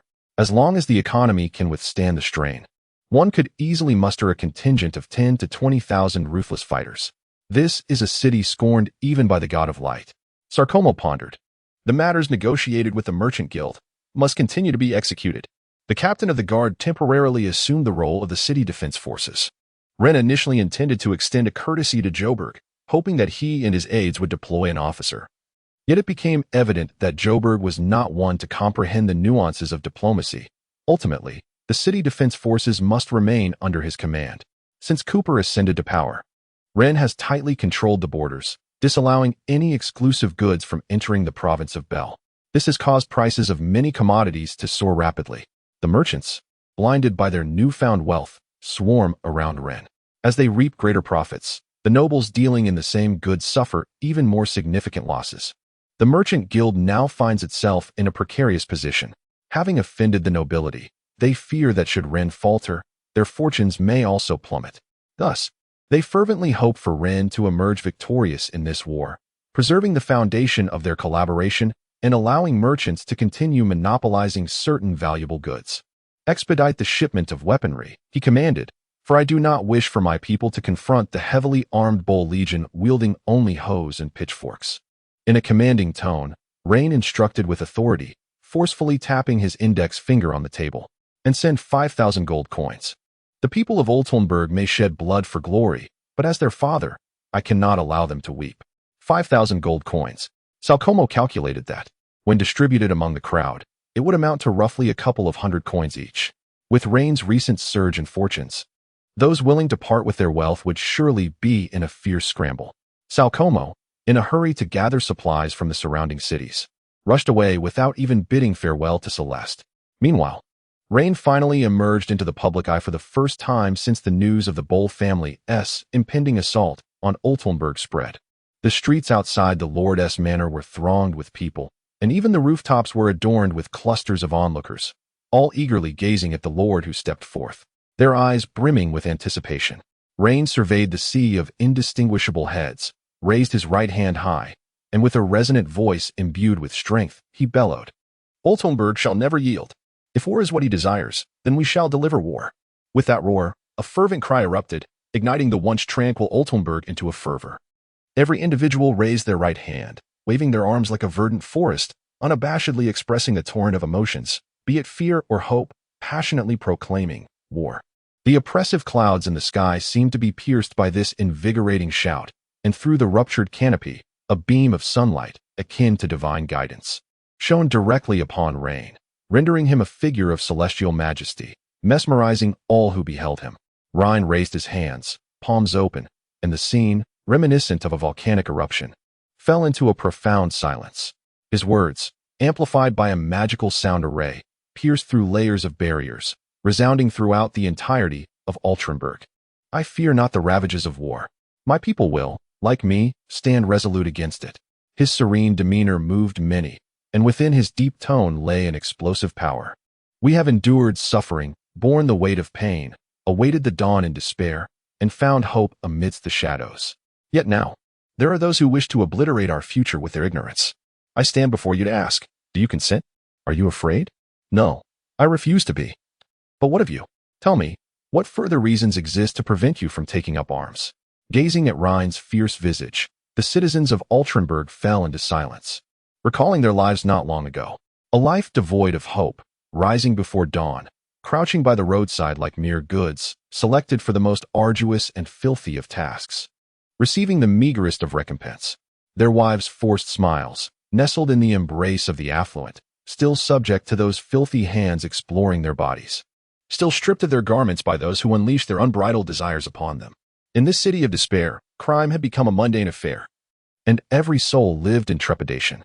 As night descended, so too did the specter of death, sometimes merely for a handful of copper coins.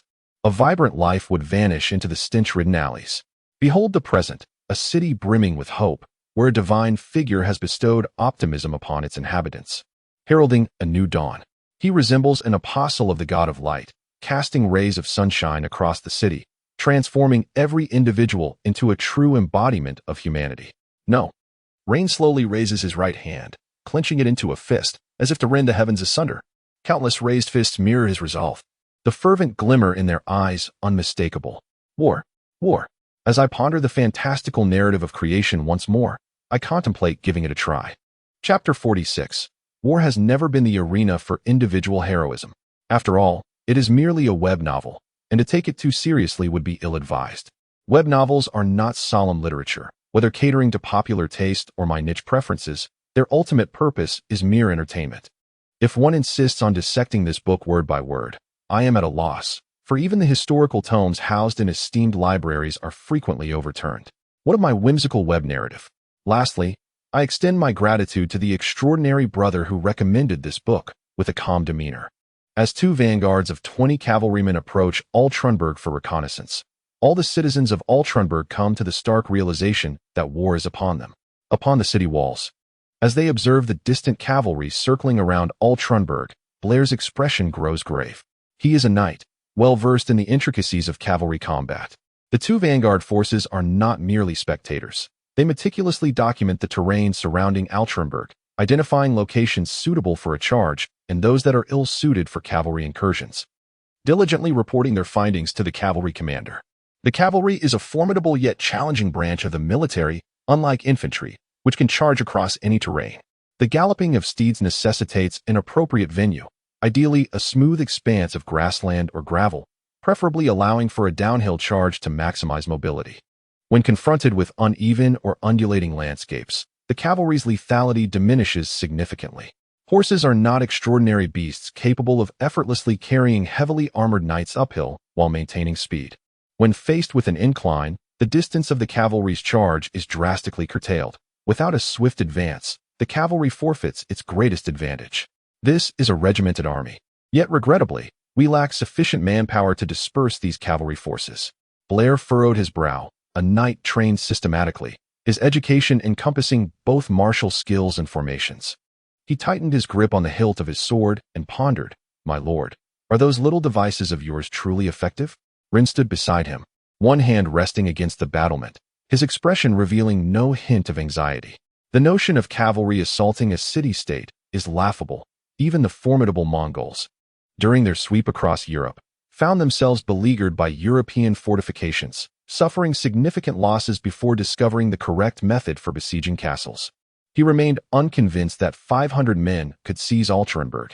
Once the hooves trampled the ground, they would become ensnared and unable to extricate themselves. Even a speeding automobile, upon sudden braking, loses its direction. How much less reliable could the warhorses be, which are far inferior in mechanical precision? Raine glanced sideways at Blair, waiting to see. It would undoubtedly prove more effective than he imagined. The knight commander leading the assault on Altrunnburg this time was a loyal vassal of the Boer family, steadfast and wise, devoid of the Boer family's haughty arrogance. The two vanguard captains exchanged glances, stamping their feet and puffing out their chests. They had meticulously scouted the area and found no signs of ambush around Altrunnburg. They had also ventured into the distant thickets and discovered no traces of anyone having lingered there. Luos breathed a slight sigh of relief. With this formidable man present, taking Altrunnburg would not pose a challenge. This robust figure was a natural powerhouse, as if his parents had misplaced the gift of stature, transforming him into a devilishly muscular giant. Combined with his rank as a 6th-tier knight, an 80-pound solid iron hammer felt as light as a toy in his hands. Neither the city walls nor the gates could withstand the might of his hammer. The short, stout knight stepped aside to heft the extremely heavy two-handed hammer, bouncing along behind Luos. After this night, his name would echo throughout the entire Bel province. The fully equipped knights departed the camp, forming a triangular formation, with the diminutive knight leading the way. He closed his visor, the iron hammer weighing 80 pounds seemingly weightless in his grasp, dragging it lightly along the ground. The armored warhorse beneath him was grander and more robust than ordinary steeds, its glossy coat revealing every sinew and muscle fiber as it began to stride. Each contraction and extension of its powerful muscles a spectacle of beauty. It was evident to Raine that the crossbows had either been sold off by previous lords or stealthily removed by the now extinct factions. Such war supplies were perpetually in demand, whether for Orlando or the Byron Empire. With a forceful strike against the battlement, Raine exhaled deeply. "Blair, the remainder is entrusted to you." Delegating specialized tasks to those with expertise was undoubtedly the wisest course of action. While Raine might possess a modicum of skill in the art of subterfuge, he was utterly inexperienced in the orchestration of warfare. He would not recklessly instruct professionals on how to proceed. Rather, He understood that careful observation was paramount at this juncture. Blair, with a flick of his wrist and an eagle-like gaze, fixated on the diminutive figure galloping along the official road, the heavy hammer in his hands posing a significant threat to the city gates. Without a moment's hesitation, Blair commanded those atop the walls, pour down the oil, and cast down the stones. Barrels were hurled from above, splintering upon impact and sending a pale yellow liquid splashing in all directions, while stones of various sizes nearly filled the roadway before the city gates. Blair drew the long sword hanging at his waist and leapt atop the parapet. The battle aura within him began to flow and circulate, enveloping the sword in his hand with a faint crimson glow. Luos had long noticed the figure clad in knightly armor atop the city wall, who raised his whip and inquired about Blair. "Who is that person?" Luos shook his head slightly. No, it was a sixth-tier knight. In the midst of their conversation, the knights galloping along the official road suddenly found themselves thrown into disarray, their formation collapsing in an instant. Luos's expression shifted dramatically as he forcefully squeezed his legs together, causing his steed to let out a whinny and surge forward swiftly along the path. The pitfall had taken its toll. 30 or 40 warhorses had broken their legs and collapsed to the ground. Their riders were thrown off, landing heavily, unable to even move a limb. As the diminutive knight charged near the city gate, the hooves of his steed became increasingly unsteady with each strike against the ground as it sought a secure footing. As the speed of the steed diminished, Blair let out a furious roar and leapt down from the city gate. The little knight, realizing he had lost the prime opportunity, sighed inwardly in regret, swinging his hammer with all his might towards the airborne Blair. In midair, Blair found himself without leverage, yet he remained composed. Stretching his limbs back as far as possible, his body arched like a drawn bow. Then, with a sudden contraction of his waist and abdomen, he brought the sword he held down with great force, leaving a fiery crimson trail in the air. The flames slash. He was taking a gamble. He knew that a blow from that hammer would surely inflict grave injury, but the little knight would undoubtedly be cleaved in two, along with his horse. A glimmer of brilliance ignited in the eyes of the diminutive knight, leaving no time for contemplation. With a swift motion, he swung his right arm outward, the arc of his movement plunging downward, just as his left hand grasped the hammer's handle, forcefully deflecting the impending strike. A resounding clang echoed through the air, sparks flying in all directions as the diminutive knight's steed, a sturdy kudu, buckled momentarily before steadfastly regaining its footing, its crimson eyes glaring defiantly. A tingling sensation coursed through the knight's palm, while a gash opened on the web of his left hand, blood trickling down his arm. Seizing the opportunity afforded by this strike, Blair planted one foot firmly upon the kudu's head and delivered a straight kick towards the knight's chest.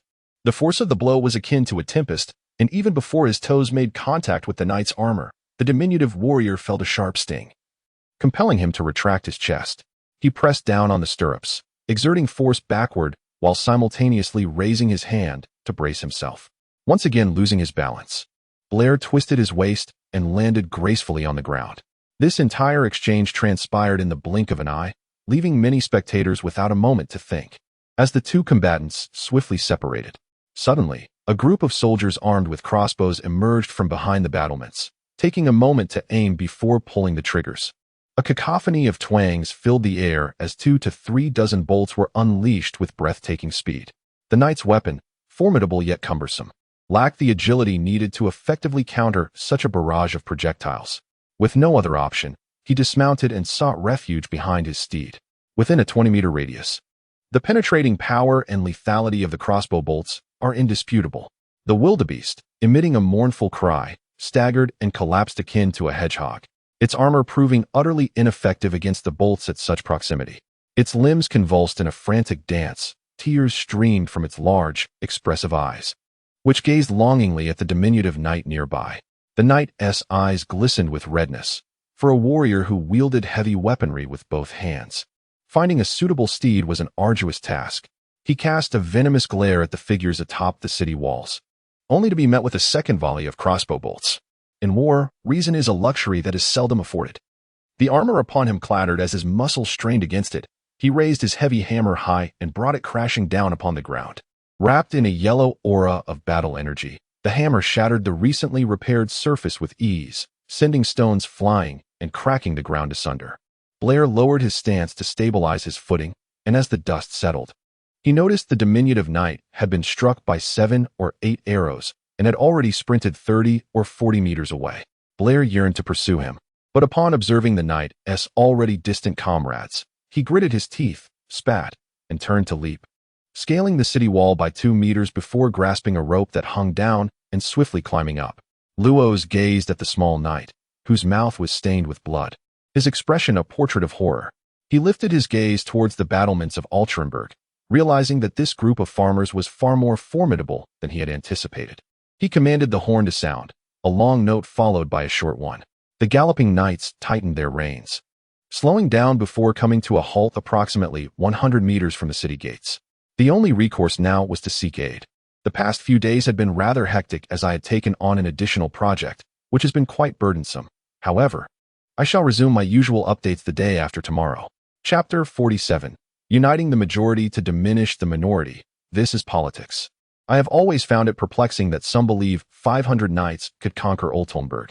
As the sun dipped below the horizon, in the assembly hall, Rein stood upon the podium, gazing at the throngs of people filling the space, calmly articulating his perspective. Many regard me with disdain, looking down upon Altrenburg, convinced that this rural locale could be taken with merely 500 knights, even asserting that no attack would be necessary, as we would simply prostrate ourselves along the highway to welcome their triumph. I find this notion utterly ludicrous. An individual's strength is limited, yet the collective strength of Altrenburg is boundless. Humans possess an extraordinary ability to create miracles, to forge futures even in the harshest of environments. What do we possess? We have but 2 hands, a single life, and a weapon. What can we achieve? We can realize dreams with our hands, vanquish foes with our weapons, and with our lives, we can craft an infinite array of possibilities for the future. Today marks the first attempt by that rabble outside the city. They shall soon discover that they face not trembling chicks, but a dragon fighting for glory and hope. Tomorrow, we shall not only emerge from the city, but also drive them back.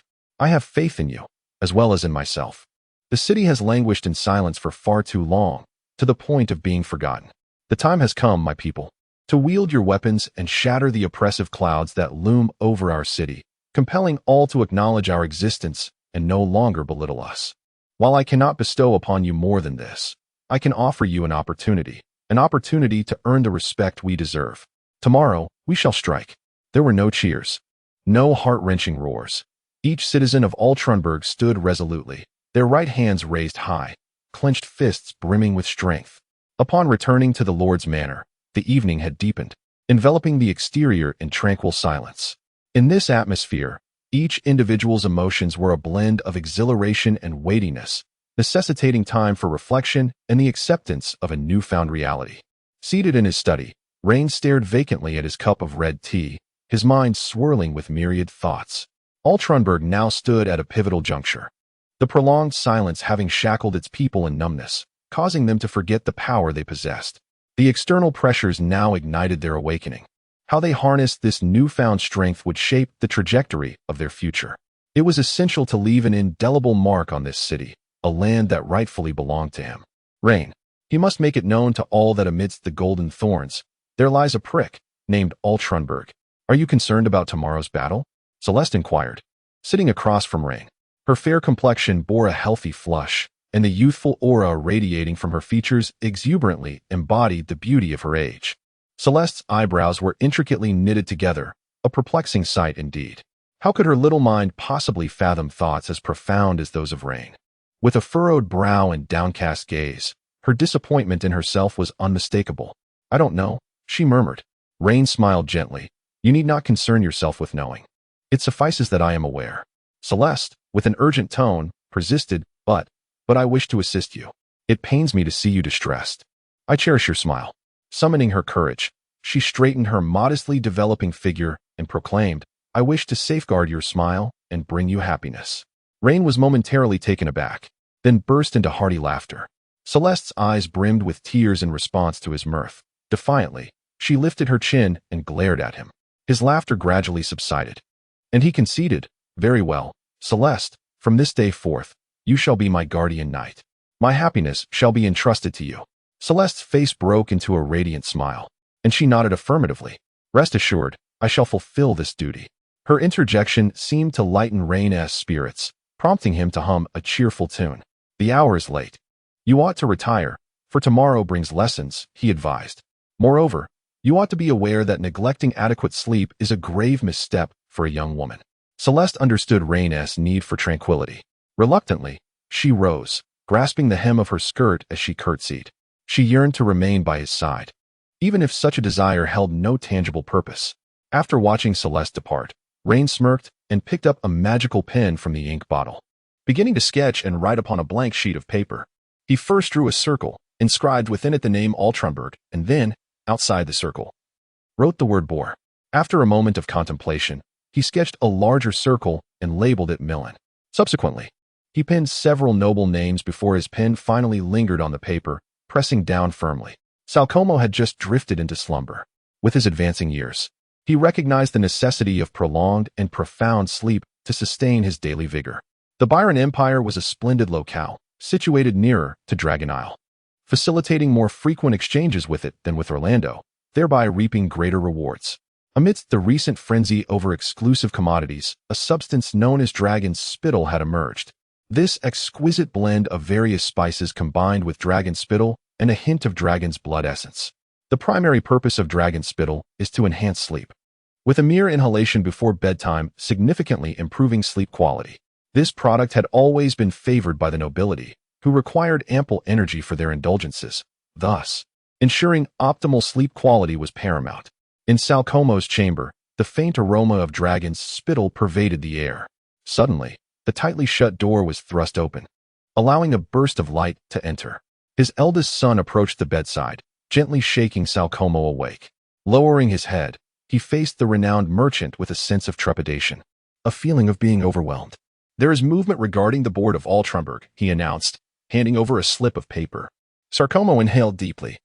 The message that arrived at this hour was undoubtedly of great significance. He seized the note, cast a fleeting glance at it, and sprang from his bed, hastily donning his garments. While dressing, he commanded, "Prepare 3,000 gold coins, divided into 3 boxes, and ready the horses. I must depart at once." His eldest son paused momentarily, instinctively inquiring, "Now?" Salcomo's motions halted as he gazed into his son's eyes, which were filled with authority yet tinged with disappointment. "Now." Watching his son hurriedly leave, Salcomo sighed softly. This eldest son, having always lived in affluence, paled in comparison to his 2 other children, especially the father of Celeste, his youngest. In terms of both audacity and capability, he fell significantly short. A thought began to swell within him. Perhaps it was time to consider a different heir. Having donned his attire, he promptly exited, embarking on the carriage. The sky at nearly midnight had darkened to its utmost, with thick clouds obscuring the moon and the vast array of stars. This was the SC district, home to the nobility of the entire Bell province, filled with affluent gentry. The carriage halted before a grand estate, where the night watchman glanced at Salcomo's invitation and, with a dismissive snort, muttered for him to wait before hastily departing. Approximately 10 minutes later, the guard returned with a smile, announcing that the master awaited in the side hall. Salcomo, disregarding the side hall's significance, swiftly bypassed the guard with a box in hand and entered the estate. Outside the side hall, he took a deep breath and adjusted his attire before pushing the door open. A man in his 40s, with lustrous black hair and handsome features, lounged on the sofa with one leg crossed over the other. He glanced at Salcomo and gestured towards the sofa opposite him. After bowing in greeting, Salcomo took a seat and opened the box in his hands, pushing it forward. 1,000 gold coins were meticulously arranged within, reflecting an alluring sheen under the light spell. The man raised a hand, pressing it down, and the box snapped shut once more. "What brings you here at such a late hour?" he inquired. This man was Boven Laos, the lord of Nurki City and one of the few great nobles in the province of Bell.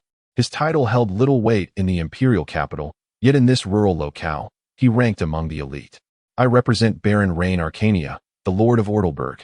In our discussion, Salcomo asserted, his demeanor noticeably more assertive than before, as he was no longer merely representing himself, but rather the distant reign of Ortelberg. Boven raised an eyebrow, displaying a flicker of interest. "I am not acquainted with Baron Rein." "You are now," Salcomo replied, his tone more confrontational than anticipated. Boven glanced at the box on the coffee table and nodded slightly. "State your purpose." Salcomo felt a wave of relief wash over him, though his expression remained composed. Are you interested in West Flow City? Can you believe it? In this past year, I lost one USB drive, damaged another, and broke a laptop. As for the keyboard and mouse, I shall refrain from elaborating, having replaced them several times. However, today my JSD USB drive has succumbed to failure once more. While I was engrossed in my writing, a sudden prompt indicated that the file was corrupted, rendering it unreadable, and once again, I have lost everything. How utterly infuriating. The last time my USB drive malfunctioned, it was occasionally still accessible, but this time, there was no opportunity for salvage. It truly vexes me. I despise these unreliable USB drives. Chapter 48. War has never been a romantic game. Death is the prevailing motif. Shilio City is a splendid place. Adjacent to Shilio City flows a river, which is the reason for its name. This river flows northwestward, with the Shudu River cascading down from the northern ice plains, meandering through the imperial capital and extending into the province of Bel. It traverses the entirety of the Orlando Empire. To the west of Shilio City, the river splits into two channels. One flows southward towards the ocean, while the other continues inland into another nation. In its wider stretches, the river spans several hundred meters, while in its narrower parts, it still measures 40 to 50 meters across, showcasing an exceptionally developed system of water transport. Initially, the Bo family, having aided the imperial entourage, pointed to the location of Shilio City on the map in the presence of Emperor Orlando I, thus establishing the Bo family's legacy in Shilio City that has endured for centuries. Besides the thriving water transport, the fertile lands along the riverbanks, nourished by natural irrigation, require little to no artificial watering to achieve the quality of top-tier farmland. The detritus of plankton and various deceased fish in the river transforms into natural fertilizer, continually enriching the soil on both banks. Every spring and late summer, these fields require no human care. A mere handful of seeds is sufficient to await a bountiful harvest. During the surplus of time, the inhabitants of Shilio City often lend a hand at the docks, earning a little extra coin. It is a place that tempts the envy of all, were it not for the knights and shield guards, along with the indomitable presence of the Boer family, which has stood unyielding for over 3 centuries. It is likely that a conspiracy would have formed against it, turning it into the subject of some farcical tale. When Bowen heard the mention of Shilio City, even though he endeavored to conceal his inner feelings, he instinctively reacted. He first uncrossed his legs, and then subtly straightened his posture, a minuscule change that the astute Sarcomo immediately noticed. Shilio City. Bowen pressed his lips together and sighed deeply, exclaiming in his heart, Shilio City. In truth, all the nobles of Milan were fixated on the conflict between Taman and Rein. Many held little faith in Rein, due to the very nature of Ortelburg itself. The common folk of the city were virtually invisible to the nobles, who gazed from a distance, firmly believing that the lower classes would never possess the audacity to wield weapons against the nobility and the privileged. Hence, prior to today, their sentiments leaned heavily towards Taman. Once the 500 knights opened the city gates, they believed it would all be over. However, upon receiving the battle reports, the eyes of the nobles widened in disbelief. Not only had the gates not been breached, but Luoz's favored knight had nearly perished at the gates of Ortelburg. No one had anticipated that Raine, accompanied only by the solitary servant from the province of Bel, would silently ascend to level 6. Had the news been known in advance, perhaps Taman would have dispatched additional elite forces to dismantle the defenses of Eotrunberg, rather than merely sending Luoz and that barbarian from the northern plains to assault it. It is only natural for everyone to perceive this as evidence of Rein's insidious and cunning nature. Whenever a knight breaks free from the shackles of battle aura and successfully ascends to the rank of a titled knight, who would not rush to the knightly guild for certification, thereby transforming into a privileged class of the empire, even nobility, who would choose to remain in the countryside without making a sound, that would be tantamount to self-sabotage. Bowen's willingness to meet with Sarcomo also stemmed from the fact that Taman had lost the first battle. Had Taman emerged victorious, Bowen would have long since ordered Sarcomo's expulsion. Gazing at the genuinely smiling Sarcomo, Bowen found himself unable to resist temptation. He retrieved a pipe from his pocket, opened the drawer beneath the tea table, extracted a small piece of prepared tobacco, filled the pipe, ignited it, and inhaled quietly. The curling smoke obscured Bowen's expression as he pondered for a moment, stating, "You have but one chance to persuade me." Sarcomo's brow twitched, and he immediately replied, "Tomorrow, Baron Rein will take the initiative to launch an attack." Aiming to defeat, or even annihilate the knights led by Luos in the open field. In that brief statement lay significant implications. Firstly, Rein is assured of a 100 victory against Taemin's 500 knights. Otherwise, he would not dare to initiate the attack. Secondly, Rein does not intend to reconcile with Taemin. Had he sought reconciliation, he would not have torn their relationship apart, but rather chosen to negotiate at the table. At last, Rein was conveying a message to Milan and the entire nobility of the Bel province. He was not to be trifled with, and one should not expect him to compromise unless they exerted their utmost strength. Furthermore, Rein relayed this message to Bowen through Sarkomo, which carried a deeper significance. It was a challenge to the entrenched order of the noble class in the Bel province. He aimed to reshuffle all existing powers. Undeniably, Bowen was intrigued. His interest was predicated upon Rein's ability to vanquish Taemin and his 500 knights. Should Luos be annihilated or captured, it would effectively sever one of the arms of the Boer family. Taemin, having been humiliated, would find himself in a precarious position. Continuing his assault on Rein would undoubtedly leave the defenses of Shilio City vulnerable. Conversely, refraining from attacking Rein would not only tarnish his reputation, but also embolden other factions and nobles. Hence, he must establish a decisive victory over Rein, achieving it in a manner that preserves his strength. How to resolve this dilemma? Bowen placed himself in Taemin's position, and as his mind began to race, an epiphany struck him: borrowing troops. Indeed, borrowing troops. Was he not wealthy? Did he not often proclaim the Boer family's profound heritage? He constantly emphasized that the existence of the Boer family far predates the history of the Orlando Empire. In times of difficulty, spending money to hire mercenaries and allies is the simplest solution. Bowen believed this might be the most straightforward and effective means for Taemin to navigate his current predicament. Yet he pondered whether these mercenaries and borrowed forces would share the same result. A wave of unease surged through Bowen's heart, as he sensed the cold wind swirling in the warm room, momentarily questioning the reality of it all. He gazed intently at Sarkomo, a torrent of thoughts churning within him. After a prolonged hesitation, he exhaled gently. My younger son has a keen interest in commerce.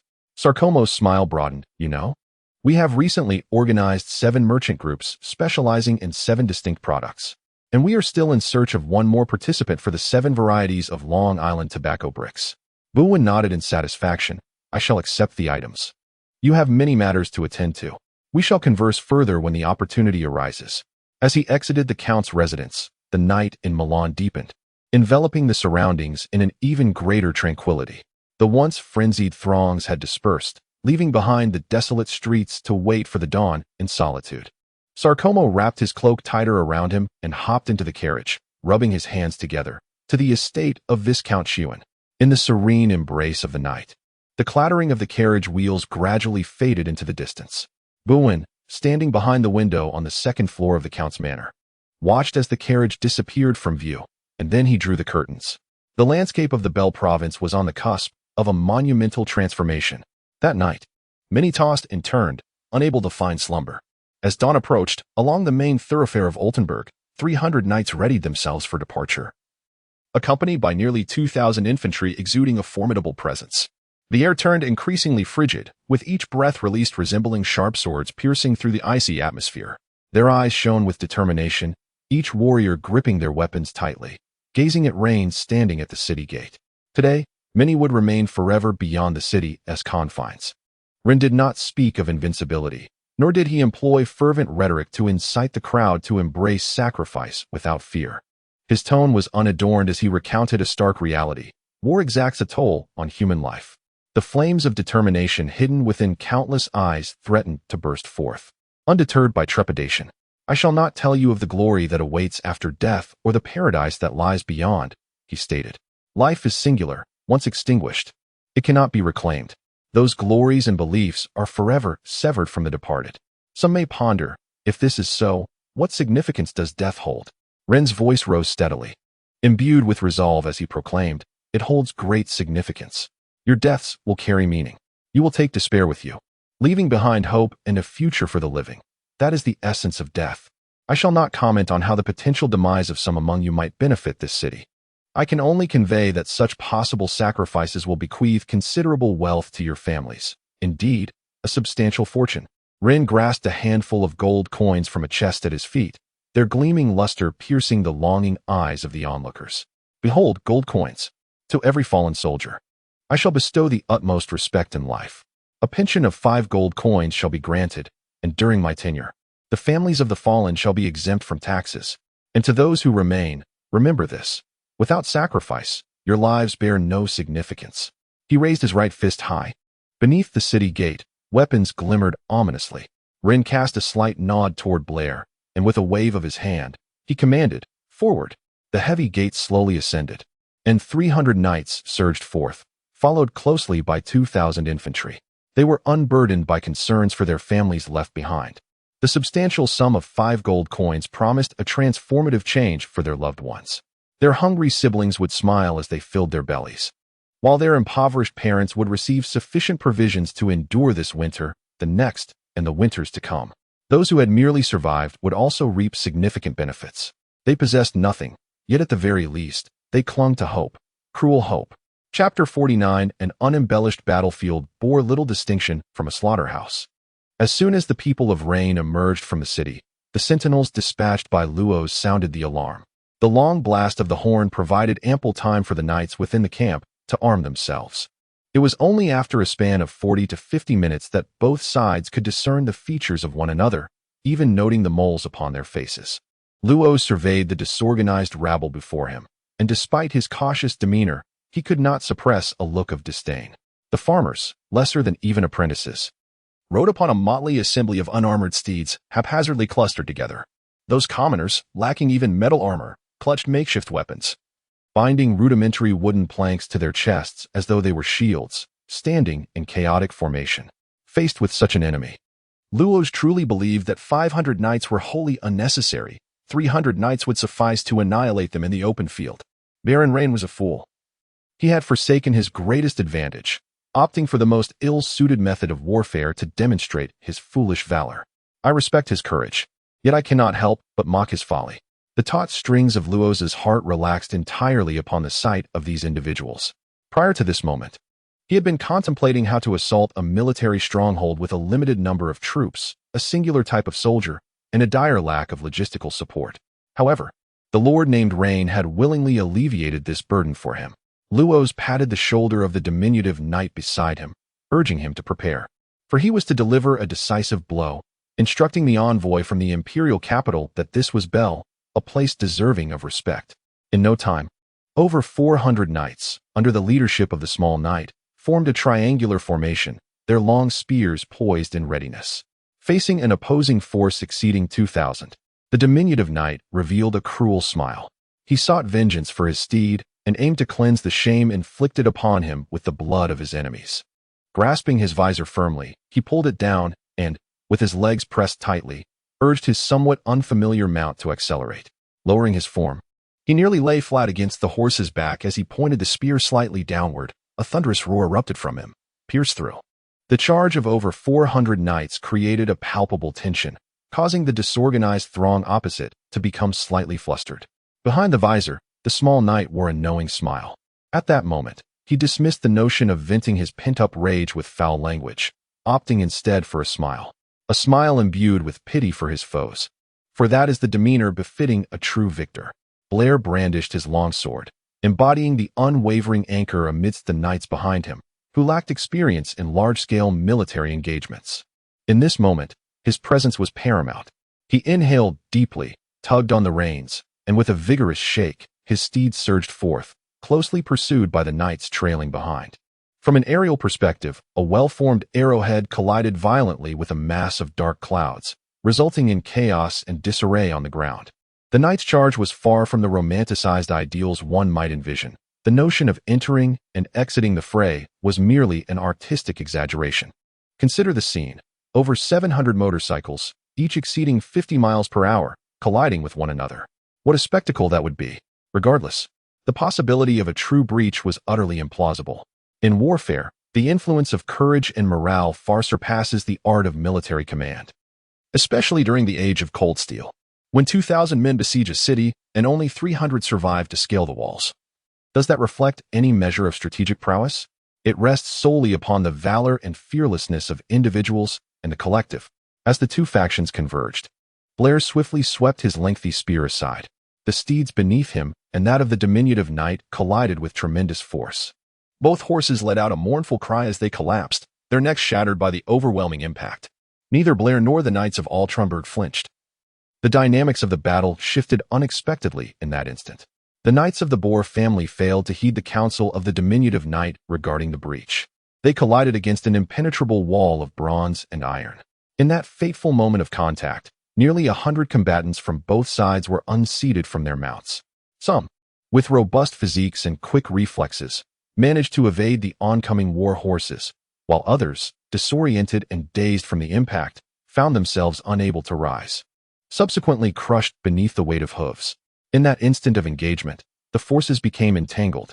The cavalry, stripped of their mobility, did not necessarily hold the advantage over the infantry. The relentless clash transformed this conflict from one of mounted knights against a rabble into a struggle of foot soldiers against a disorganized multitude. The battlefield bore no semblance of chivalric virtue, and no knightly mentors would impart lessons on such brutish tactics. The ultimate aim of war is to serve political ends, and this process is but a grim exercise in slaughter. It is a mere act of killing, devoid of the nobility of one-on-one combat. The advantage of numbers became starkly evident at this juncture. From the outset, this was not a war of equals.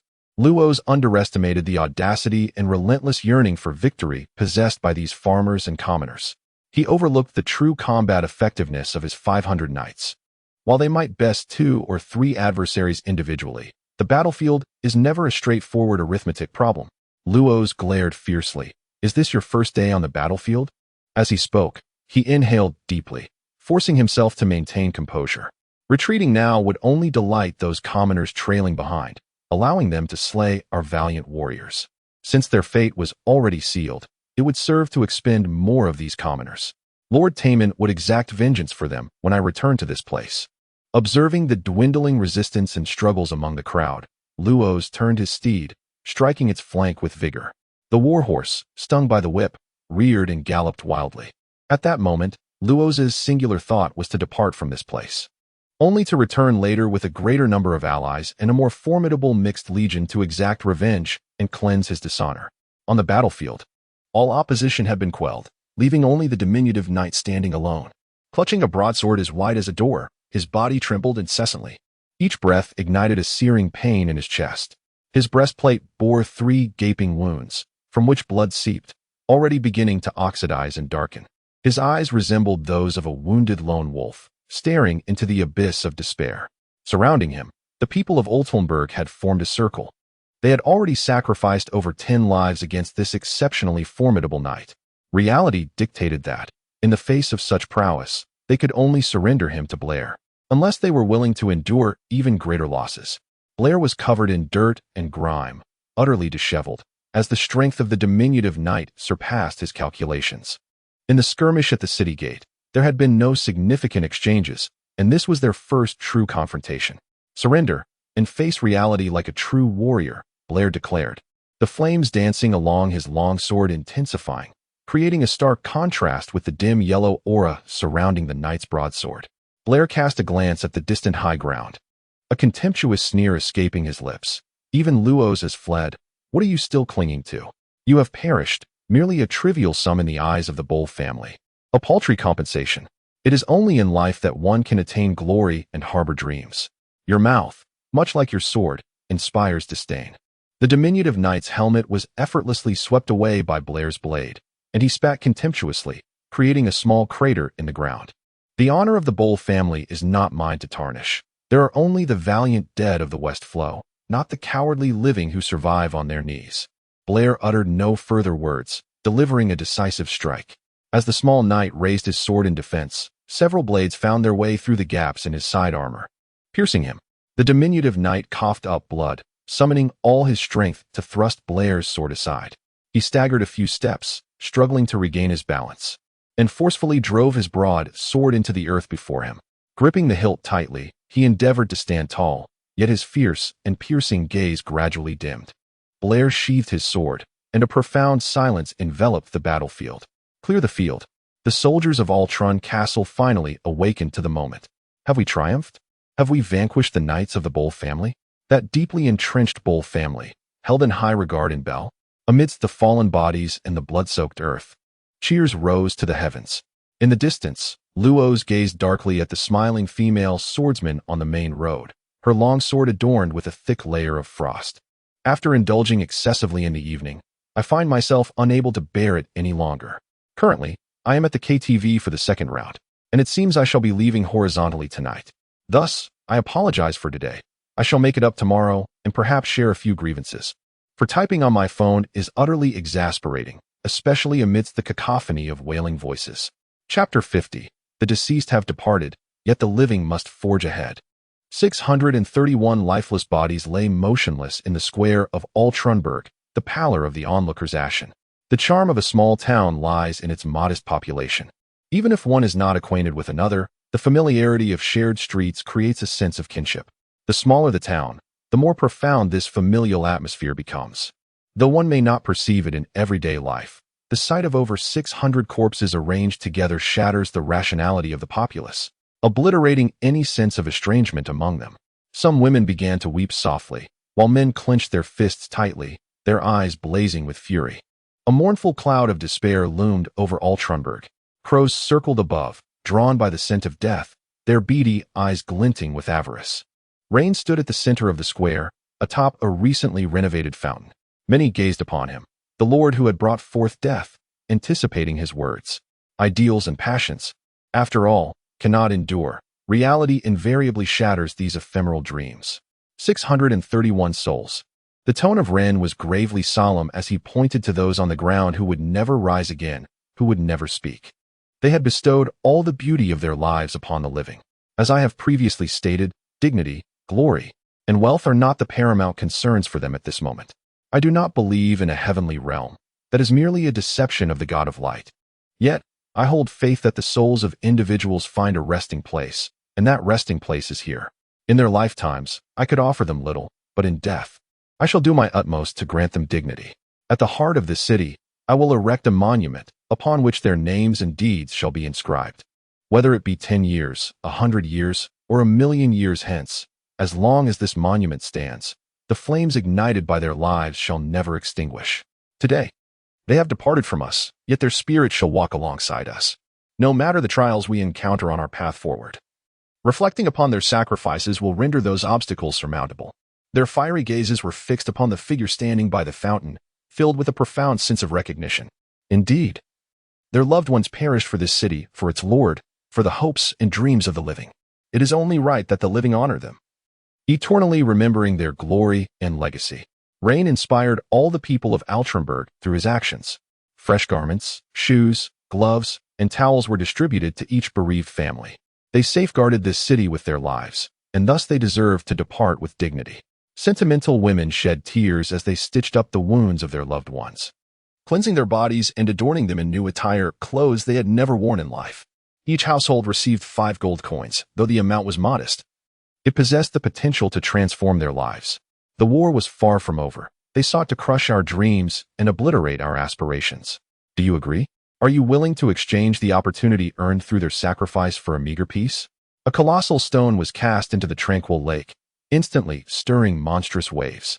The roar of fury reverberated throughout Altronberg as people raised their fists, shouting in a frenzy. Rain raised his hand, and the tempestuous tide calmed in an instant, leaving the city enveloped in profound silence. I refuse to accept this. We have harmed no one. We merely wish to live with dignity. For heaven has bestowed upon everyone the right to pursue happiness, and we are merely exercising this divine right. Any obstacle hindering the realization of our dreams shall ultimately be torn asunder. Those who dare to obstruct the arrival of happiness in this city must pay the ultimate price. Vengeance. Let those who sit above the clouds, oblivious to our plight, feel the weight of our wrath. Vengeance. In the roaring city, Rein observed everything with a calm demeanor. Hatred loomed like a fearsome prehistoric beast, continuously growing and swelling. He had unleashed a monster, one that craved human flesh. Rein raised his right arm, declaring war upon the Bull family, eager to witness the difference between their heads and ours. Let it be remembered, this is the vengeance of Altronberg. A disheveled knight was brought to the center of the square, igniting an instant uproar throughout the city. Rein pointed at him, declaring, "This is Luos, the knight known as the Star of Westflow City, He is responsible for this operation. The city erupted with roars demanding his death. Rein approached Luos. His gaze as calm as that directed at an inanimate object, while Luos's bruised face bore a mocking smile. Drawing the long sword from Blair's waist, Rein raised it high, proclaiming, "Repent." A spray of crimson erupted, and the head soared into the heavens. A grand cremation ensued, burying the lost lives while elevating the souls of the living. Altrenberg experienced an unprecedented unity. The youth, under the leadership of the Lord, began to prepare and train. Merchants continuously supplied resources, readying for the impending conflict. As for the corpses left by the knights of the Bull family outside the city, they would nourish the land, contributing their last remnants of strength.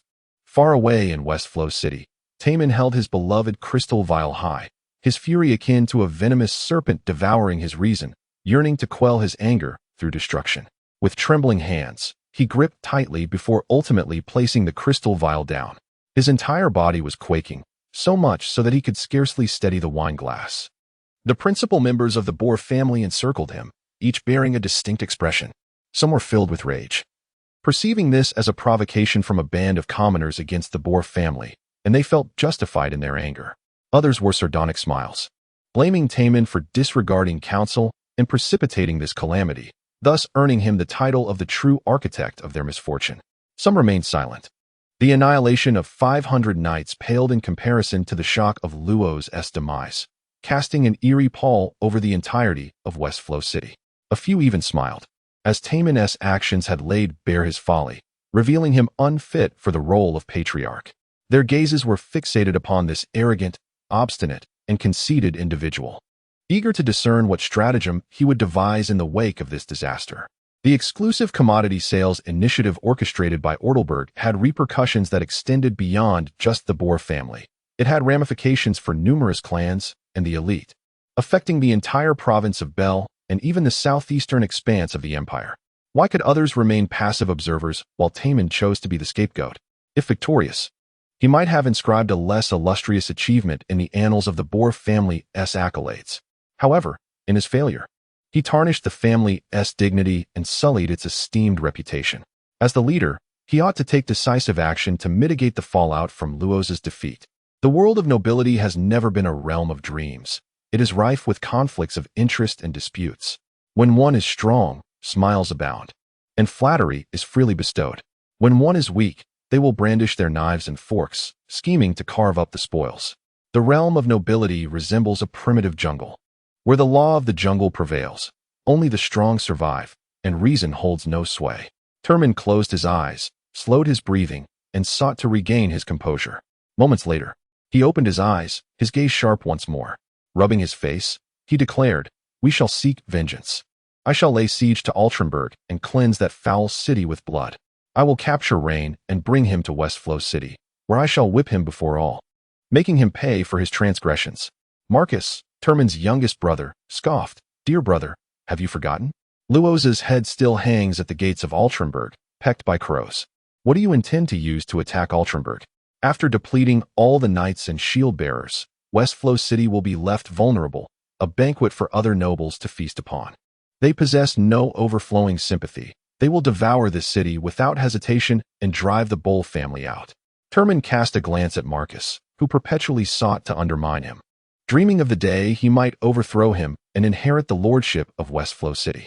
With a dismissive breath, Taman retorted, "I am the patriarch of the Bull family. But this family does not belong solely to you." Marcus replied, his smile unwavering. The expressions of the other family members shifted slightly.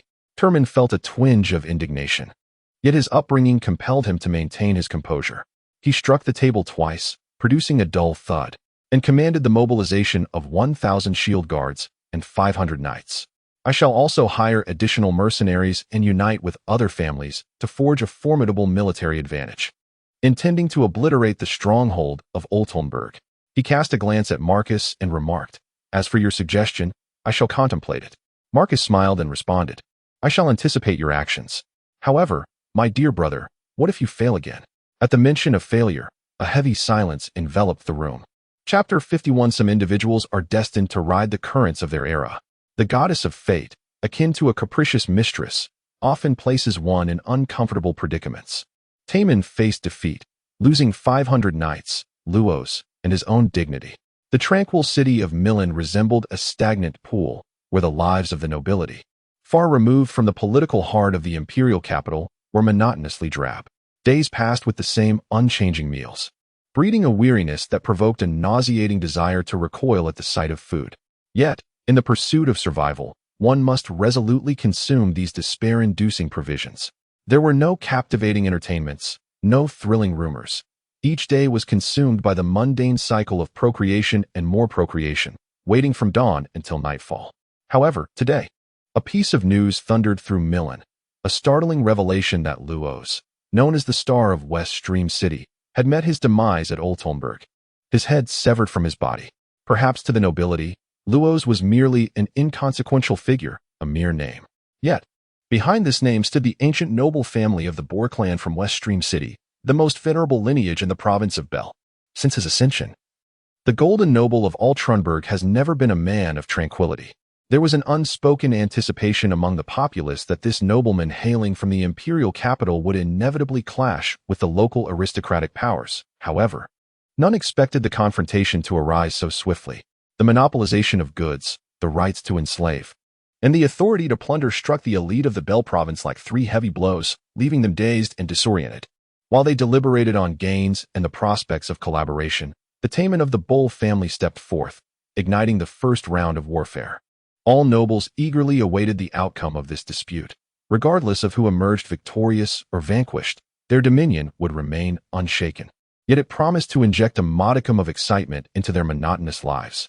Ideally, Taman would triumph, as a defeat would serve as a harsh awakening for the newcomer from the imperial city, revealing that this was no metropolis, but rather the countryside, where the local nobility were not as accommodating as their imperial counterparts. Taman invested 70,000 gold coins to enlist a 1,000-strong mercenary band and secured 4 allies, thus amassing a formidable force of 6,000 capable warriors to declare war on Oltenburg. This was a gamble of monumental proportions, win or lose. It would signify the expulsion of a power player from the circle of authority. Many held a dim view of Rein, not due to any underestimation of his personal capabilities, but because Oltenburg was indeed a place difficult to defend. There were no seasoned soldiers, no surplus of war horses, and Rein had been in this city for less than 2 months, insufficient time to fully grasp its intricacies.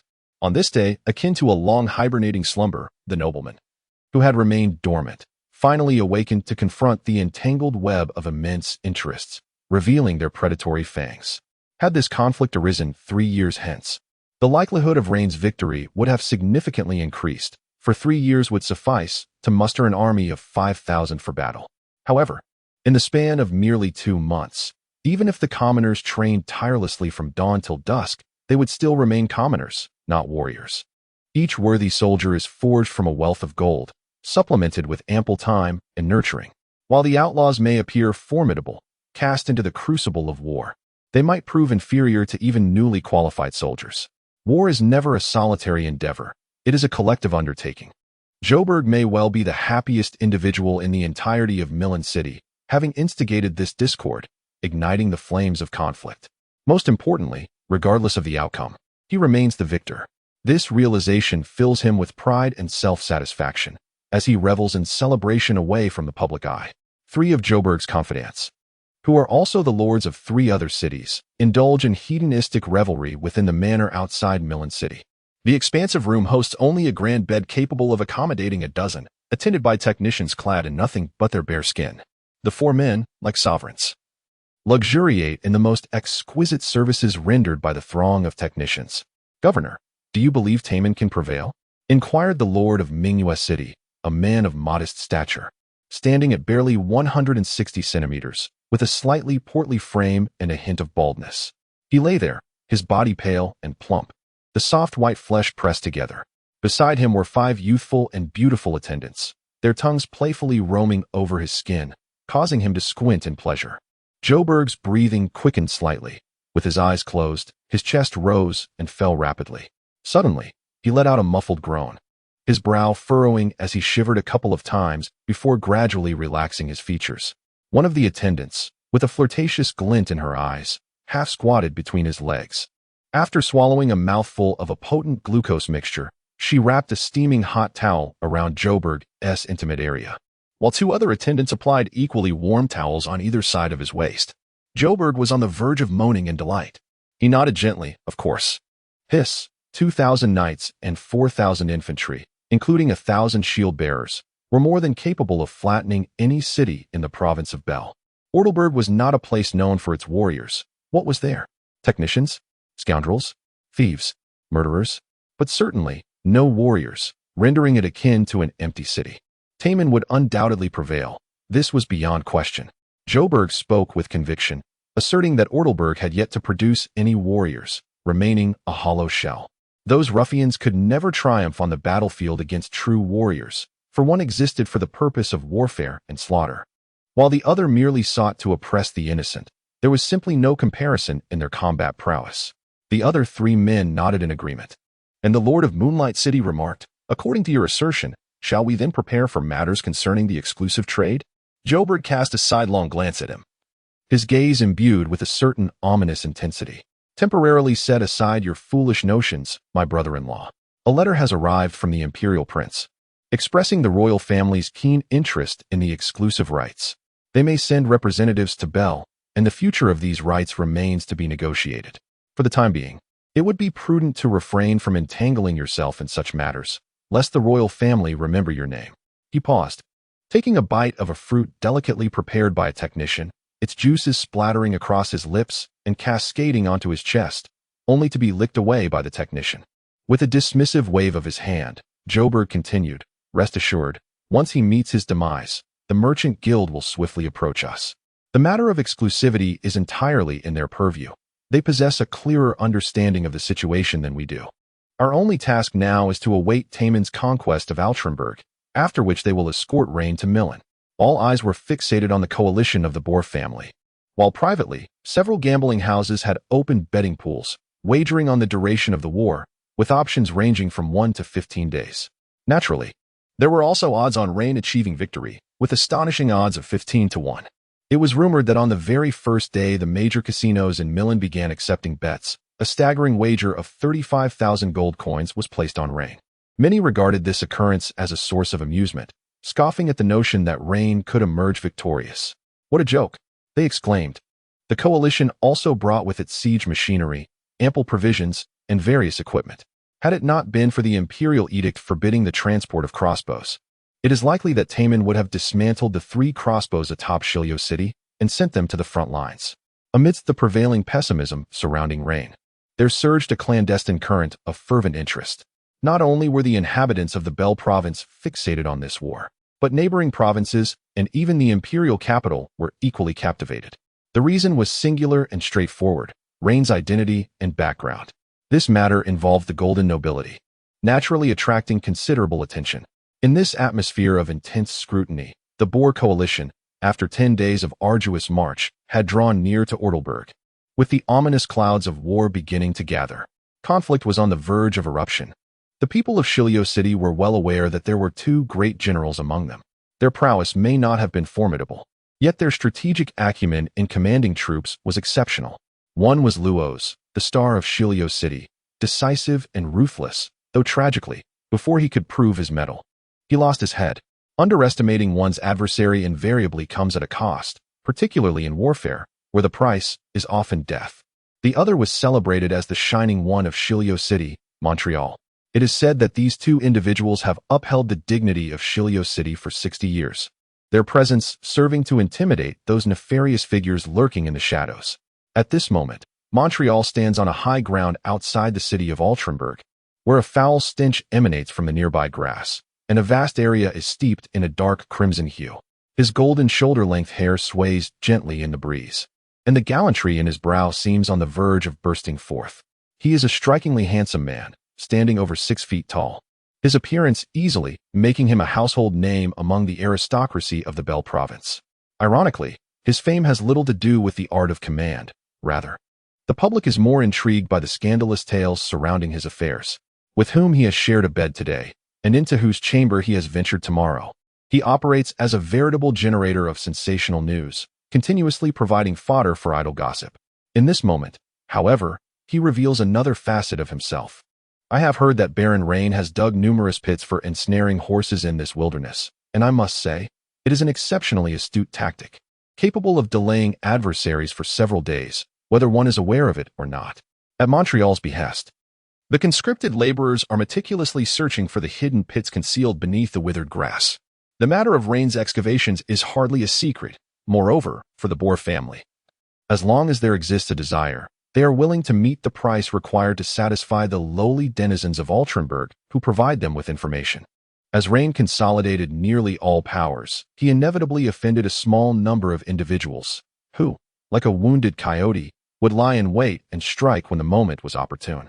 Within the city, intelligence flowed incessantly through various clandestine channels to the coalition's desk, revealing even the minutest details of Rein's whereabouts and utterances. The Houghton family, with their skilled artisans, commanded a vast array of orders from the entire Bell province and beyond. Rein's implementation of a monopoly on goods had minimal impact on them. Their presence here was solely due to the Houghton patriarch's inability to resist the price offered by Taman, an irresistible price indeed. The leader of the Houghton family resembled a carpenter far more than a warrior, clad in leather armor, with a stout appearance and tousled flaxen hair. He exuded a sense of sincerity, albeit occasionally betraying a glimmer of cunning typical of an ordinary man in his sharp gaze. He thumped his chest and proclaimed loudly, "As you wish, a siege tower and 4 assault ladders are prepared and ready to move at any moment." The siege tower resembled a wheeled abode, enveloped in a layer of steel plating, with a colossal battering ram at its forefront. It was equipped with the latest arcane impact from the Magic Guild's solidification magic array. With each discharge, the base of the ram would be propelled outward, generating sufficient force to shake the gates and walls of a city, one of the most conventional siege engines known. The siege vehicle resembles a grand apparatus akin to a fire truck equipped with a cloud ladder from another realm. Its 60-meter ramp is sufficient to scale any wall, and the smooth, anti-slip surface can withstand the galloping weight of over 20 warhorses. These siege machines are exorbitantly priced, each costing thousands, even tens of thousands of gold coins, with the most expensive being those fortified with magical arrays and various alchemical products. Montreal nodded in satisfaction. He gazed at the sun hanging high in the sky and instructed, "We shall dine at 4 o'clock and commence the siege at 5. When someone inquired why the assault was not initiated immediately, pointing out that it was already noon. With over 4 hours until 5, Montreal elucidated, the soldiers currently manning the walls have just been replaced by a fresh batch, well-fed and invigorated. Launching an assault now would likely result in significant casualties on our part. By 4 o'clock, the defenders, having endured the afternoon's heat, will experience a considerable decline in their stamina and energy. Moreover, those preparing to rotate and have yet to partake in their meal." At this juncture, he broke into a radiant smile, exclaiming, "I trust you would prefer to engage with famished warriors rather than contend with a well-fed, energetic group eager to unleash their pent-up vigor." A glimmer of cunning sparkled in his eyes. He indeed had a backup plan. The rationale was easily comprehensible. One would naturally prefer to fight after a hearty meal rather than on an empty stomach. Scholars specializing in the study of warfare have meticulously documented that the physical toll exacted by combat far surpasses that of any manual labor. An individual can endure a full day's arduous toil before succumbing to exhaustion. However, on the battlefield, the demands of fighting can deplete even the most vigorous and well-trained soldier within a mere 10 minutes of conflict. The burden imposed by combat on the body is far more severe than one might envision. Consider the seasoned gladiators of the arena, whose high-intensity clashes leave them unable to move after just 4 or 5 minutes, let alone the more brutal settings of war. On one side stands the fervent and spirited coalition forces, while on the other lies the beleaguered city of Altrenburg. After a prolonged period of relative stability, the peace once maintained now teeters on the brink of collapse. In this atmosphere of impending doom, those with lesser fortitude begin to unleash their fears through the infliction of harm upon others. Moreover, there are those with ulterior motives who, after making grand promises, deliberately incite panic. After all, the responsibility for the city's defense rests solely on its residents, rather than on more seasoned warriors from distant lands. Within Altrenburg, the seeds of chaos have already begun to take root. Faced with an uncertain future, not everyone possesses the resolute determination akin to that of the lord of the city. "My lord, the situation outside grows increasingly tumultuous," Some have begun to openly defy the authority of the Lord's house, and the guards have already claimed numerous lives. Shouldn't you make an appearance to soothe the populace? Spoke Cooper, sheathed in his long sword, the sole individual who maintained a sense of composure amidst the turmoil. Indeed, he has endured far more terrifying and tragic experiences. Thus, the current circumstances are insufficient to shake his resolve. Rein sat composedly in the leading seat, gently caressing the copper ring on his index finger. The peculiar symbols adorning the ring evoked a sense of familiarity within him, as if he ought to recognize their meanings. Yet he could not recall what they signified. He glanced up at Cooper and let out a cold chuckle. Do you not perceive that the present situation is rather advantageous for me? Absent external threats and pressures, these individuals would likely remain deeply concealed among my subjects, clandestinely undermining my plans from some obscure corner that I am unaware of. Now that they have revealed themselves, it plays perfectly into my hands. I shall see how many dare to emerge. Should one appear, I shall take their life, regardless of the bloodshed. As for those outside, that is not your concern. Your sole responsibility now is to maintain order in the city and ensure that these individuals do not complicate matters for me. Rein then shifted his focus to the other two. What are you doing here? Have you completed your tasks? Charlie, have the streets in the West District been repaired? Have the dilapidated homes been rebuilt? Charlie nervously shook his head. Then why do you linger idly here? Go attend to your duties. Alma, you should be on the lookout for any potential rats in this city, collaborating with Cooper to fulfill your responsibilities, rather than sipping tea in my presence. Remember, should we emerge victorious, there will be no further discussion. But if we fail, the consequences will be dire, and it will not be you who escapes unscathed. What are you all so worried about? Get to work. The three of them exchanged glances and ultimately decided to leave. Sitting in the empty hall, Rein clenched his fists. Was he not anxious? Certainly, he was, for outside stood 6,000 well-trained and well-equipped soldiers. And what did he have? Merely a ragtag group. Yet, he could not afford to be nervous. If he succumbed to anxiety, everything would be lost. A slightly cold hand pressed against his knuckles, and he smiled faintly, gently grasping the small hand in his palm. There was no need for worry. The clouds would eventually disperse, and sunlight would once again grace the earth. Ryan's emotions fluctuated wildly. At this moment, his calmness and rationality were beginning to waver under the pressure of tension. He was uncertain whether those accursed nobles would honor their pact. This was a high-stakes gamble, risking everything he had. He wrapped his arm around the girl's soft waist, pulling her to sit on his lap, burying his head in her bosom. Look, Celeste, from this day forth, I shall be the king of Altrenberg, forever and uniquely so. Seemingly surprised by the vulnerability displayed by this typically strong man, Celeste tenderly cradled Ryan's head. Indeed, you will be the king of all. I firmly believe it. A piece of good news was hard-earned. After finally signing, the process was completed, and updates would follow as much as possible. Chapter 53, The Siege. The Siege. The Siege. As the horn sounded from outside the city, Rein appeared atop the city walls. In another realm, he has witnessed numerous television dramas, where many wars, ripe for victory, often succumb to the cowardice and treachery of certain individuals. They need not wield weapons on the front lines. It suffices for them to stand in plain sight, even if they are stationed far behind the battle lines. History is akin to an aged wine, rich with bitterness, spice, sweetness, and sourness, with some gulping it down only to shake their heads in dismay, while others savor its profound nuances. Upon the city walls, as he observed two siege towers adjusting their angles, inching closer to the ramparts of Altrenberg under the guard of a band of mercenaries, Rein could distinctly sense the guards atop the walls swallowing hard and inhaling sharply. Ever since Joburg brazenly dug a pit to entrap Rein, Altrenberg has completely severed ties with the governance of the governor's office. The officer of the garrison, who ought to have been appointed by Governor Joburg of the Bell Province, was instead bypassed by Rein, who appointed a distinguished retired veteran to take command. The veteran, named Marvin, previously belonged to an elite phalanx under the Empire's renowned dragon hunting corps. During the standoff with the Byron Empire, he, along with his legion, was reassigned to this location for defensive duties. He endured the trials. The war has long since concluded, and in his severely wounded state, he remained in this city, becoming one of its indigenous inhabitants. Though Marvin is now 60 years of age, one could easily mistake him for a man of 55, if judged solely by his appearance. After a close encounter with death, Marvin emerged transformed. A single word encapsulates his essence: detachment. He remained here, marrying and raising children, expanding his lineage. Outside the city, he cultivated 50 acres of wheat, and apart from the seasonal toil, he imparted combat skills to a few children, indulging his own passions and interests. Within the hearts of the elders who have traversed the tumultuous years of war lies a profound sense of impending crisis. Now, this very sense of urgency has proven to be invaluable. There exists a saying that satirizes an adult who is yet to mature, still requiring maternal comfort to soothe their emotions, a particularly biting irony.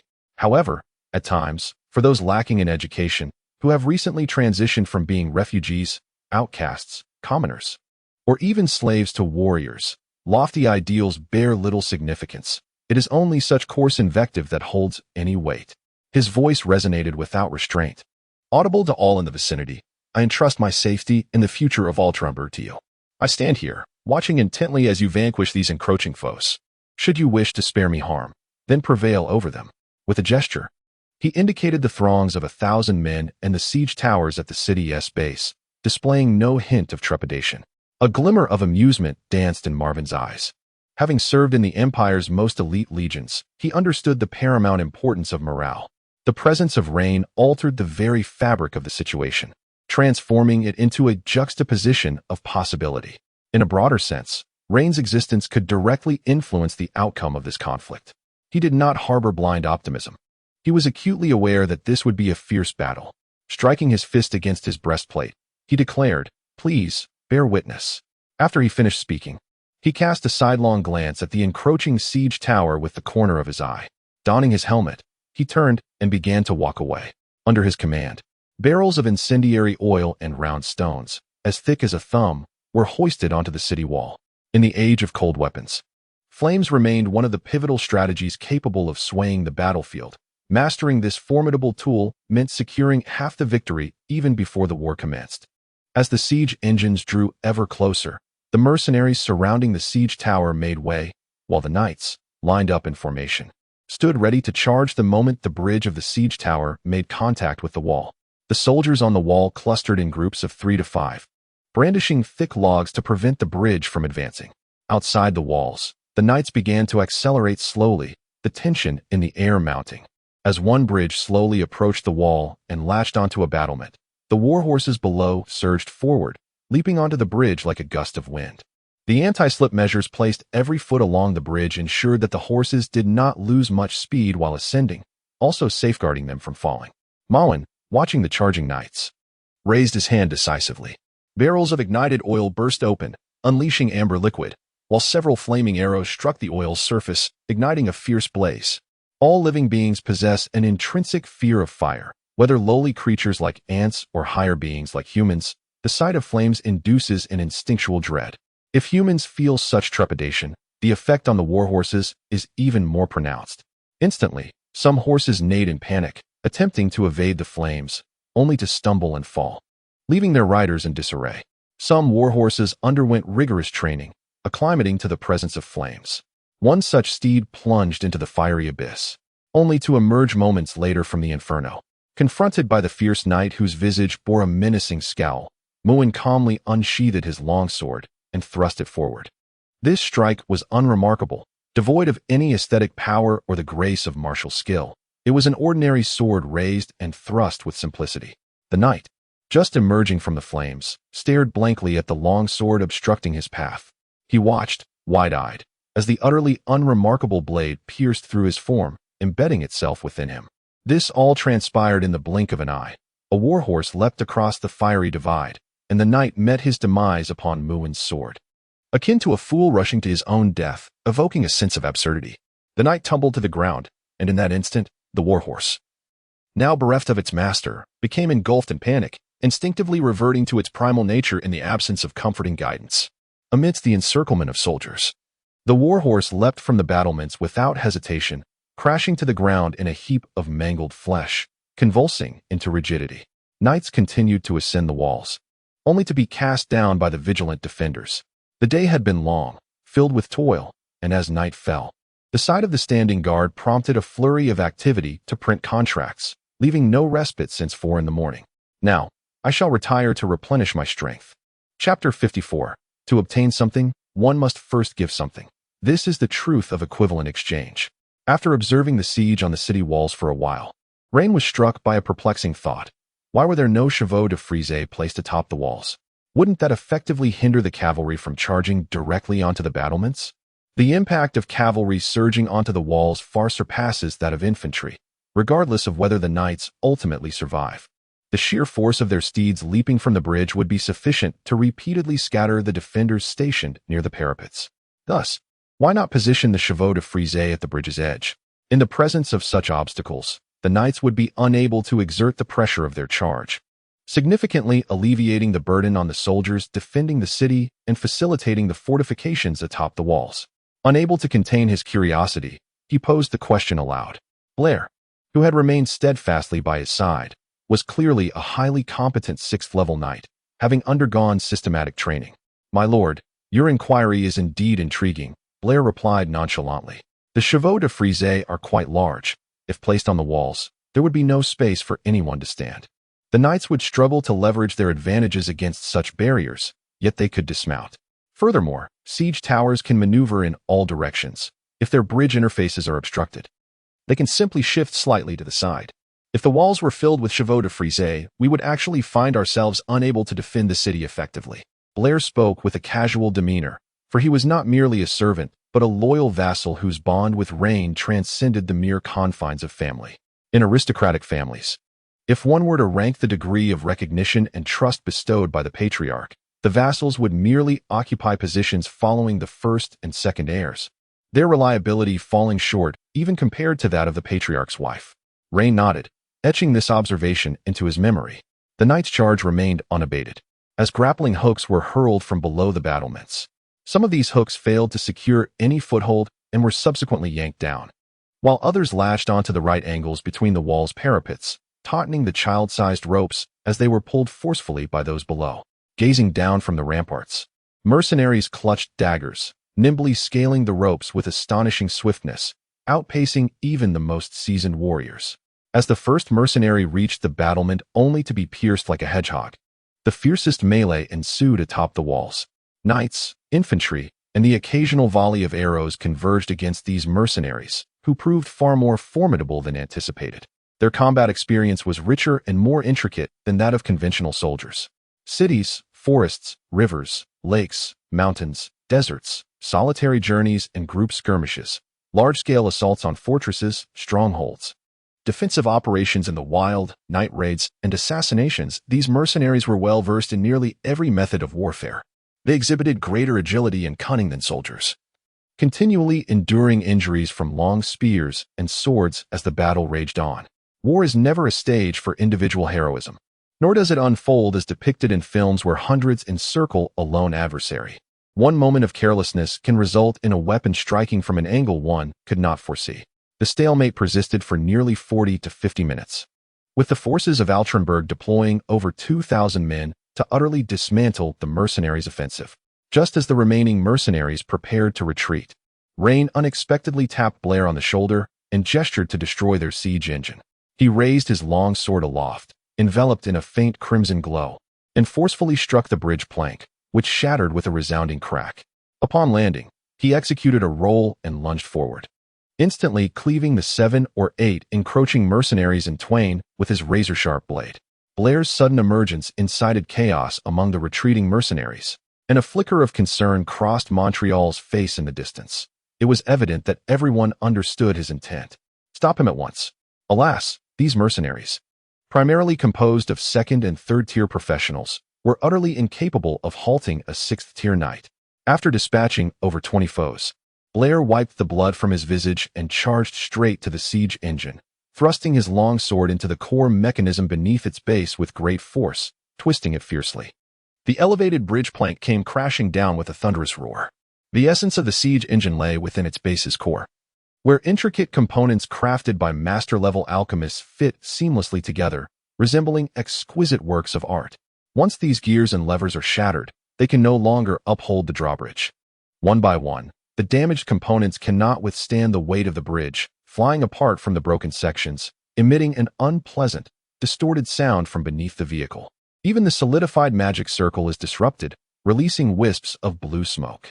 Gazing at the two besieged siege towers, Montreal's face turned a deep shade of blue. He was utterly astonished that the enemy dared to emerge and launch a surprise attack under such circumstances. Such carelessness. Observing the immobile figure atop the city wall, a sense of gravity settled upon Montreal. He had encountered many nobles, yet few, like Rein, would confront war head-on within the entire Orlando Empire. With no time to lament the destruction of the siege towers, he glanced at the commanders beside him and waved his hand, declaring, "Advance." The somber horn sounded once more. The excitement lingering on the weary faces of the people of Altrenburg abruptly freezing as the 5 distant formations began to mobilize. Marvin approached Raine, panting heavily. Having not fought in years, he was no longer the valiant youth of his past.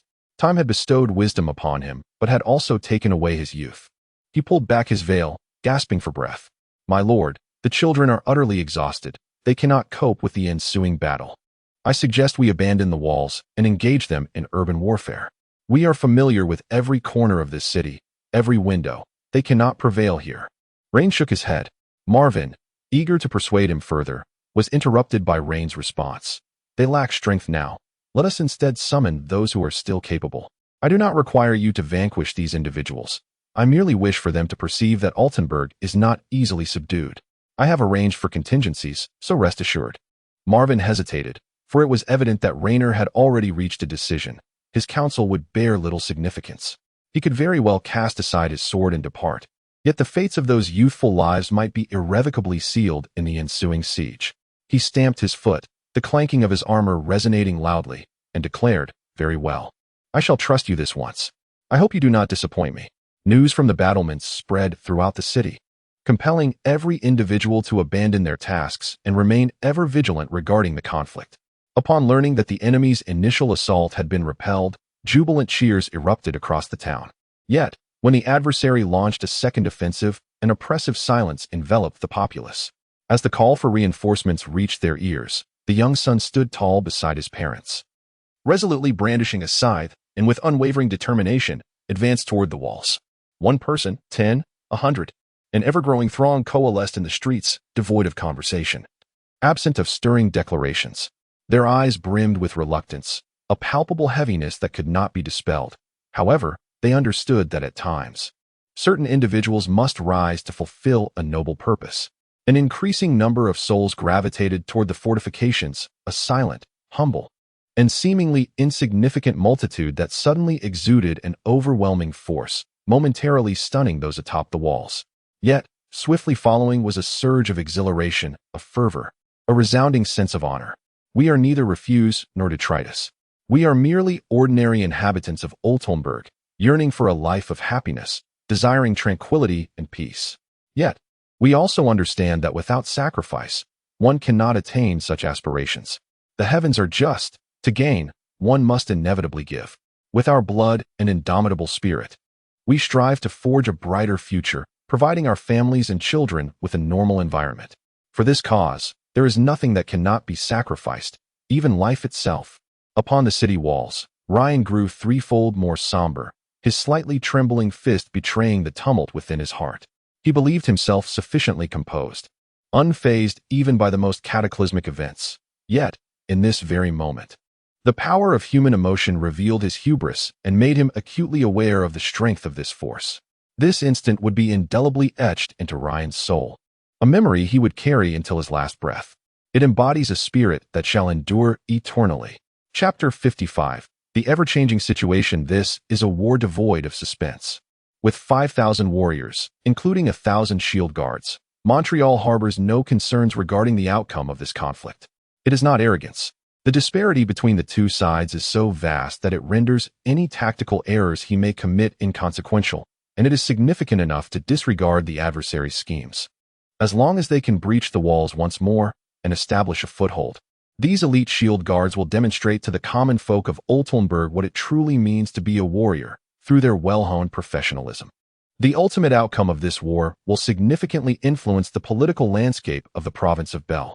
Should the Boll family emerge victorious, they, as the initial dissenters against Rein, having boldly initiated hostilities and triumphed, would rightfully claim the largest share of the spoils at the subsequent partitioning of power leaving the other families to contend with mere remnants, barely adorned with a thin layer of cream. Conversely, if the Bull family were to suffer defeat, they may find themselves bereft of the treasures left by Raine. However, Raine would bestow upon them a considerable gift in the form of West Flow City. Regardless of whom they choose to support, the consequences weigh heavily on these noble lords, leaving them in a state of uncertainty. On one side lies a once mighty lion, now weary yet still formidable, while on the other, a recently teething wolf pup, appearing fearsome yet lacking the savagery of its adult form. Neither side offers a palatable option, yet each possesses its distinct strengths. Ultimately, the fate of these noble lords rests in the hands of this conflict. On the city walls, Marvin, accompanied by a cadre of novices, commenced preparations for the defense. Animal fat was blended with oil and placed in a large cauldron over a moderate flame until boiling, after which round stones were cast within. As the enemy began their ascent of the walls, they would ignite the oil in the cauldron and pour it down upon them. The combination of the flaming oil and the searing stones would undoubtedly spell disaster for those soldiers who, in shedding their armor to reduce weight for the climb, had become vulnerable. As the enemy drew near the walls, Marvin shouted loudly, "Raise your shields." In contrast to the mercenaries' eccentric tactics, these shield-bearers displayed a far greater expertise in the art of siege warfare. They secured a small, 1-foot square round shield to their left arms, which appeared rather unremarkable at first glance. However, when viewed from above, this modest shield perfectly concealed their figures. The shoulders exposed beyond the shield were further protected by 2 shoulder guards, demonstrating their meticulous preparation for the siege. Yet, one must acknowledge that a siege is akin to a colossal meat grinder, where the concept of being adequately prepared often holds little significance. Grappling hooks and rudimentary ladders swiftly transformed into channels of death as soldiers began to ascend, resembling the beaded curtains that sway gently in a summer breeze. Amidst Marvin's thunderous roars, and under a relentless rain of arrows, large cauldrons, ignited and ablaze, began to tilt precariously, pouring forth torrents of fiery oil. In that instant, the entire battlement resembled a hellish nightmare. Those atop the walls and those below were equally seized by a cold sweat, caught in the throes of this sudden inferno. At Marvin's command, the bridge planks secured against the battlements, and the knights, poised for action, urged their steeds onward, the horses galloping in agony. The clash was imminent. The knight, propelled into the air from the bridge, was fated in that very moment. A forest of spear tips formed a grim barrier of destiny, ruthlessly shattering him and his steed. This barrier, too, contorted and fractured under the weight of the heavy horses. Several individuals were trampled beneath the hooves, spewing blood and emitting the sickening sounds of shattered bones. Others were knocked to the ground but quickly rose again, ready to face the next wave of cavalry. The siege is the most brutal of all conflicts, claiming countless lives from the very outset. Rein gently patted Blair's shoulder and urged him to assist them. They could not allow the cavalry to ascend so effortlessly. As he spoke, a dozen steeds had already successfully mounted the battlements, with knights wielding their lances, relentlessly striking at the encroaching Altrenburgers. Both the knights and the steadfast defenders of Altrenburg had summoned all their strength. The brutal clash continued, with time seeming to crawl yet pass swiftly. In the blink of an eye, 20 minutes had slipped by. Rein furrowed his brow tightly as he observed Blair, now drenched in blood, whose movements were beginning to slow. Taking a deep breath, he gazed down at the throng of darkening heads below and felt a surge of impatience. Why had they not yet acted? The overseer of the Bolton family approached the overseer of the Leos family, lowering his voice. He cast a furtive glance at Montreal, who stood beside him, fists clenched. According to their pact, once the situation reached a stalemate, they were to take action. However, it appeared that the overseer of the Leos family had no intention of making a move. This overseer was a relative of Bowen, an uncle who smiled reassuringly and said, "Let us wait a little longer. Perhaps the situation will change." The uncle countered, "Isn't a change a good thing? If the shield guard manages to breach the walls, let them wear each other down. We need not adhere to our agreement with the Altrenburg side. We could simply charge in. At that point, whether it be Taman or Rein, they shall be sidelined, and this will be our domain." The hearts of the Bolton family members leaped as they comprehended their uncle's intent. 2 lions perish in a fierce struggle, leaving the hunter to reap the spoils. It is far preferable for Altrenburg to be under their control than to be constrained by others. Whether through monopolies or various permits, all are within their grasp. raising Raine as a mere puppet. As time inexorably passes, Raine's fury intensifies. He is acutely aware that these nobles have resolved to tear up the agreement. With sufficient incentives as motivation, the dignity and decorum of the nobility are rendered utterly meaningless. Shameless nobles are not few in number, and such occurrences are far from rare. The eternal pursuit of profit embodies the true essence of this world. Simultaneously, he notices an anomaly that brings him a modicum of reassurance. The coalition's pace in ascending the city walls begins to wane, a most auspicious sign. After a brief hesitation, he draws his long sword from his side and strides purposefully towards the tumult atop the battlements. As the beleaguered Altrolenberg soldiers catch sight of Rein approaching, a surge of vigor courses through them, an empowerment born of acknowledgement, respect, and significance. This noble is willing to stand alongside us. The rigid hierarchy of society has instilled in these commoners a distorted sense of value, yet Rein's arrival grants them an ephemeral sense of pathological fulfillment, a strength that surpasses physical limitations. Revitalized, the Altrolenberg soldiers become ferocious once more. They cast aside their weapons, lunging at their adversaries, gripping them tightly in a fierce embrace. They sank their teeth into each other's necks and clawed at one another's eyes with their nails. This ruthless method of combat momentarily bewildered the seasoned warriors, who were accustomed to structured battles, blocking, slashing, evading, seeking to reap the greatest rewards with minimal effort. Yet these shameless ruffians bound their hands and feet, leaving them vulnerable to lethal blows in their struggles. The tide of battle shifted dramatically. The coalition, which had briefly occupied a portion of the wall, was driven back down. Montreal furrowed his brow in deep concentration, issuing a few instructions to the messenger while rearranging their tactics. This skirmish was the most perplexing he had ever encountered in his military career. Such underhanded tactics had proven devastatingly effective against their numerically inferior soldiers. He commanded the rear troops to huddle closely together rather than disperse to seize more of the wall. At that moment, his uncle approached with a jovial smile, producing a finely crafted box from his coat and lifting the lid to reveal neatly cut pieces of Long Island tobacco. "Care for a taste?" he inquired, grinning like the friendly neighbor. Montreal, still reliant on his uncle's strategy, hesitated but ultimately did not refuse, taking a piece. He intended to express his lack of interest in the moment, planning to indulge once the situation clarified, but his uncle ignited the tinder and leaned closer to him. Though he felt a surge of irritation, he managed to suppress this irrational impulse and bent down to retrieve his smoking pipe. In that very instant, a sharp sword pierced through his body, emerging from his chest.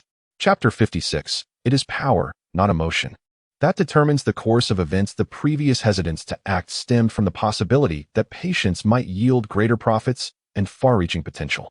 At this juncture, the decision to engage arose from the realization that further delay would not only jeopardize interest but also escalate risks. If it were not absolutely necessary, the nobility would be loath to resort to violence, for every conflict entails an expenditure akin to a flowing river. Smaller nobles often find themselves bankrupt after a single war. Without compelling incentives, warfare remains but a theoretical endeavor. Moreover, there existed no discord between Laos and Altenburg. The latter even promised Laos a share of profits from the exclusive rights. Thus, there was no justification for conflict, especially considering the evident decline of the Bolton family. Deprived of their shields and knights, the military strength of Westflow City barely exceeded 3,000. By uniting the forces of the four great families, an overwhelming advantage could be established, rendering the conquest of Westflow City a trivial pursuit.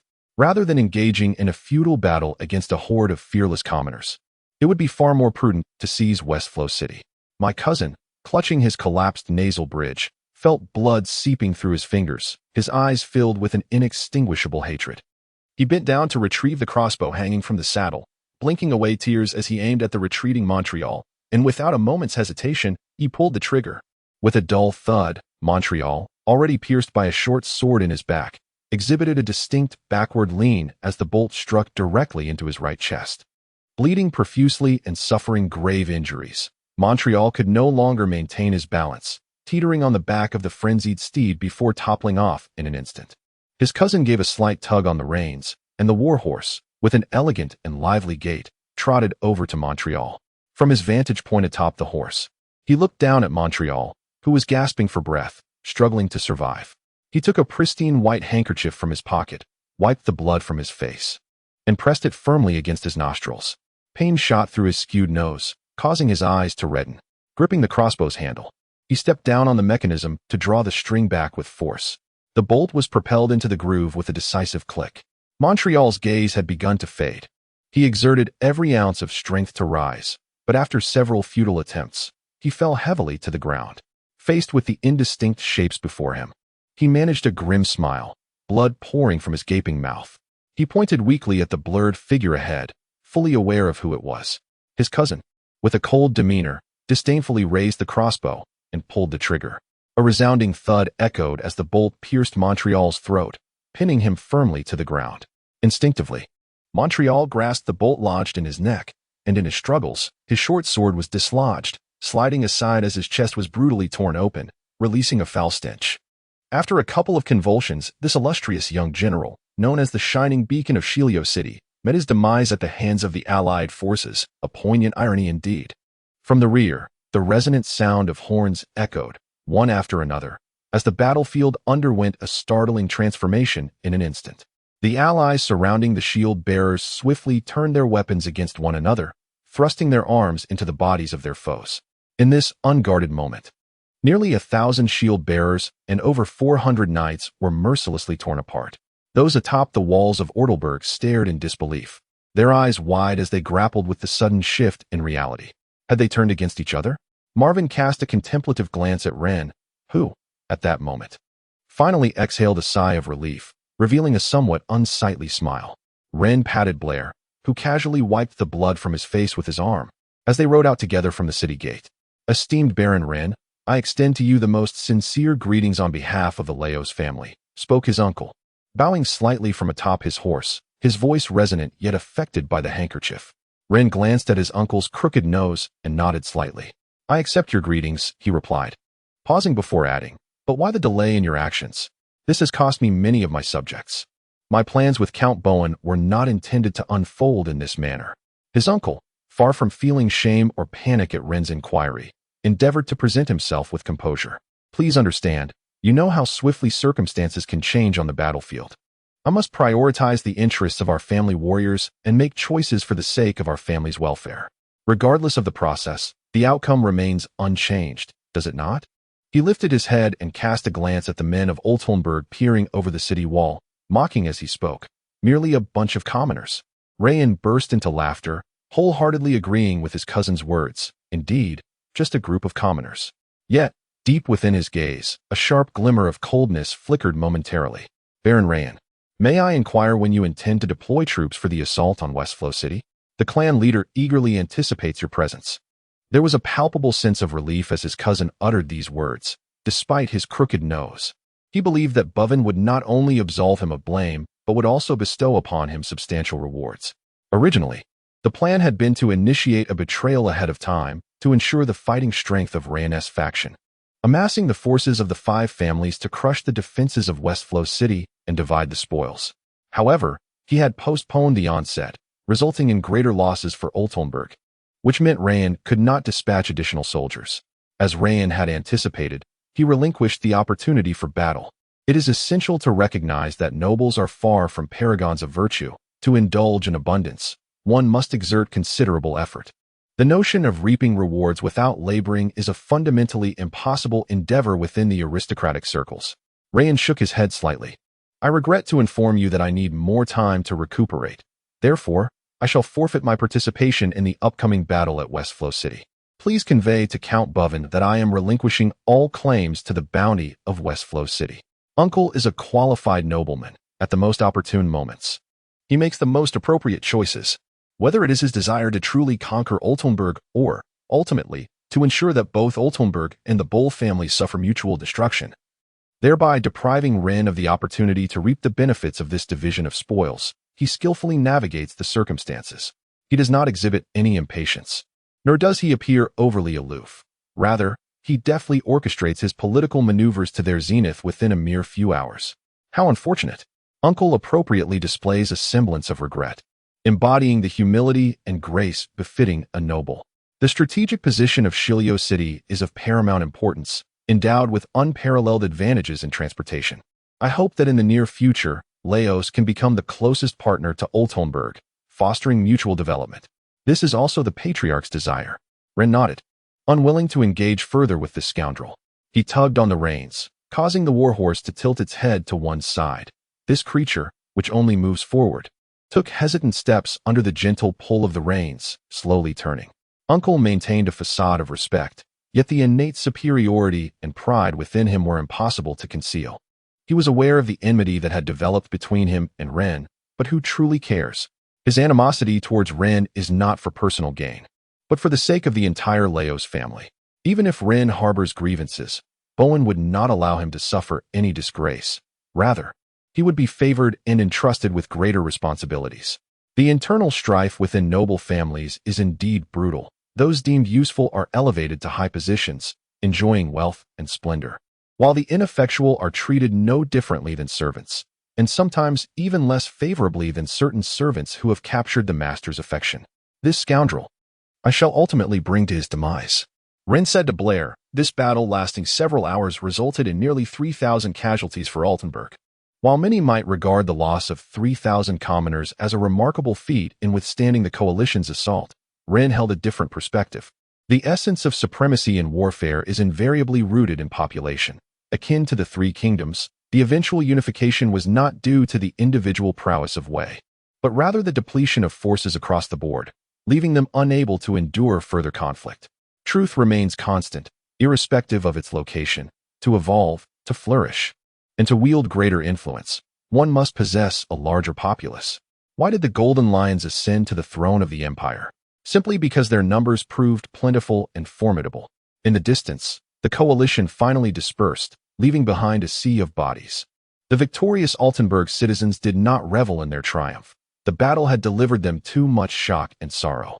3,000 families mourned the loss of sons, husbands, and fathers, leaving the survivors with an abyss of grief. Rein regarded Altenburg as his domain, its inhabitants as his subjects, and felt a duty to soothe the ramifications of war. Amidst the somber clouds, a glimmer of hope emerged. The people of Altenburg, with their indomitable lives and unyielding spirits, not only achieved victory in battle for their city and families, but also secured a radiant future. As news of Rein's triumph over the Boer family spread, his reputation soared. And within just 3 days, merchants from across the province of Bel had converged here. Since the momentum of development in the province of Bel cannot be suppressed any longer, placing a bet at this juncture, albeit slightly delayed, is still not too late.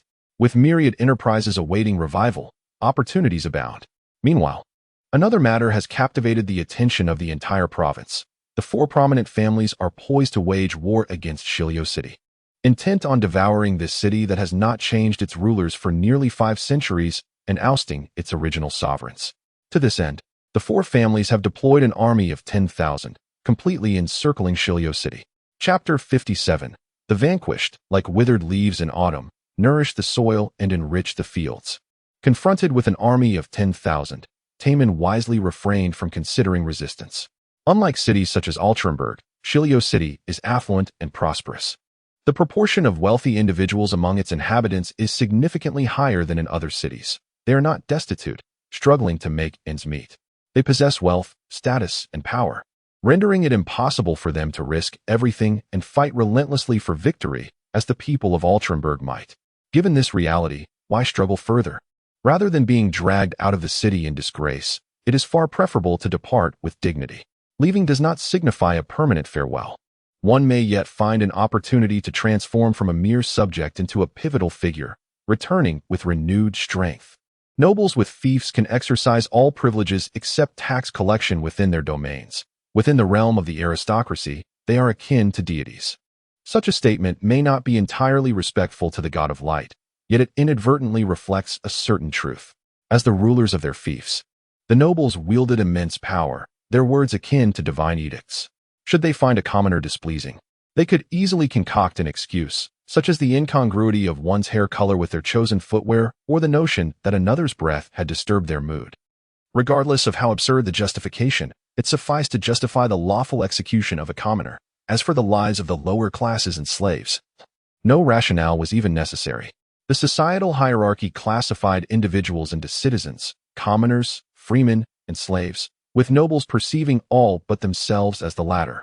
However, such actions were not commonplace, for history continually bore witness to the grisly consequences of tyranny, reminding every lord that benevolence towards those under their dominion was essential to avoid insurrection by enraged mobs. Some, however, chose to disregard this wisdom and became absurd footnotes in the annals of history. The authority of the governor and that of the lords often clashed, each unwilling to yield ground to the other. The governors sought to consolidate power, while the lords were determined to preserve the sanctity of their own dominion, leading to an irreconcilable conflict. Orlando I proved to be an astute ruler, deftly restraining the nobles while also tethering the governors, who held significant authority. The spoils of war in Shilio City were thoroughly divided among the lords of the Bel province, led by the Laos family. This phrase may sound somewhat peculiar. Perhaps only outside the imperial capital do such terms as lord groups and city lord groups exist, imbued with a raw, earthy essence, indicative of provincial simplicity. In this manner, he too could partake in the benefits, while the illustrious Bo family naturally retained its standing. Joburg's despair was utterly beyond articulation, a burden too immense for his imagination to encompass. What filled him with trepidation were the bets placed in several casinos within the capital, wagers that promised victory for those who supported Rein and required him to fulfill a portion of them. Like many of the aristocracy, he harbored an extraordinary enthusiasm for ventures that promised swift profits. Joburg held stakes in several prominent casinos in Milan. Winning brought him a share, yet when losses occurred, he was expected to contribute as well. Should he refuse, there were others, equally invested in the casinos, more than willing to assist him in settling the debts, only to subsequently cast him aside. This time, it could be said that Joburg had schemed exhaustively, gaining nothing, but rather incurring the animosity of Altenburg. Faced with the anxious gazes of three loyal lords, Joburg managed to maintain a composed facade, concealing his disappointment and frustration. He lifted his wine glass, disrupting the entire tableau, obscuring his expression from view. After a moment's reflection, he reined in his emotions and set down the glass, speaking slowly. "Do not worry. I have yet to unveil my trump card." The three lords exhaled in relief. Although Joburg was somewhat unreliable, the influential figure behind him was a formidable ally. The youngest scion of the royal family, favored most by his majesty, he was the recipient of immense adoration. Each year, the royal family embarked on a hunting expedition, not only to affirm the legitimacy and righteousness of their rule, but also to provide an outlet for those princes who would never ascend to the throne, allowing them a means to alleviate their discontent. Indeed, the next emperor has long been determined, chosen through the rather absurd method of selecting based solely on birth dates, disregarding all other factors. The forthcoming sovereign is none other than Her Highness, Princess Pearls Ira Elstein Orlando, commonly referred to as Crown Prince Pearls. As for the other princes and princesses, alas, your birth dates have sealed your fates, rendering you eternally estranged from the throne. To placate these royals, blessed with exceptional birthright, yet misfortunate in timing, the annual hunting expeditions in various locales are entrusted to them. Should these princes and princesses engage in unruly behavior, society may choose to overlook it or simply turn a blind eye. Once the brother-in-law of Joburg arrives in the province of Bel, it is an exceedingly simple matter for him to meddle with Rain and Bowen. In this regard, Joburg possesses an inherent advantage, for his sister is the rightful spouse of a prince, the esteemed royal consort, an acknowledged member of the royal family. While it may be challenging for a man to win a woman's favor, a woman can easily endear herself to someone by setting aside her pride.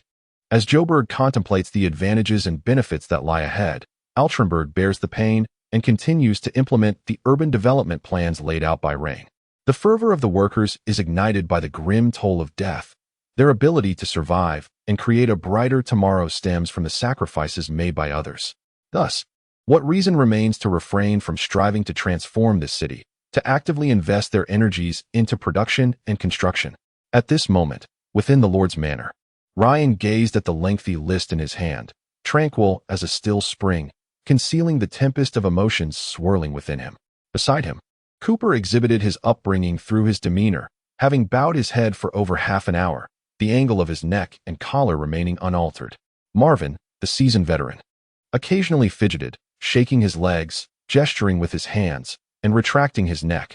Had it not been for the lord seated in the high chair, he might have dared to roll on the floor. Alma, possessing an inherent advantage as a woman, sat gracefully upon the soft couch. betraying no hint of her past as a skilled technician, now the leader of a group of engineers.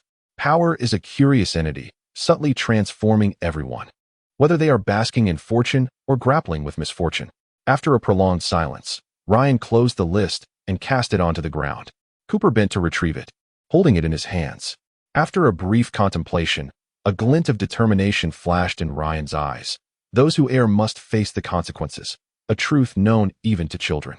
Although they are my subjects, I cannot shield them merely because they are the offspring of their parents and kin. The atmosphere in the room turned somber for those listed. It was time to meet the god of light. The expressions of the other three tightened, even Marvin momentarily forgetting his discomfort. His eyes wide with apprehension as he fixed his gaze upon Ryan. These restless merchants would ultimately transform from industrious enterprises into unabashed speculators. They hold little faith in Rein, naturally placing their bets on others, and it is only to be expected that they would resort to chaos in pursuit of their own victories. This is a list comprising over 200 names. Cooper intends to select a few representative figures, perhaps leaders of certain factions, council members from specific districts, or notable socialites and business magnates. Eliminating these emblematic individuals would suffice to instill fear in the hearts of others.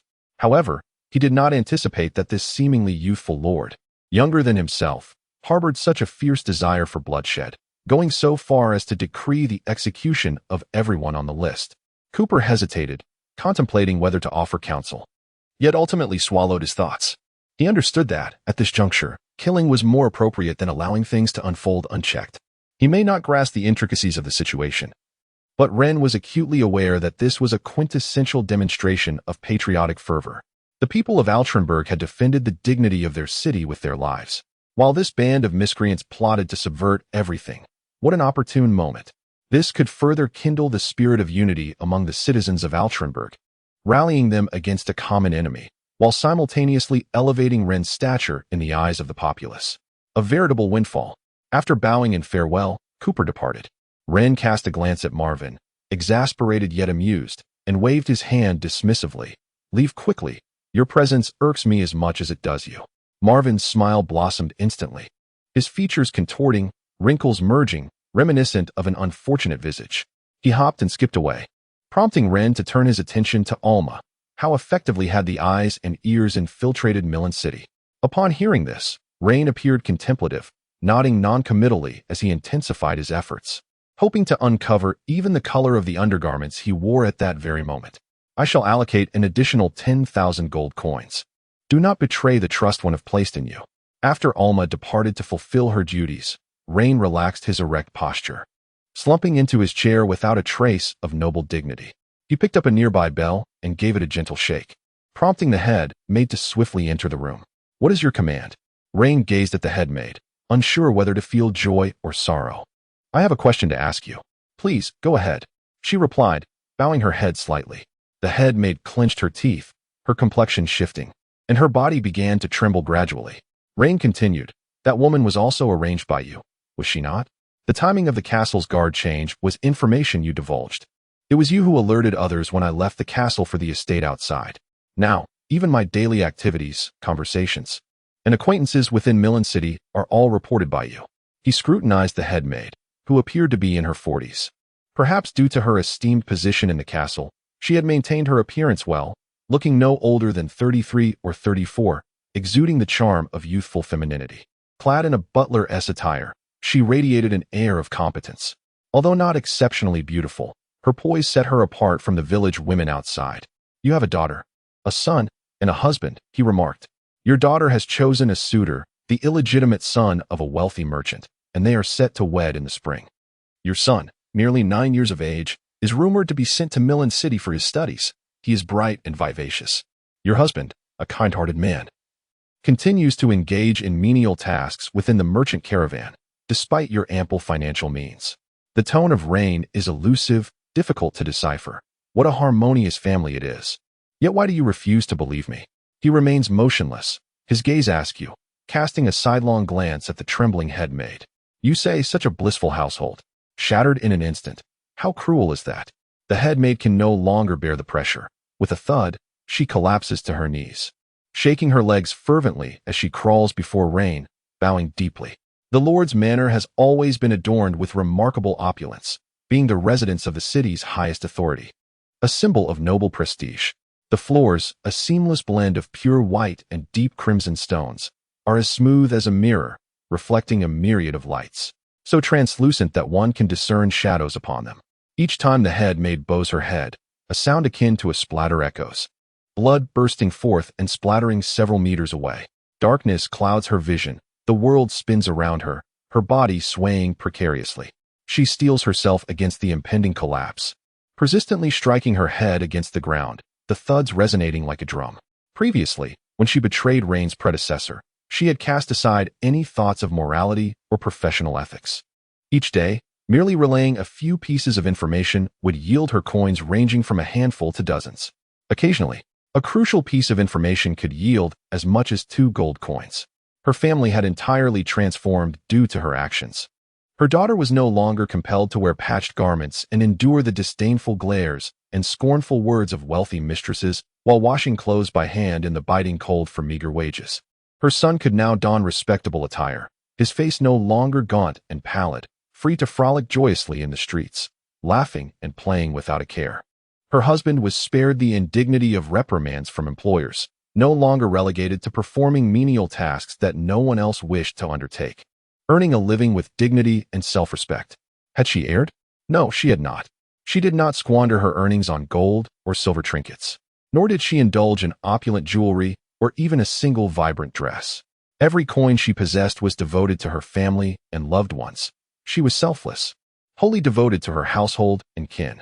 Yet, in her selflessness, she found herself overshadowed, her noble patrons departing in disgrace, failing to receive justice or reciprocity for her sacrifices.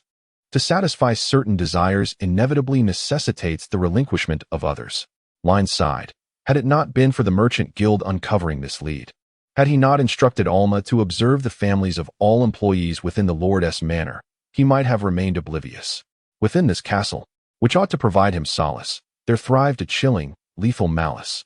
Casting a glance at the nearly unconscious headmaid, who clung to consciousness solely through sheer will, he reflected on the bond they had formed over the past 2 months. An attachment, however slight, had undeniably developed. Yet it is precisely these emotions that incite an immense fury within Raine, a frenzied turmoil that ignites an extreme desire for destruction. With a gaze as frigid as ice, Raine fixed his eyes upon her. She gritted her teeth and forcefully plunged the dagger into her own flesh. Please, spare my family, I implore you. Raine let out a couple of sardonic laughs, rising to his feet, looking down upon her as one might regard an annoying fly or mosquito. Rest assured, your family will soon join you, he declared, before vanishing through the side door behind his seat, leaving behind the dimming light in the eyes of the headmaid. The cold floor seeped its chill into her now lifeless body, rendering it as frigid and rigid as the ground beneath her. In the harrowing struggle, there was no room for excess compassion or mercy.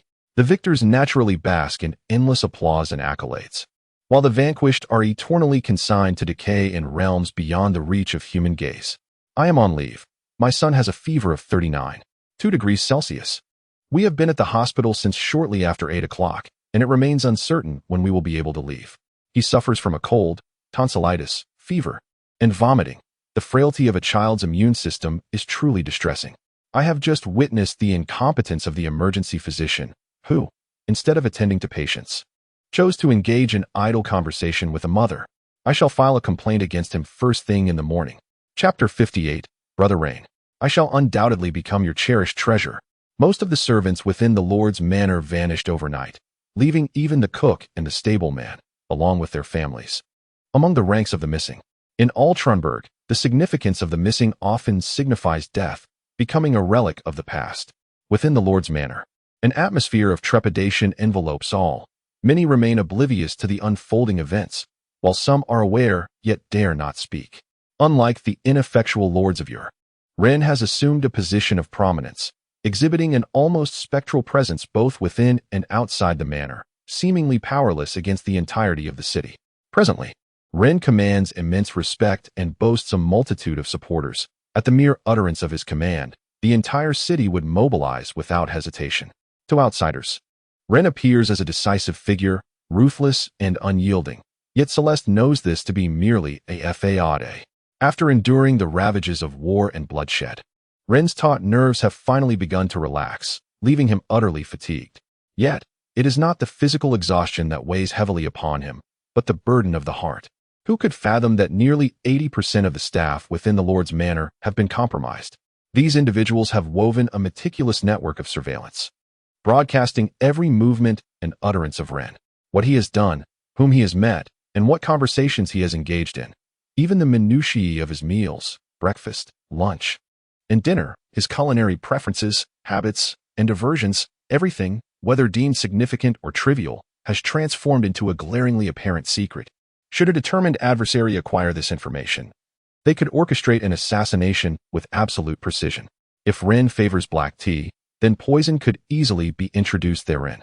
Rein relished standing on the windowsill or balcony, gazing into the distance, so nearby, an archer was arranged.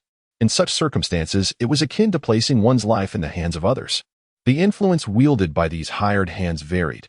Some hailed from the nobility of Milan City, while others were local powers, such as Old Man Lace, Hunt, Bardis, and Harvey.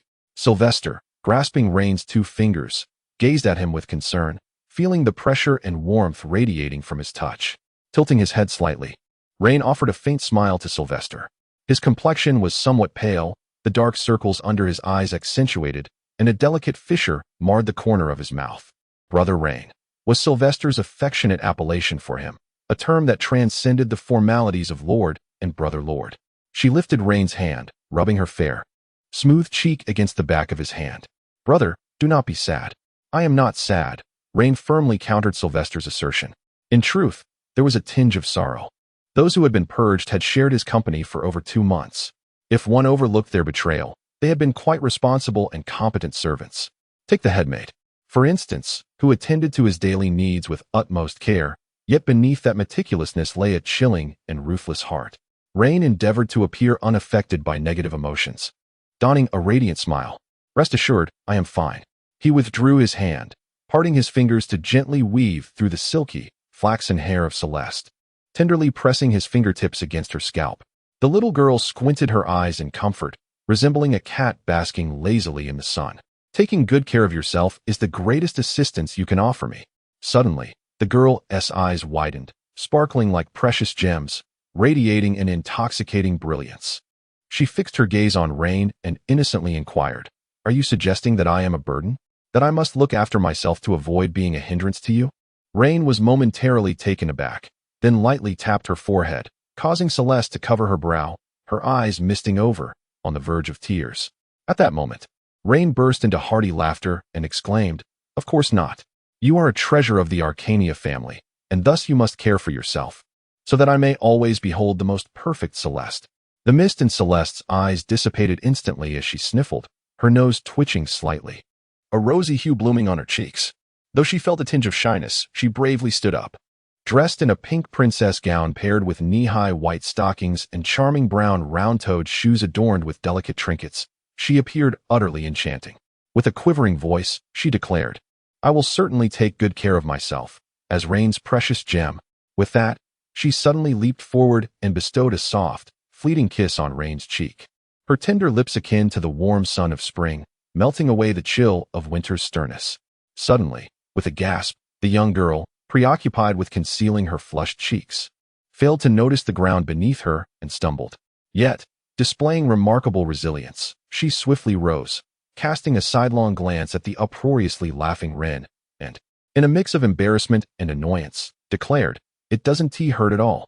In that fleeting moment, the clouds of her heart were rent asunder by the brilliant rays of sunlight, leaving Rein inexplicably uplifted. He lifted his teacup, giving it a gentle swirl, as the rich aroma of milk wafted towards him. He had ceased drinking black tea, for a tightrope walker should not leave too conspicuous a flaw. Milk was merely a beverage of convenience. Perhaps next time he would opt for juice, or even plain water. His gaze flickered past the butler who stood behind him, a vein pulsing on his forehead. This newly appointed butler was someone well known to all, named Thorns. Following the thorough cleansing of the Lord's manor, numerous positions were left vacant, and among the diminutive candidates, Thorns had triumphantly emerged as the new butler of the Lord's residence. He was nearly beside himself with joy over this appointment. After spending 2 interminable months in the stables, he felt as though he might grow mold, surrounded by the stench of manure and silage. Fortunately, hope had finally arrived. The carnage following a battle had liberated him from that repugnant place, propelling him into the esteemed role of the manor's newly minted butler. In his duties, Foamcast was diligent and responsible, though at times he tended to be a tad excessive. "Sir, may I offer you a massage? I have undergone professional training and can assure you it will be quite delightful." Raine set down his teacup and cast a cold glance at him, as if to say, "Do not even think about it." The position of head maid was currently held by Emily, one of the women sent by Alma.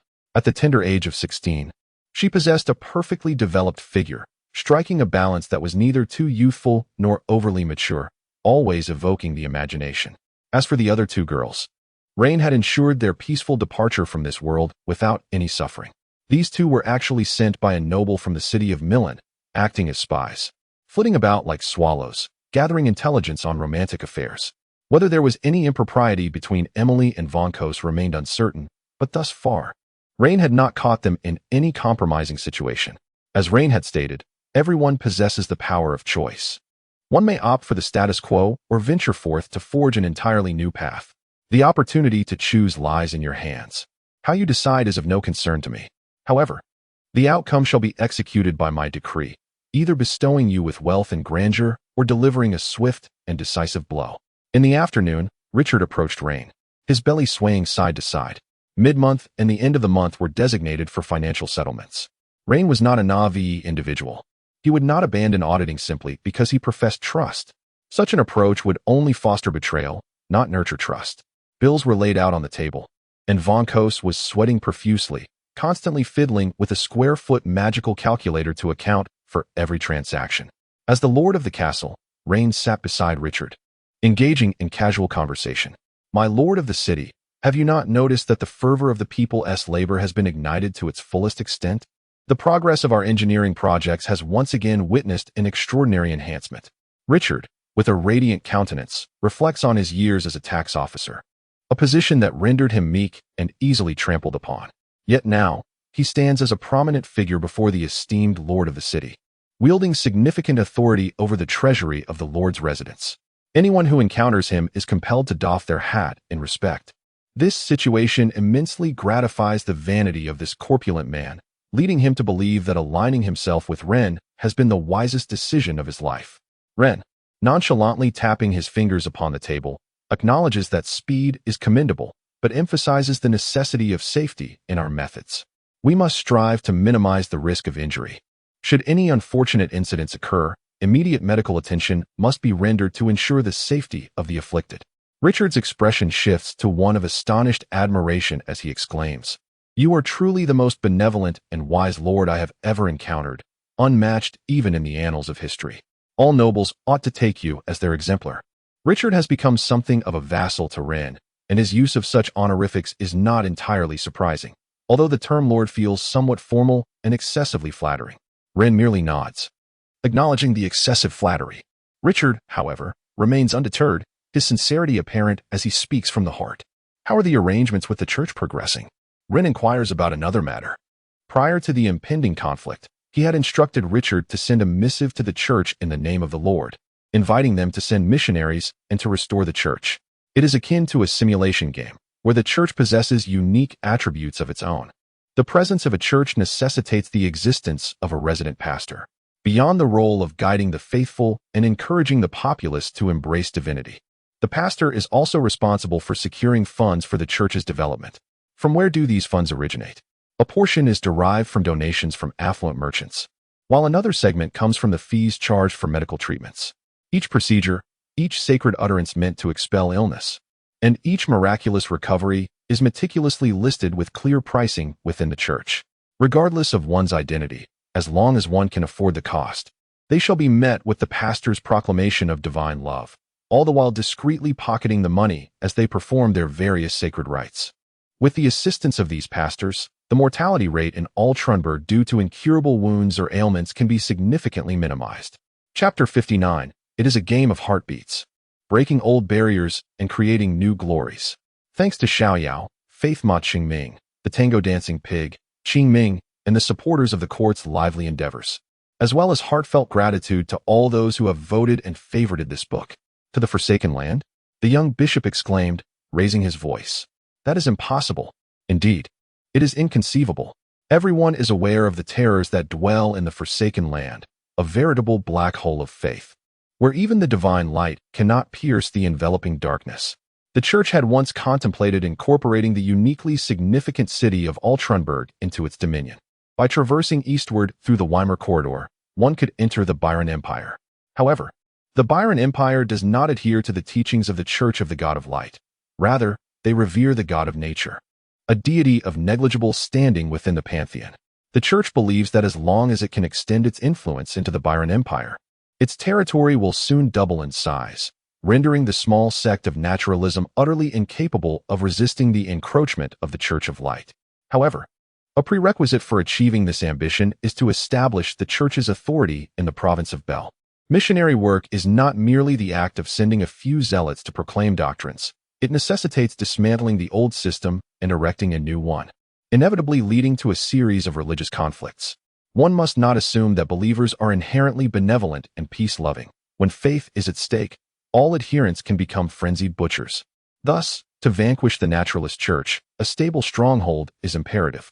Consequently, the church has set its sights on the notorious city of Oltenburg, dubbed the city of sin and chaos. If it can conquer the hardest challenges in the province of Bel and convert the rogues and scoundrels there to the faith of the Church of Light, it would gain a formidable foothold, becoming a significant power second only to the official authorities. Regrettably, the inhabitants of Oltenburg were not swayed by such tactics. The elite bishops dispatched were utterly deceived by the locals, failing to convert a single believer and instead squandering vast sums on the construction of a grand cathedral, only to be expelled in the end. The so-called plans turned into mere jest, and the entire province of Bel shifted its attitude towards the church following this debacle. It is only logical. If even those wretched commoners cannot be fooled, why should I place my faith in your deity? Of course, there are believers within the province of Bel, but their fervor is far from overwhelming. Thus, the term rejected by God, laden with disdain, was conjured by the furious apostles, who deemed Ortlandburg a forsaken wasteland, abandoned even by the divine, destined to be devoid of the blessings and radiance of God. Had it not been for the stern decree of Orlando VI, prohibiting the church from employing force domestically, they might have dispatched the church's armed forces on a crusade to cleanse that city steeped in sin. Now, following the conclusion of the Council of 23, it is astonishing that a decision has been reached to send missionaries once more to Ortlandburg, particularly with the task falling upon the shoulders of the young bishop. How could he possibly remain composed? There must be a conspiracy at play. Undoubtedly, someone harbors ill intentions towards him, envious of his lofty position at such a tender age, seeking to obliterate his future, hence the emergence of this insidious plan. The Council of 23 refers to a formal assembly of 20 cardinals, 2 archbishops, and the Pope, wherein matters of paramount concern to the Church's interests are deliberated and resolved. In the face of the young bishop's outburst, the cardinal, often likened to the warm sun of winter, remained unperturbed.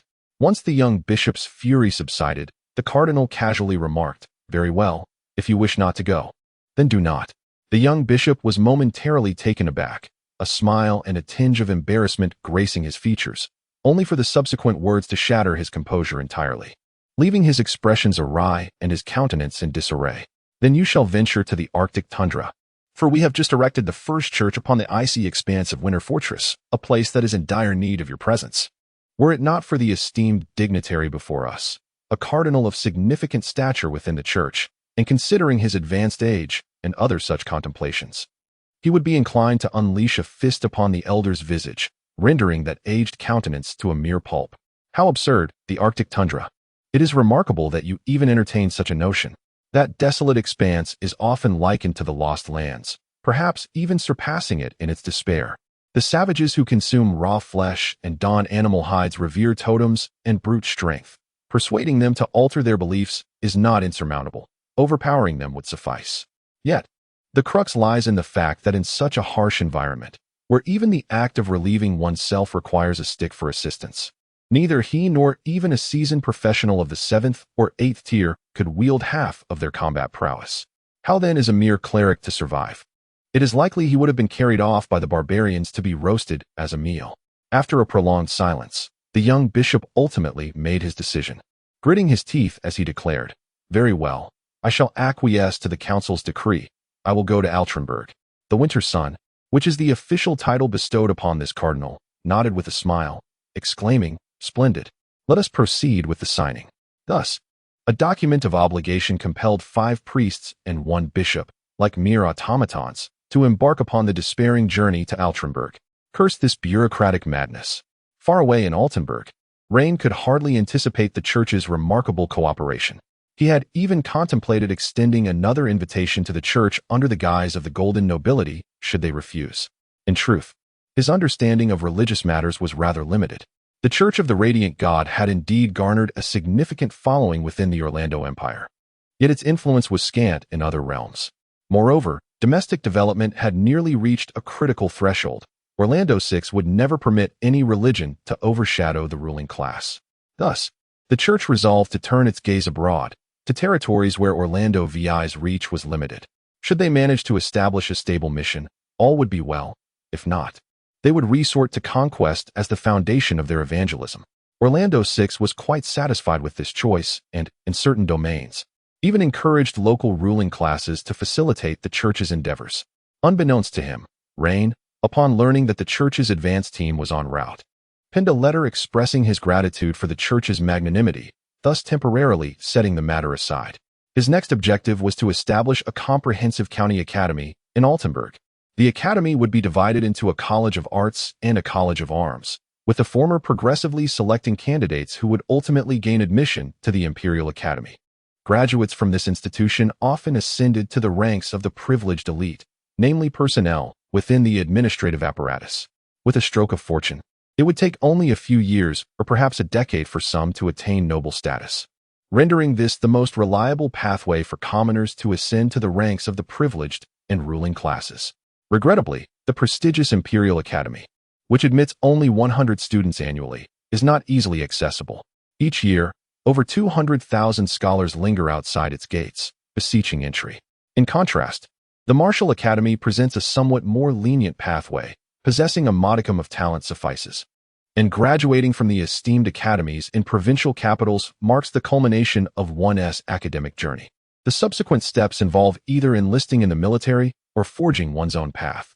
As for the probability of attaining a prestigious title, it remains uncertain among the graduating class. Only 1 in 1,000 ultimately secures such an honor. While it may seem challenging given the multitude of hopefuls each year, it is equally true that many remain perpetually stuck at the 5th level. However, these considerations lie in the distant future. The immediate priority is to ensure that the citizens of Altrenberg benefit from the transformative power of the Academy, enabling them to become literate, understand societal norms, cultivate refinement, and grow stronger while comprehending the intricacies of combat and warfare. Establishing the Academy cannot be achieved through mere rhetoric. The foremost task is to select a principal. "Mr. Hines, what is your opinion on my plan?" asked Raine, facing the individual he had chosen, a 69-year-old man who had previously served as the head of a capital-level academy. His career had been marred by a scandal involving an inappropriate relationship with a female student 50 years his junior, which resulted in his expulsion from the educational system by the Ministry of Education. As for why Raine would choose a morally blemished individual to serve as the dean, it is primarily because he is utterly indifferent to whether Haynes might cause havoc in Altenburg. He firmly believes that the people of Altenburg would eagerly convey to this old man that the consequences of bullying young girls extend beyond mere termination notices and the Ministry of Education's tepid reprimands. Furthermore, the woman who once brought him disgrace has now become his wife, and Raine is convinced that at Haynes's age, he would undoubtedly be under the firm control of that girl, leaving him no opportunity for mischief. After swiftly perusing Raine's proposal, Haynes pondered for a moment before slowly nodding in agreement. "Your proposal is exceptionally comprehensive. However, there is one significant issue. How will the tuition be funded? How will students be selected?" These aspects were conspicuously absent from the proposal, prompting him to seek clarification. The Academy has never been a sanctuary for the impoverished. Its clientele typically consists of wealthy merchants and the elite class, society's CR de la CRME. In this realm, the Academy resembles a colossal state-run speculative institution, with the students themselves being the subjects of speculation. As they thrive, graduate, and ascend to heights of success, they in turn contribute back to the academy. The notion of imparting knowledge and nurturing talent is merely ancillary. Rein articulated his vision. I intend to implement universal basic education, with the initial 4 years being entirely free. The most promising students will advance to intermediate colleges, funded by the Altarunberg Treasury. Every child of appropriate age deserves the right to education. Haynes inhaled sharply, wavering in his decision on whether to set aside the proposal and walk away. Education, one might argue, serves as a formidable weapon. From the era of the Holy Empire, where the nobility monopolized educational resources, to the Orlando Empire's establishment, which saw a distribution of these resources among the elite class, this journey has been fraught with disputes, debates, and even bloody conflicts. Countless pioneers have paved the way for the flourishing academic system of today, becoming the silent cornerstones of a myriad of taboo subjects. Now, the prospect of redistributing educational resources to include the common populace has dawned upon Rein, prompting Haynes to recognize the profound implications inherent in this development. Should he succeed, despite his tarnished reputation and moral decay, he would emerge as a representative figure of an era, venerated by future generations. Conversely, failure would render mere survival a stroke of fortune, as those who wield control over educational resources would regard him as a thorn in their side, eager to eliminate him. Even the imperial ruling class has intervened, for a populace that is intelligent, ambitious, and knowledgeable is far more challenging to govern than one that is ignorant and complacent. Knowledge, in abundance, breeds reflection and skepticism, fundamentally undermining authority. Haynes' expression shifted ceaselessly, while Blair's hand gradually rested upon the hilt of his sword. Prior to the establishment of the academy, no information could be disclosed. Otherwise, the resistance would surpass all expectations. Only once the deed is done can these matters be gradually unveiled to brace for the impending storm. Sensing the chilling aura emanating from Blair, Haynes shivered as a sudden clarity swept over him, awakening his senses. He forced a smile as he tossed the plan onto the table, releasing a deep sigh. As you wish, my lord. The old man had even resorted to the ancient tongue of the sacred empire. The head of the Golden family held an exalted status, and addressing him as my lord was hardly out of place. It was then that Raine genuinely broke into laughter, rising to stand beside Haynes, patting him on the shoulder. Do your best, and in the future, you shall take pride in the choice you made today. Haynes felt an overwhelming urge to retort, do I have a choice? Why not try telling that hulking brute to step aside? Chapter 60. Hey, where has the fantastical and solemn title gone? Answer, it has been consumed. My heartfelt gratitude to the sword without a master from bloodline of the kingdom for recommending this book, allowing my humble tale to be seen by a wider audience, for which I am eternally thankful. The Royal Ceremonial Knights were the sole knightly order recognized and registered by the military in the Orlando Empire, a non-combat unit meticulously catalogued. Each knight must stand between 1.85 to 1.87 meters tall. Any deviation, even slightly, is unacceptable, and their weight must strictly range from 80 to 85 kilograms. These knights possessed remarkably athletic physiques and chiseled features, their very existence dedicated to embodying the royal dignity and majesty.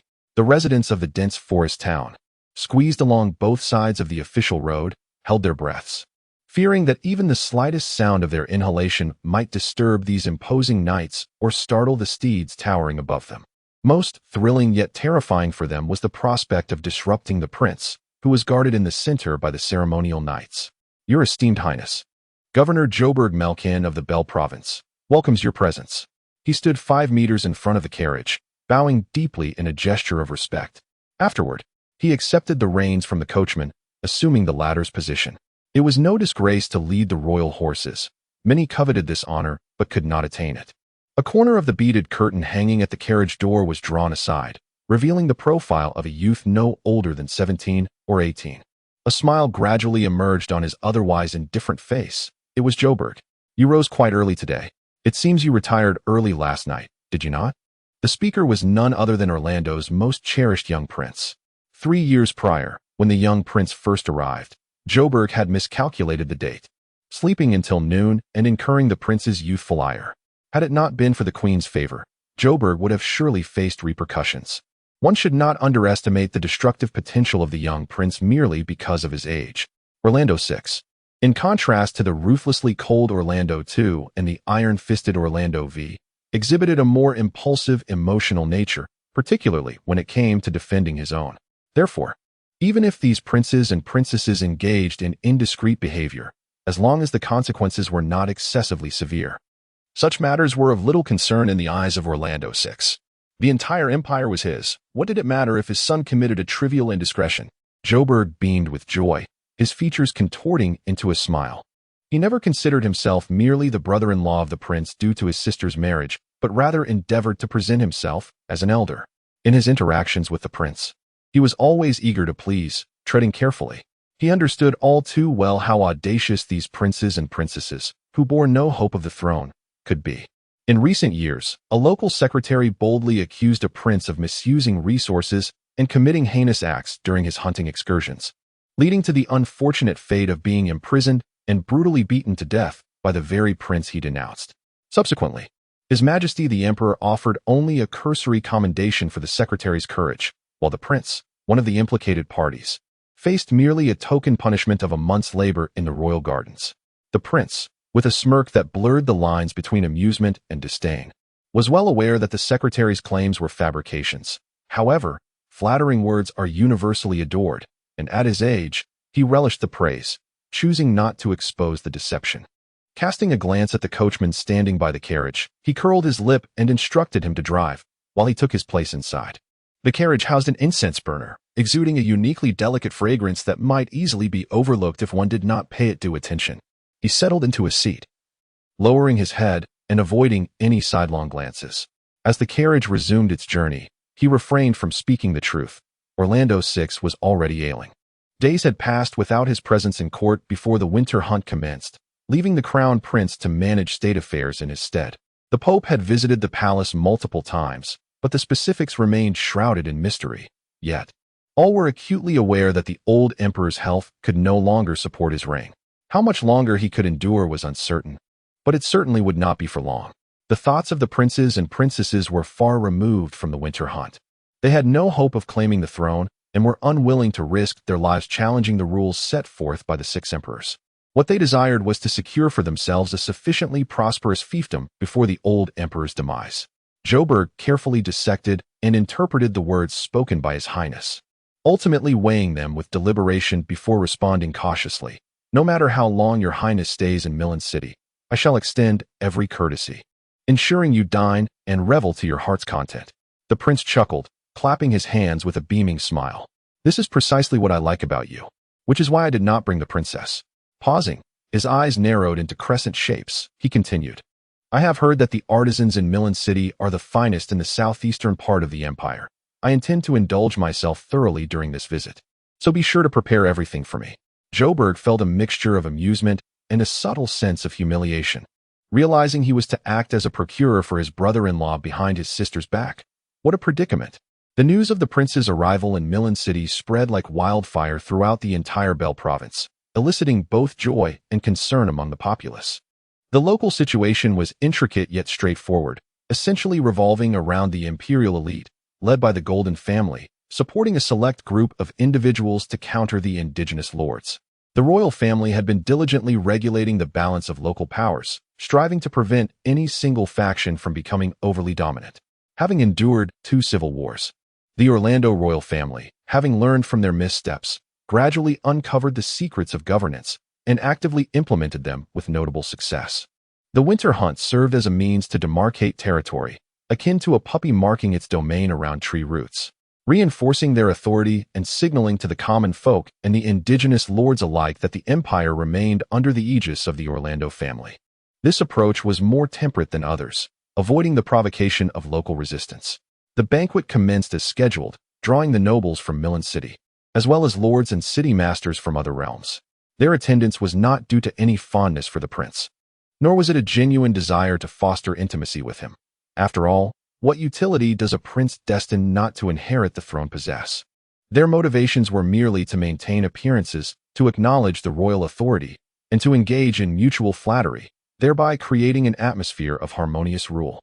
Notably absent from this gathering was Baron Rein of Altrenburg, an intentional slight orchestrated by Joburg.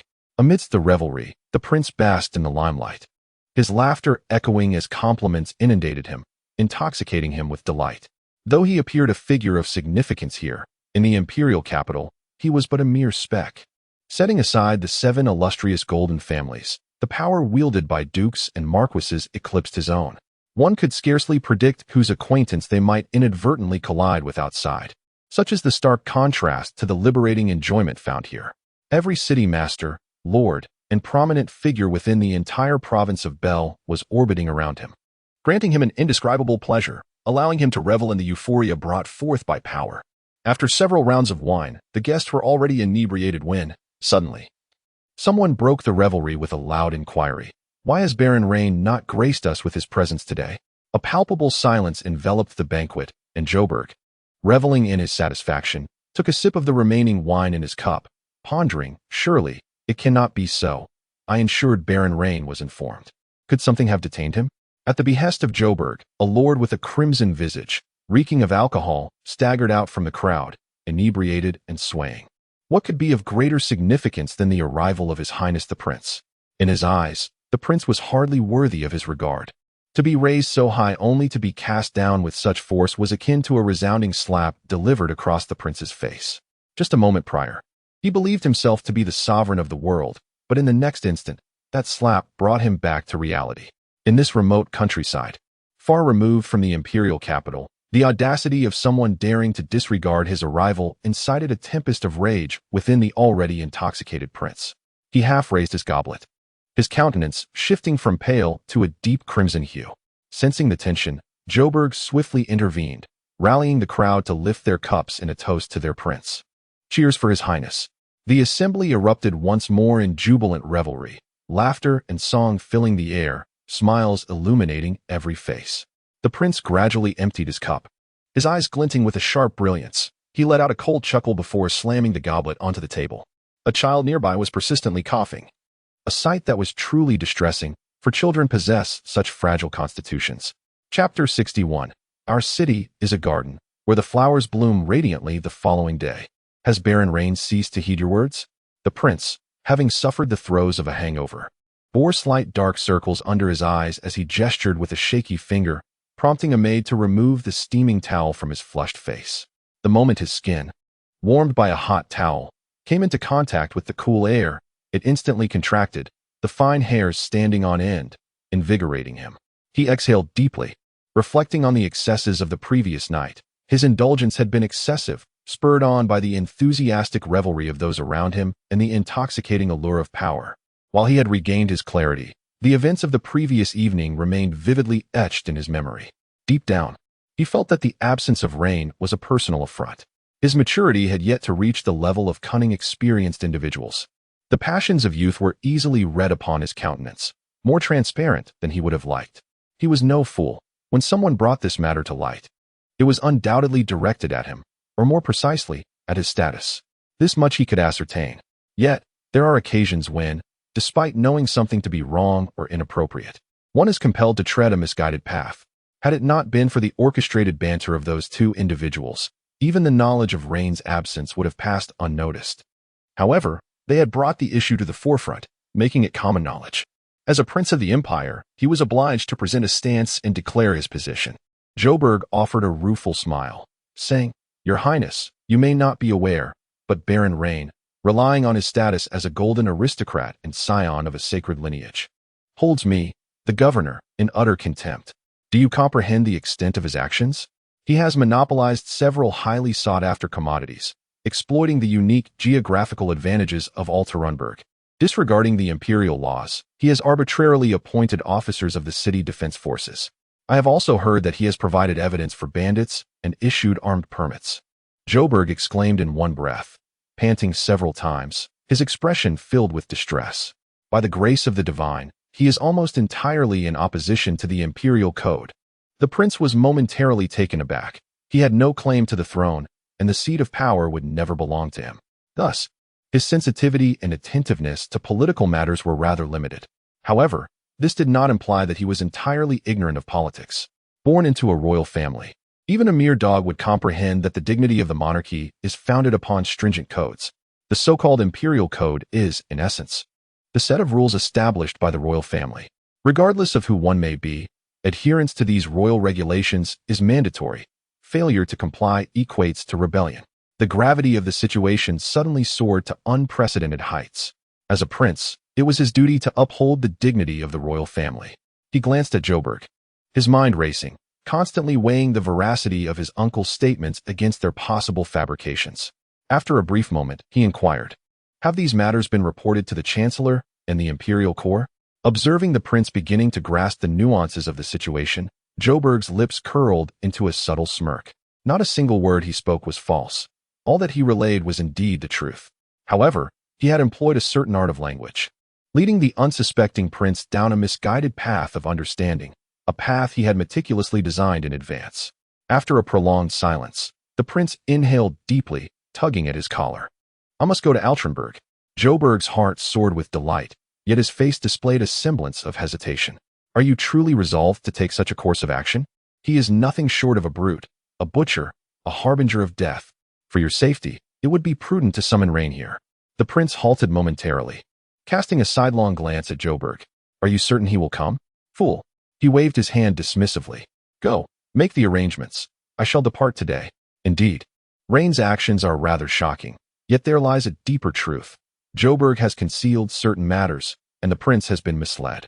He remains unaware that his father, along with his sister who is poised to ascend the throne, as well as the Chancellor and the Grand Marshal, are fully apprised of everything Rein has undertaken.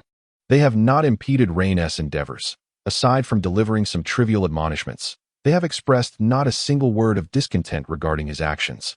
In this context, the royal family, along with the Chancellor and the Grand Marshal, are merely observing with detached interest, eager to witness the monstrous creature Rein might unleash and the ramifications it could have on the empire. Ortenburg, and indeed the entire province of Bel, has become a testing ground to ascertain the efficacy and potential benefits of Rein's conduct for the empire. Regardless of his deeds, the ruling elite will not interfere with his course. Alas, the prince remains oblivious to this reality. Once news of the prince's intention to travel to Ortenburg spreads, Bowen finds himself in a precarious situation. As a newly empowered noble who has just claimed the largest share of Westflow City, his interests are now intricately entwined with those of Rein. Should he launch an assault on Westflow City, the subsequent obliteration of the Bowl family would be deemed a grievous political misstep, exposing him to severe repercussions. Rein is unscathed, yet he is undoubtedly trapped, for he is not of the golden nobility and will not receive the mercy of the supreme rulers. Regardless of his motives for self-preservation, he must ensure that Rein remains safe, at least in the near term. The members of the Paul family have yet to depart from the province of Bel, poised to return at any moment, like a sword suspended over his head, uncertain of when it might fall. As the patriarch of a family and a competent noble, Bowen never hesitates when decisive action is required. The arrival of His Highness the Prince at Altenburg is no secret.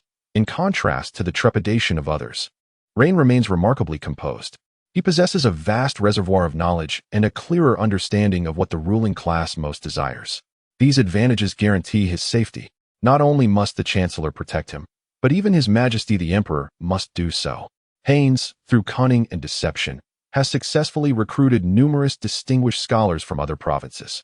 For these scholars, their lifelong pursuits boil down to two pursuits: fame and fortune.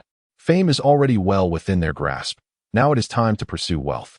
Faced with Rein's offer of remuneration far exceeding their current earnings, they need not deliberate and readily acquiesce. As for Haynes, whose reputation is tarnished, they are surprisingly indifferent. Having been scholars for so many years, who would dare assert with certainty that they have never engaged in indiscretions with one or two students?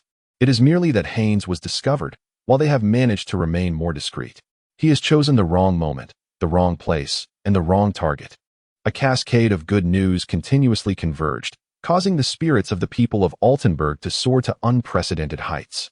The construction of the new church and the establishment of the academy heralded a monumental transformation in the living conditions of the Altenburgers, who has bestowed hope and a promising future upon this city. Undoubtedly, it is the esteemed lord of the city. In this regard, Rein harbored his own contemplations. There exists an inherent chasm between the highborn and the commoners. This divide can be bridged through familiarity, yet such intimacy could ultimately strip the elite of their inherent advantages. A competent leader must establish their own authority and majesty. These attributes must be nurtured through a sense of distance. Should one align too closely with the common folk, It would only embolden their demands. The thoroughfare was well paved, yet Raine sensed an absence of something vital. Gazing at the straight street, he furrowed his brow and realized, indeed, it was greenery that was lacking. Verdant foliage could uplift spirits and soothe turbulent emotions. He pointed to the sides of the road and addressed the construction official. Plant a tree every 5 meters. The construction official, noticeably heavier than during his tenure at the Lord's manor, rubbed his protruding belly and rolled his eyes. My lord, implementing your vision will incur significant expenses. Proceed as I have instructed. Raine's tone brooked no dissent. Furthermore, the streetlights should be more densely arranged, and it would be delightful to adorn them with flowers. Do not hesitate to spend. The construction official could only acquiesce, calculating Raine's demands, his cheeks growing increasingly plump as he realized the magnitude of the financial implications. Nevertheless, who cares? After all, it is not his own money at stake, and maintaining the well-being of this city is undoubtedly a boon for him as a local native. Is it not? At the very least, his children and family can revel in the myriad benefits of living in a city akin to a garden. Chapter 62. Bombs are perilous entities, capable of obliterating foes as well as oneself. Gratitude to the formidable dominator, to those beneath the expert's abode, who shout in unison. Here comes this humble mouse, who fey, with words inscribed above, enamored with chemistry, the tearful rabbit, the solitary drinker of rewards, and the esteemed patrons of recommendations and collections. My heartfelt thanks. Before his traversal, Rein had spent many years as an office newspaper reader, surrounded by newspapers and tea daily. Within the system, he was acutely aware of the numerous flaws of the bureaucratic apparatus, the most prevalent being the deceit practiced upwards while misleading downwards. Frequently, the policies devised by the higher-ups resonate closely with the common populace. However, during the processes of communication and execution, they become distorted and misinterpreted, ultimately transforming into instruments of exploitation wielded by certain individuals against the citizenry. These individuals exploit the distance between the higher echelons and the grassroots, concealing numerous matters and resorting to coercion and temptation. To avert such occurrences, the simplest solution is to engage directly with the grassroots. As Rein traversed the various avenues, he found himself rather content with the current state of affairs. No unforeseen complications had arisen, and each layer had effectively implemented his directives. Certainly, this is also related to his merciless rampage. The influence brought about by the purging of the Lord's mansion has not yet waned. The populace is well aware that this Lord is not merely a noble who remains ensconced in the warmth of his chamber, issuing decrees without thought, but rather a true sovereign. As he approached the Fountain Garden Street, the citizens were fervently dismantling the fountain. For a monument dedicated to the common folk was to be erected here, igniting an unimaginable fervor among the people. Observing the massive stone tablet lying flat upon the cobblestones, tethered by dozens of ropes, over 200 robust adult men awaited the command, ever ready to raise the monument. Upon the arrival of Raine, they all removed their hats in reverence, wisps of vapor rising from their warm heads. They bowed in awe, greeting this extraordinary lord with smiles. Raine approached the stone tablet, caressing the intricately carved names. This display of political prowess is a skill every politician must master. From one end to the other, nearly 2,007 or 800 names were inscribed. He pursed his lips, his expression solemn, and turned to gaze at the surrounding citizens of Altrenburg. Say something, my lord, shouted a district councilman, and the crowd displayed eager anticipation. He smiled and nodded, conceding to utter a few words. He understood this sentiment. When a person of high stature stands beside them, an involuntary thrill, a sense of reverence, emerges within the hearts of the people, an emotion shared by all humanity. After a moment of contemplation, Raine spoke. I am very satisfied, exceedingly satisfied. When I first arrived in Altrenburg, it resembled a refuse heap, with streets awash in flowing sewage and human and animal excrement glaringly visible. At that moment, I pondered, good heavens, what kind of wretched place have I stumbled upon? An increasing number of onlookers gathered, their laughter echoing through the air. Raine's exaggerated expressions did not evoke feelings of harm or insincerity. Rather, they resonated with the truth of his words. Altrenburg had previously been a locale replete with refuse and foul odors, save for the SC district, which stood as the only clean and tidy area. The inhabitants seemed akin to maggots, struggling amidst the refuse. However, I implore everyone to glance around at their surroundings, to behold the orderly and pristine streets, The rejuvenated city now radiates a vibrant new vitality. Rain stepped into the midst of the crowd, and the people cautiously expressed their desire to approach him, yet they remained remarkably restrained, avoiding any situations that might vex Blair. Though I am not a native of Altrenberg, at this very moment, in this place, I yearn to call myself one. In a mere span of time, we transformed everything.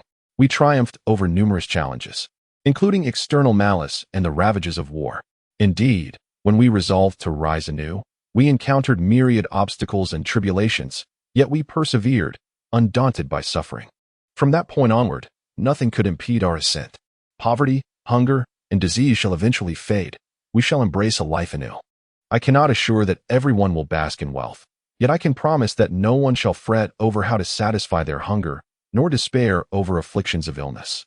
Your children shall receive a comprehensive education, and your lives shall be imbued with laughter and hope. In pursuit of this grand ideal, we are unstoppable. There is no need for overly sentimental dialogue. The tangible transformation of life is the most poignant narrative. Witnessing the metamorphosis of Altenburg from a fallen city to a vibrant haven in less than 3 months, the hearts of its inhabitants swell with excitement. This fervent emotion has long been nestled within them, filling them with aspirations of beauty, hope, and the courage to triumph over all adversities. Unbeknownst to many, Rein has indelibly marked this city with his presence. This mark shall not wane with the passage of time, nor shall it diminish with his departure. Whether in the past or the future, he will remain the sole sovereign of this city. As long as he can lead this city to continued prosperity. He is a deity, the guardian angel of Altenburg. He possesses nothing and must expedite his primal accumulation through alternative means. Regardless of how perilous or terrifying these methods may be, they must be executed. Celeste brings forth tea, elegantly seated beside him, resting her chin in her hands while gazing at Rain, her crescent-shaped eyes brimming with admiration. The previously resounding cries echoed within the Lord's mansion, reverberating throughout the entire city as it called out a singular name. Despite her tender years, she could feel the fervent passion and admiration within the shouts. People revered him, held him in awe, and this brought Celeste immense joy and satisfaction. He was her man, her destined partner. In her youthful prime, a time brimming with dreams and aspirations, she often fantasized about the kind of husband she would one day have. Would he be a strikingly handsome warrior? A sagacious and astute merchant? A composed and dignified nobleman? Her dreams were extraordinarily beautiful, yet reality proved to be even more enchanting. Although she could not occupy the position of a legitimate wife within this household, she was still content, reflecting upon her friends still awaiting uncertain fates in Milan City. What more could she desire? Rain had long sensed Celeste's gaze upon him. His expression remained neutral, yet his heart swelled with comfort. Every man with a strong sense of masculinity relishes such attention, enjoys being idolized by the opposite sex. He raised his teacup, casting a somewhat exasperated glance at Funkasi, instructing him to summon Alma. The latter nodded slightly and departed. In less than 20 minutes, Alma arrived at the Lord's mansion. At that moment, she was a stark contrast to the Alma of 3 months prior. Her transformation was nothing short of remarkable. Previously clad in simple garments, heavily made up, and doused in an overwhelming fragrance, she had exuded an air of vulgarity that rendered her scarcely worth 2 silver coins. Observing her now, adorned in garments of exquisite elegance and grace, with a subtle, refined makeup that eschews ostentatious embellishments, she exudes an air of nobility. A woman does not captivate attention merely by wearing less. Her worth is not augmented by such superficiality. It is only those women who possess confidence, self-love, and capability that command the respect of men, rather than being reduced to mere outlets for their frustrations. Where has our Royal Highness arrived? Rain inquired, gently caressing the copper ring on his finger, his gaze lifting as he spoke. Alma promptly replied, "We are but a day away from Mortelberg." He nodded in satisfaction. Alma had been performing admirably in her duties and proved to be a trustworthy individual. Rain had promised her a bright future, and in return, she dedicated herself wholeheartedly to demonstrate her worthiness of his esteem. Indeed, she was a woman of remarkable intelligence. After a moment of hesitation, she bit her lip lightly and exhaled softly, stating, "There is a matter I believe warrants your attention." Rain raised his head, and she continued, "The families of Laos, Bolton, and Norma mobilized their soldiers the day before yesterday, coinciding with your Highness's entry into Milan City. summoning a total of 3,000 men. Among them, 1,000 have proceeded to the western border, while it appears that 2,000 are lying in ambush near Ortelberg. Raine raised an eyebrow, his mind beginning to whirl with the implications. Integrating the intelligence at his disposal, he soon discerned the answer. These scoundrels. The contingent heading west must be intent on eliminating the Boltons before they can enter the province of Kolos. The individuals lying in ambush near Altrenberg are there as a precaution. A precaution against what? Undoubtedly, it is to guard against His Highness the Prince. It goes without saying that Joburg's influence is also at play here. That old curmudgeon will not find peace until he draws his last breath. He will undoubtedly seek an opportunity to eliminate him. His meddling with the prince at Altrenberg is merely an attempt to create trouble for Raine. Raine is acutely aware that regardless of his actions, as long as he is associated with the illustrious Golden family and the sacred bloodline, he remains untouchable. They can only force him to fend for himself, much like how he was unceremoniously kicked out of Altrenberg. Thus, he feels no concern. Moreover, the status and privileges conferred by this identity far surpass the imagination of those noble families. What worries Bowen and the others is that if the prince fails to find trouble with Raine, he might turn his sights upon them, reinstating the Boer family. With Joburg meddling further, this could spell doom for their families. Simultaneously, they could shift the blame onto Raine, given that the incident occurred in Altrenberg. At that point, it would be akin to falling in a puddle of mud. Even if one claims innocence, it requires someone to believe them. Truly, none of them are virtuous. Last night, my son suffered another bout of persistent fever, causing much distress. I regret that there is only one update today. My sincerest apologies. I shall take my notebook to the hospital tomorrow after a night of rest. Alas, such sorrow. Chapter 63, a shorter title this time, meeting gratitude to my teammates on this unreturnable path. You cannot fathom the weight of the words above my head. A weeping rabbit. A wandering clock, dark fangs, the generous offerings from Woolyong 23, and the esteemed votes and collections from all of you.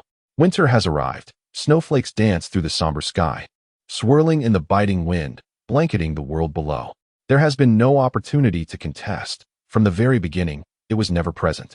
What lies ahead is contingent upon his intelligence, his capacity for calmness and rationality. The Orlando Empire is vast, yet aside from the territories already bestowed, there remain but a scant few commendable fiefs. Seizing the most lucrative domains is precisely what these princes and princesses ought to prioritize before being sent from the imperial capital.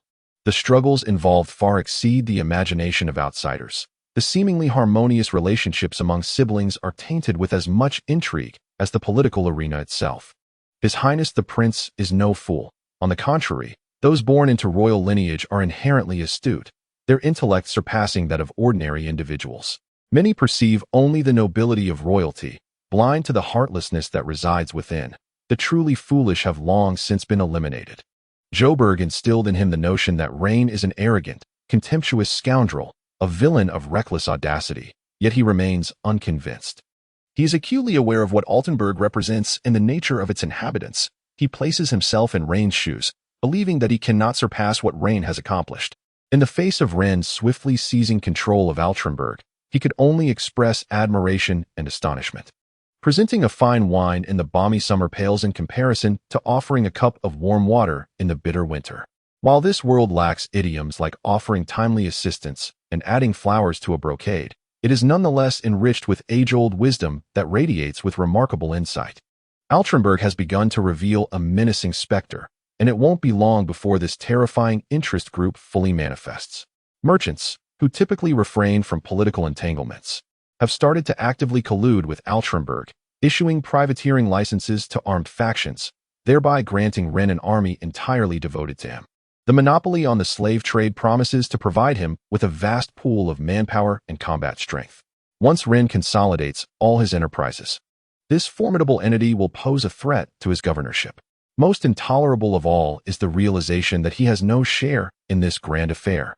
This constitutes the most fundamental conflict of interest between him and Rein. In the distance, Altrenberg lay clearly visible beneath the mountains. Within 3 hours, they would be at its gates. At this moment, Joburg could hardly contain his eagerness to witness the grim visage that Baron Rein would soon unveil, an expression of helplessness before the colossal royal power. At the thought of this, Joburg couldn't help but chuckle softly. Wrapping himself tighter in his thick robe, his face alight with anticipation. On the other side, Raine had received a message from the envoy. The young prince of the Orlando Empire would arrive at Altenburg before noon today. The envoy requested that he immediately prepare a luxurious, independent estate, along with the necessary servants, for the princess' enjoyment.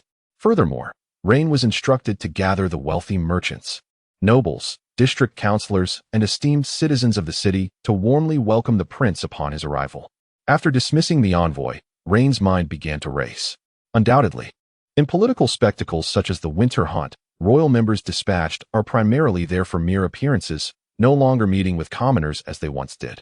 Since the era of Orlando II, many policies and regulations have been eroded over the long years, and the winter hunt is certainly among them. Therefore, the prince's visit to this city, notorious for its unrestrained reputation, was far from coincidental. His intentions were dubious. This scoundrel would eventually bring about his demise. Rubbing the ring on his index finger, Raine pondered and commanded, "Summon Cooper to me." A hint of a smile graced the exquisitely handsome face of Fonkos, who promptly beckoned a maid and whispered instructions. He was quite content with his current life. Prior to arriving at Altenburg, he had been groomed as a neuter, a mere gift for mingling with the elite. No one respected him, nor did anyone value him. He was akin to lifeless merchandise, placed on a shelf, awaiting the day he would be dispatched. Since he was brought here, his once gray and desolate existence has undergone a profound transformation. He has come to cherish everything about this place. He relishes being called a wretch by Raine, enjoys the myriad tasks Raine assigns him, and finds delight in Raine's hypersensitivity in his presence. It is not that he truly embodies the role of a wretch. Rather, here, he experiences a sense of significance and the awakening of self-respect. Although Raine often berates him, he understands that Raine sees him as a human being deserving of respect. Here, he is a person, not merely an object to satisfy desires. Cooper soon arrived at the Lord's Manor. The current Altenburg is a far cry from its former self. Previously, the city was rife with scoundrels, villains, and gangsters, overflowing with crime and malevolence. It resembled a patient covered in festering sores, exuding a foul stench, languishing in despair and awaiting death. But now, the city has come to life, imbued with hope and a future. Reluctantly or not, everyone must abide by the rules set forth by Raine. The crime rate has plummeted, and the once numb populace is beginning to awaken. They have learned to reject crime and actively intervene upon witnessing wrongdoing. Everyone has revived, treating this city as their home rather than a vast graveyard. Cooper often reflects on the nature of the golden aristocracy, the distinction between divine bloodlines and mere mortals. Even as he assumes the mantle of Lord, he realizes he cannot replicate the extraordinary feats accomplished by Raine. In the presence of Raine, Cooper exhibited an air of utmost humility, unbeknownst to him. A flicker of fervent admiration ignited within the depths of his soul, yet he was still oblivious to it. "Have you arrived?" Raine's tone was light, yet it bore an immense weight, for he held dominion over life and death, as well as unparalleled authority. "Take it, comply with the orders." The official letter delivered by the envoy was placed into Cooper's hands. After a swift perusal, he hesitated and inquired, "Among the 7 estates in the urban area that meet the criteria, which one should I select?" Raine cast a fleeting glance at him and asked, "Have you studied the imperial code?" Cooper nodded affirmatively. It was one of the essential texts that nobility must familiarize themselves with, not for the sake of adhering to the laws, but rather to identify loopholes and exploit them judiciously. Raine continued, "It is the duty of every royal family member to traverse the realm on behalf of His Majesty, to gauge the sentiments of the populace and quell insurrections, to ensure that those raised in the imperial district gain a deeper understanding of and proximity to the lower strata of society." Orlando too mandated that they reside among the common folk. A flicker of realization crossed Cooper's countenance as he promptly took his leave. His mind was awash with questions. Yet he understood that these uncertainties were not his concern. They were matters for Raine to deliberate upon. Amidst the gaze of many, the prince's caravan finally arrived at the foot of Altrin Castle. Drawing back the carriage curtain, the prince peered out, surveying the war-ravaged fortress, its walls marred and charred, exuding a faint, acrid stench. He raised his gaze towards the city wall, where a tall figure stood resolutely atop, looking down upon him with an air of indifference. The gaze lacked any trace of the emotional fluctuations one would expect from a member of the royal family. This was a man, as rumored, whose character was elusive and whose depths were unfathomable. In a fleeting moment, The prince suddenly felt that his journey might not unfold as smoothly as he had envisioned. I am grateful for your understanding and support. After a day of treatment, my child's condition has improved significantly. Much has transpired throughout the day, and my child has shown remarkable strength. While at the hospital, I inquired if he was afraid, to which he replied he was not. Before the intravenous drip, a skin test was required, and those who have undergone it know it can be rather painful. While it may be trivial for adults, it is certainly not something a 4-year-old can easily endure.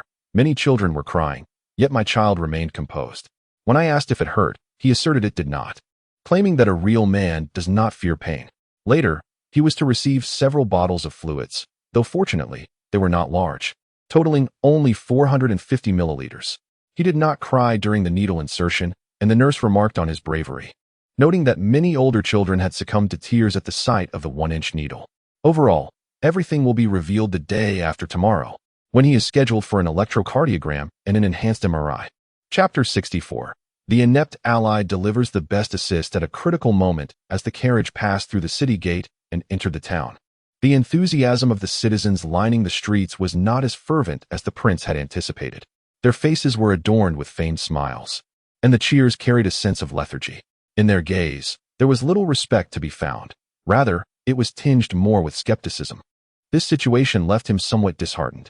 He was well aware that the fervent welcome in Milan City, or elsewhere, might not stem from genuine sentiment.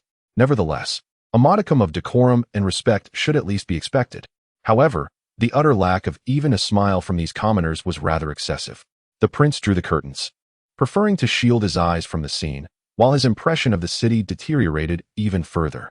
The prince represented the royal family, the visage of a nation's legitimate rulers. And yet, the inhabitants of Rein, who were under this dominion, could not even muster the effort for a semblance of respect. This demonstrated that, in their eyes, the royal family failed to embody the dignity it ought to possess, nor did it appear sacred and inviolable. Joburg, mounted upon his steed, surveyed the frigid crowd and found himself unable to contain his delight. This was a prime example of self-sabotage. To so brazenly dismiss the royal visit with such indifference was nothing short of monumental folly. As a beneficiary of the royal lineage, he could hardly be pleased. He could already envision that the prince, at this very moment, was harboring even greater discontent towards Rein, which would undoubtedly serve to facilitate his forthcoming endeavors. Amidst his myriad concerns, the royal carriage traversed the thoroughfare and came to a halt at the lord's residence. At the moment the carriage ceased its movement, a servant prostrated himself upon the ground, a lavish boot pressing upon his back. His body sank slightly under the weight, his complexion flushing as he endeavored to maintain his balance without faltering. After another boot lingered momentarily on his back, he exhaled a heavy sigh, the warmth escaping like cannon fire, splattering against the cobblestone floor and sending ripples across its surface. Rain stood upon the steps of the lord's manor, pausing after descending 3 steps. The biting wind swept past him, causing the golden-edged black robe he wore to billow. The flurry of snowflakes blurred the vision of those around, yet his gaze seemed to penetrate through the obscurity, allowing the prince to sense that Rain was intently observing him. Elevated above the prince and the others, Rain refrained from descending further. His status and lineage dictated that this was the limit of his approach, for any further advance would compromise his dignity. The prince furrowed his brow momentarily before a smile graced his lips, revealing a set of 8 pearly teeth. His smile was perfectly measured, neither exaggerated nor overly aloof, possessing just the right curvature to imbue him with a touch of amiable warmth. He did not express anger at Rain's position on the steps. Having been raised in a royal household, he understood far more than what was apparent. As he reached the level of the steps alongside Rain, the prince removed his thick fur hat, steam rising from his head in wispy tendrils. He fixed his gaze upon Rain, his face alight with joy, though a flicker of jealousy stirred within. Both were young men of noble birth, one a prince of the empire, yet devoid of significant power, while the other, equally esteemed, had already accomplished much. The sense of superiority that their statuses conferred shattered in the brief moment their eyes met. "It is a pleasure to see you again, Baron Rain." The prince raised his arm, the red and gold-trimmed fur cloak being swept aside. He removed his white kid leather gloves and extended his hand, halting just half a step before Rain. Rain glanced at the delicate, fair hand, reminiscent of a woman's, and after a moment, offered a slight smile and shook it. "Long time no see, Count." 3 months prior, Rein had still been residing in the imperial capital and had naturally encountered this favored son of His Majesty the Emperor. Their acquaintance was minimal, merely nodding in recognition and exchanging greetings. This marked their first formal meeting. Fate is indeed an intriguing force, two individuals residing in the same city, living mere steps from one another for 17 or 18 years, yet devoid of any meaningful interaction. It is only after departing that such a ceremonious encounter occurs. Raine turned slightly, gesturing for Kant to enter, showing no interest in the entourage trailing behind him. Among them, the only one deserving of his attention was Prince Kant himself. While in the imperial capital, he had heard various anecdotes about the prince, often sensationalized tales. Today the prince professed his affection to someone. Tomorrow he was embroiled in a jealous dispute. Other news rarely surfaced in public discourse. It seemed the entire imperial capital was devoid of ordinary folk. Everyone was preoccupied with frivolous pursuits, while the nobility paraded about like celebrities, periodically conjuring scandalous stories to amuse the masses. In such an atmosphere, once illustrious families have quietly faded away, disappearing into the annals of history without leaving even a ripple, sinking to the riverbed. Upon entering the Lord's manor, the heat emanating from the blazing fireplace enveloped the hall in warmth, rendering the facilities here somewhat antiquated compared to the perpetually regulated magical arrays of the imperial capital.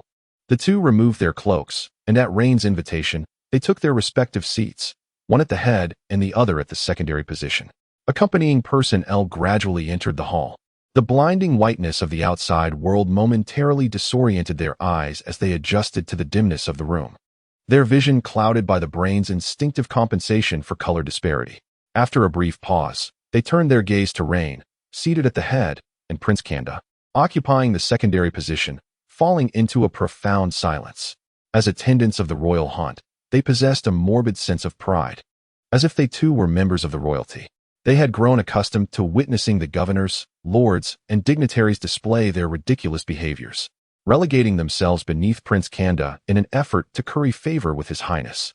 Yet, it was their first encounter with a city lord like Raine, who allowed the prince to occupy the lesser seat. Joburg stepped forward, forcing a smile while inquiring, "Why does His Highness sit in the secondary position, while Baron Raine claims the head seat?" Raine cast a sidelong glance at Joburg, his long finger gesturing lightly. "In this city, I am the sole ruler, recognized and protected by the imperial code." As he spoke, he raised his middle finger once more. "Furthermore, in terms of identity and status, I hold superiority over Kant, which is why I occupy this seat." Joburg could not help but scoff, derisively remarking, "Identity? Status? His Highness the Prince will naturally be granted the title of Duke, even perhaps a Grand Duke, upon reaching adulthood, possessing vast territories. Moreover, His Highness is the direct lineage of His Majesty. In both identity and status, he far surpasses you, Baron Raine." Joburg placed particular emphasis on the term Baron, as if to mock the notion that such a minor noble could challenge a member of the imperial family. It was utterly ludicrous. The other attendees nodded in agreement. Indeed, while His Majesty Kant may not yet hold a title, this does not negate his legitimate status. As the favored son of His Majesty, he embodies the most inherent form of status. Other princes and princesses may be conferred titles of Marquis or Duke, but it is highly likely that His Highness Kant will be elevated to Grand Duke, a title substantial enough to establish a nation. Since the time of Orlando II, only one royal member has been granted the title of Grand Duke, and it is likely that His Highness Kant will be the second. Thus, it is indeed appropriate for His Highness Kant to occupy the seat of honor. All eyes turned towards Raine, who, however, merely chuckled lightly.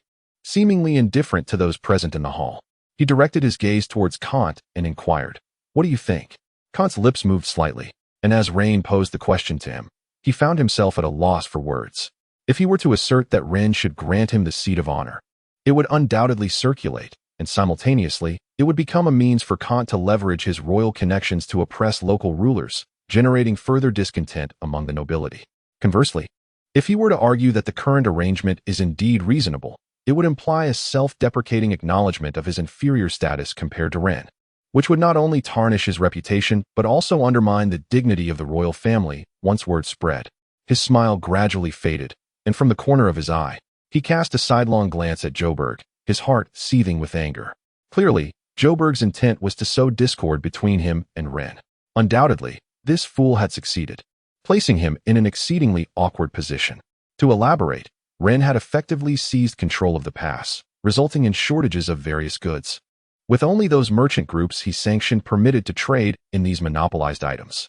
What if Rein were to bestow upon him, the prince, exclusive rights to a portion of those goods? Would it not enhance his standing in the forthcoming struggle for the fiefdom? Could it not enable him to rally more noble factions to his cause? Clearly, the answer is affirmative. He might even be willing to forego a more prestigious fiefdom for the prospect of securing one in the surrounding provinces, or perhaps even within the province of Bel itself. Chapter 65. Rules are rules. No matter the circumstance, do not overstep boundaries. Acknowledgements to the Silver Chariot's lament, the Dancing Pig, and the generous donations, as well as to all who have supported with recommendations and collections. Among the entourage, one individual noticed a change in Prince Kant's expression, which immediately caused a stir in his heart. He pushed past Joburg and stepped into the center of the hall, bowing respectfully. Esteemed Baron Rein, His Highness the Prince has traveled a great distance and is utterly fatigued. He requires rest. Therefore, should you have any inquiries, I hope you can formally present them during the banquet. Joburg, already displeased at being brushed aside, held a certain respect for Kant, as he was the favored son of Orlando VI. However, that did not imply he owed the same regard to Kant's attendance. As the governor of the Bel province, he wielded significant military and political power, akin to a local sovereign.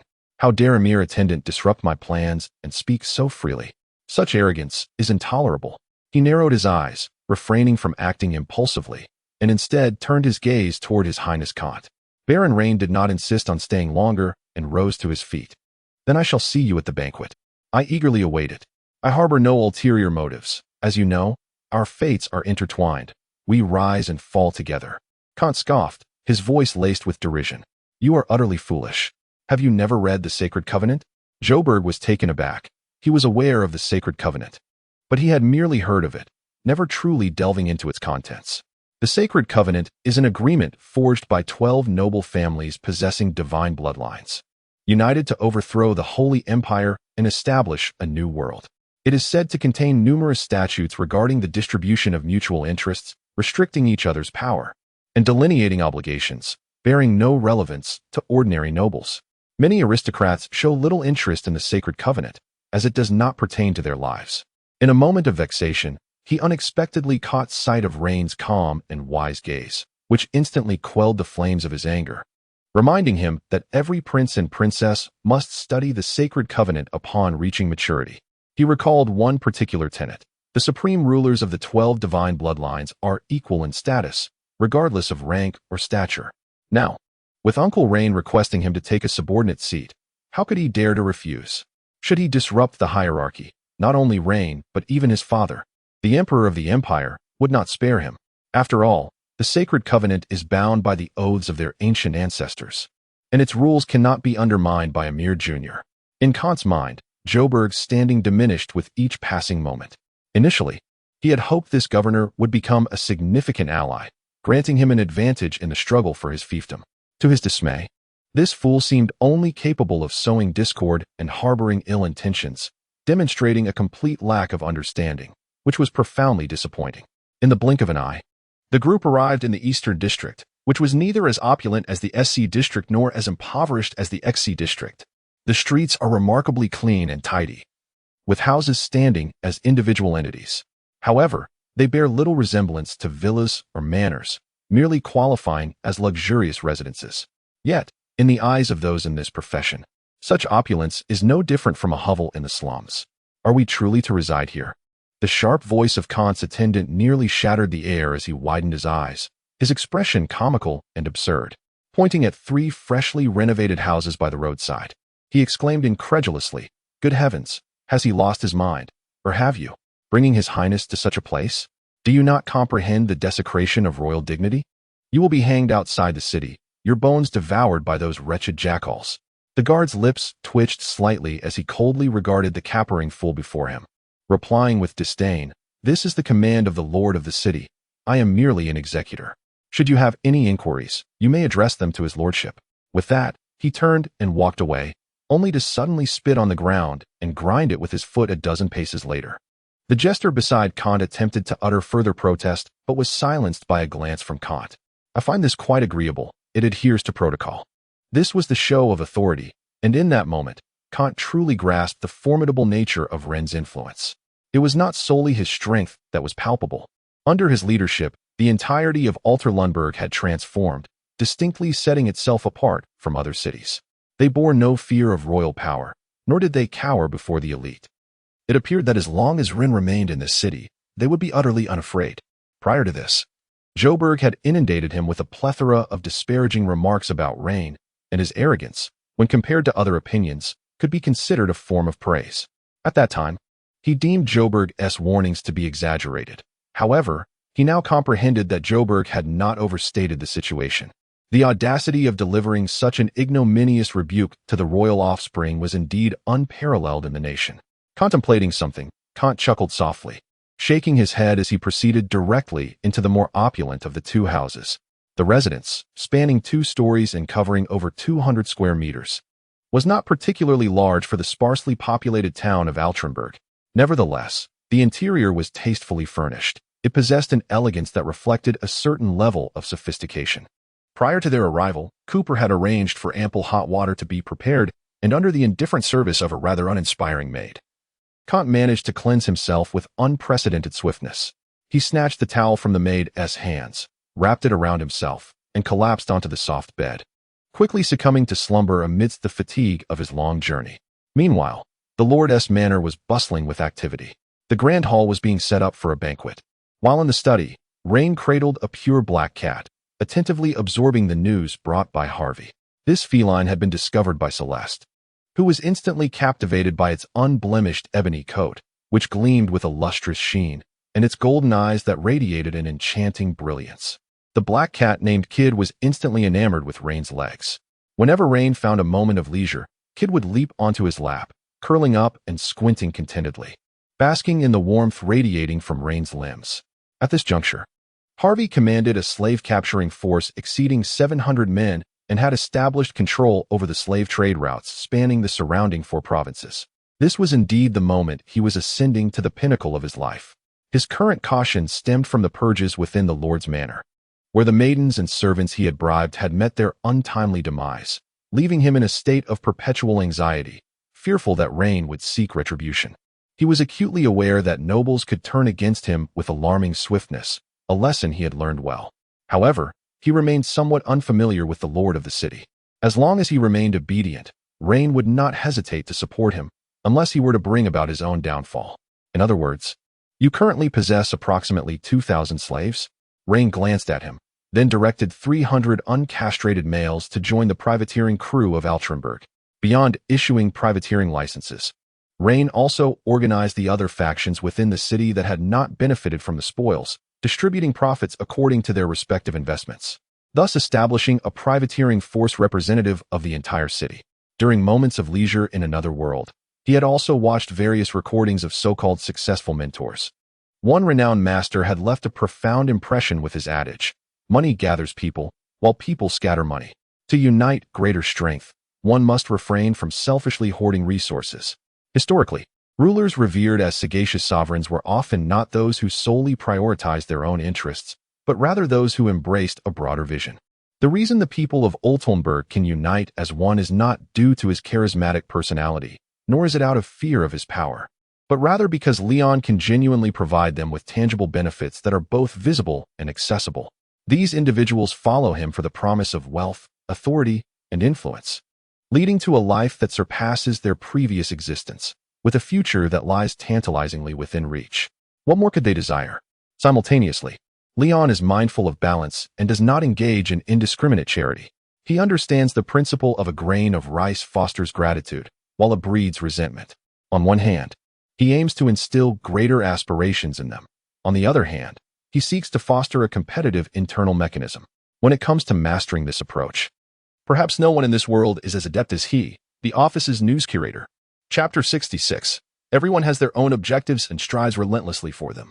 I appreciate your unpredictable guesses, the support from Xiaohe, who has a penchant for biting, and the generous rewards for the Silver Chariot's Requiem, along with everyone's votes of recommendation and collections. Additionally, concerns regarding the protagonist's personal combat abilities have already been addressed, so there is no need for worry. Although it is not a conventional trope, it will not subject the protagonist to undue hardship. He is not one to tolerate being looked down upon, which may relate to his past experiences, either from before his journey or from a previous life.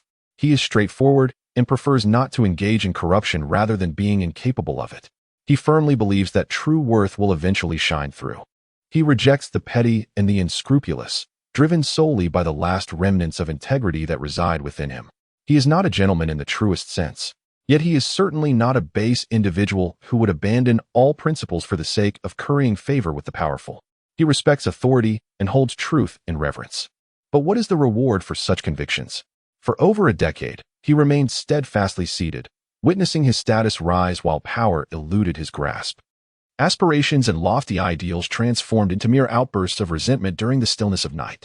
After traversing into a realm marked by even harsher political strife, the remnants of his integrity erupted, leading to a profound transformation. He suddenly comprehended a vital truth. Regardless of how splendidly one envisions their aspirations or how grandly they harbor political ambitions, it is imperative to possess power. He grasped the ancient wisdom that a man of stature cannot endure a single day without authority. Much like the city, devoid of power, he would be coerced and oppressed by myriad forces, forced to cower within the Lord's palace, trembling in fear. Would this city still radiate its resplendent brilliance?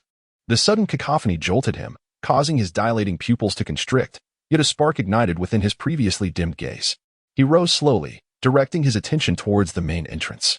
Prince Kanda donned the royal regalia, resplendent in crimson to signify his nobility, adorned in gold to denote his wealth. The pink floral collar, edged in golden thread, cradled Kanda's chin, rendering his complexion even fairer. His impeccably tailored attire bore no wrinkles nor specks of dust. Protruding from his jacket pocket was a black handkerchief, embroidered with a golden lion. The cufflinks, fashioned into plump triangular green gemstones, glistened alluringly, while the collar clasp, a bright hexagram-shaped gem in radiant yellow, refracted a kaleidoscope of colors. The entire ensemble exuded the regal dignity befitting royalty. Yet it did not possess the antiquated stiffness of the formal attire worn by those of yesteryear. Rather, it radiated a vibrant energy characteristic of youth. Upon his entrance into the grand hall, the lively chatter of the guests immediately hushed, as every gaze turned towards Prince Kant, the undisputed host of the evening.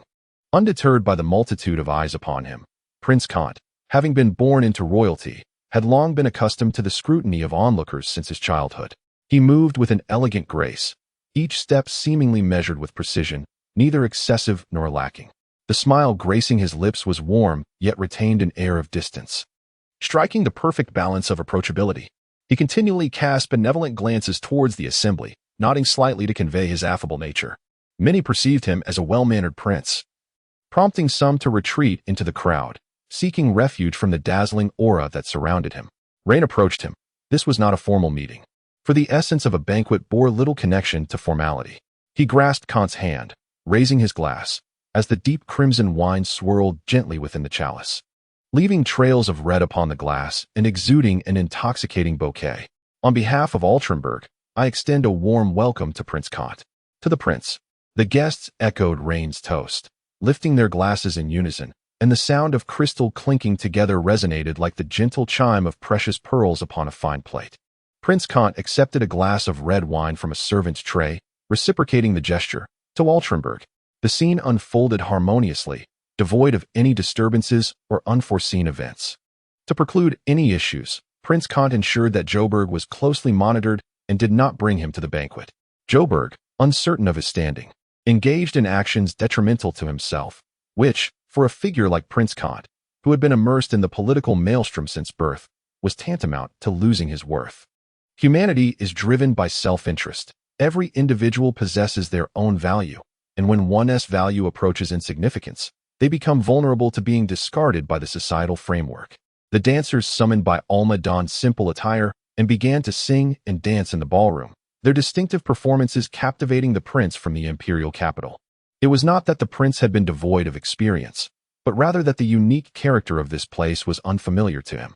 The dances of the imperial capital leaned towards gentleness, grace, flamboyance, and vivacity, whereas in the border town of Altrenberg, the dancers infused their performances with a vigor absent in their imperial counterparts, embodying decisiveness and a hint of ferocity.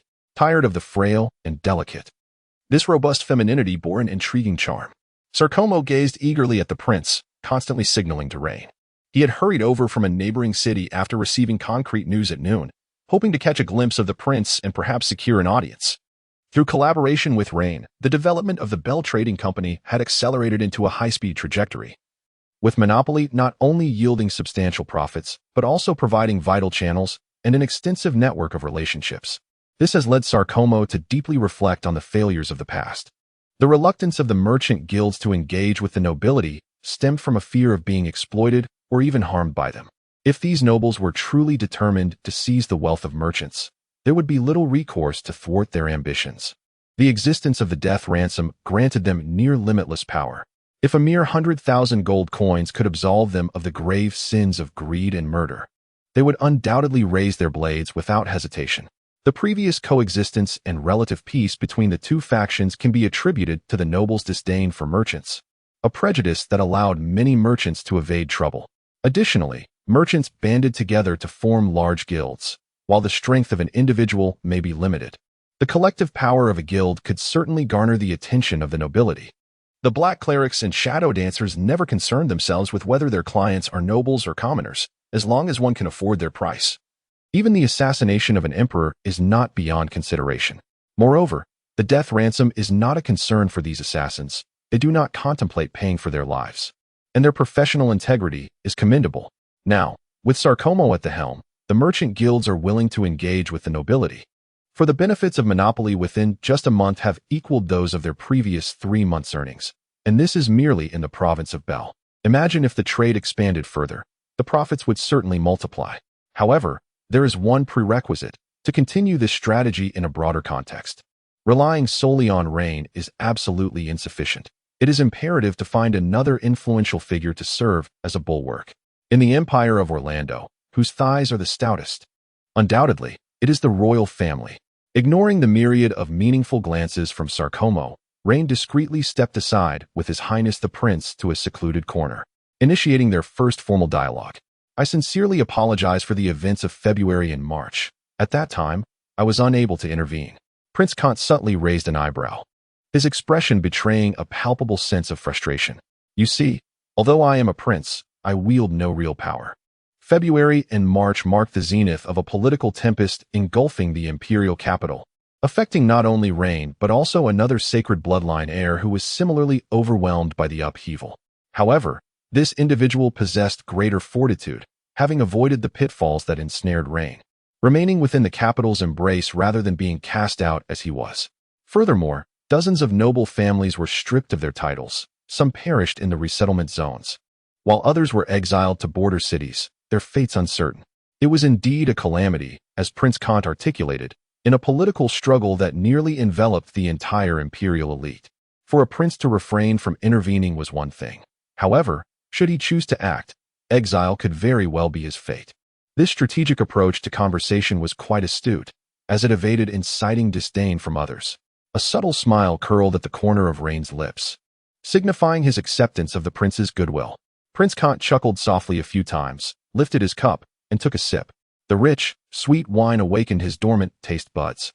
He swirled the crystal glass and remarked, "The primary purpose of my visit to His Excellency the Baron is to seek his assistance in the matter of territorial division."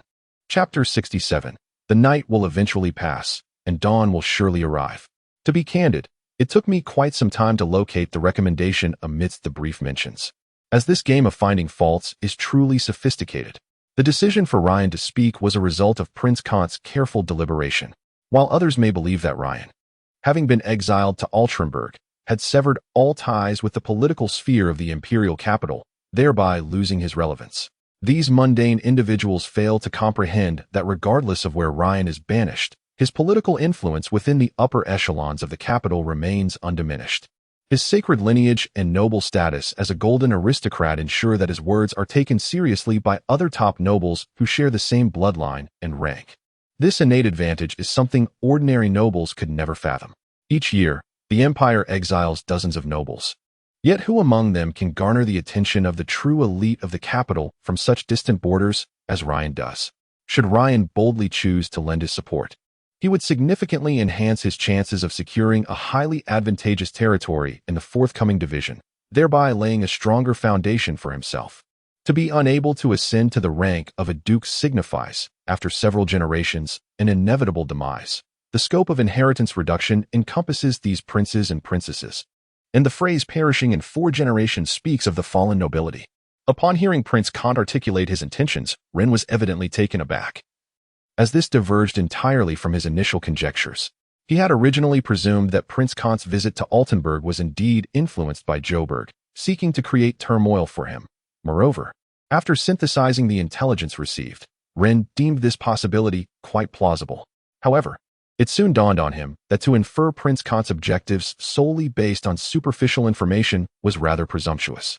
Born into royalty and having been immersed in the intricate web of political intrigue from a young age, even a prince as ordinary as Kant would not be easily manipulated by external relatives.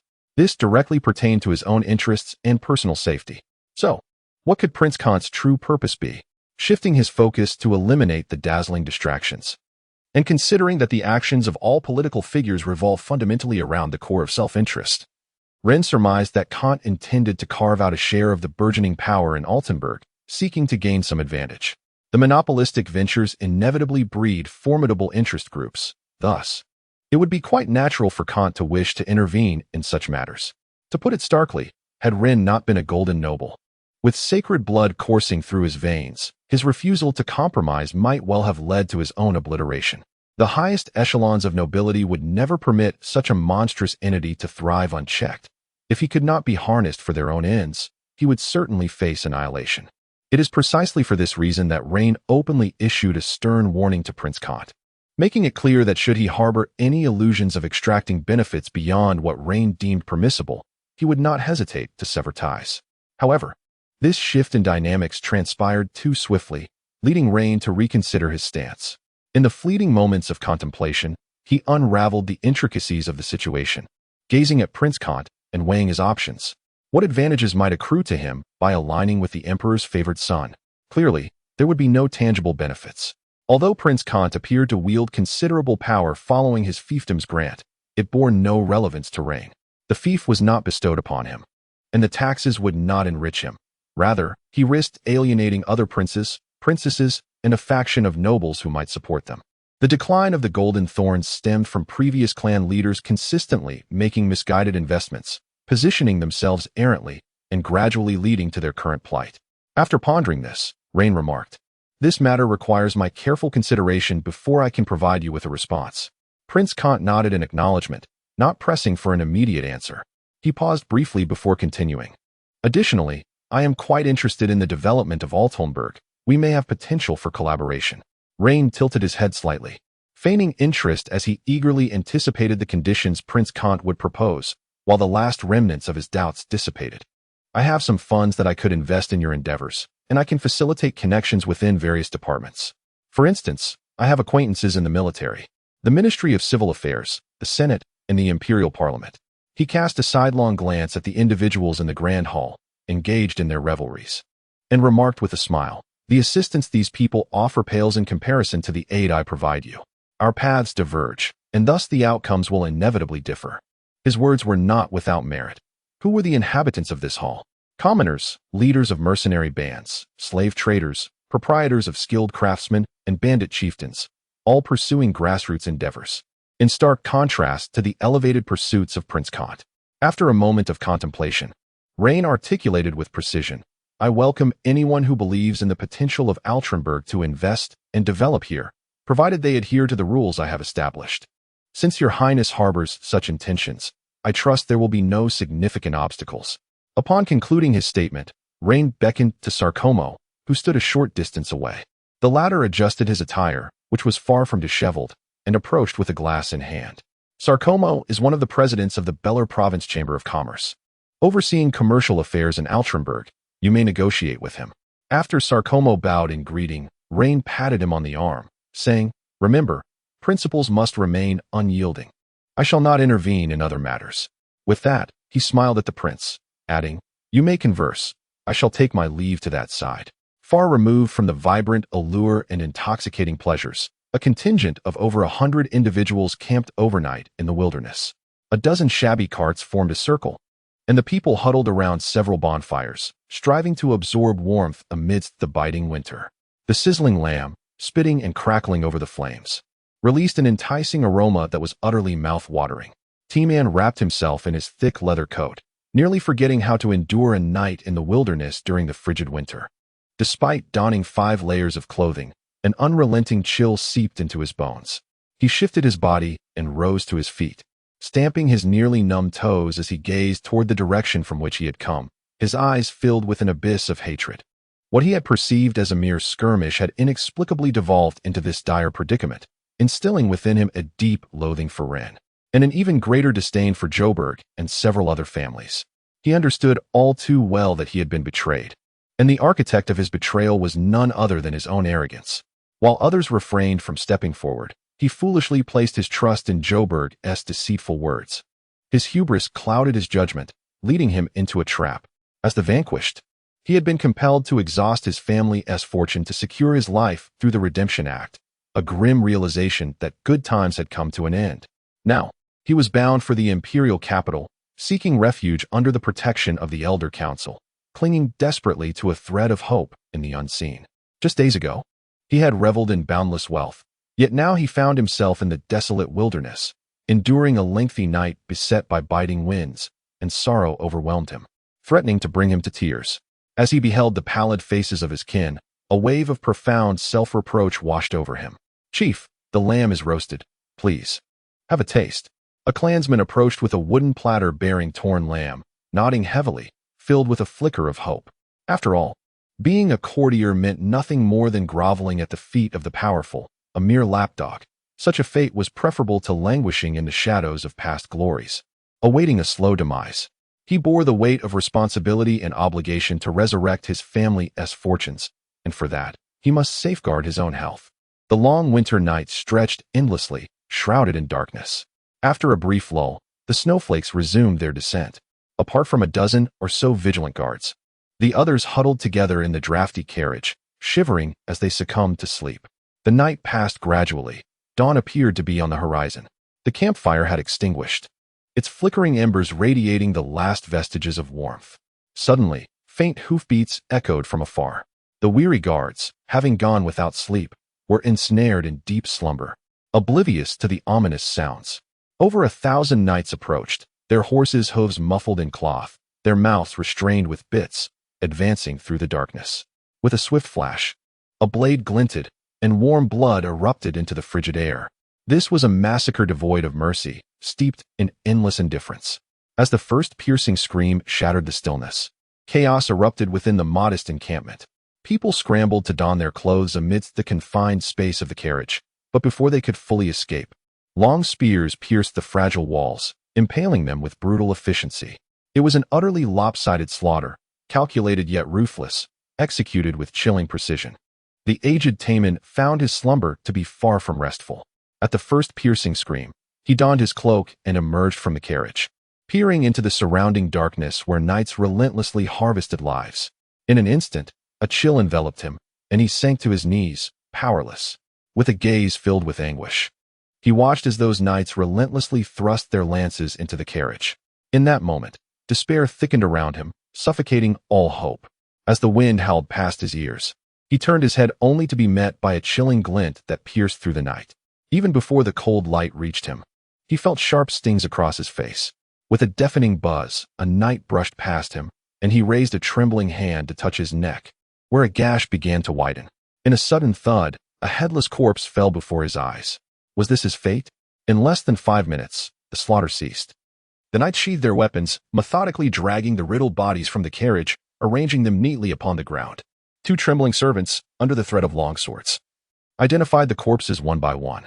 Nearby, a knight diligently sketched the details in a small notebook based on the servants' indications.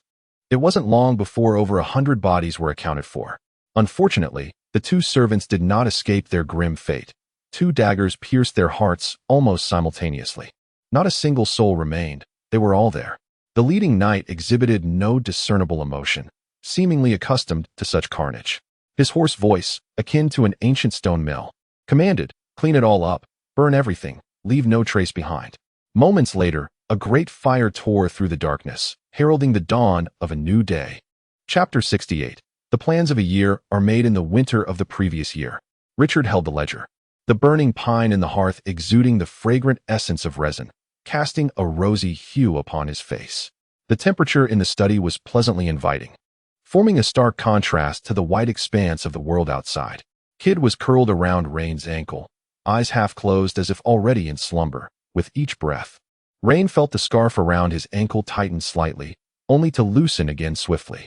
Perhaps dreaming of something delightful, Kid extended his pink tongue, enveloping his mouth, shifting his heavy head to find a more comfortable position.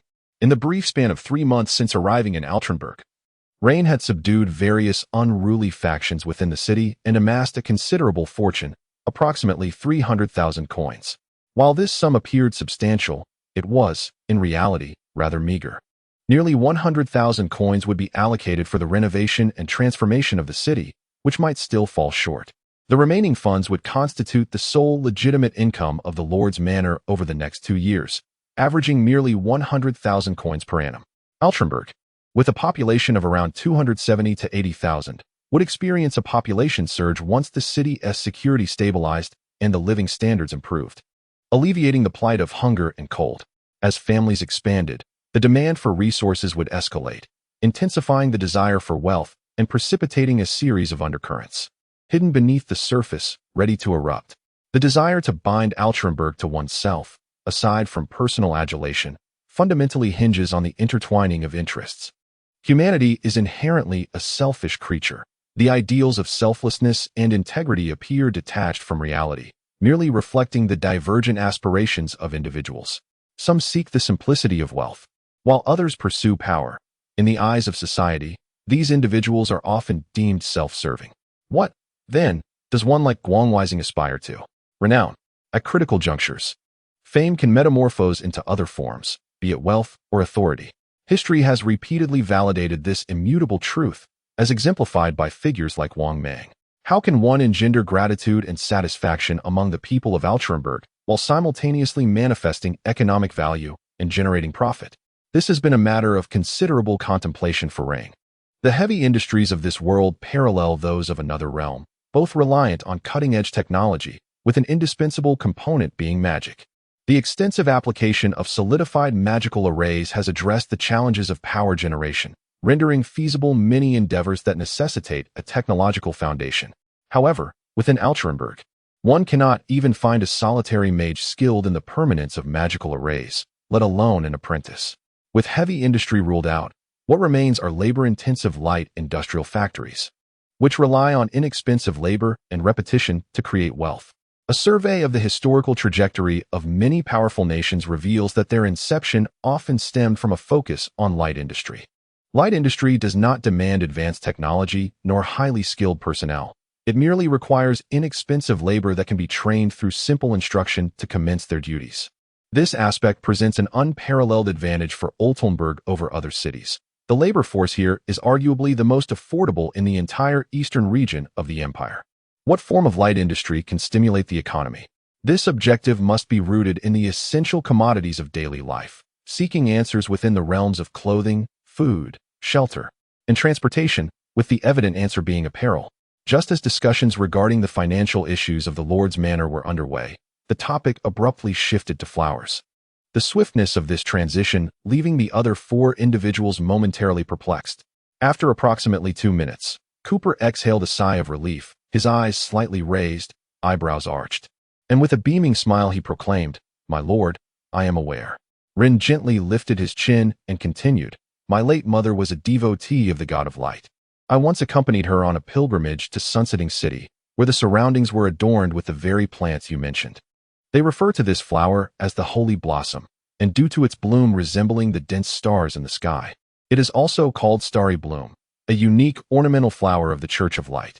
Richard slapped his forehead, adding, "Indeed, however, it is only cultivated in Sunsetting City and major cathedrals. It is rarely found elsewhere, and those who are not devout seldom come to know of it." Rein, slightly taken aback, pondered this, realizing the truth in it. The pristine cotton that blossoms devoid of any blemish aligns perfectly with the purity the church advocates, thus aptly deserving the title of the Holy Blossom. He absently stroked the copper ring on his finger and inquired thoughtfully. I recall that the clergy have likely arrived in Oltenburg, correct? Raine nodded, considering the matter settled. He turned his gaze towards Richard, the tax officer of Altenburg, who also served as a financial advisor to the Lord and was, in fact, one of Raine's loyal vassals. Please prepare next year's budget expeditiously for my approval. Be mindful, however, that it must be reasonable. Any unreasonable proposals will be summarily rejected and redone to spare you any embarrassment. The restructuring of the Lord's estate had introduced an innovative budgeting system, a first of its kind in the world. Although Richard found it perplexing that a straightforward task was being made unnecessarily complex, he nonetheless executed it diligently. The Lord's estate managed all municipal affairs, road repairs, housing renovations, urban development, sanitation, and the disbursement of salaries to personnel within the estate, among an array of other responsibilities. This included oversight of the city guard and the defense forces. After Prince Kant's departure, Richard had severed all ties with the governor's office and directly intervened in matters concerning the city's defense, effectively transforming the defense forces into Raine's personal army. Now, the salaries and benefits of all privileged classes within the city were funded by Raine, which further consolidated his grip on the city's governance. He turned to Marvin, stating, I require an expansion of the military, targeting 1,000 knights and 2,000 elite infantry. Please draft a proposal for Richard.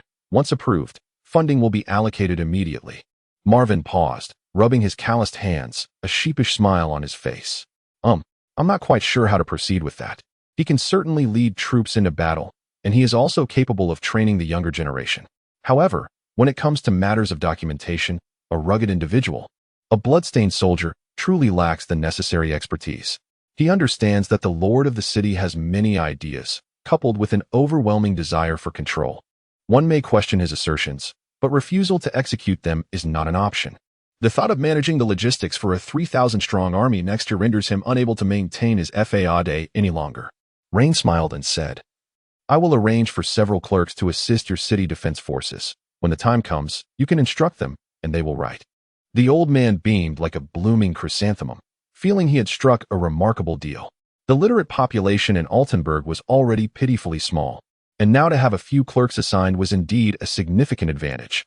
Then, Raine turned his attention to Harvey. I intend to conduct a large-scale slave capture operation after spring. Please make the necessary arrangements. Harvey, much like Marvin, had been engaged in a charade of background imitation, sitting silently. However, at this moment, he straightened his posture. In the past, Harvey resembled a rogue leader, but after just over a month of transformation, he had shed his previous roughness, presenting himself more like a merchant akin to Sarcomo. Yet, in his eyes, there lingered a hint of cruelty. For those who trade their own kind as livestock are destined never to be gentle gentlemen. Raine's proposition prompted Harvey to nod in agreement. The slave trade that occurs before the onset of winter is a peak period, with a substantial number of slaves being sold off as consumables for the winter, often leaving only 30 to 40% of the original stock. As spring approaches, the demand for slaves will once again surge, which is one of the reasons for the flourishing of the spring slave-catching campaigns. In truth, even without Raine's prompting, Harvey and his fellow slave traders would venture into the mountains to capture slaves once the snow melts. However, Raine's declaration has ensured that the scale of the operations will be significantly larger than before. With a wave of his hand, Raine dismissed the three men, leaving only himself and Alma in the room. Certain matters are best kept from too many ears. One must be discreet to safeguard one's interests, a principle he well understands. What has Joburg been up to lately? Nearly a month has passed since Prince Canda's visit, during which the prince and Sockham reached a series of cooperation agreements. Notably, these agreements do not entail any profit sharing with the Altrolenberg. They are solely transactions between the merchant guild and the prince. This is, of course, prudent, for to offend the prince could lead to unforeseen repercussions. Joburg quickly realized that the conflict between him and Rein cannot be resolved by others. To confront Rein, he must take action himself. The downfall of the Boer family did not incite a political upheaval, as the imperial capital tacitly accepted the conclusions drawn by the province of Bel, attributing the family's demise to marauders. In truth, everyone is well aware of the reality. Yet no one dares to lift the veil, for doing so would only offend a powerful faction of nobles within the province. Now, everyone has grown more astute. Joburg's aspirations to wield them as weapons have evidently vanished, as the harsh reality has closed off his avenues. However, one cannot afford to be complacent. The more secure such individuals appear, the greater the caution that should be exercised. Keep a vigilant watch on him. I require precise reports from him each night, regardless of his posture. Changing the subject, Leanne inquired about the training of the newly recruited personnel. Alma, filled with reverence, lowered her gaze, fixating on the splendid leather boots she had just ordered. I have assembled a contingent of 200 as per your instructions, my lord. The current situation appears rather optimistic, for your methods are indeed remarkable. Deep within her, a sense of dread began to fester. Leanne had advised her that merely acquiring those girls would not guarantee control over them. The most effective strategy was to purchase them along with their most cherished family members. While human resources may be inexpensive, the demand is substantial, as many tasks are deemed undesirable by the ordinary citizenry, such as the transportation of refuse, which is entrusted to these individuals. This approach not only alleviated the shortage of labor for unsightly jobs within the city, but also provided the girls with connections, a sense of purpose, a future, and a glimmer of hope. If they could successfully complete a few crucial intelligence-gathering tasks as agreed, they would be granted their freedom, allowing them and their families to lead prosperous lives. A devil that toys with the hearts of men. Such was Alma's assessment of Leanne, though she dared not voice it. As the accomplice of this devil, Alma found herself experiencing a strange thrill. Startled, she abruptly lifted her head, only to meet Leanne's inscrutable gaze. She quickly lowered her eyes, murmuring her compliance. Outside, the bitter wind howled as heavy snow had blanketed the city for 2 days. Several dilapidated houses, untouched by renovation, succumbed to the weight, resulting in injuries to a dozen individuals. Concurrently, a wave of refugees surged into the city, unlike other cities that strictly barred their entry. The welcoming attitude of Altrenberg attracted many who braved treacherous journeys to reach this haven. Ager glanced up at the canopy above, the heavy snow causing it to creak ominously. As he reached for a broom to clear the snow, someone swiftly snatched it from his hands, climbing atop the shelter with fervor. Lord Ager, such trivial tasks need not trouble you. Leave it to us, they insisted. Inside the shelter, the distribution of provisions continued unabated. The modest quality of the crushed wheat was mixed with vegetable leaves and minced meat, simmering in a large pot until it thickened to a consistency that would not spill even when a stick was plunged into it. The priests ladled steaming bowls of wheat porridge into a variety of vessels, met with heartfelt gratitude, yet they remained composed and unfazed. Handing a neatly folded patchwork leather coat to an elderly woman, Ager noticed tears welling in her eyes as she gazed at him, the fire of hope within her seemingly capable of igniting the entire world. He tenderly patted her dirt-streaked hand, offering a warm smile. In that moment, his spirit found immense fulfillment. Observing the refugees around the shelter, who thrived due to their generosity, Ager exhaled with contentment. Altrenberg proved to be far better than he had anticipated, at least since his arrival. He had witnessed no criminal acts nor fallen victim to deceit that stripped him of his wealth. This city stands in stark contrast to the records of the church. His gloomy disposition has transformed into one of brightness. AIG, the lord of the city wishes to see you, announced a guard as he braved the snowstorm and entered the shelter, shaking off the snow that clung to him. He offered a warm smile, retrieved a wooden cup from the side, filled it with hot water, and presented it to AIG. Please, warm yourself with this.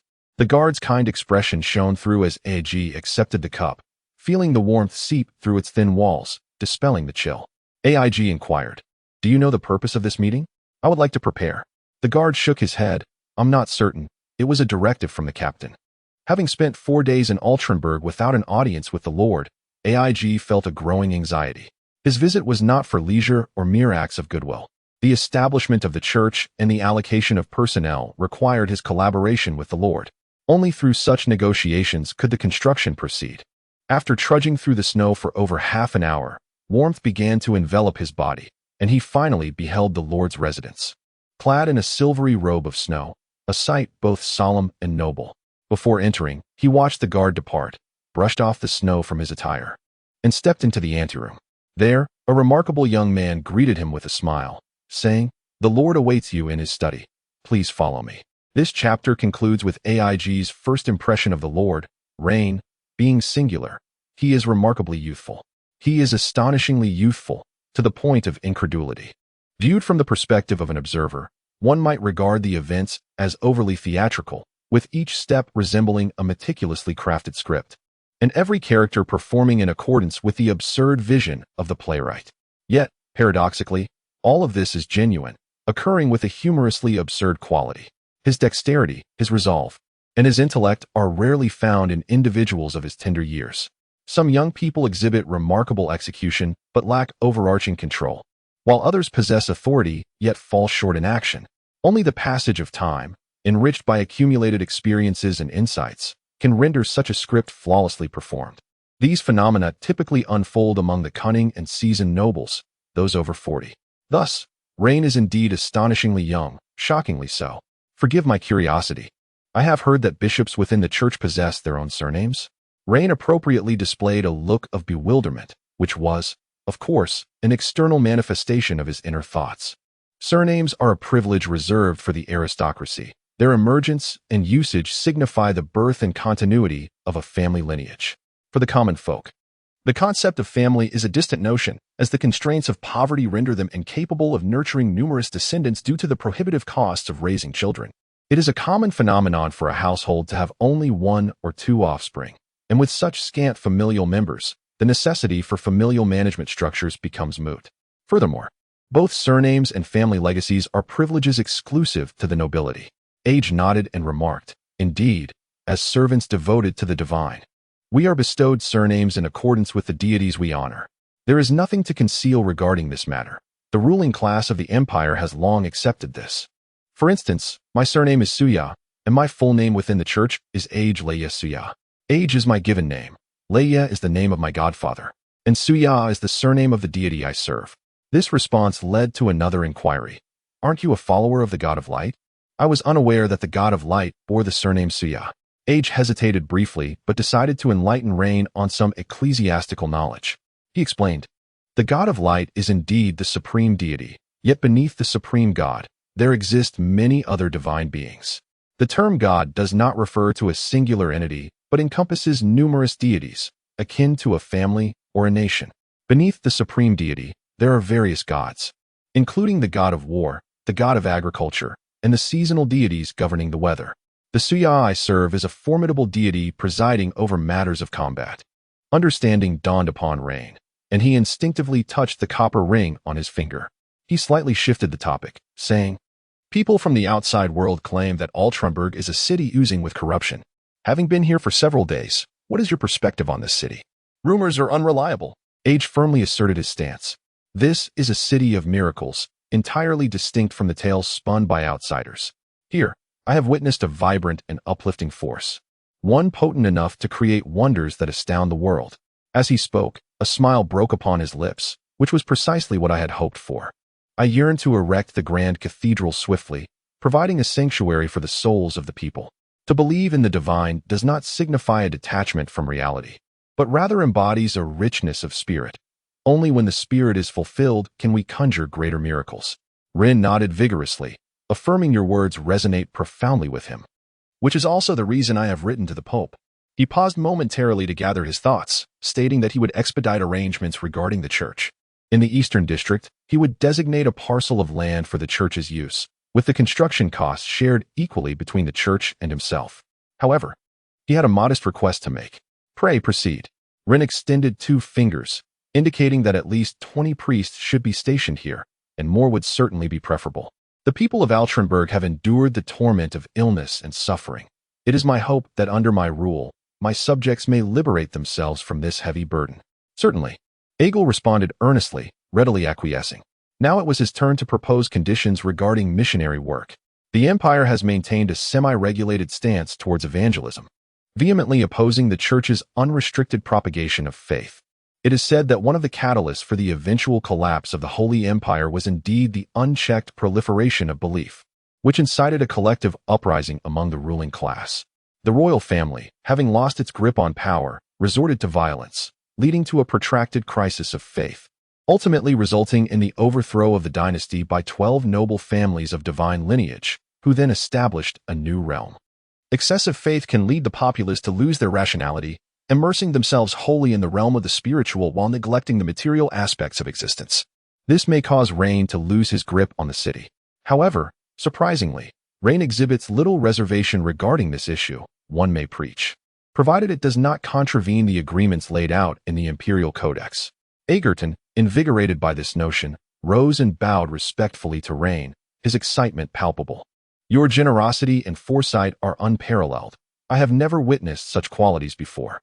I shall promptly arrange to communicate this to the church, and come spring, the clergy will be in place. Here, I assure you, there will be no less than 30 priests. Are you referring to the pure flower? Raine paused momentarily before nodding. Egerton chuckled. Indeed, it is one of the church's specialties. Pray tell, do you have an affinity for such blossoms, my lord? Raine smiled and replied, not only do I appreciate them, but I have a particular fondness for them. I require a substantial quantity of seeds. Do you have any available? Certainly. As Egerton departed, Raine shook his head with a smile, realizing that the young bishop had underestimated the complexities of the situation. The designation of Ortelburg as the city of evil and chaos does not stem from a high crime rate, but rather from the mental state of its inhabitants. Each individual may appear benevolent, amiable, innocent, and straightforward, yet they harbor a darker side, capable of transforming into a villain in an instant. Take, for instance, the siege. The pent-up ferocity of the Ortelburgers erupted, ultimately overwhelming the elite shield guards. They are even willing to exchange their own lives for the demise of their adversaries, reflecting an exceedingly ruthless psychological state. Before the arrival of Raine, any seemingly ordinary individual could, with a mere turn, draw a knife and, when necessary, plunge it into a stranger, driven solely by the desire to provide sustenance for themselves and their families. This is a city devoid of faith, lacking any foundation for belief. Each person exists solely within the confines of reality. Should the church fail to offer a future enticing enough to betray the promises made by Raine, they would not venerate a deity but rather place their faith in him. This is the essence of self-interest, the starkness of reality. As the cold weather intensifies, the snow falls heavier, while the damp air from the ocean continuously coalesces into rain clouds, shedding water upon the earth in another form. Winter in Altrenburg remains vibrant with energy, confronted with their ever-evolving homeland. Each citizen of Altrenburg exerts their utmost effort. In the depths of that winter, the Empire welcomed Orlando 7. Orlando VI's health was deteriorating, the flickering flame of life nearly extinguished, casting the entire empire into an atmosphere of eerie tension. The ascension of each emperor signifies a reshuffling. While there is no doctrine of a new ruler brings new subjects, it is also true that emperors often bestow high positions upon their favorites, discarding those they disdain. A political tempest is brewing in the capital, akin to a quilt draping the sky, weighing heavily on the hearts of the populace. With the chime of the New Year's bells, the storm is set into motion, beginning with the matter of the distribution of titles among the princes and princesses. The feudal system during the reign of Orlando I was a national policy aimed at suppressing the recently traumatized and psychologically unbalanced nobility, who had just endured the ravages of war. The royal lineage and the esteemed golden family provided enough authority to compel these bloodthirsty nobles, who defied both heaven and earth, to retract their fangs and bide their time under the oppressive rule of the golden aristocracy. However, from the reign of Orlando III to Orlando V, the adverse consequences of the feudal system and hereditary nobility finally erupted, as the burgeoning number of nobles began to weigh heavily upon the empire. These nobles resembled leeches, clinging to the empire and voraciously draining its lifeblood to satisfy their own insatiable desires. Following a monumental civil war, the supreme rulers, led by the Golden Family, established an entirely new set of rules, allowing for the warfare among noble factions to unfold unchecked. With the demise of each noble family and the emergence of each power vacuum, the influence of the royal family, along with the golden aristocrats, expanded quietly yet significantly.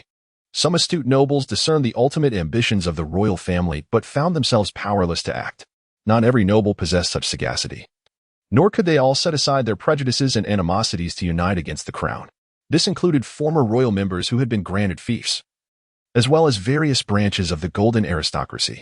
Once their local power became too substantial, they would break free from central control, clandestinely establishing their own dominions and resisting any central interference.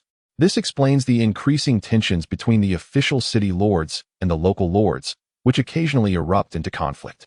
Much like the family of Tamenbol, the answer provided by the province of Bel was that it had been ravaged by bandits, resulting in immense casualties.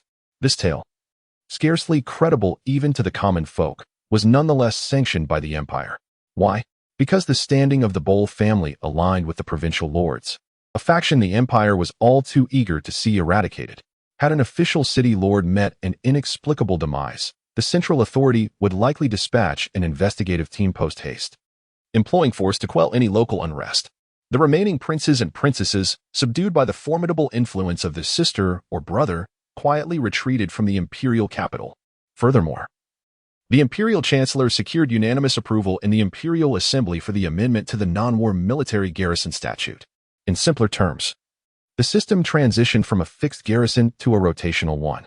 Previously, local troops were appointed by the capital's military department, with governors assigning officers to various regions. Routine troop movements were confined to officers and did not impact the ordinary soldiers. However, with the passage of this amendment, military reallocations would be directly commanded by the Imperial Military Department. Every 3 years, garrisons, along with their soldiers and officers, would be rotated to different cities and military postings. Governors would no longer possess the authority to appoint officers, retaining only advisory, supervisory, and mobilization powers. This legislation further curtailed the governor's capacity to exert influence locally, while amplifying the central government's control over provincial military affairs. Additionally, over a dozen families faced demotion and exile, uniting the nation's top rulers around the newly ascended emperor. Thus, the empire turned a new page in its history. Today, heavy snow has blanketed the ground, and I must replenish my supplies. My son has just been discharged from the hospital, leaving me so busy that I scarcely have a moment to rest. Thus, I can only manage a brief entry. On a brighter note, my son's condition has improved significantly. The shadows in his lungs have diminished considerably, and his coughing has subsided. He still has a slight inflammation, but after a few days of medication, he should recover fully. Regarding the prospect of a second child, it is indeed a consideration. Yet it is unlikely to happen in the coming years due to our financial constraints and the limitations of our family resources.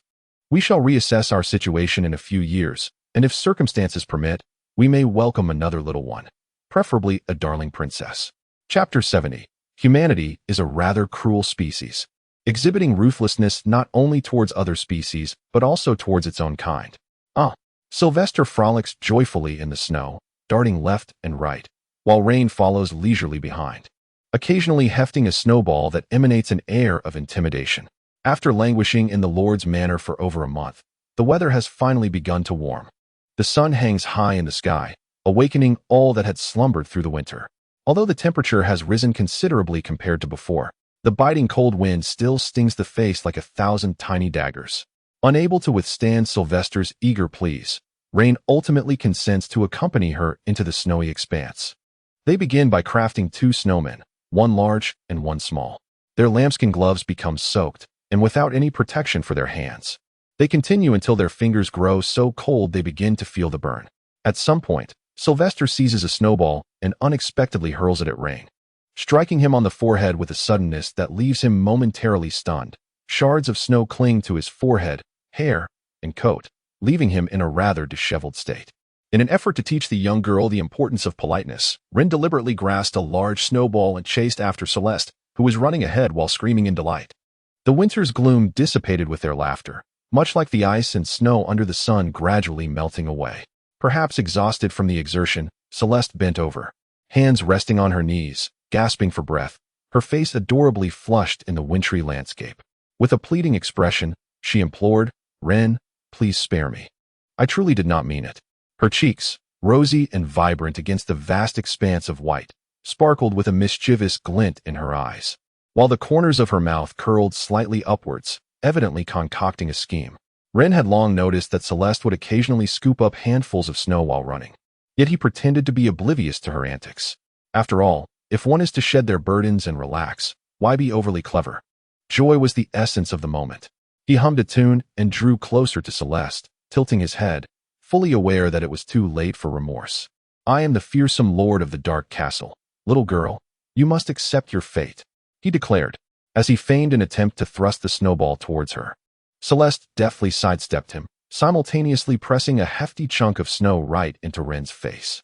With a soft thud, the snow completely enveloped Rein's visage, leaving Celeste momentarily frozen in surprise. gazing at him with wide-eyed innocence. "Why didn't you dodge?" she asked. "If I had, how could I possibly catch you, little one?"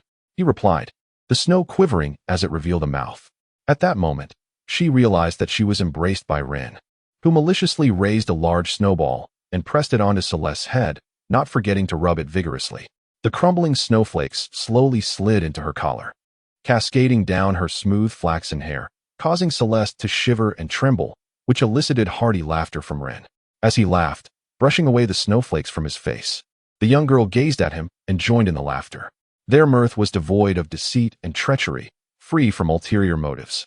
It was laughter not driven by the pursuit of wealth or power, but simply born from joy. Sometimes, joy is indeed priceless. After adjusting her attire and makeup, Celeste linked her arm with Rein's and began to skip along, humming an unfamiliar tune. Rein led her towards the house, inquiring as they walked. "Do you recall the letter I pinned to Duke Jean before the onset of winter?" Celeste paused for a moment, then nodded eagerly. "I remember. It was regarding the moonlight sword technique." As she spoke, her pace slowed, and her eyes widened in astonishment. Could it be that Duke Jean agreed? What the Duke desired was straightforward yet precious. It was not wealth, nor any material possession or intelligence, but rather a promise that, at some future moment, Rein must utter a single word on her behalf. For a Duke of divine lineage, hailing from a family not of golden blood, posed a significant danger. Were Rein to ascend to the throne, he would undoubtedly take action against an imperial duke like Jean. If he could not trust her completely, then the only recourse would be to eliminate her. The ascension to the throne and the coronation are not synonymous. The former signifies the proclamation to the world that the leadership of the empire's most prominent noble has changed, heralding the emergence of the next sovereign. In contrast, the coronation represents the transfer and acknowledgement of power. Only through the benediction of other noble golden houses can the emperor wield the authority bestowed upon them. Prior to the coronation, any policy alterations she implements must ultimately be presented to the former emperor for approval. As one of the golden aristocrats, Rein is obliged to represent the golden Thorns at the coronation ceremony and to deliver a few ceremonial remarks. The young lady's heart soared upon learning that Duke Jean consented to Rein's request, her face alight with joy and laughter, her lips unable to contain her delight. This was Duke Jean, the sole female noble of the Orlando Empire who had established her domain through martial prowess. In the era of the Holy Empire, individuals of Duke Jean's stature would have been regarded as kings. To inherit her legacy is truly an unimaginable honor. Celeste cast a glance at Von Kos, who, with a wry smile, lowered his head. It seemed this young lady was vexed by the timing of his arrival. Yet, he could not help it, for Rein had specifically instructed him to promptly relay any important news. After Celeste executed a courteous bow, she hastily departed, and only then did Von Kos approach. Bowing his head in respect, "My lord, I bring word from Harvey that preparations are complete." As spring dawned, the entire province of Bear faced a scarcity of slaves. A consequence of this not overly long but exceedingly frigid winter that had claimed the lives of numerous slaves to the harsh cold. At times, this world appears utterly absurd. Are slaves not human beings? Slaves are indeed human beings. Yet the cost of a slave often pales in comparison to the expenses of sustaining them through an entire winter, expenses that include food, warmth, and clothing. Consequently, many opt to let their slaves perish rather than incur such costs. During the protracted chill of winter, the necessities for sustenance, warmth, clothing, and hot water can exceed 20 silver coins over 100 days. Should a slave fall ill, additional funds would be required for their treatment. If treatment is abandoned, the resources previously allocated for their winter survival would be rendered futile. Rather than squander money in this manner, it seems more prudent to wait until spring, when one could procure a new slave for a mere handful of silver coins, thus saving a considerable sum. Is this cruel? Perhaps it is. However, none perceive it as an act of cruelty. Aside from the most exceptional individuals among the slaves, the rest are viewed as mere consumables. As consumables, the inevitability of loss and replacement is accepted. In anticipation of a potential slave shortage, the slave-catching initiative has been set into motion. This year's campaign is grander than any in the past, with only 3 slave merchants in the entire province of Bell granted licenses to operate. To this end, Harvey has assembled an impressively outfitted slave-catching force, comprising 700 knights and 1,500 infantry, capable of overwhelming medium and small tribes in the Salme Mountains. Harvey aims to capture between 5,000 and 8,000 slaves in the initial wave after spring, with further waves to follow, extending into the winter. Raine, who yearns to join the endeavor, has only encountered the slave-catching movement in literature and has yet to experience it firsthand. However, his current commitments to the city render him unable to partake, leaving him with a tinge of regret. Summon all the council members to the Lord's mansion. I have an announcement to make. After a moment of contemplation, Raine gazed at the clear skies above and resolved to initiate reforms concerning several civil affairs in Alternburg. This was not merely a whimsical endeavor. Although he was destined to depart from this city, as long as his influence within the empire continued to expand, this city would remain forever under his dominion. Moreover, the efficacy of innovative policies in this world necessitated a platform for experimentation. Undoubtedly, Alternburg served as such a city. Could the high-ranking officials of the empire be unaware of Raine's tumultuous activities here? Surely they were aware.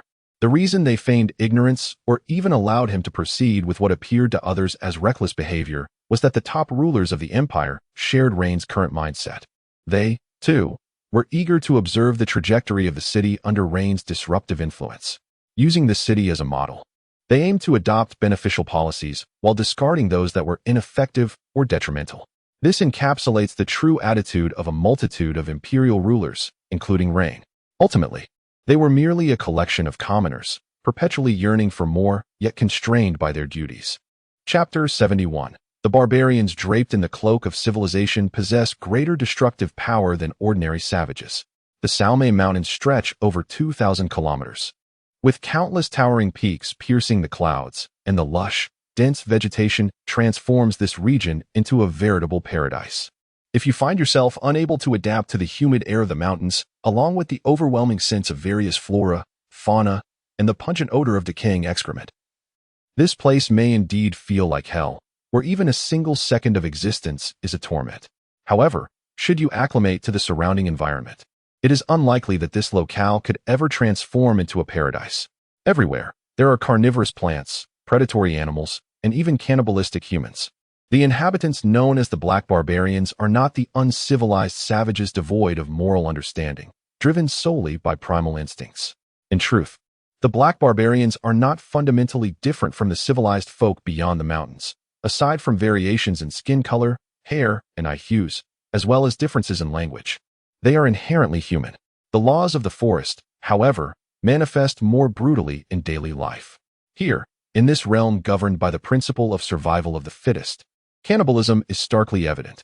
Many Black Barbarians opt to end their opponents' lives by piercing their hearts, subsequently puncturing the corpses with numerous small holes using bamboo skewers. They then employ the robust bladders of the black rock sheep to inject water into the heart of the deceased, causing blood to spout forth from the various punctures. As for the subsequent method of preparation, whether roasted or boiled, it largely depends on personal culinary preference. A significant number of Black Barbarians favor roasting, as this method tends to mitigate the gamey flavor. At this moment, spring has just begun, and while the outside world hovers around freezing temperatures, the forest boasts a warmth of over 10 degrees. The temperature, hovering just above 10 degrees, is relatively cool, yet sufficient for humans to engage in outdoor activities. Amidst a thicket of broad-leaved shrubs, a figure clad in leather armor, unmistakably a cultured archer, cautiously revealed his head. Not far from him, perched upon a branch of a tree towering several meters high, a Black Barbarian, equipped with a rudimentary short bow, crouched low, scanning the surrounding environment with a keen eye. This Black Barbarian served as a sentinel, while the archer from the thicket slowly drew his longbow, nocking an arrow designed specifically for hunting, barbed and triangular in shape, aiming it at the barbarian on the branch. With a faint hum, the arrow was released, and the barbarian, startled, jerked his body, widening his eyes in an attempt to discern the source of the sound. However, his body uncontrollably veered to the side as a sharp arrow pierced through his chest, casting him down from the tree limb. He gasped, emitting a series of meaningless, agonized cries as blood flooded into his alveoli, subjecting him to the most excruciating form of demise, suffocation. Each time he opened his mouth to utter words, the contraction and expansion of his lungs intensified the seepage and backflow of blood, rendering his breathing increasingly labored. The archer stealthily emerged from the broad-leaved thicket, adorned with a hat woven from grass, a vibrant green, and his face smeared with green sap, rendering him nearly invisible when hidden.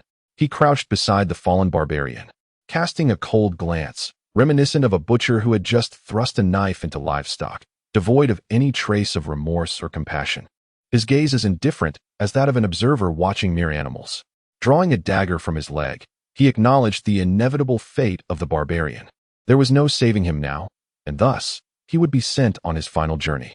Moments later, a large throng of individuals silently traversed the area, treading upon the corpses beneath their feet as if they were mere stones or pieces of wood, devoid of any semblance of remorse.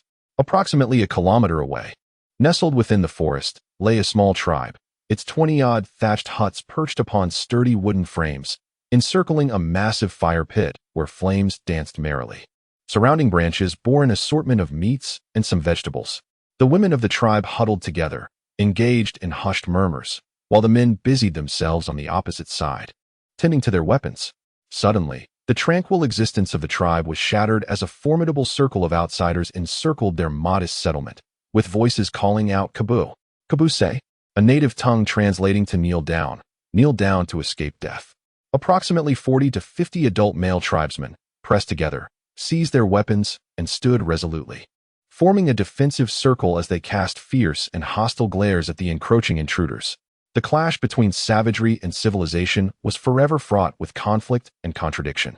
Their greeting was not one of reciprocal combat, but rather a volley of arrows. In an instant, a dozen young tribesmen fell, impaled to the ground amidst the piercing screams of the women. The eldest among the men uttered a few words, prompting the others to reluctantly lower their weapons, silently enduring the cruel jest of fate that had befallen them.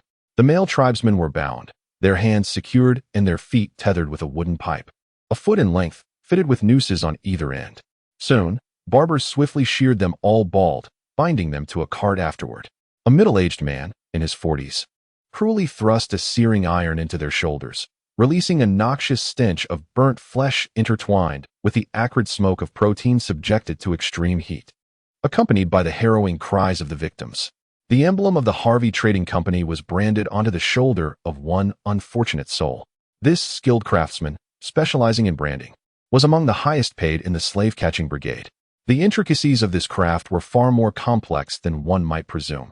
If the iron was heated too much, it risked damaging the surrounding muscle, resulting in an obscured, charred mark, while insufficient heating led to a faint, indistinct brand. Thus, to achieve a swift and effective branding, one must enlist the expertise of a dedicated artisan. The treatment of women was somewhat more favorable. Those with slightly fairer skin were separated from their darker skin counterparts.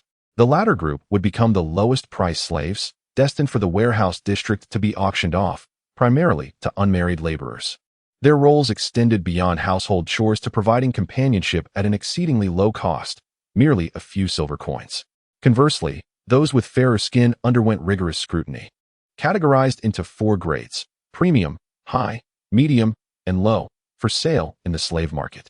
These women were highly sought after, fetching prices ranging from 10 to 50 silver coins, with the rare premium ones occasionally commanding several hundred coins. From just this tribe alone, Harvey amassed nearly 150 qualified slaves, yielding a gross profit of approximately 30 gold coins.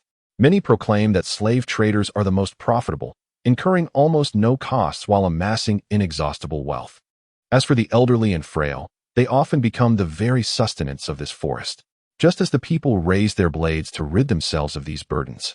The oldest of the black savages suddenly erupted with a torrent of local dialect. The Ortonburgers in the crowd, who understood the dialect, displayed expressions of astonishment. One individual bolted towards the rear, hurriedly approaching Harvey, his suppressed excitement causing his jaw muscles to quiver. "Boss, we are about to strike it rich." Harvey raised an eyebrow and inquired with a smile, "What did he say?" "He is cursing us." Despite appearing compliant in front of Raine, Harvey harbored the essence of a savage cloaked in the guise of civilization. With a sardonic smile, he questioned, "Are you implying that he curses me? And yet you are so overjoyed that you can hardly contain your laughter?" His gaze turned icy, causing the man to tremble. He quickly clarified. "He said that the Saintess will summon the divine beings to annihilate us." The Saintess. In an instant, Harvey's voice sharpened.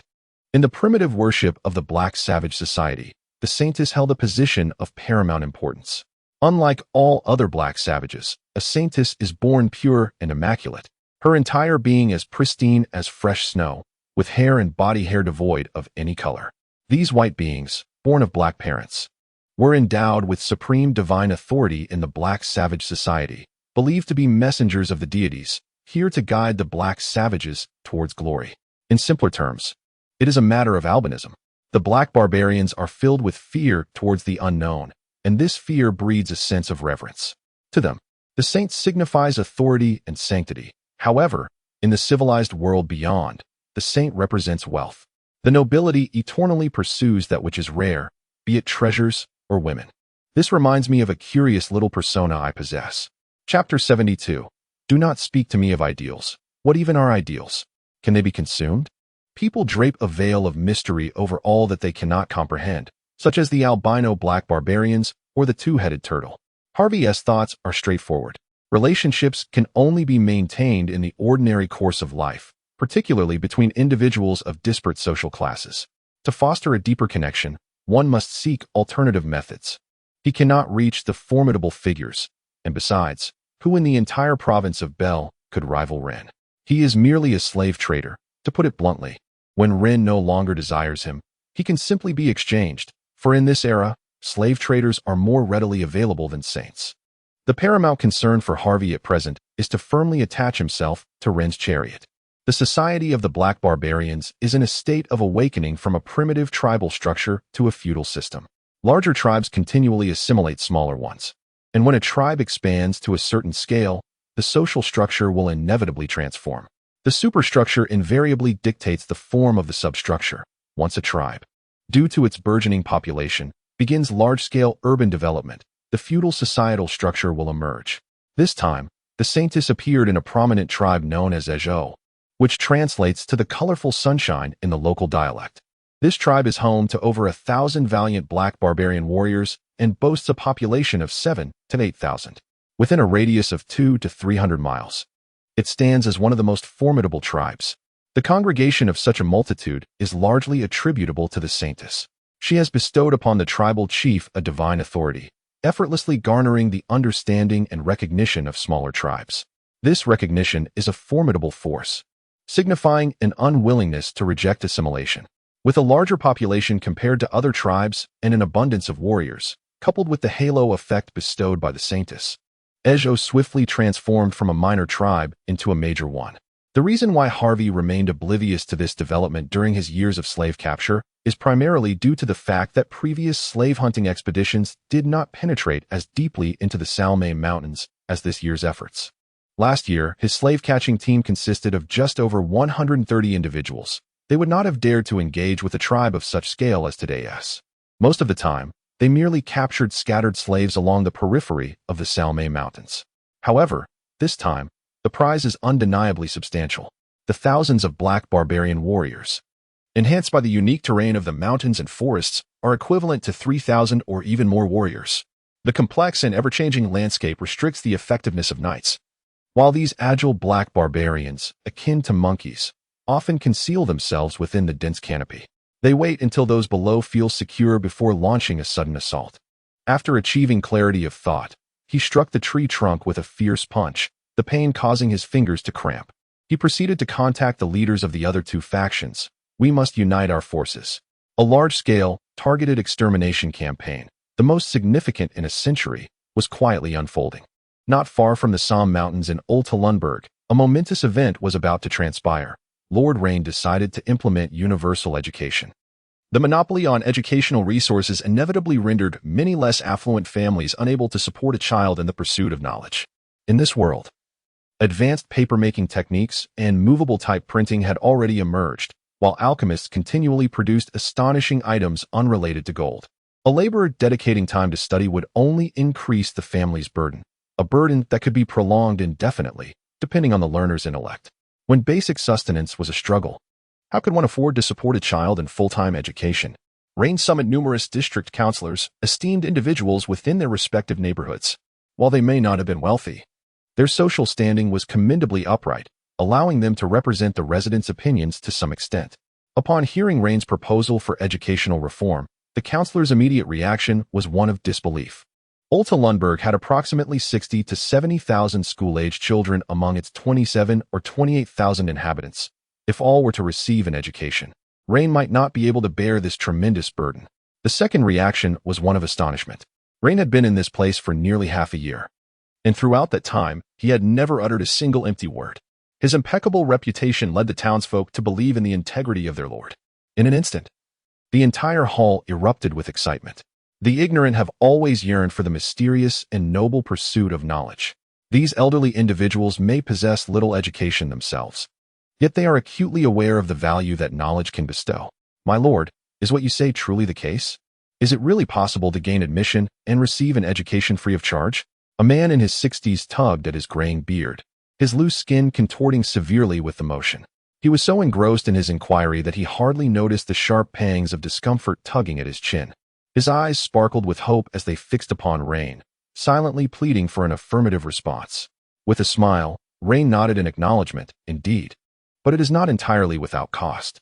The Altenburg Junior Academy will establish 5 grades, and each student will receive a set of free textbooks for their studies. However, I must clarify that should these books be damaged or lost, compensation will be required. Once the first cohort of students has completed their studies, the materials will be passed down to the second cohort, and so on, limited to 5 generations, after which new textbooks will be provided. As for the expenses incurred during the learning process, such as tuition fees, meal costs, and accommodation fees, the Lord's Manor will bear the entirety of these burdens, without transferring them to the students' families. However, it is important to note that this financial support is not a gift. Rather, it is an investment made by the Lord's Manor. Once students graduate and secure employment, the funds will be repaid to the Lord's Manor in installments over a decade, without any fees or interest incurred. Should any student from the elementary academy gain admission to a secondary or even tertiary institution, the Lord's Manor will cover the associated costs, absolving them of all repayment obligations, as I shall personally finance their further studies. A palpable stir erupted among the crowd, as whispers and discussions ensued. At first glance, this approach proposed by Rein appears to be feasible. Education has long been monopolized by the elite, and the demand for knowledgeable individuals in society continues to escalate each year. Securing a satisfactory job post-graduation poses no challenge, and the decade-long repayment of educational expenses will not disrupt the daily lives of these individuals. For those residing at the lower echelons of society, this represents an opportunity capable of transforming a person's life and that of their family. As for Rein himself, he harbors his own ambitions. Investment in talent is invariably profitable. Once students graduate, they will permeate various sectors of society, forging a covert social network centered around the Altenburg Elementary Academy, with Rein firmly positioned at its core. By that time, his influence will extend deeply into the fabric of society. Moreover, the Empire's appetite for highly educated individuals is insatiable. If merely a handful of the thousands of children succeed in entering the Empire's prestigious institutions under Rein's guidance, it is not difficult to foresee the emergence of a new class of aristocrats. These individuals shall become the cornerstone of the Golden Thorns family, standing guard by Ryan's side and hastening the family's revival. Regardless of the eventual outcomes for these students, it is certain that Rein will only profit, never suffer loss. Similarly, these students shall reap delightful rewards. There exists no rationale to reject such fortuitous circumstances. Soon, the district councilors were singing praises and passed Ryan's proposal. Once this news spread, within half a day, 5 scholars sought out Haynes. Gazing upon his friends and acquaintances, Haynes displayed not a trace of shame upon his venerable visage. He had always possessed a thick skin, capable of committing the absurd act of marrying a student 50 years his junior. Being subjected to the scornful gazes of a few colleagues hardly constituted a significant ordeal. Allow me to explain. I was initially unaware of this matter, Haynes exclaimed amidst the onslaught, wiping the spittle from his face and earnestly advising. Moreover, if something were to go awry, we have a higher authority to shield us. Why should we worry?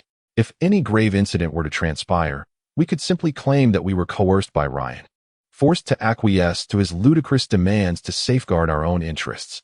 Wouldn't that suffice? We have committed no wrongdoing, have we? Like scholars from other academies, we are merely imparting knowledge. These students are neither outsiders of the Byron Empire nor savages from the full moon. They are all Orlandians. The only distinction from other academies lies in the fact that their tuition and expenses are borne by the Lord's office. Beyond that, Is there truly any difference? Is there a difference?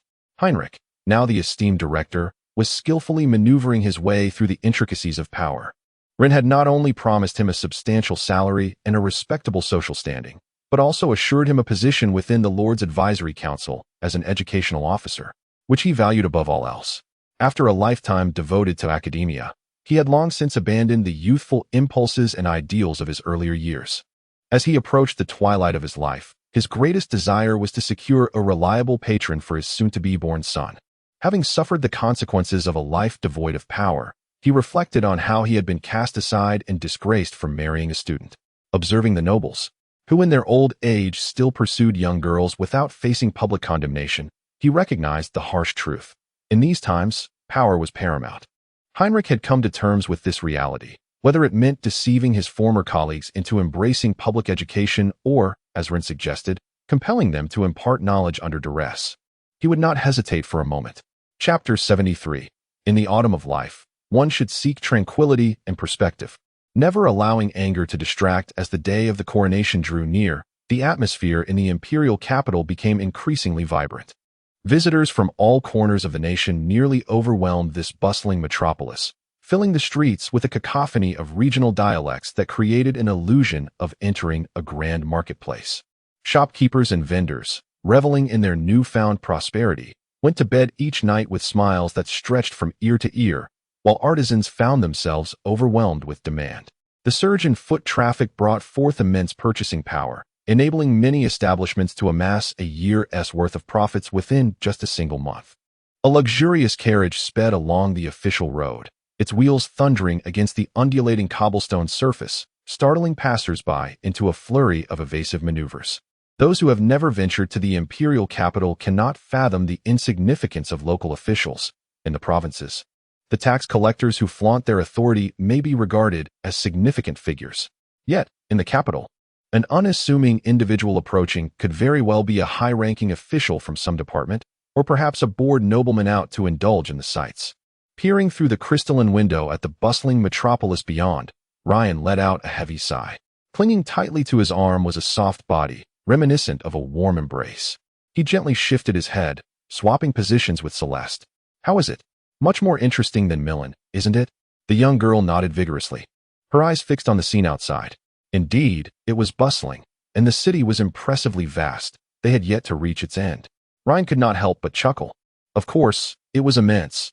This was the very heart of the Orlando Empire, an unparalleled stage of politics and wealth. The four main thoroughfares were incessantly expanding. Having already reached the Copper Ring district, with plans underway for the Oak Tree district, expected to commence construction within 3 to 5 years. In that time, the capital could truly become one of the largest cities on the continent. Was the population of Altarunberg, 27 or 28,000, substantial enough? Here, it pales in comparison to just a few city blocks combined, as the capital boasts a staggering population of over 7 million, equivalent to the total population of 26 Altarunbergs. The thought alone is terrifying. This society is far from that of a highly developed information age.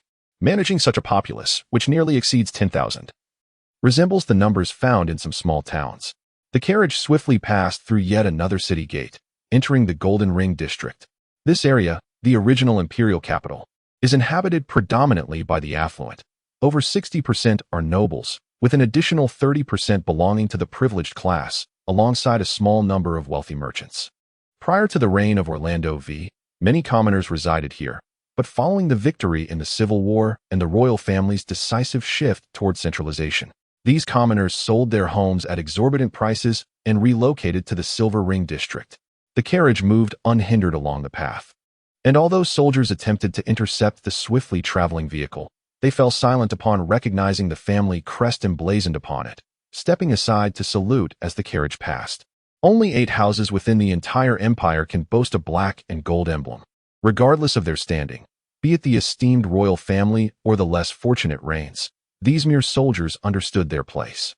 At the end of the road, towering edifices, each reaching several meters in height, loomed like colossal beasts, with solemn towers adorned by fluttering black banners, various golden crests swaying gently in the breeze. As Celeste was entranced by the spectacle, the carriage gradually slowed, coming to a halt before one of the grand structures amidst the astonished gazes of passers-by. A foot emerged from the carriage, firmly landing on the ground, as sunlight cascaded down like a luminous curtain, illuminating the area around the carriage door like a searchlight. Dressed in a dark red formal attire, Rein extended a hand from the carriage, grasping the door as he leaned out. He gazed at the old butler, who was overwhelmed with emotion, and gently patted his arm. "Oglis, I appreciate your efforts during my absence." The old butler, both laughing and crying, shook his head repeatedly. "How could it be hard for you, young master? You must have endured great hardships. That scoundrel Blair knows nothing of care. If it weren't for my duty to oversee the household, I would certainly accompany you to the countryside." Celestra then peered out, and Oglis wiped away his tears, slightly bowing as he addressed her. "You must be Miss Celestra. I am Oglis, the butler of the Thorns family. Welcome to our residence." Celestra's face flushed crimson in response, her hands fidgeting as she struggled to find their place, repeatedly insisting on not making a fuss while tightly linking her arm with Ryan's. Having been raised in a merchant family, she was acutely aware that, despite her grandfather's status as a legendary merchant, in the eyes of these grand nobles, he was no different from a beggar on the street. Although Oglis held the title of a mere butler, his words carried more weight than those of many minor aristocrats, proving to be far more impactful. The presence of such a significantly influential butler bowing before her only intensified her current sense of bewilderment. Ryan gently caressed Celestra's smooth flaxen hair. "Grandfather Oglis is just like my own grandfather. You must also show him the respect he deserves, understood?"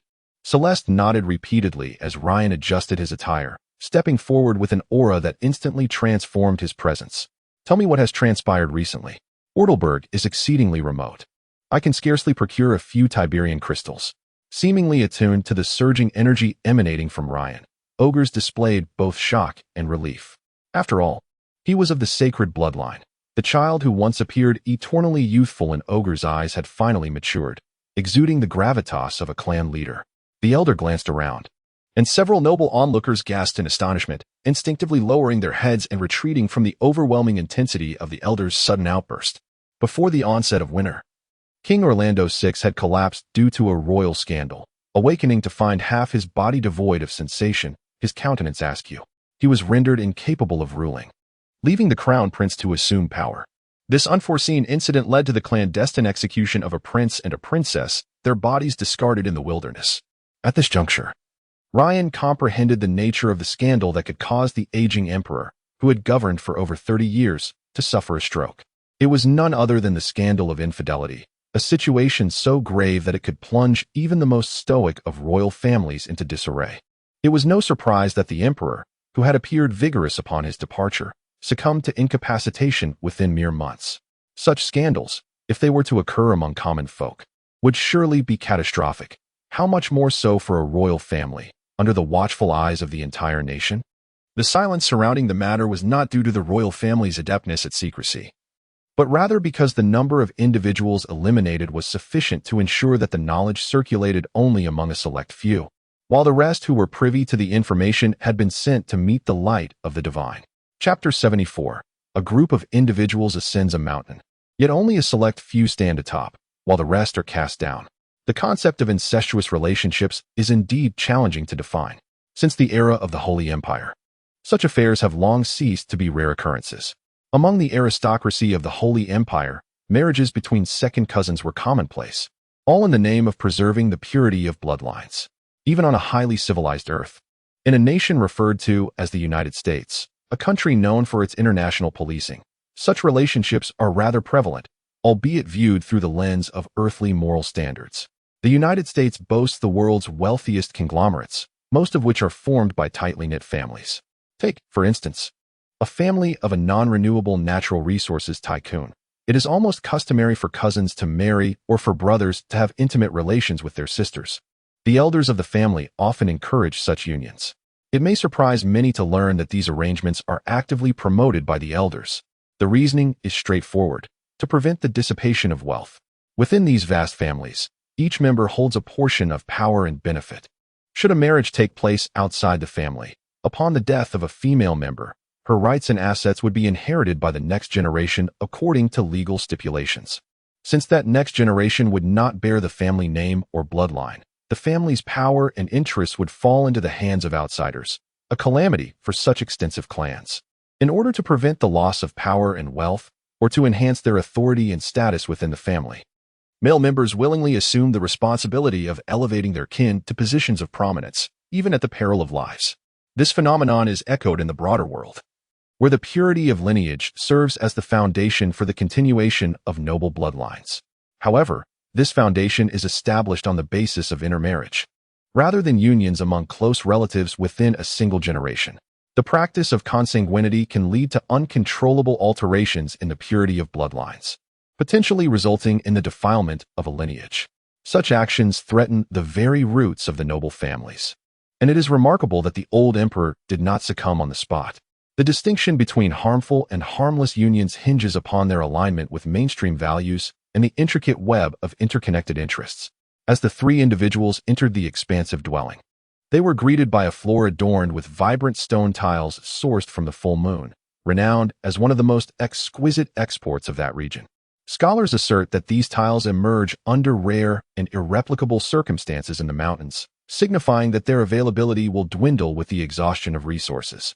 A tile measuring approximately 1 foot on each side commands a price of 5 gold coins, while a square meter can exceed 20 gold coins.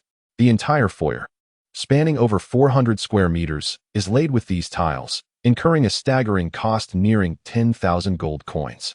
Celeste's curiosity was palpable. She meticulously examined the ground until, in a moment of revelation, her mouth fell agape in astonishment, only to be hastily covered by her hand.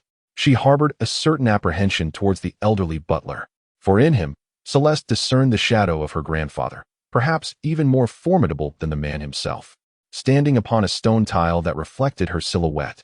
Crafted from a myriad of gemstones compressed into a cohesive form under unique conditions, Rein did not deliberate for long before acquiescing. At that time, Trelt had traveled great distances to escort Rein to Altrenberg, offering him a platform. Such kindness could not be forgotten.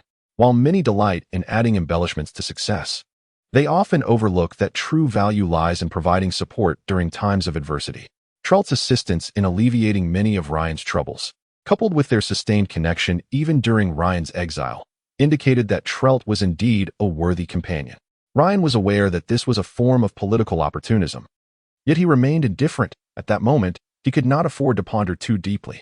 As Oglay gradually slowed his pace, it was a customary experience for every guest visiting Thorn Manor for the first time. Rein understood this and did not oppose it. The two followed Oglay to the left wall of the front hall, where a magnificent frame adorned with half crimson and half gold encased a portrait of a vigorous middle-aged man, appearing to be in his 40s or 50s. His face was full and radiant, slightly plump, dressed in a formal attire, gazing straight ahead. A subtle smile graced his lips, yet his expression lacked any discernible compassion. Instead, his penetrating gaze conveyed a palpable intensity. This was Talek, the inaugural patriarch of the Thorn family, the very ancestor who, alongside other noblemen, swore an oath here to overthrow the rule of the Holy Empire and establish the Orland Empire. He was bestowed the title of Duke of Quabmain by Orlando I, inheriting over 30,000 square kilometers of land, which once belonged to the Thorn family as fiefdom on the northwestern frontier of the empire. The old man's expression brimmed with pride. Although he had never met the Duke depicted in the portrait hanging on the wall, he felt a sense of honor nonetheless. Celeste exhibited a perfectly timed astonishment, a profound shock that left her momentarily speechless. Her reaction and demeanor touched the old steward's heart, and his gaze softened towards the young girl. She truly was a well-mannered child. Initially, upon learning that his young master had taken the daughter of a merchant as his companion, Oglay had been exceedingly irate. Regardless of the family's decline, as the clan leader, Rein ought not to seek a partner steeped in the stench of commerce.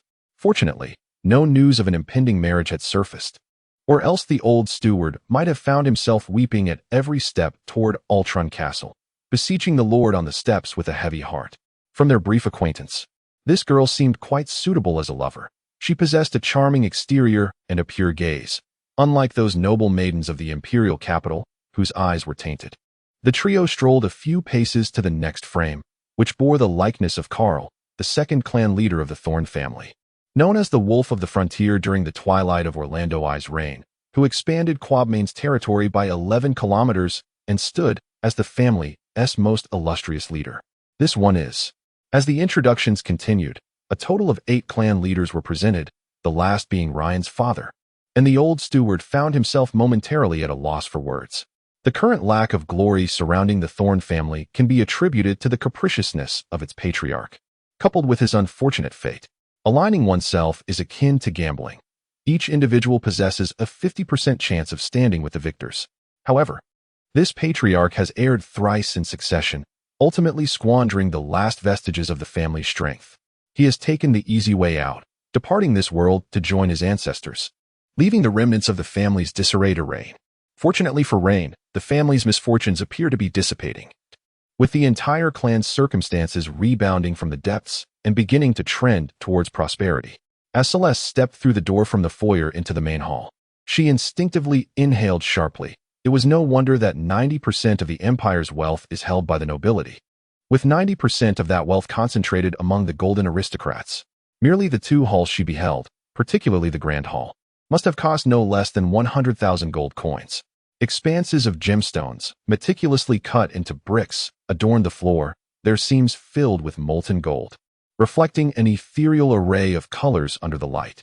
Priceless oil paintings, sculptures, and decorative artifacts were ubiquitous, exuding elegance while simultaneously overwhelming the observer with their opulence. Born into a family of immense wealth, Celeste found herself surrounded by masterpieces and unique treasures, leaving her at a loss for words. The young girl clutched Raine's arm tightly, defenseless yet cautious, as she tread carefully upon the exquisitely polished gemstone floor, fearful of leaving even a single mark. A subtle smile graced the corner of Oglea's mouth. His spirits were notably buoyed, for age had indeed shifted his perspective. 30 years ago, he would have displayed an air of superiority, looking down with disdain at the nobles who stepped into this room, their astonishment evident, as if they were mere country folk. Yet now, he appears eager to showcase his treasures, yearning for the admiration of others. The young girl graciously obliged, and Oglea's spirits soared like the blossoms of early summer in May. After arranging matters with Celeste, Raine and Oglea entered the study. The study, spanning over 100 square meters, was filled to the brim with an array of books, many of which had become relics of the past, preserved only by a few other families of golden nobility. A collection of books serves as a testament to a family's heritage, especially in an era where educational resources are monopolized. Acquiring a rare tome often demands a lifetime of servitude, with one becoming a vassal of a certain family to gain the privilege of reading. The chair, intricately carved from dragon bone, was adorned with a layer of soft, warm hide from the northern wild beasts. The mere cost of this chair alone amounted to thousands of gold coins. Once seated, Raine caressed the armrest of the dragon bone chair, gazing around before sighing. Not much had changed since my departure. Only the number of people had diminished, leaving you as the sole occupant. Once, this manor bustled with hundreds of servants, with 3 or 5 attendants ready to respond to a call in every room. What was once lively now felt desolate. Oglea, however, took it all in stride. Having experienced a lifetime of trials, he shrugged nonchalantly, revealing an indifference to the situation. The core essence of a family's spirit is singular. As long as one remains resolute, there is no certainty of defeat against one's ancestors. Perhaps, indeed, Raine was disinclined to engage in this discourse, as he harbored little affection for his so-called ancestors. How is the coronation ceremony arranged? The eldest princess of the Grand Chieftain and the Grand Prince have already arrived in the imperial capital, and the Pope made his way here this morning. It may take a couple of days before any news emerges from the Byron Empire, where the next most formidable contender for the throne, the 3rd prince known as the Shimmering Star of the Firmament, is rumored to be coming. The Dragon Island has also dispatched envoys, and the northern tribes have sent some local specialties. Kings and chieftains from various smaller nations will personally attend this coronation ceremony. It is evident that Oglis has gathered this information, as he spoke with ease. On February 29th, the imperial capital will commence a grand parade lasting the entire day, with the official coronation taking place on March 1st. The old emperor is expected to appear, and at that time, you will need to represent the Thorns family to witness and offer blessings to His Majesty, King Pals. Following the coronation, the Privy Council will convene a routine assembly of all nobles. Your attendance is optional, though I personally advise you to consider attending. You must depart the imperial capital before March 5th. Raine gripped the armrest of his chair, leaning slightly to the left, furrowing his brow in contemplation. How has the old ghost of the Anton family been faring lately? Anton, a surname belonging to one of the golden aristocracies, is currently led by Vito, who was also one of the instigators against the Arcania family last year. The existing 8 golden noble houses, while appearing resplendent, secretly aspire to diminish the current number of golden aristocracies. The power of an empire, when divided among 8 factions, pales in comparison to the dominion held by 2 or 3. The rights that once belonged to the Thorns family have been seized by that wretched old dog, Vito. Had it not been for the formidable presence of the 3 most powerful golden nobles, it is conceivable that Rein might have met his demise at the hands of Vito's minions on his journey to Altrenberg. Fortunately, this old cur adheres to a certain decorum, refraining from striking against Rein, a golden noble, for a second time over a single incident. Thus, Rein travels in relative peace. In a different light, this reflects Vito's cunning. Should he recklessly eradicate all obstacles, he would attract the ire of those 3 above him, who might then seek to eliminate him in turn. Such leverage and justification are perilously suitable for wielding a metaphorical sword. The royal family, the chancellor, and the marshal have long since forged a tight-knit alliance, continuously diminishing the ranks of the nobility, their ultimate aim being the concentration of power. They may eliminate one noble at a time, yet they must remain mindful of their own prestige. After all, they established the rules themselves, and to break them might plunge the entire noble class into chaos, potentially igniting yet another civil war.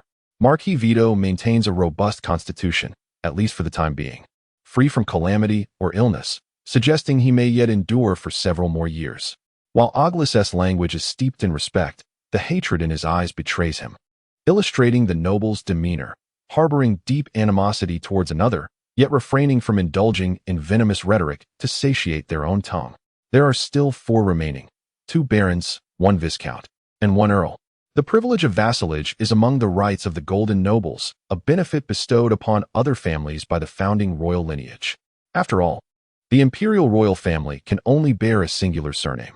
The House of Lions, having attained such power, must inevitably concede certain benefits and privileges.